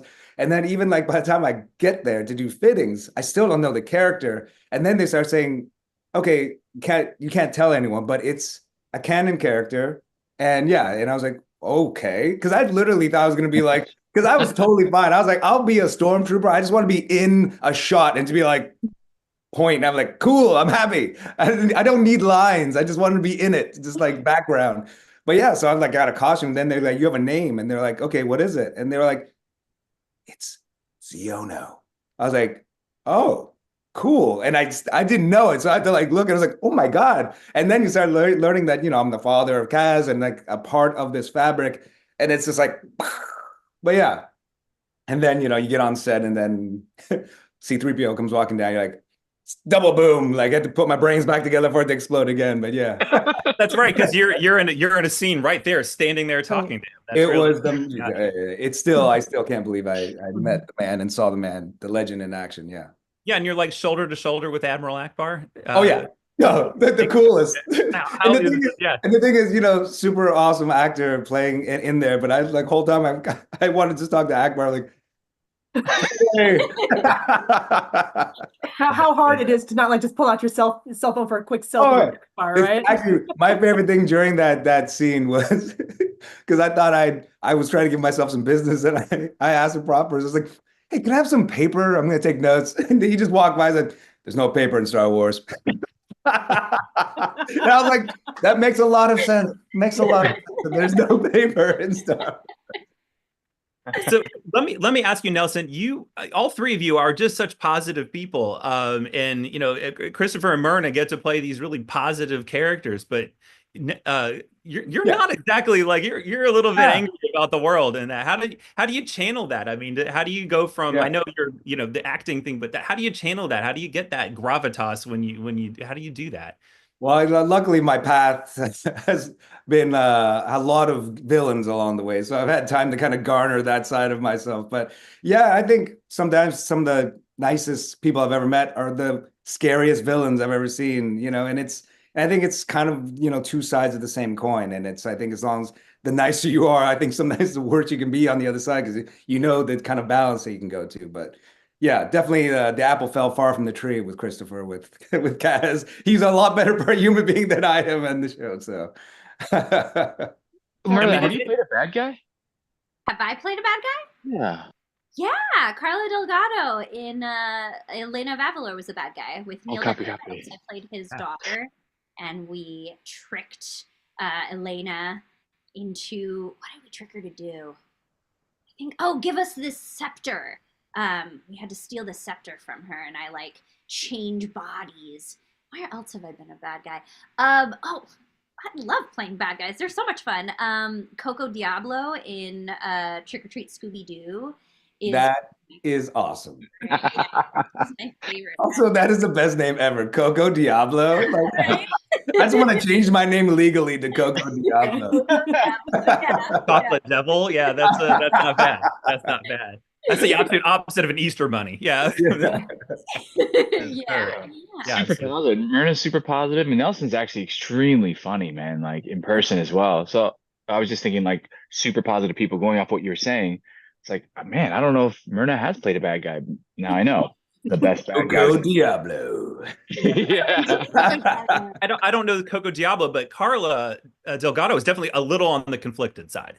Yeah, well, what's cool about that show is that none of the bad guys are true bad guys, and like that's what I think is really cool about children's programming now is that you give them an arc, and we've come to like realize as a society that no one's born bad. It's just choices we all make along the way.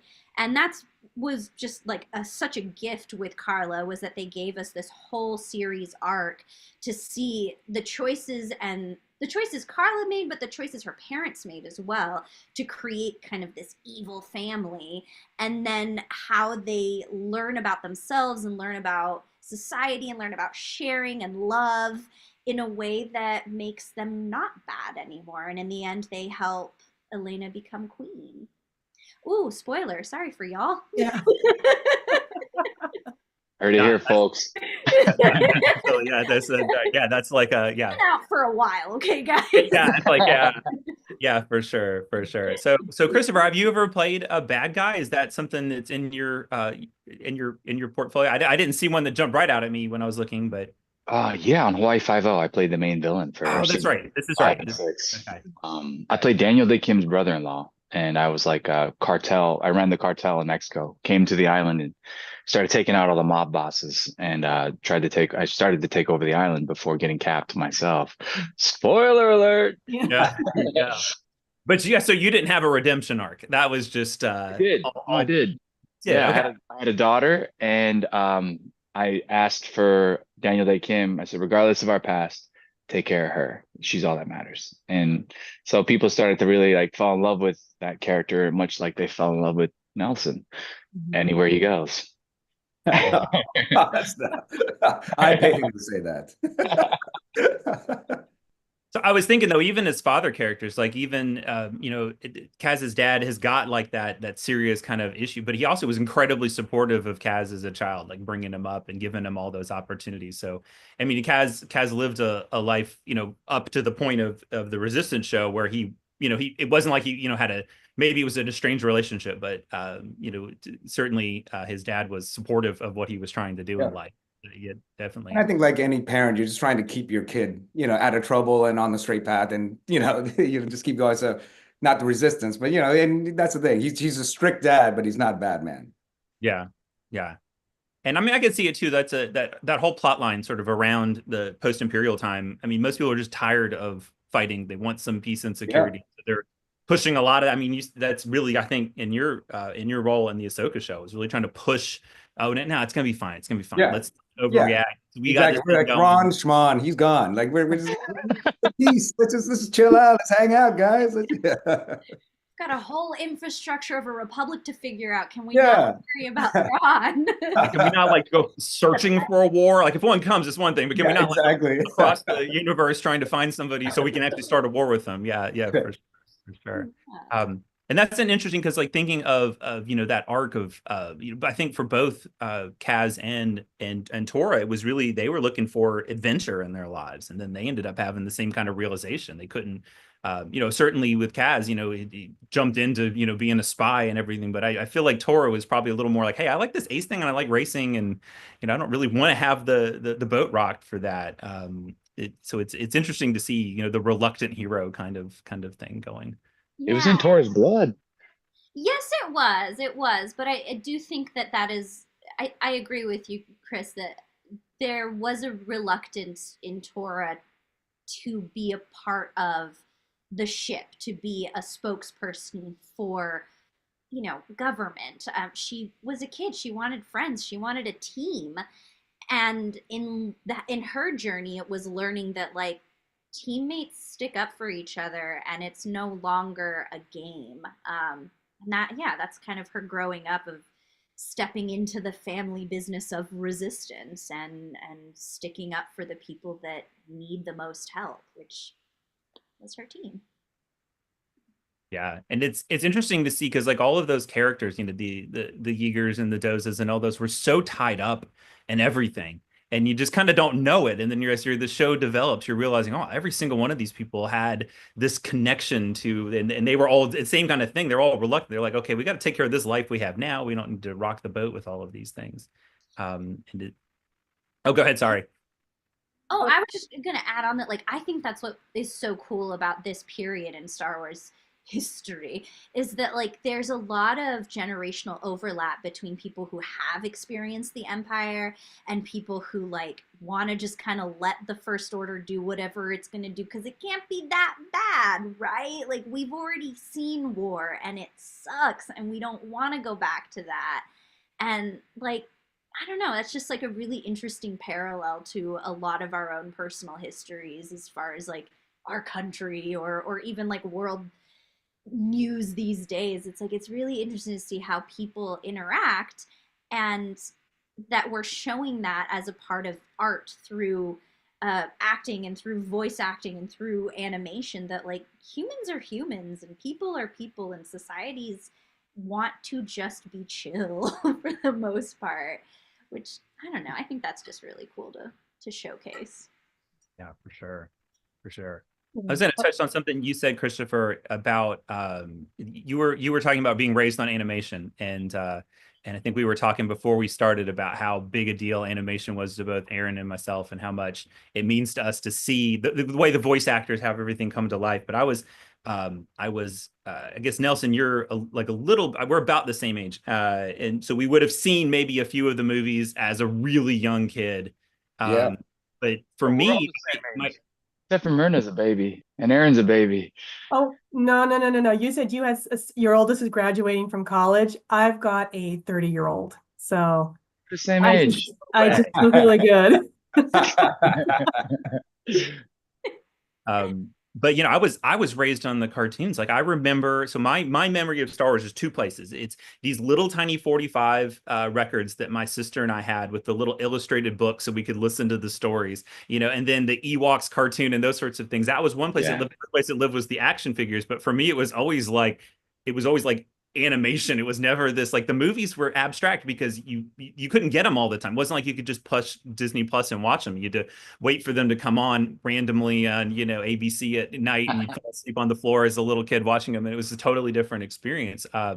So I'd love to know y'all's connection to animation as much as anything, because it's such a different medium than the films. And so oftentimes we talk to folks in the Star Wars world, and they're like, you were talking about Admiral Akbar. I had a chance to talk to Tim Rose, the puppeteer and voice of Akbar in the original.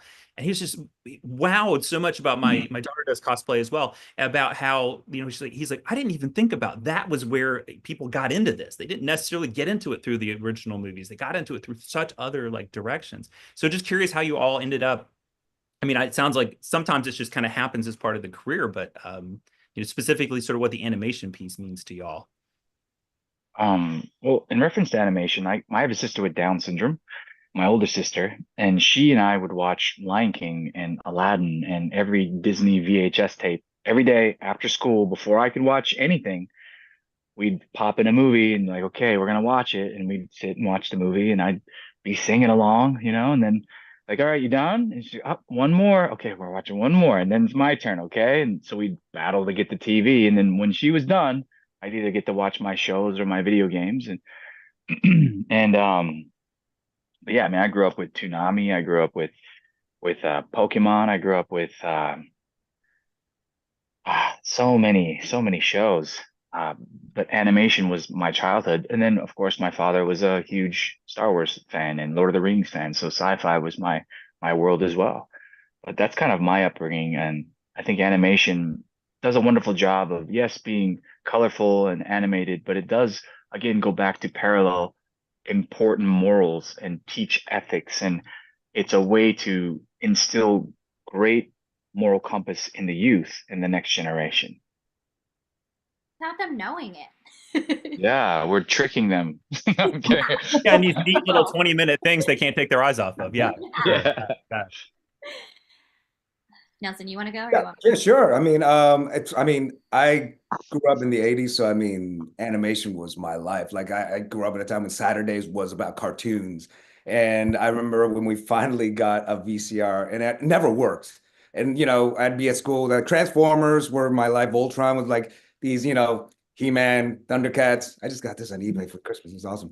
But it was the most magical thing. And I'd always try to program my VCR when I was at school to record Transformers. And I'd always come home and be like a cooking show. I was like, no, I gotta do it.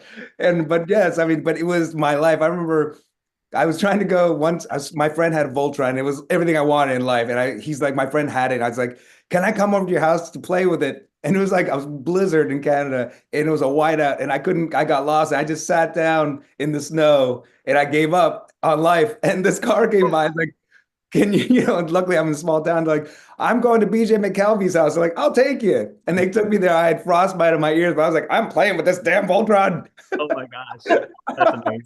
But yeah, animation was so much. I mean, so important to me. I grew up on all of those things. How about you, Myrna? Yeah, I mean, I grew up in an art house. My parents were hippies. We grew up in a ranch. My dad was a painter. My mom, she could just kind of like blink and things would appear and it would be like this beautiful thing she made with her hands. And I'm like, what the heck? But because we lived on a ranch, we didn't have that much TV. So like my first real memory is going either to my cousin's house because I have a huge Mexican family. So I'd go to my cousin's house and they would be like, we need to watch He-Man, we need to watch Voltron. And I'd be like, man, these old cartoons from the 80s, bro. Like, what are we doing? But they were a great basis of like cultural understanding and like connecting with my cousins. And then my mom was like, yeah, animation's good for kids to watch. She found Dragon Ball Z dubbed in Spanish. And that was the way she got my brother, sister, and I to practice our Spanish at home in the ranch house by us watching Dragon Ball. Yes! Yes! And we were hooked. We loved it. We were like, yeah, like fighting and giant beasts and Spanish. Yes, we will learn Spanish this way. So that was kind of like our first way in. And yeah, it was always like my comfort show, my comfort watch is animated anything. Again, because we lived on this ranch house and didn't have like cable television, we would buy a bunch of Disney clamshell VHSs and just watch and sing horribly to Little Mermaid or Beauty and the Beast until the tape ran out, kind of thing. And nobody told me that I would be better suited to be an animation actor until it happened.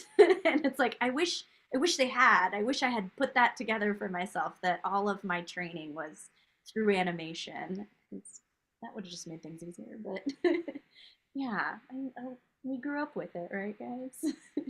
Oh yeah, for sure. And I think too, was looking back, because I watched some of the kid shows I watched when I was little, and I was like, oh my gosh, what is this? And like, but I go back and watch the ones that are made for kids now, and it's like, oh my God, these are brilliant. There's so many of them that, it's like some of the stuff didn't age all that well from when I was a kid. You go back watch now, you're like, what is this? You know, there's like no plot and nothing makes any sense. And you go watch something like Resistance or any of like Elena or any of these sorts of things, you're like, oh my God, these are so tight. Like this is like a story, this is an arc. And I really love that it's not trying to sort of like insult kids' intelligence. I mean, they're okay, like, oh yeah, you watched this a few weeks ago, you can remember this person. And if you don't, you can be like, who was that? Oh yeah, that's right, we can talk about it. And that's just, it's such a cool thing.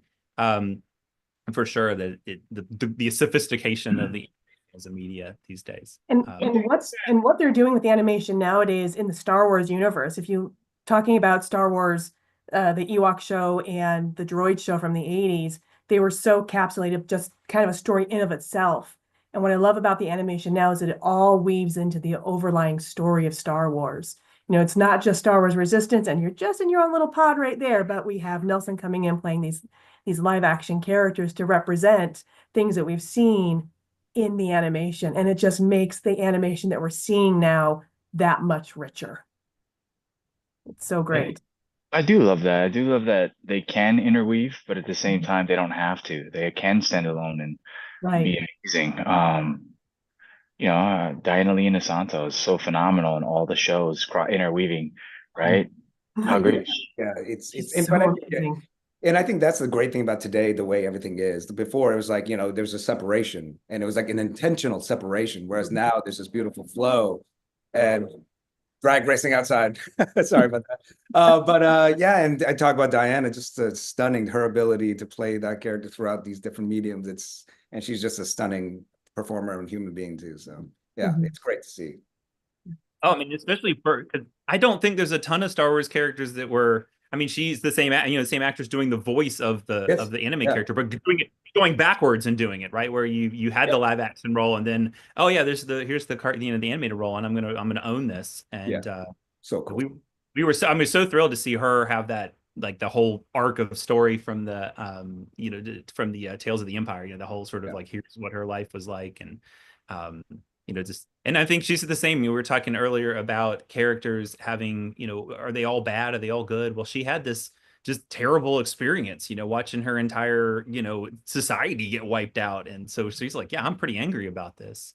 And sort of like, oh, it makes total sense that, you know, you'd want to come back. I mean, maybe go about a way that maybe I wouldn't do, but who knows? I'd have never been in that situation of watching my entire planet get wiped out. So it's I have.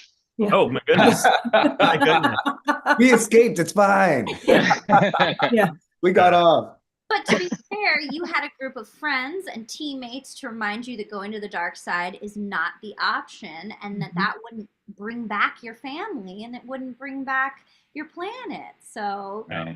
You're absolutely right. And that was actually one thing. Aaron and I had talked about this week about that scene when you're there and you watch Starkiller Base fire off, or well, not you, but Kaz watches Starkiller Base fire off those shots and take out your planet. And it's for all purposes for you. That was everything you knew because you didn't know that your family wasn't there and all that sort of stuff.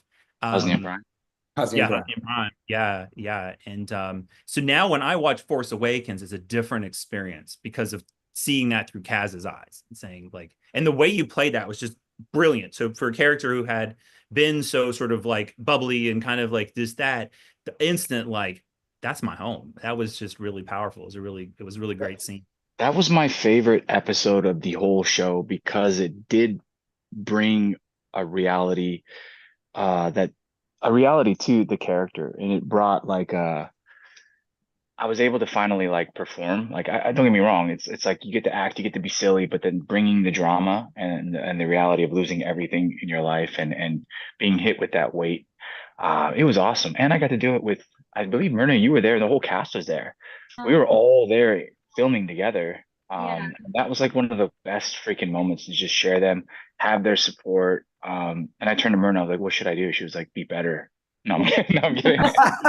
Don't suck. Is that how you're gonna do it? Can you guys talk about that a little bit? Like oftentimes with animation, obviously they did it with the Clone Wars where they brought the entire cast in and you were able to perform together, work off of each other. Was that something you had the opportunity to do a lot of in Resistance, or were you sort of sequestered into your own little sound booths?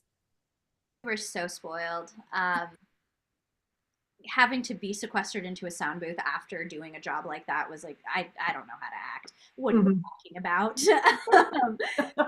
You feed off of each other's energy, and you only make each other better as performers and actors. And it was a masterclass to like every day stand next to Christopher Sean and be able to act with him and look at each other and like have those either silly moments where we could like build and be silly and have fun, and everybody was, you know, there to also have fun, and we would play games in between scene selections and stuff. But having those hard moments was it's just better. It's just I hesitate to say easier because it wasn't easier, but there was more magic in it, and it felt like such an accomplishment. And like we were a family. Anytime now I go into a booth by myself, I'm like, who even is doing anything? What am I doing? So I think we were really lucky, and I'm really grateful that we got that opportunity. I'll say this though. Coming from on camera, you know, I'm like, I've just finished like 340 plus episodes on a soap opera, right? But amidst filming on live on camera and coming to a voiceover world, I sucked. I was really like bad because I was trying to be subtle and like real, and then I realized it's more like stage. The depth of on camera, it's interesting. It's its own monster. But I brought the relationships that I understood from Days to Star Wars, meaning Drake Hogestyn, who played my father on Days, taught me how important relationship is off camera. And that relationship will permeate through the scenes. So you have to make sure that you have that relationship. So I made sure every day that I was sitting with Myrna and I was sitting with Susie, and we were all sitting together. And if no one was talking to someone was going to be talking to me or somebody else. Everyone was going to be having a good time. So by the time we got to the booth, we could lean on each other and we could rely on each other. And literally after every single take, I'm looking over and Myrna's like, excuse my language. She's like, heck yeah, Disney style. Well done.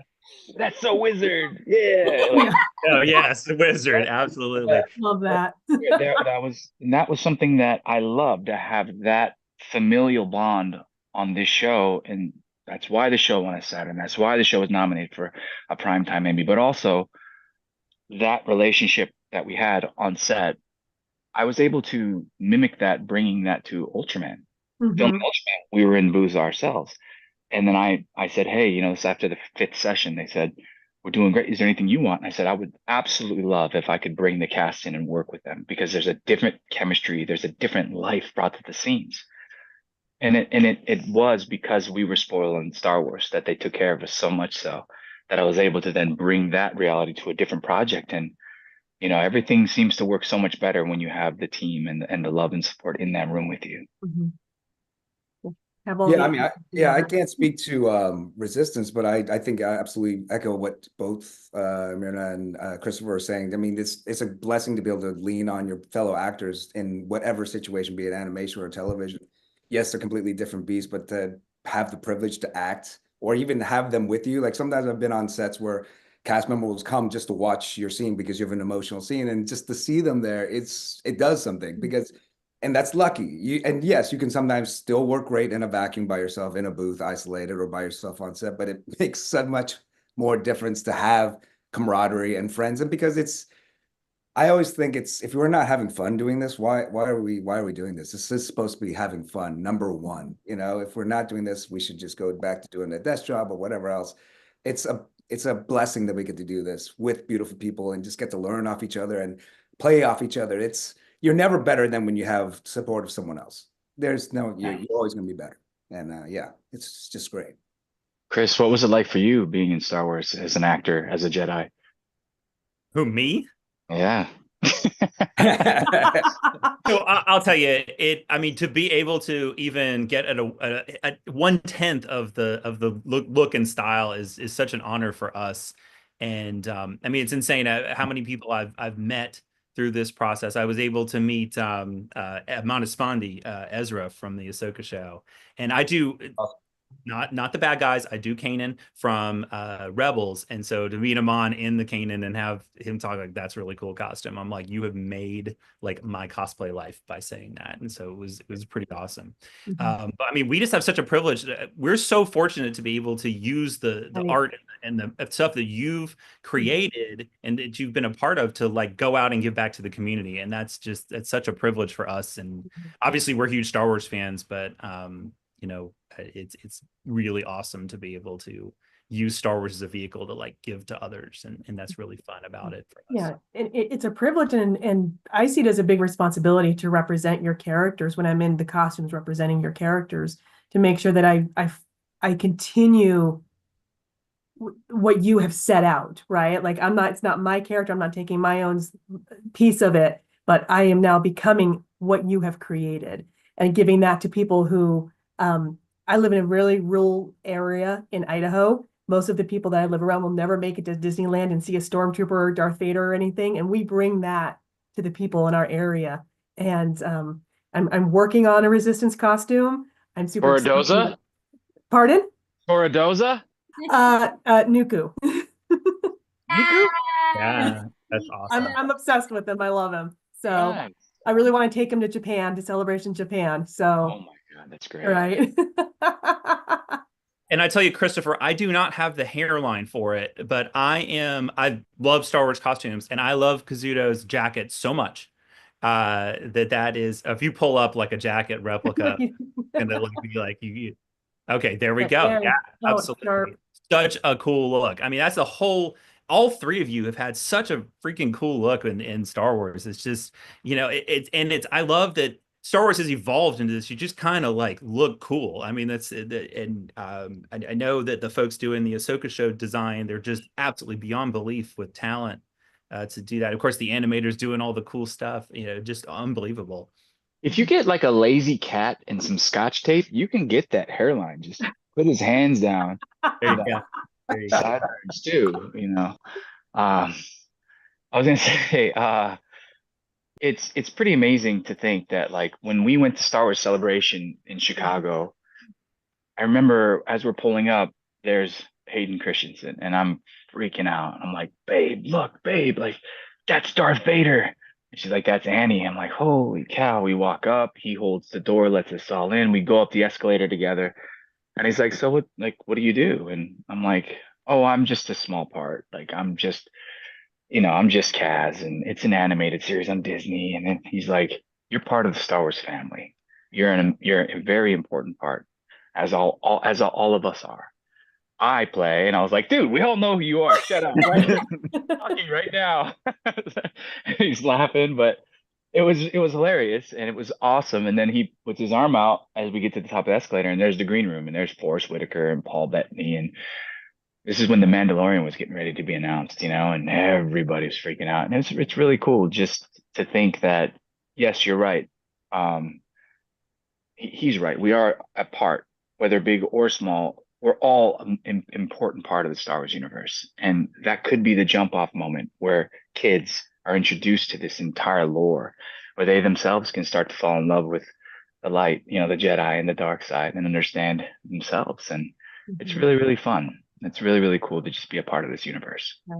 Yeah, it is definitely a family. And with every new show, it just gets bigger and bigger. And we're so appreciative to the artists like yourselves who create this family for us, right? I've been doing this for a couple of decades, and every convention I go to, we give you so much love, but at the same time, you give us so much love back. And we just love you for it and what you have done to bring joy to our lives. Right? Yeah. Bring it anywhere near me. Yeah.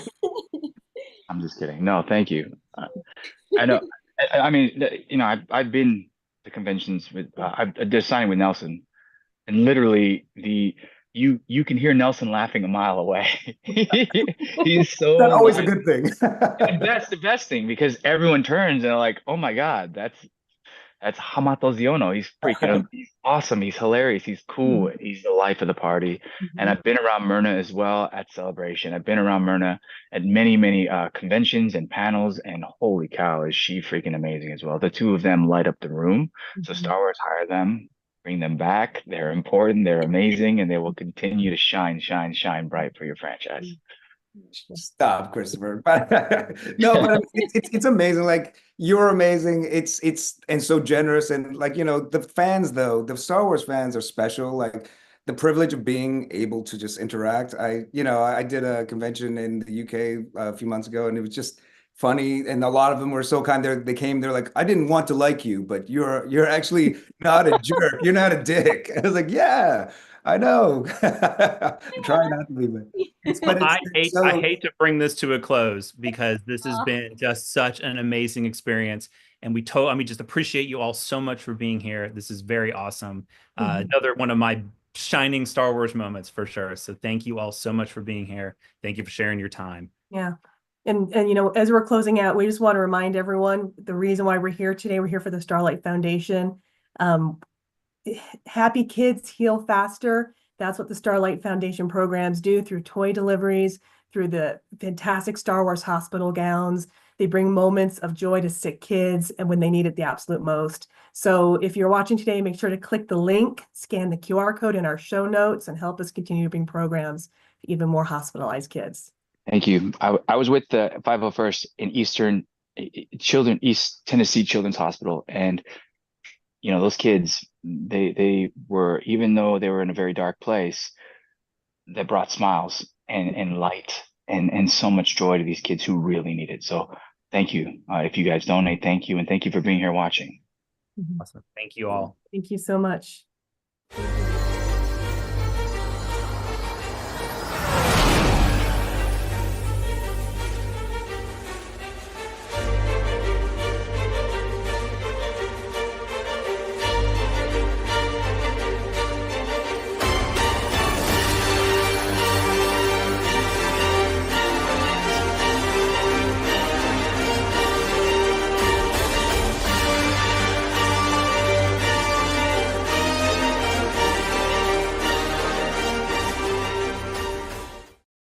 We are back once again, interrupting the transmission. We are here with the 501st Legion's Holiday Telethon benefiting Starlight Children's Foundation. I'm Ramey Shanaday, CEO of the Southern California Garrison. I am Mike Forrester, Hondo Supply of 93016, the Great Lakes Garrison here in Michigan. Ramey, we have been showing off ornaments all night, all weekend long. It has been fantastic to see this incredible collection. I feel like we should give a little bit of context as to what's going on here and where all these amazing pieces are coming from now. Yeah, so this is year 3 now of the Ornament Project. And I know that this started out a few years ago with this like a twinkle in your eye or an idea in the back of your mind. So how did this start out, and tell us a little bit about the project? Absolutely. So the Ornament Project started as me just, being a Legion member and just noticing how many incredible people are not only amazing artists, but also how charitable they were and wanting to be able to give and use their time and talent to be able to support amazing causes like Starlight Children's Foundation. So I reached out to a couple people and I said, hey, I got these ornaments that I've made. And of course, we call them ornaments because there isn't a bounty hunter that Han Solo is scared of from Orn Mantell, but certainly of ornaments. So we sent over these little pieces of plastic, and I said, hey, you never know what you're going to get. It's all randomly assigned. You might get a Rebel one, you might get an Imperial one, you might get a Mandalorian, maybe a Republic. And the artists showed up and did the most amazing pieces. And speaking of those artists, all of it goes to bid for auction to be able to support fantastic foundations and charities. And we are thrilled to be able to support Starlight alongside the 501st Legion. Both of you and I are proud members, and many of the artists in the actual bid and auction itself are too. So we have one artist here that we're showing off his collection because he's been an artist in the Ornament Project since the first year. And every time he makes something, I go, this is it. This is the coolest thing that I've seen, and how simple a little plastic on paint can go to really make something that feels like a completely unique, custom one-of-one piece of art. So we've got a couple things happening. Of course, we showed off some of these amazing, crazy projects like Left Coast Avengers made a whole play set. We've got Lone Wolf making this incredible nesting, Mortis gods, incredible stuff. And sometimes, we've got a couple gift with purchases, right? Let's say you build a beautiful, Star Wars Rebels ornament, And we've got some extra things to give away when you win. Maybe you've got a signed Vanessa Marshall Harrison Dula Look at that figure. Maybe some of these ornaments are made to look like Ezra Bridger stuck on Peridia, made completely out of hammered metal. Look at this stuff. I mean, this is incredible. The work, the breadth of what has happened here in just simple paint jobs too. You're talking about a slash. Look at that. In a Jedi ornament. I mean, this stuff is amazing. But this one in particular, we wanted to show this off. This was actually year 2. We had a little snag where we ended up getting this one back. But check this out, right? So this is Island Fett. He's over in Hawaii. And he just does his paint jobs. I cannot figure out. He's a tattoo artist by trade. He understands color theory. Look at this Rex one. But check out what he did this year. I'm blown away. I took these ones are mind blowing. So he hits me up and he goes, "Hey, I'm thinking about doing kind of like a classic, like a spin on a Rebel medallion, like a war medal." I said, "Sure." War What are you medals, yep. thinking? Right. So he sends over these 3 colors and he goes, "Which one do you like?" I said, "I like that one." He goes, "Man, everyone likes this one." I said, "Well, whatever you pick, it'll be fine." He goes, "I'm just going to make all 3." Okay. Of course. So he sends over the first one with all the hash marks carved into the leather. Look at this. Look how clean this is, right? Got this beautiful chrome paint job. And then look on the back. Look at this etched Rebellion logo. The filigree on that is just insane. Crazy. Look how cool this is, right? And this is one of the smaller size ones. So if you're looking for something that we want to more kind of sit among the other ornaments on your tree, off your menorah, whatever holiday you celebrate, or you just want to hang this from your desk, right? This is a little bit more of the subtle ones, but there's nothing subtle about how gorgeous this one is, right? Yeah. So there we go. So that's that one. But then he goes, "Wait, it's not just one." No. He goes, "I'm painting up 2 of these things." Look at these things. Look at Come on. Gorgeous, just fantastic. And then, of course, with the pilot insignia on the back, look at these. So if you are Blue Squadron or Gold Squadron, whichever one you vibe with, look at the detail on these. It's multi-layered acrylic. It's just fantastic. Carved in there, enamel painted and weathered to look like it's been through hell. You look like you just walked off an X-Wing getting out of Yavin. You know what I mean? Look at how awesome this is. Oh my gosh. Island Fett absolutely crushes it.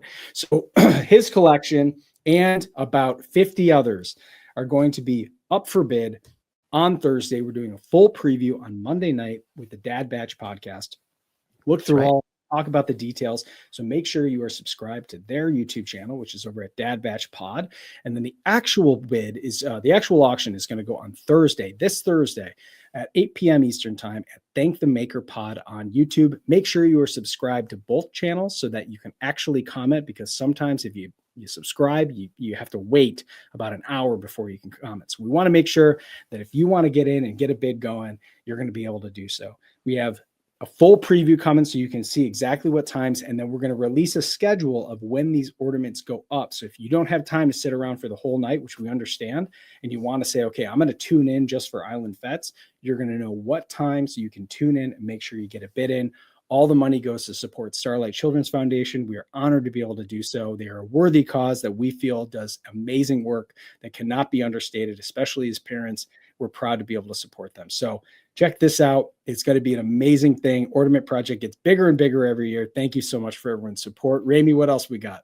Yeah, stay tuned all weekend long. I mean, we've got some amazing panels lined up. If you haven't already been watching, keep watching. Mike and I have got reveals, like I said, all weekend. Great content all weekend here on the telethon. Stay tuned. Thanks again.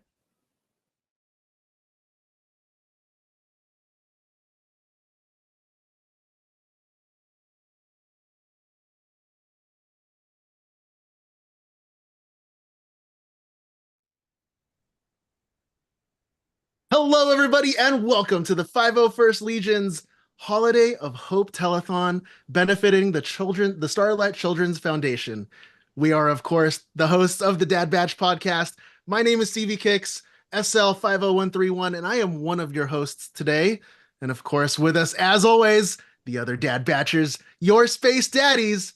First up, the Dark Lord of the Sith and small town shop owner.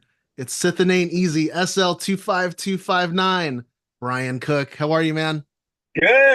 good. Thanks for having me. I'm in the dark, but I'm here. Well, in true Crosshair fashion, you're in the shadows. Always. Make sure you're driving safe and let us know if you need to cut out or anything, okay? Will do. Thank you. Right on, man. Next up, the commanding officer of the 501st Legion's Southern California Garrison. It's BH12530, Mr. Livestream himself, Ramy Shanaday. How are you, man? I'm good. I'm good. We've been interrupting the transmission all weekend long. Mike Forster and I have been talking about the Ornament Project. Make sure that you drink a lot of water, stay hydrated, keep the vocal cords. All right, good, very good. I'm ready. Got my Chewies sticker here. Last but not least, he's celebrating his 20-year anniversary with the 501st Legion. It is the internet's left coast Avenger, BH2622. Yes, that's a 4-digit code. Luke Yates, how are you, buddy? Good. Happy to be here. Thanks for making it, man. Oh, wouldn't miss it. Right on. Yeah. You doing good? Yeah. Just getting stuff packed to go on a little snowboard excursion over the next few days. Gonna peel out. It's actually work related, but I'm gonna peel out for Monday, Tuesday, Wednesday, and go do a little product testing. So excited. A little product testing, fresh powder on the slopes. I love it. That's right. Mount Baker, here we come. Nice. Ramy, what's been going on this whole weekend, man? Like, why are we here? What is the purpose? Yeah, so all weekend long, obviously, we are here with the Holiday Hope Telethon. We've got guests from all over Star Wars, all over the fandom. Folks from the shows, folks from the films, folks from behind the scenes, the Legion, the clubs, everywhere. We're here helping raise money for Starlight Children's Foundation. I checked just before the show. It might have even gone up since we started. But so far, towards our $25,000 goal, we've raised $4,102. And you can make a donation. There are QR codes that you can see right below the screen down here. All over whether you're in Australia, the UK, Canada, United States, there's QR codes right below us here. You can hit those links and make a donation. We've also got the Ornament Project that Mike and I have been talking about that we're going to be doing the auction later this week as well for those ornaments. All kinds of ways that you can make donations to the Starlight Children's Foundation and help a really, truly worthy cause. So. Nice. Right on, man.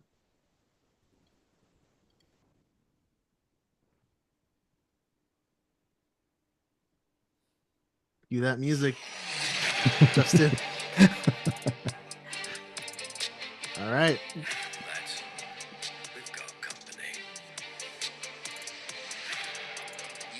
He's worked on movies and TV shows such as Walker, Texas Ranger, CSI Miami, Guardians of the Galaxy, but of course, he's best known for scoring Star Wars: The Clone Wars, Star Wars Rebels, Star Wars Tales, Ahsoka, and of course, our personal favorite, Star Wars: The Bad Batch.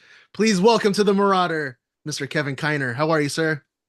I'm great. Hi, everyone. So we're going to make it a custom where I just follow you around from now on, introducing you, giving you like the WWE intros like that. We'll have music playing and all that. Oh, I like how you dug up Walker, Texas Ranger. Yeah, I was pretty strong with that. Are you kidding me? What was it, like 7 seasons? I watched like every episode. Yeah, I did like 200 of them. Fun fact, my buddy actually named his kid Walker after Walker, Texas Oh Ranger. my gosh. Nice. Amazing. Well, And I'm of not going to course- sell you any protein powder right now. We're doing this for the Starlight Children's Foundation. So, And of course, with him representing the future of the family business, composers for Star Wars: The Bad Batch, Ahsoka, Peacemaker, Dark Winds, just to name a few, it's Deanna and Sean Kiner. Welcome to the Marauder, everybody. Hi. Hey, how's Good it to going? be here. Thank you for joining us. Yeah, like Ramy was saying earlier, we're here raising funds for the Starlight Children's Foundation. You know, one of the things that they do, just one of the things that they do that really impresses me, and this was a display that I saw at a recent Star Wars celebration, I believe in Anaheim. They had a display there where they had gowns, hospital gowns for the kids, but instead of just the standard, cotton blue or whatever, they were full on replicas, printouts of like a Darth Vader hospital gown for a kid or a Chewbacca one. And I'm like, oh, Wow. that is so cool. I was like, can I get one? And they were like, no, these are for the kids only. So that's just one of the things that we're helping out with. So thank you very much for That being really here. ties into what you guys do too, kind of, right? Yeah. Yep. That's awesome. Man, I would have loved that as a kid. Yeah, it's so much Right? better. If you're gonna be sick, you know. I just had a nasty one after my appendix got removed. I just had a little white one. I would have loved to be Boba Fett. I would have lost my mind. Well, for some reason, whenever I go to the hospital, the only gowns they give me are like open in the back. Yeah, So yeah. it's a whole thing. We won't get into that. Nobody wants to see that. But what I do want to get into today, we have, thank you again for being here. We've got, I think, a lot of surprise music related questions for you guys, if that's okay. Yeah. Not allowed, Better than lore ones for sure. Yeah.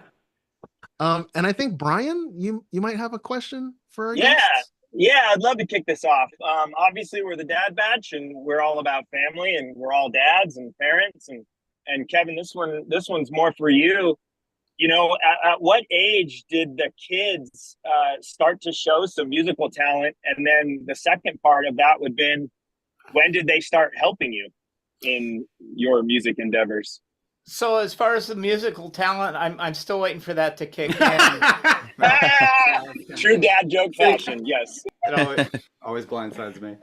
No, I made sure that all my kids had an instrument by the time I think you started when you were 6. Yeah, I was at piano at 6.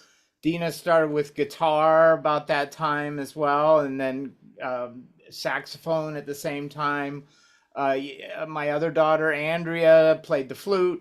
She went on to become a more of a fine artist and not a musician.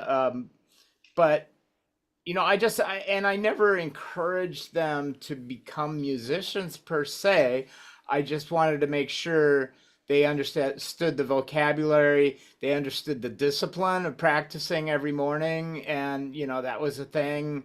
My wife is Asian and she's got a bit of the tiger mom in her, so definitely practice for sure with Sean. We eased up. Dina's the youngest, so but she wound up practicing, a lot later in her life, and still is. And anyhow, it's just great to have the discipline, to have the head knowledge, to have it into your brain. It's good for people in general to know music. Yeah. And then I started like 2 years out after college. I actually started as a music editor for Kevin, and I was just doing more logistical and clerical stuff. But over time, I got quite good at music editing, but started to be frustrated with the limitations of it. And so I was like, just give me like a cello or like a French horn patch. I know exactly the melody that needs to be right here. I'll just put it in instead of having to like find it in the right key and the right timing in our archive. So, and then over the course of like 8 months, maybe a year, I transitioned from like 1 or 2 elements that were my own to like entire cues that were my own. And I'd been working with like the constituent elements of all the cues and like learning how things were structured that way. It was an interesting like kind of like scene-centric, story-centric introduction into the structure of score. And I attribute that entirely as like the reason that I was able to start doing score, was because I was focused on like how the music was affecting the scene first and foremost. And then Dina's actually the only one who has a music degree of all of us, and knew earlier in her life that she was going to be a musician. And when she applied for college, there was no other option except for Berklee School of Music in Boston. And if she didn't get in there, she wasn't going to college, I think.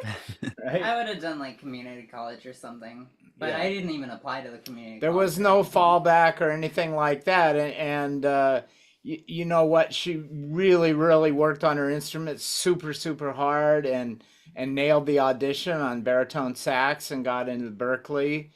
And then why don't you tell us? Yeah, and then I came back from my first semester at Berkeley, watched Kevin work for an hour, and I was like, oh, film scoring's really hard, and I can never do this. So I switched majors away from film scoring, went to songwriting. So I uninspired her somehow. Scared the shit out of me. Excuse me. I got really afraid of that and was like, maybe I can do songwriting. Felt good about that. Got back from college, was playing in a couple bands, having fun. Nothing really consistent enough for work. And Kevin just started being like, just try like some little things, like try 30 seconds, try something light, try some comedy, like whatever, like it doesn't have to be good, it's not going to go in the show, just like give an attempt. And then we just kept, like, he kept giving me more and more things, and I think her mom encouraged quite a lot, you know, definitely. It had a lot to do with it. I was definitely of the mind, like, this isn't any good, this isn't gonna work, a lot of imposter syndrome, but, like, people were using the music that I was making, and they didn't know any better. So. You know, and at first we were extremely opaque about who was doing anything, you know, and that works out really good, because when a producer comes back, we did something for, like, Ghost in the Shell a long time ago, and I think it was either Dina or Sean that wrote, and nobody knew it was Dina or Sean. They thought it was me, and they came back. The studio came back raving about this piece of music, and that's really good when you can have third party, you know, kind of double blind test that validates you as an artist. You know, I think that's really important. So I love that. You know how you said you started them off young. You put instruments and kind of taught them things. And I think as parents, you know, I was a big skateboarder when I was young. And when my daughter came of age, like, you know, I put a front of her, skateboarded around a little bit, but then, you know, she chose to not really go that direction. But it's cool to provide that for our kids and then to see what happened. I mean, I definitely think with music, like, I definitely do not have any musical talent. And I think there's a natural thing with music that comes in certain people, and for your kids to have that and follow in your footsteps is really awesome. And all you have to do is kind of provide that outlet. And then I would just want to follow up with that. Like, did you make your kids have to interview to work with you? No. Oh, how did you, it was like, what, why was I even in the studio? Because I wasn't working for you yet, but there was some, like, piece of music that played, and I was like, oh, that's Indiana Jones. It was the like Belly of the Beast. I just happened to know because there was temp music, and I think you just wandered into the studio, and I was watching like a homeless person just and I was watching. So, you know, everybody these days puts what we call temp music on whatever the project happens to be, and usually that temp music is from movies, and where it's providing the correct kind of mood. That way the director can start a conversation. It's like, oh, I sort of like this Indiana Jones music or whatever it is. And so I didn't know what it was. I was just watching the scene, and he kind of giggled behind me, and I'm like, what's so funny? And he goes, oh, that's, you know, that music's from Indiana Jones. And he named the scene, which movie. I had no idea what it was from. And I'm like, wow, you've got a pretty good recall. Why don't you go in and listen to a bunch of my stuff and start, you know, learning my library and what I've done. And that way, you know, you can start helping edit things in so that I don't have to work so hard. Child labor. All right, that was the answer. Yeah, that is the answer. No interviewing, just get on that sewing machine and work for 12 hours. That's awesome. Thank y'all. I appreciate that. What was your first connection musically? Like, what was it, like a certain, you know, score or a group or an album? Like, what was the one, you know, piece that really captured you at a young age that you decided, like, you know, beyond the parenting aspect of, you know, bringing, you know, music into your child's life, and as kids, you know, we all have those things that hit us at a certain time that really change course for us and connect us to, you know, the larger universe of music. Like, what was it for the three of you that you felt, you decided this is setting me on a path that I want to be involved in this part, of the world musically? I mean, I think we're all going to have different answers to that, Yeah. probably. I mean, I started in garage bands, Great. and I Yeah. started playing Led Zeppelin and The Who and Yes and the Eagles and the Allman Brothers Band. Dwayne Allman's one of my big heroes. Sweet. George Benson. I just sent them a link to a George Benson solo. You probably didn't listen to it yet, did you? But the early George Benson, when he's not singing, when he's really playing like Wes Montgomery, amazing. And so I started following this guitar hero sort of path, either jazz or fusion or rock, but that kind of like Yes, or those groups that were Yes is amazing. very experimental rock that combined classical. Yeah. So that was kind of my journey into it. And then when I saw Superman and Star Wars, and I don't know whether it was Star Wars or Superman that really did it for me, but both of those were huge. And like I want to know how that guy makes that sound. It was completely foreign to me. I'm a guitar player. I didn't come from a classical background at all. Yeah. Which is really weird that now I'm doing Star Wars all the time. So great. But I wanted to find out how that guy made that sound. Yeah. And he's the greatest of all time. Absolutely. We're talking about John Williams, everybody. Of course. Real deep cut. Yeah. Deep cuts. Kevin worked very, very hard my whole childhood. He was always around, but as a result of working on music all day, he didn't want to listen to more music when he stopped, and so we didn't listen to like a ton of like records and things when I was growing up. And so the soundtrack of my childhood really was film score. The music that I was hearing in films like Jurassic Park or Indiana Jones or Star Wars.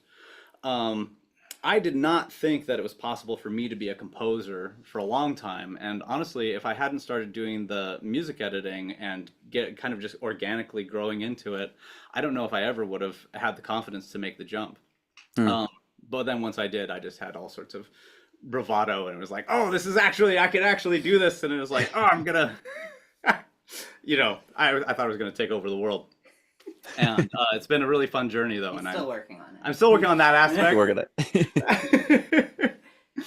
But that was my strange path into it. Nice, that's great.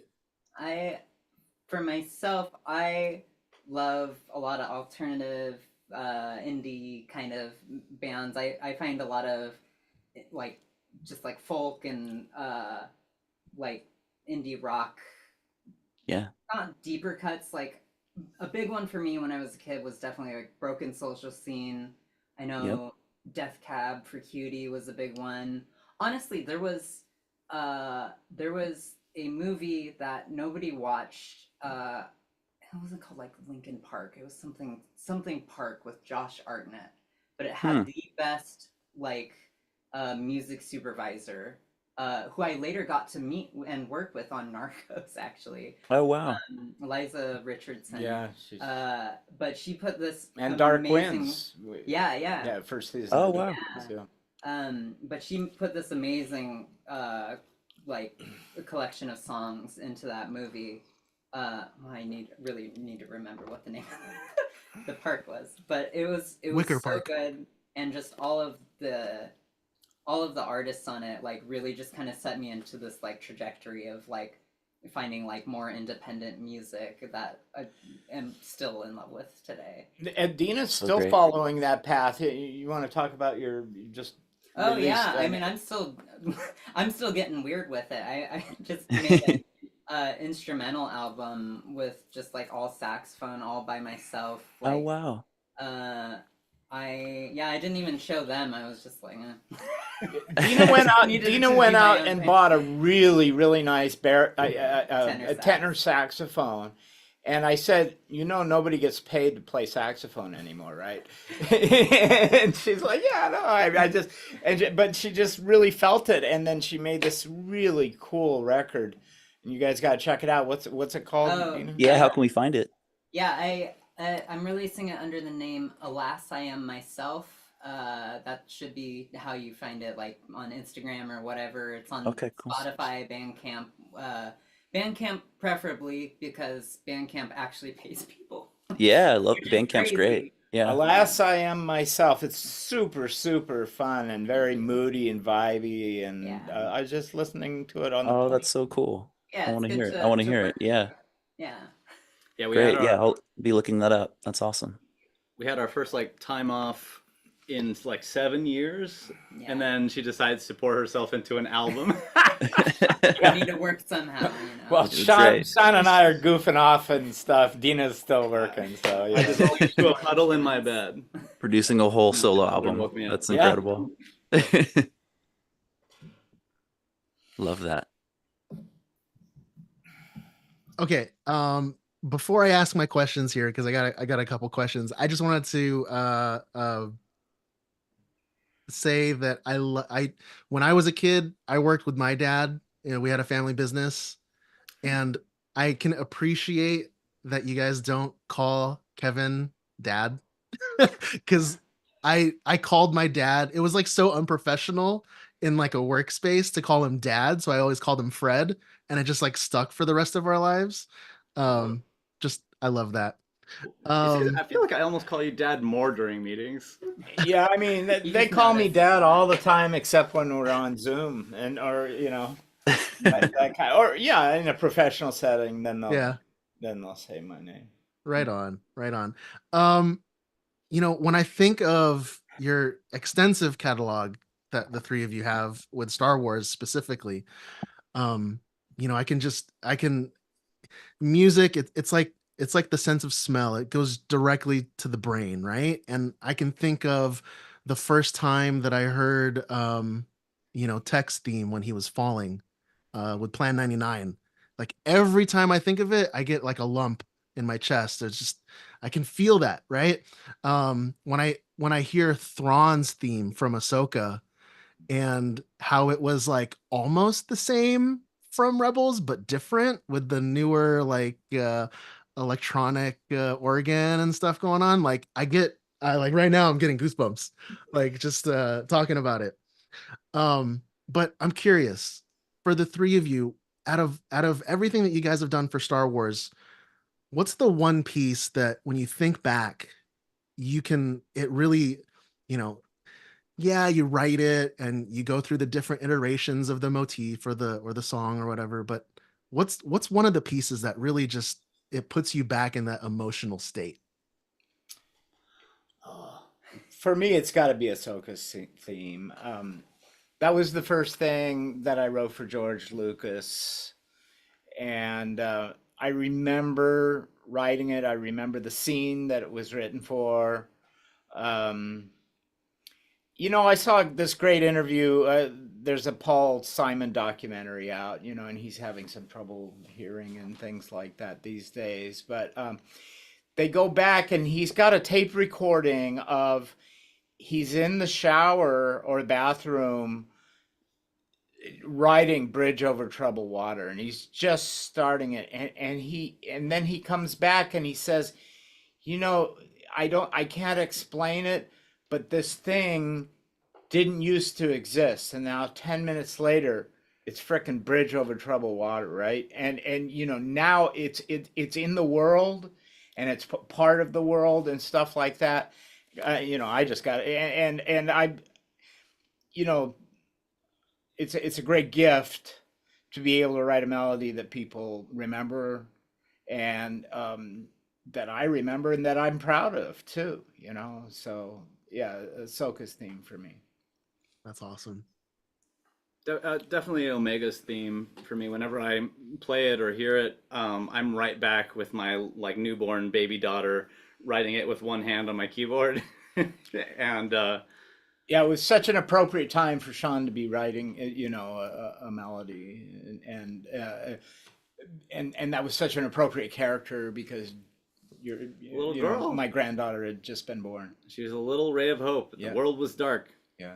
And she still is. And And, she the still world is. still is. And we're starting to have the conversation about like when, because she's 5, and like when do we start her on an instrument and stuff like that. I need. Okay, wait. More important than music, because I need advice, because I keep thinking about this. Your dad's. Yeah. I'm okay. So I'm going to introduce her into to Star Wars probably when she's 6, right? Mhm. Although I could start earlier if I start her on Clone Wars, and I'm debating: do I recreate the way that I was introduced to Star Wars, where it's like, okay, we go OT, then we go like the prequels, and then we go, No, with the shows no. and stuff. Or do I go like completely chronological and let the whole like Luke, I am your father thing be like, no, you're shaking your head. No.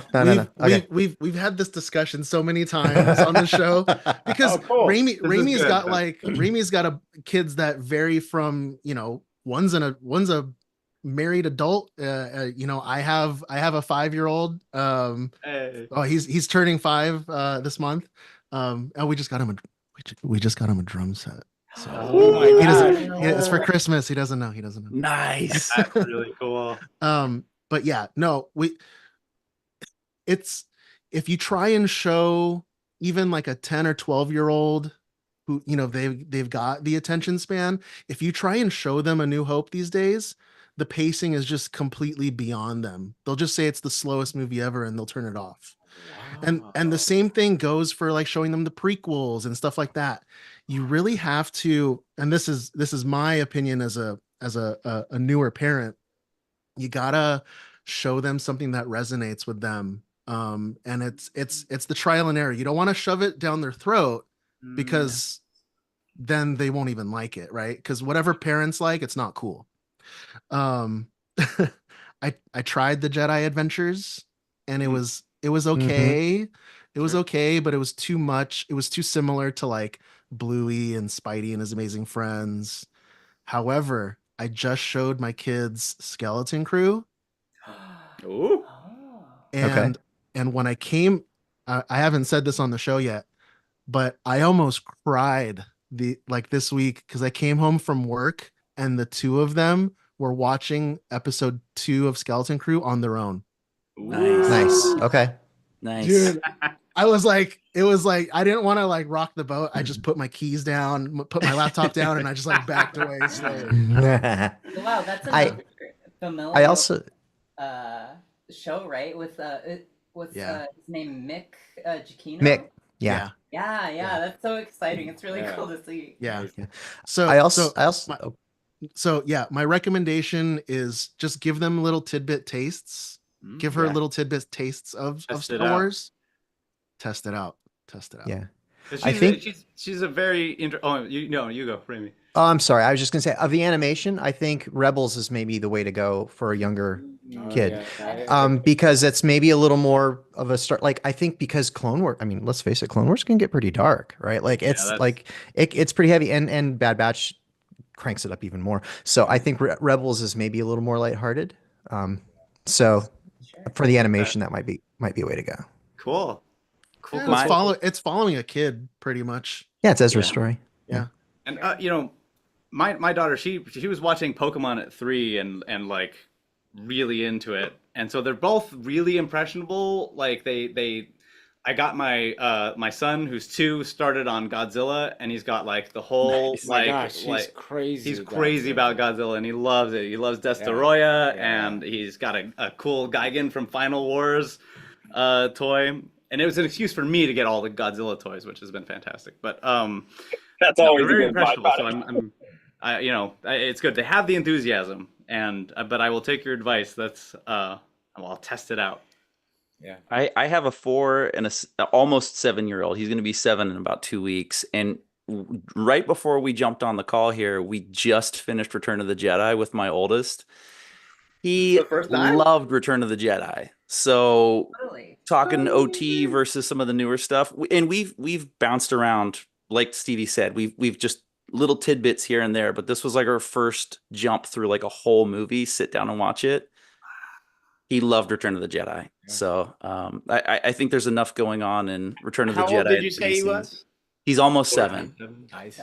Okay. He's almost 7, and yeah, between like the space battles and of course the Ewoks, but he loved Yeah. Jabba's palace. Right. So Oh yeah. How old were you? I was 6. You were 6. I don't know how old I was. I can't Well, remember. you probably weren't. My first Star Wars memory that like really registers is Phantom Menace, and I think it was probably the first time I got to wait at an old-fashioned thing we used to do called a midnight premiere. Yeah. Yes. Yeah, I Doesn't took him to the happen anymore, I midnight guess. showings. Yeah. But it was So such a great. big deal. We were all lined up down the block. Everyone's like, a bunch of people were dressed up. Like None of the people were- 7 p.m. nonsense. It was really midnight. Yeah. Like you had to be like dedicated. And I it was, like, went to such an all the experience. I went to I believe 5 of the midnight showings. I did not. I don't think I went to New Hope midnight showing. Did they even have midnight showings of Yeah, New probably Hope? wasn't. Or I don't even know if they did. Yeah. They did them for Empire and Jedi. Yeah. Oh, that's cool. Nice. That's so fun. Oh, Steven, you're muted. Steven, you're muted. Kevin, you mentioned earlier that Superman and Star Wars: A New Hope. When you took the kids to see Phantom Menace and you heard Duel of the Fates for the first time, Wow. were you just like, man, this guy did it again? Like, Okay. Well, pretty much every time I go to a film, I always tell the story about Jurassic Park because that one really pissed me off because I think there's 3 immortal melodies in that. And the first one I go, oh man, wow, he did it again. And then there's a second one I'm like, oh, come on. In the And then- same theme. In the same movie. For heaven's sakes, yes. And Duel of the Fates, because yeah, probably in that film, that was the really big new musical moment, right? And that's a really good perception. And I don't remember exactly what my thinking was, but yeah, John Williams amazes me to such an extent. He is such a great gift to humanity, and his music will go on forever. And his ability to create brand new things like that out of a franchise that he could have been phoning it in by then, kind of, or whatever, but you can see how much he cares about the franchise, and you see interviews with him. He really does care a lot about Star Wars. Do you remember we bought a ticket for Meet Joe Black because that was the movie where the Star Wars trailer was playing for the first time. Yeah. We went in and watched the trailer and then left. We're just talking about which is too bad because that's one of the great Tom Newman scores ever. Actually, is Meet Joe Black. I was pretty young. I don't know if it would have held my attention. I remember that scene changed my brain chemistry when I first saw it. Oh. Dina, I think you're the last one that I was waiting for an answer for. Oh. But the piece Piece of music, right? Yeah, Okay, so this one's kind of funny because it's Burying the Dead. And we had talked about like who's gonna do like this moment, and we're all kind of really afraid of it because it was like the final moment of the Clone Wars, or like one of the final moments of the Clone Wars. And it was that intimidating, right? It was just like really heavy. And I was like, I hear something. Like, I'll just do what I think. And if you don't like it, like like Kevin, you can try something. Sean, you can try something. I probably wrote it in maybe like 40 minutes. It was like one of those kind of like magical, like it just like it just like flowed through me like some kind of magical. I don't have a good word for any kind of like force. The force. And yeah, it just came really quickly. I showed Kevin. He was like, "Let's put a French horn in it," and I was like, "Oh yeah, that's great." And then we were done, and I was like, "Cool, great. That went really well." And it's such a interesting thing, or like really cool thing about Star Wars, that the way that the community loves like the piece of art and the art that we create for them. It breathes a different like part of its soul into it. Like the community is such an integral part to Star Wars at this point that I had like a good connection to that piece of music, and I was like, oh yeah, it was like I feel really good about that. I think it's really pretty. And then after it came out, and I accidentally just devastated everyone, and like I saw the reaction to it, and like still see tweets about like people complaining that I ruined their day or whatever. No, but I mean that's one of the more played Yeah. pieces of music that we've come up with, you know, like Yeah. Ahsoka leaves, Burying the Dead. Yeah. Those are the big hits, kind of, you know. And so like that just gave me like this new relationship to it, like just seeing the way that everyone connected with it, and it like because I don't think I like would have been able to see like what the impact would have been, or like I didn't have the power to predict that, and just like having the community react really like reinforced it and gave me a new kind of connection to it. It was really, really lovely. That's amazing. Yeah, you know, I mean, it's crazy because we have so many iterations of Star Wars, especially today. And you know, your music, it's like another character that we get in every version of Star Wars. So thank you. You're welcome. Well, it's like what George said, right? Music is the secret sauce to Star Wars. So. Yeah. Yeah, and he's very right about that, and you know it all starts with John Williams, and we all aspire to create something as interesting and as beautiful as anything he's and you know we take it very seriously. Yeah, we take it very seriously, and we're so lucky that we can even be in this position at all. Yeah. Like we're so grateful. That's awesome. I mean, you guys could not have done a better segue to tee me up for my next question than that. So, and forgive me, I'm not sure how I'm going to do it, wording this as a question, but I'm going to try. Obviously, Star Wars in the soundtrack and in the music, I mean, it's all part and parcel, right? And I mean, we've got all these big orchestral pieces and John Williams' famous scores and the themes that go with the characters, and it's obviously very like very kind of classically inspired. And yet I think where you have done such a great job, and something that we're seeing more recently in recent years that wasn't necessarily, there's a little bit of it in what Williams had done, but I think you have put your fingerprint into Star Wars music catalog, is we're seeing music now that is a little more along the lines of what we would maybe hear on the radio here, but in the Star Wars universe, right? Things like Igya Ka, or Yeah. and I know this wasn't you, but like the Huttese version of Major Tom, or the songs that would be playing on the radio or on the jukebox in Sid's diner, right? Like things that are in universe, but that are very much like what we would hear in our world. And I think that's something that you've added to the Star Wars musical catalog. That's very much a kind of signature thing. I don't even know what my question is, but I'd love to hear you guys talk about that a little bit and how you've approached that. Well, I mean, you see the difference in that you know John Williams is a Juilliard trained classical musician, and I'm not, and none of us are, and we don't pretend to be. We aspire to his knowledge and his greatness, but that's not our wheelhouse, you know. And we love classicism, and we use it at times, and always. I mean, I was just studying Bartok today, so but I also studied Jimmy Page, you know, and stuff, and these two, you know, you talk about Def Cab, or you know, their influences are more in the zeitgeist of now.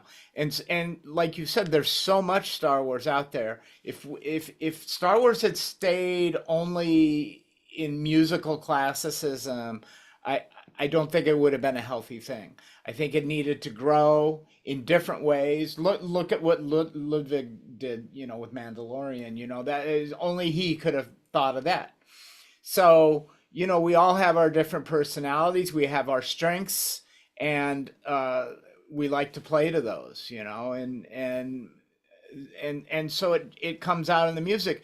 And whether that's with an orchestra, even, because I'm still doing a lot of times Led Zeppelin licks, but the violins are playing them, or the French horns are playing them, or something like Sure. that. So that's kind of a little bit how that's my explanation for it, anyhow. Yeah, I think that our approach for the diegetic music in Star Wars has been, I frequently say that the the secret sauce for Star Wars is that it's an alien analog for the familiar. And I often, especially in the diegetic stuff, will approach it in that way, and I'll find something that's like, oh, this is like a weird sound, how can I use it in a conventional way? Or like, this is a really like kind of standard sound, how can I use it in an alien way? If that makes any sense. And you two worked on the SIDS music, because that was like right around when COVID hit, wasn't it? Oh yeah. Oh, yeah, we had a lot of extra time. We had true. a bunch of time, We and even we're talked like, about- oh, there's a diner. Okay, let's write 84 songs, and it's like, well, okay. But Yeah. they really got into it. We talked about writing a whole album, just like we had like this whole fictional band that we made up that was like punk rock, like yes, yes. kind of like Release yeah, it, release it. That's right. I need this. I need the Spotify playlist for that. Yeah. now. Yeah. We'll do it. Drop one that day, album on us. certainly. We actually pitched the first song we pitched in English, and they were like, Yeah. we can't do English. Yeah, And we're like, yeah. it's probably for the best in retrospect. Yeah, definitely. Definitely for the best. What I will say, a big reason it happens is because Dave Filoni, and he's like, hey, just go for it. Like, Yeah. just do something. Nice. Like I want this to basically be like some kind of rock thing, and then we're like, oh, okay, and then we get to play however we want to play it. And if it's really wrong, he'll be like, what were you thinking? But more often than not, he's really excited to try a lot of new things and really push where we get to go. Dave Filoni is such an amazing person to work with, and I don't say work for, because he works with you. And we've worked with directors and producers who get super attached to certain ideas, and a lot of time we call that temp love. Like they'll find a song and they say, okay, we want it just to be like Frank Sinatra's My Way. And we're like, oh my God, we can't, there's only one of those. And, to And be, pay for it. yeah. So you just, and Dave doesn't do that. He may have things in there temporarily that give him like a tempo or beat, a feeling or something like that, but he lets us go. And he did that with the Igyaka. That was a big one. Yeah. And that could have, with other people, that could have gone really, really wrong. But he was very open to our ideas. And Dina really spearheaded that. And it was really cool that Dina, toured the country with Sarah, as playing bass in Sarah's band. And then she had a very special, because when Dina told me she was going to try Sarah on the thing, I'm like, oh, how's that going to work? And then Dina played me a couple of Sarah's tracks. I'm like, oh yeah, I can see how that could be cool. So just felt very Sabine. It just like serendipity that I knew Sarah and got to bring her on to work with us. What made you think of her first? I mean, I know that you knew, but we know a lot of singers. What was it about her specifically that made you I know this is a lot of projecting, but Sarah's gay, and it's just like that rebellious we're 100% Wolfren. Yeah.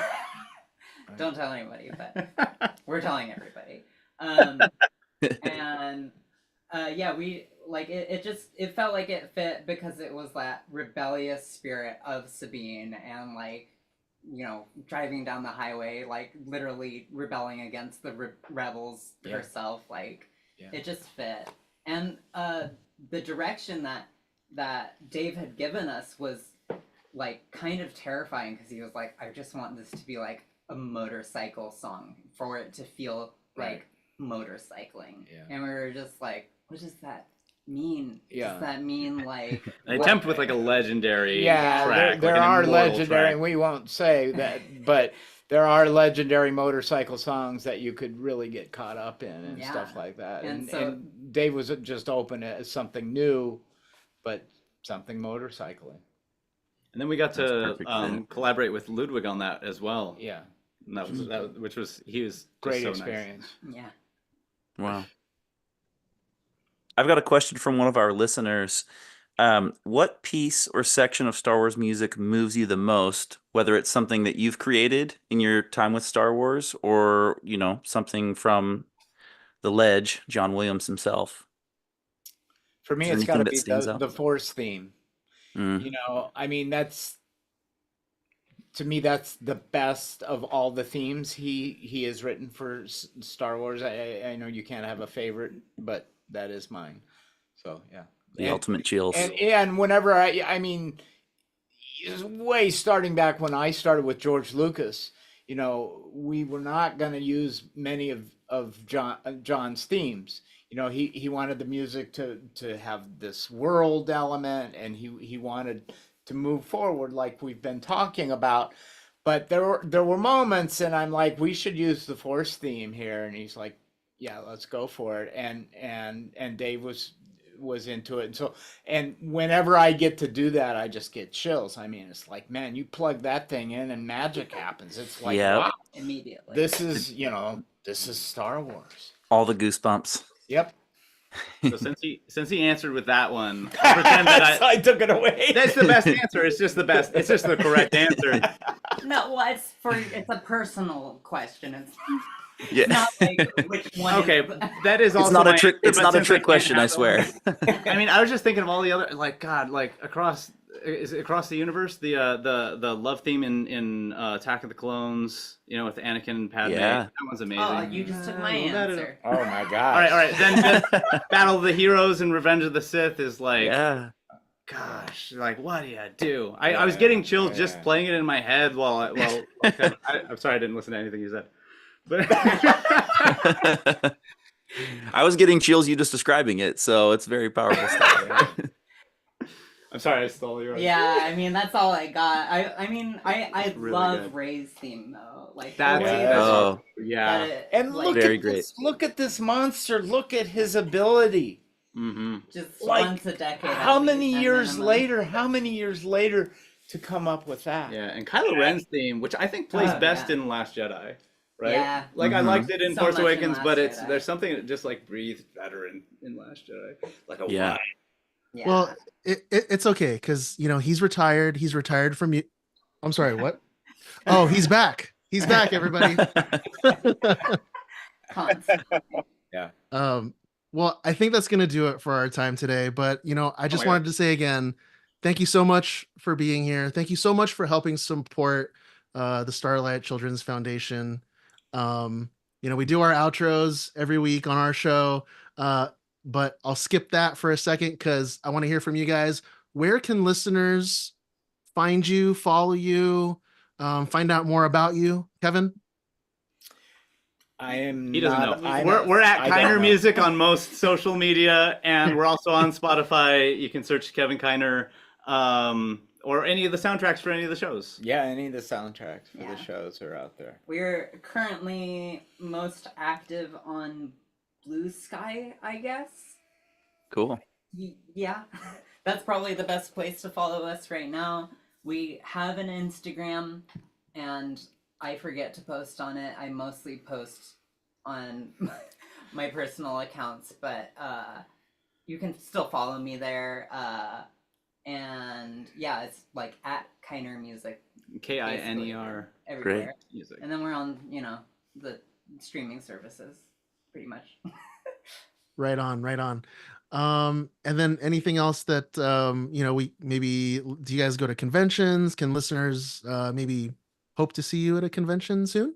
I'll probably be walking around in Tokyo. I don't know Nice. if they're gonna be there, but Yeah. I'll wear something like just like a big sign or something. We'll get you a Dad Batch T-shirt, and you can hang with us. There we go. And then I Sean, will you gotta say that we have stuff coming up. And, Oh. and Once we're allowed to tease that, we're yeah, gonna once tease that we're on social media. allowed to tease that, but We- it's a long ways off. It's a ways. But we love working on Star Wars. Okay. Well, we observe NDAs here, but we we also observe the friend DA. We'll That's talk about right. those. We'll talk about those offline. Yeah. Hey, Raimi, anything else that we can touch on before we head out?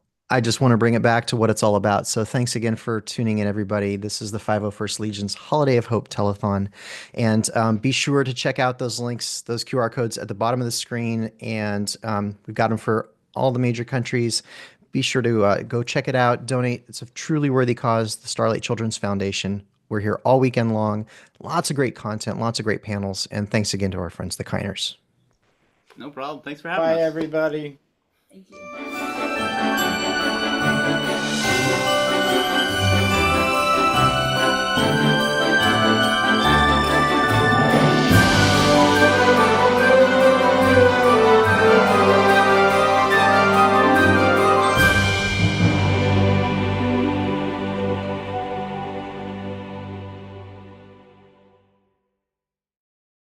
I'm going to pass it off. I've talked enough as is. Chris, if you don't mind introducing yourself, and then once you're done, pass it off to Marco and so on. Okay. So guys, I'm Christian. Really a pleasure to be part of this. When I received the invitation, I was like, oh, I cannot believe it. I tried to meet every one of you. I don't know if you are planning to come sometime in Brussels. That would be amazing. So the thing is, first of all, I want to thank you, every one of you, because to have all this experience, difficulties, all this preparation to give us the amazing Vader. For us, is part of our lives since we are kids. And we are feeling like actors also when we wear our costumes and try to give like a smile, maybe scare face to some kids, but try to impersonate Vader is very difficult, and you made it, guys. And I'm really appreciate a lot if each one of you, because we are all fans and we watch the movies and we take part of our lives. So I'm really appreciate about that. So I'm just going straight to the questions. It's my first, how do you say, my meeting like that. So I make some questions. So don't blame me if it's. So my first question to everybody is, can you guys share a bit of how was your experience in the whole process since you get contact with the Star Wars franchise? And how was the selection all the way to the filming? So how was affect your life? Of course, a lot, because you were going to be part of a big project. So just to a little bit to know more. I know you already told us all about how things works, the voice, the movement, and that's really amazing. So I don't know. I just put the question there. So if just to know, so we can copy also that when we troop. Yeah. Do you want me to jump in first? Yeah, sure.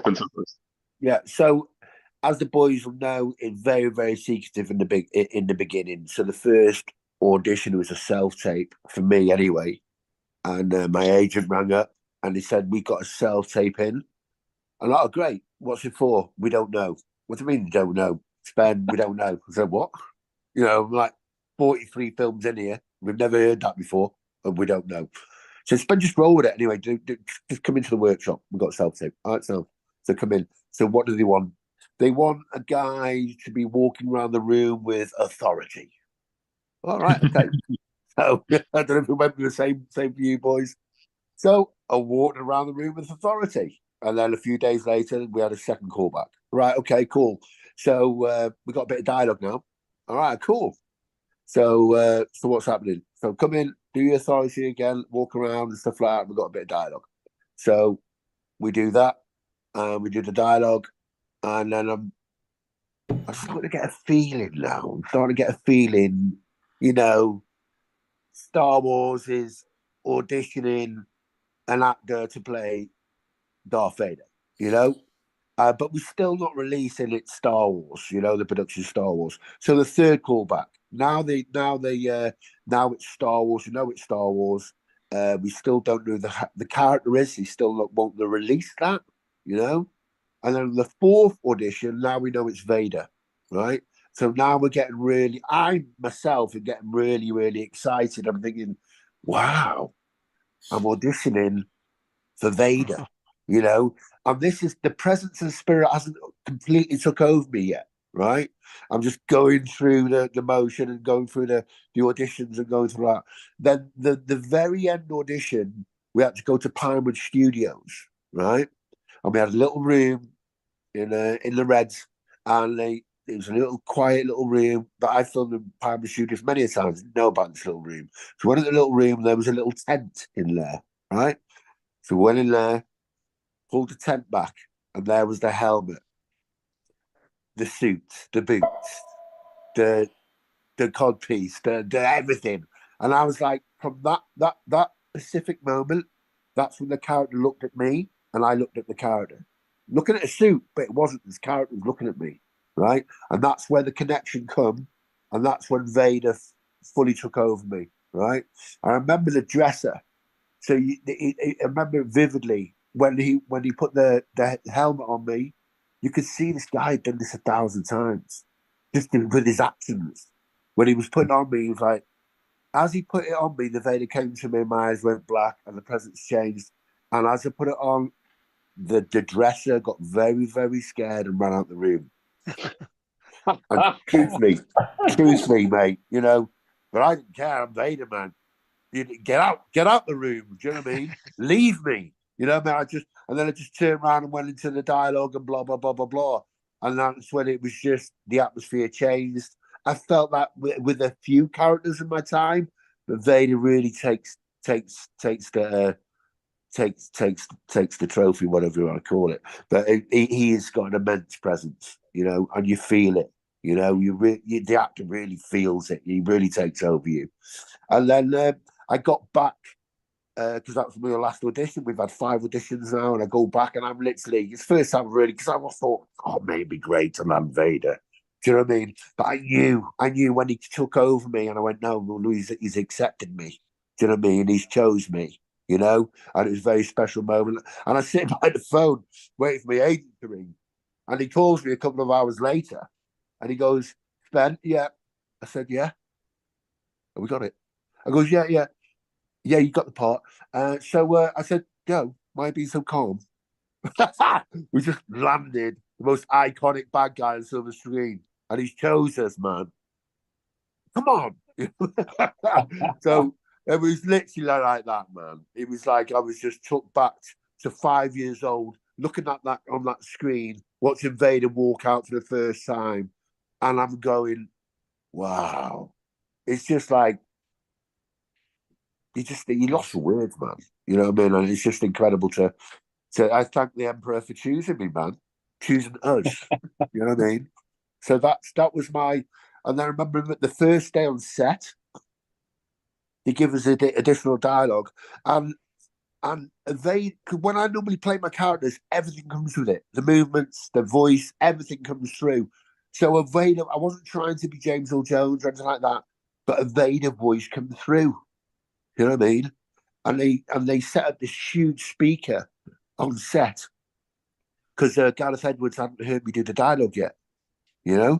So they gave me the dialogue and they said, "Spen, we're going to set up a speaker because we think you like the way you're doing it, blah blah blah, whatever. We feel the character." And then this voice came through to me, and he's menacing, man. You know what I mean? It's nice to feel the voice. And every voice actor that does him, they're going to feel it. You know what I mean? Doing the voice, it's coming through them. It doesn't matter, it's Vader or whatever character they're playing. But yeah, that was my journey to being part of the family, Star Wars family. I hope that was okay, what I said. Well, that was brilliant. That was awesome. Brilliant. That's great to hear. Yeah, Go ahead, I'm buddy. not going to go into the audition. I've spoken about that a lot. For me, it was a journey into darkness. It really was a journey into darkness. Because when I got the role, I had that freak out moment of thinking that it's not going to be good enough, and also that I have a one in a million chance to do it right. So when I had made that contract with myself that I was going to approach as hard as I possibly could to give my absolute best, and my absolute best is like a maniac. It's really fanatical. So basically, I started off going through the motions, and I approached it a little method where I started going through the motions of understanding what it means to be Vader, to be Anakin, to go through that transition. So as I was diving into lore, I found myself self-isolating from other people. So my only interactions were really in my rehearsals and in my movement sessions. And then outside of that, I would isolate from everyone. And I would spend my entire day training. I made like 10 hours a day training. And I would start off with doing my walks for 3 hours a day. Then I would do my sword training for 3 hours a day.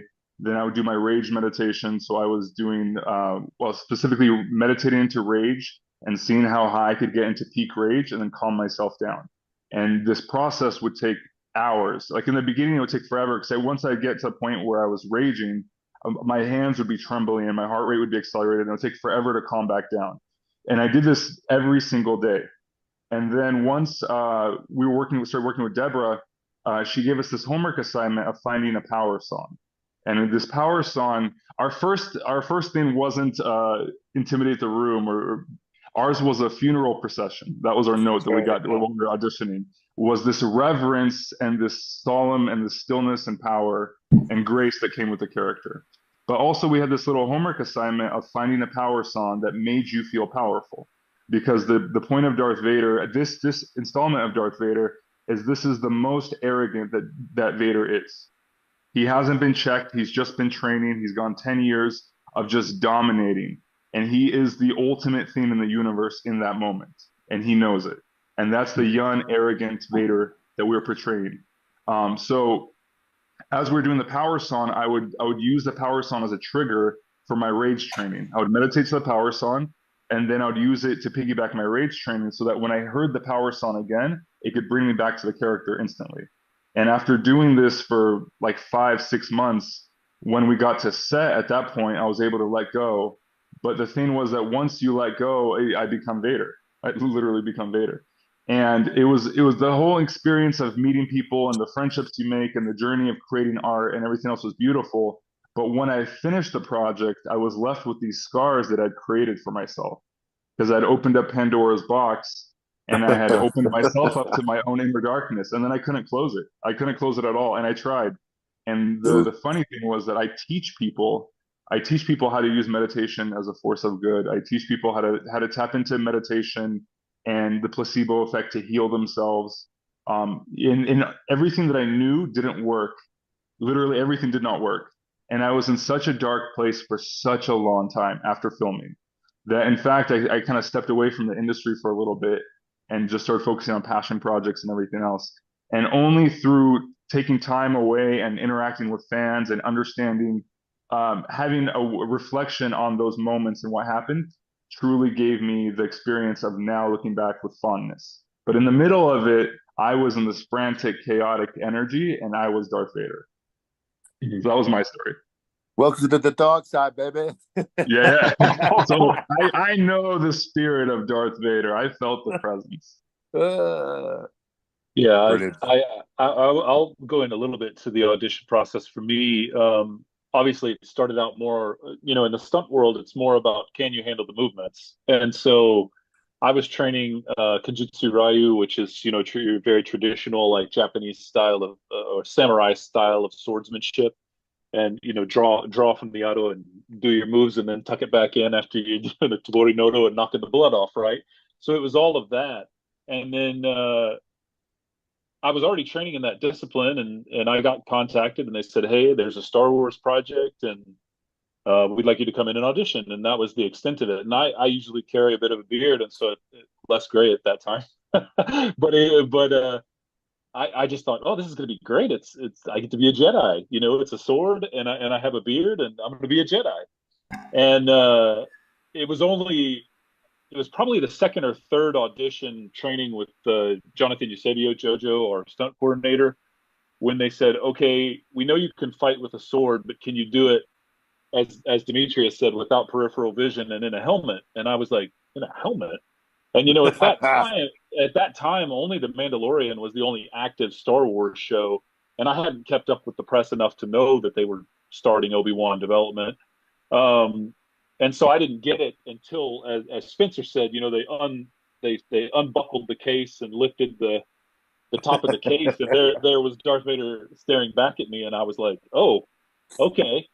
And so the first couple of rehearsals, and this was still in the audition phase, it was in a basically football, American football shoulder pads with a cape they had stapled to it, and the Darth Vader helmet. And that was the first couple of auditions or I had done once I had found out it was Darth Vader. And we actually did the scene from Rogue One. We did a dance hallway scene. The choreography from that was sort of can you do this in the style of Darth Vader? Yes, you can do sword work, but can you do it in the style of Darth Vader with that presence? And, once I calmed down from my own freak out moment of knowing that that's what it was actually auditioning for, we worked on that. And I worked on it once with JoJo. He said it was great. We went to Deborah. She said it was great. And that sort of, I actually went on vacation because I didn't want to think about it. So my now wife, at that time, my girlfriend, we went to hike in Zion National Park, where there's no cell phones generally. And I actually had to come back down from a hike and get back in cell phone reception. And I had the message on my phone saying, the gig is yours if you want it. And I thought, who in the world would say no to this? And so that was the beginning of my journey. And I sort of have that echoing of some of the things Demetrius said and some of the things that Spencer said, which is, it's this sort of balance of different emotions that I went through. It was one of the hardest things I've ever done because I dedicated myself completely to the physicality of it. It was an immense amount of humility and a humble spirit of thank you for choosing me. And am I going to be good enough? And, about a million, sorry.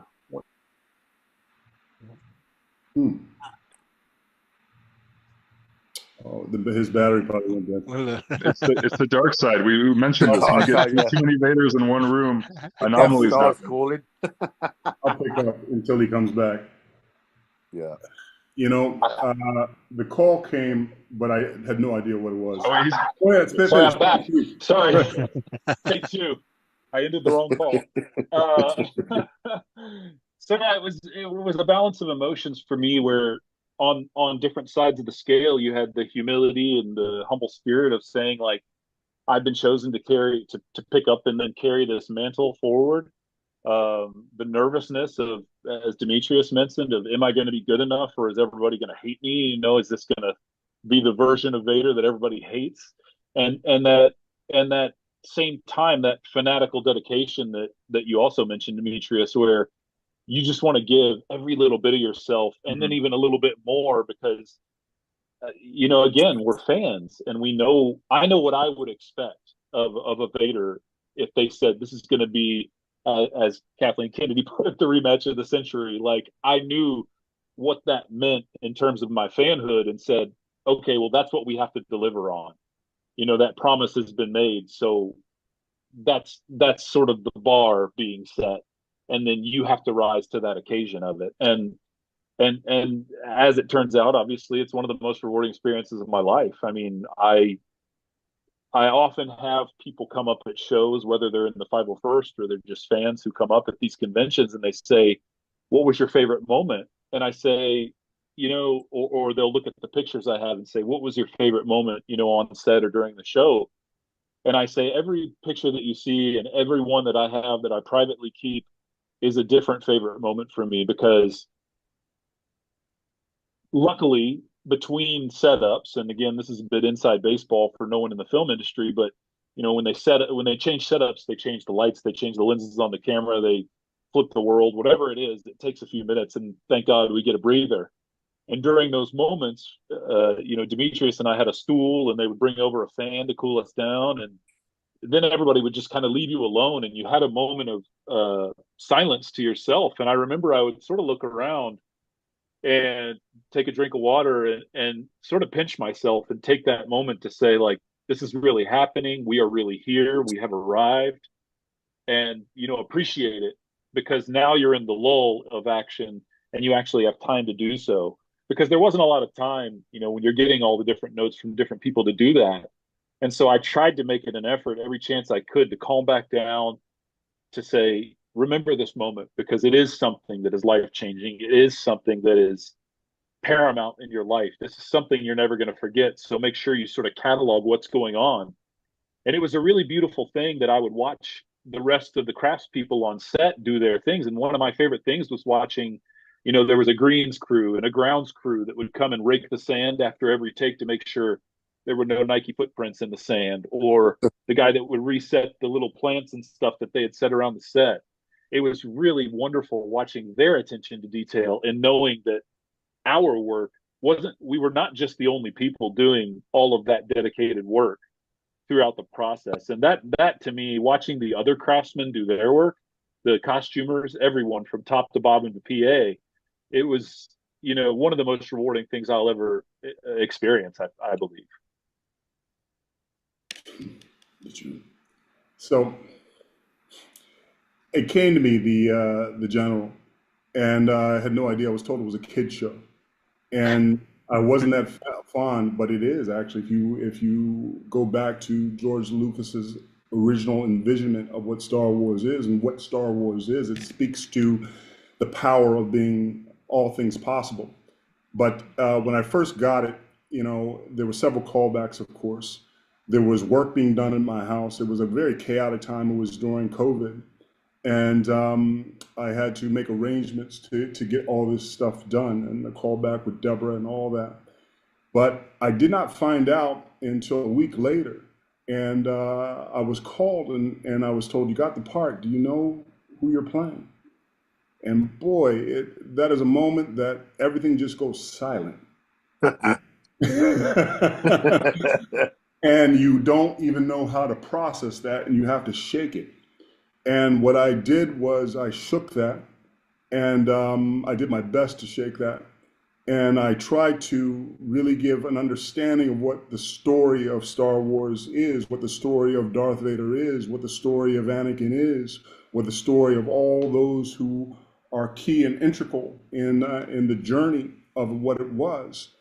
And I watched every Star Wars film there was. I watched it, like I was saying earlier, George Lucas making understanding where this thing started, and understanding James Earl Jones as far as who he was and what he was delivering. And all that is all possibility, which I think is the anchor point of the immense power within each individual. The possibility of all things are possible. You know, don't think, just do. And so, you know, first day on set, I don't know if Demetrius remembers this. I remember the voice of God is what they call it. Spencer made reference to that, the big speaker. And I was all rigged up. I won't go into too many details, but I will state this. My first moment of delivery, some technical issue, silence.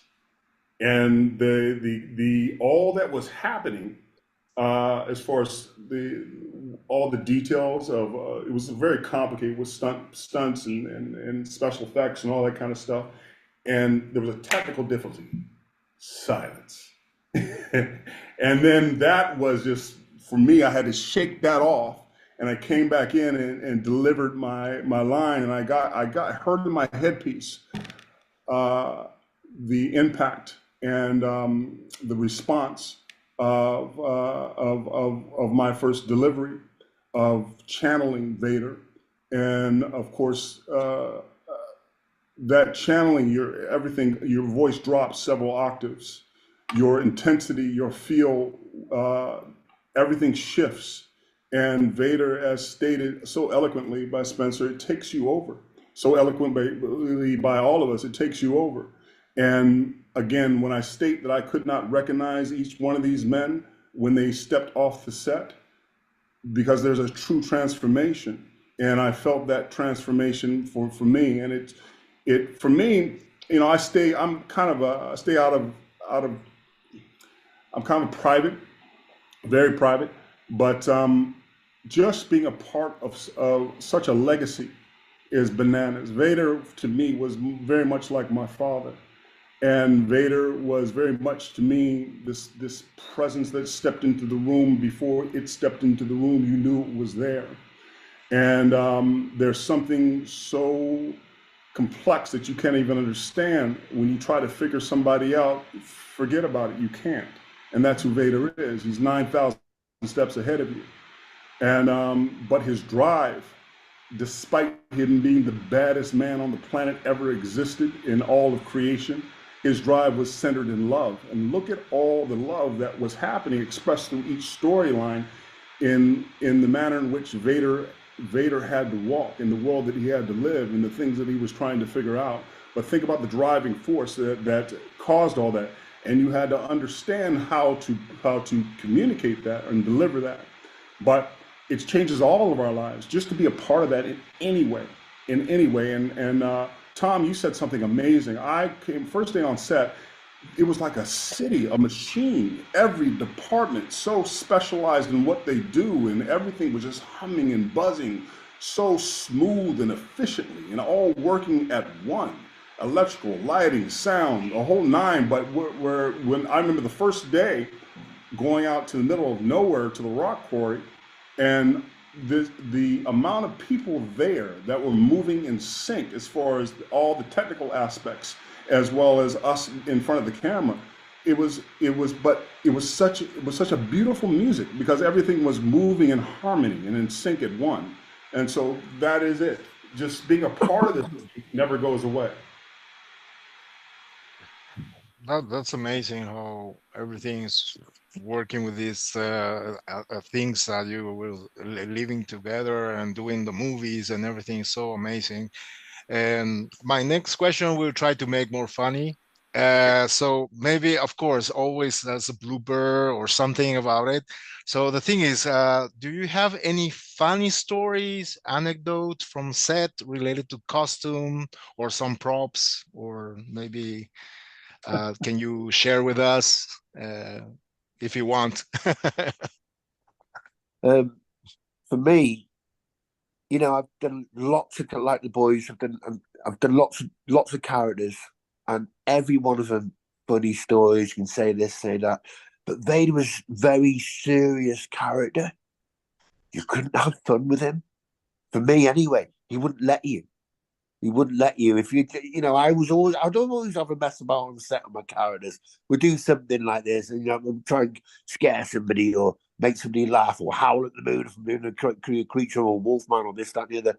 But Vader, when you're in Vader, you're Vader, and that's it. He wouldn't let it. For me, I haven't got any funny stories, man. He's a dark, serious character, and that's it. You know what I mean? I'm sure the boys have got something fun for you, but for me, sorry, man, he's just Vader, and you do as you're told, and that's it. You're released at the end of the day. You know what I mean? For me, I fell off the volume. That was my Saw story. that. Yeah, we were filming in the volume, and as you know, you have LCD monitors all over. You're inside a whole movie scene. Everything, the ceiling, everything's covered in LCD monitors. And once you're in the scene for a while, you lose track of what's real, what's not. So for me, I'm looking into the distance, and I see far away into a moon, a barren moon, and I'm walking to the distance. This is one of those long, you know how they have those long, super wide shots of the tiny little Vader walking across the screen. That was the scene that we're shooting, and we're shooting in the volume, and I have an earpiece, so I'm like, if I get close to the edge, someone's gonna say something. Someone's gonna yell cut, everything else, because I can't see. I can't see the feet. I can't see the floor. I only see far ahead in front of me, which means I really could only see the floor when it's 20 feet away from me. And if anyone's within like 6 to 8 feet away from me, I can't even see them. If I hold the posture true to what Vader is, and that was my whole training, was posture and presence of Vader. So we're walking and we're doing this scene, and I'm walking, and then suddenly I'm airborne.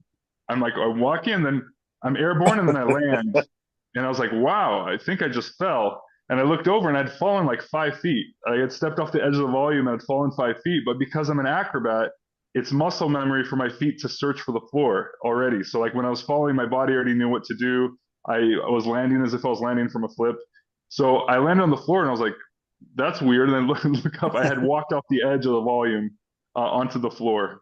But I think my favorite moments story that I have is I had this PA, her name was Michelle.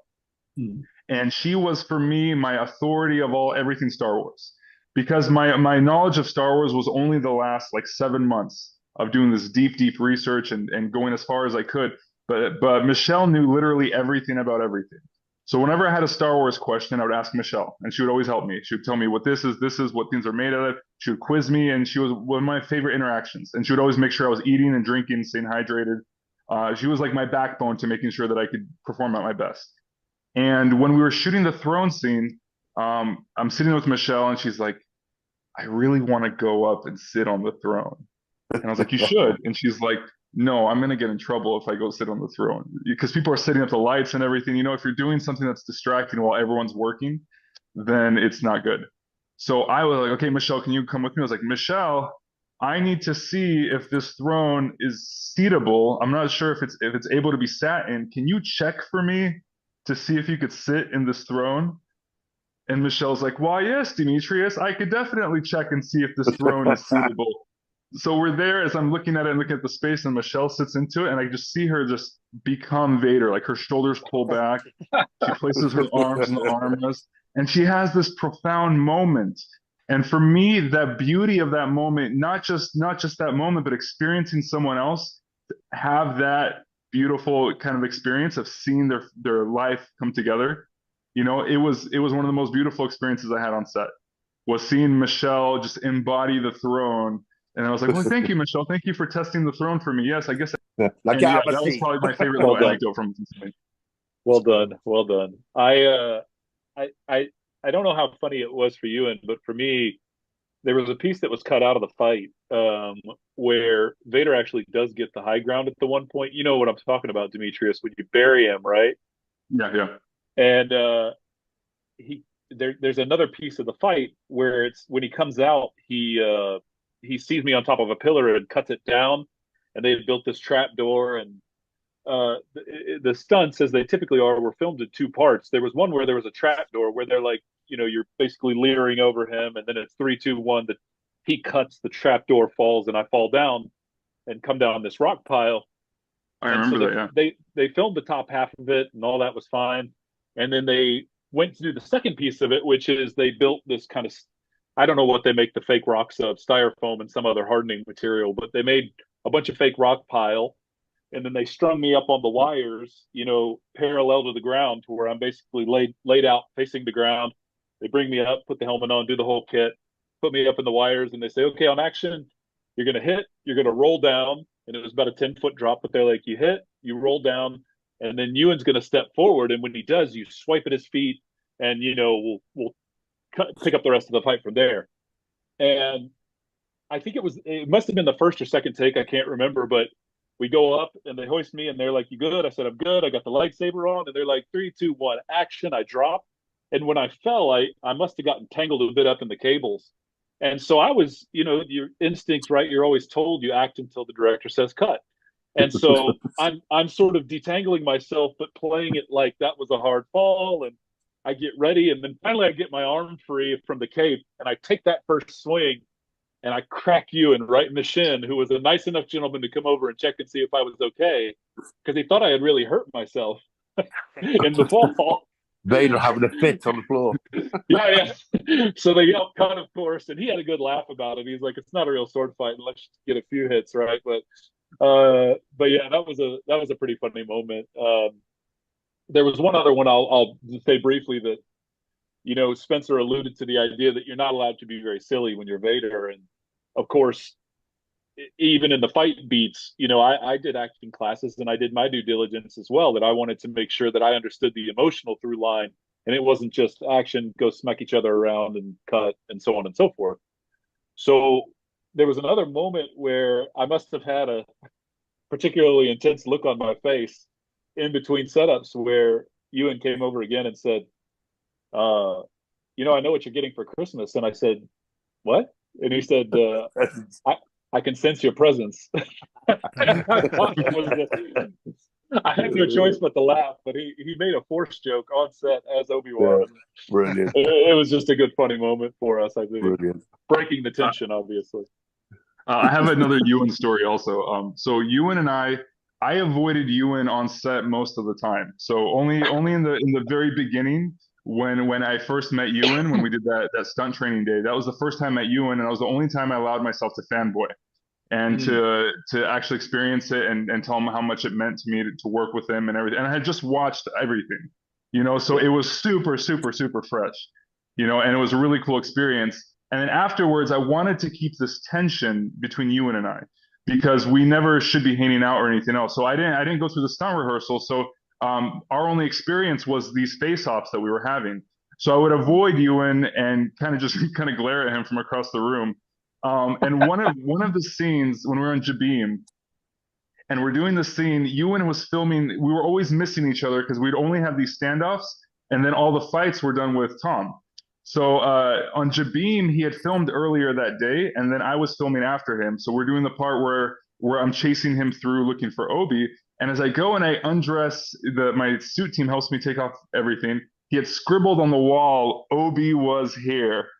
And it was like this Tom and Jerry moment, and I was like, Ewan, Obi, I'll get you next time.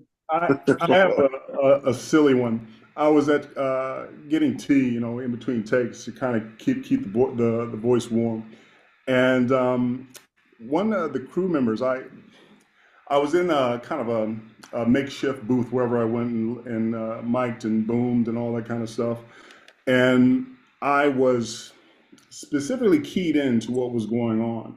So no one knew who was doing what, where the voice was coming from.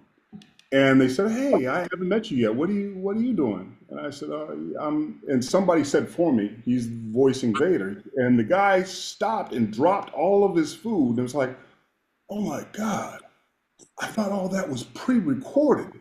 You guys are going that live? That was you?" And that was such a wonderful moment for me because obviously what I was doing was effective. But, and I guess the other one that I spoke of earlier, my first day on set, I'm telling you, this setup was bananas as far as the complexity of setting it up. And my first line, we had a technical difficulty and nothing came out of the voice of God. And so when I'm speaking, it was silence. Nobody heard my performance, and it was dead. And the scene had to keep on moving, even though everybody was waiting for their cue from Vader. So those are the two things. But the first one at the craft service table was pretty interesting and incredible. Great. That's hilarious. No, thank you for sharing this experience. And well, I have a lot of questions, but the thing is, first of all, mostly you cover everything of my questions because but the last one, Demetrius mentioned something about, my next question is about that, is what was like working with the green screen in the volume? So already we heard about Demetrius that almost fell. So and I other almost fell. I experience. did fall. Yes. And no, but the thing is, nowadays the filming industry went to very very good. So now from Mandalorian and all the further series we're creating with the screens, the volume. And so how was the experience with the other guys about that? For me, it was a magic experience. Yeah. Having the volume was one of the greatest tools ever as an actor because it makes things a lot easier to see where you're at, to feel where you're at. Yeah, it was one of the most immersive, coolest scenes. Especially like we have the scene where I pull down the ship, right? I could actually see the ship. Yeah, A version of the ship. That was really cool. Being able to see your environment around you, it definitely helps bring you to the moment. We had this funny volume moment where we were filming that specific scene, and they did this change where they had moved a rock to a different place and they were flipping the orientation. And I had been in the space for like 6 hours already, so this is my new reality. Like your brain just forgets after a while, and that's where you're at. This is where you're at on this planet. And they shifted something, and literally I got vertigo because they had moved a rock and they had shifted a whole wall, and I was like, oh my god, like all of reality is fractaling in front of me. Because for that moment, I forgot that I was in the volume. Yeah, it was really really cool. A treat Did you as an guys? actor. I have a question for you, Demetrius. Did you guys do Mando season 1? Was that volume 2 or was that on blue screen? Yes. That was Okay. my first introduction to the volume.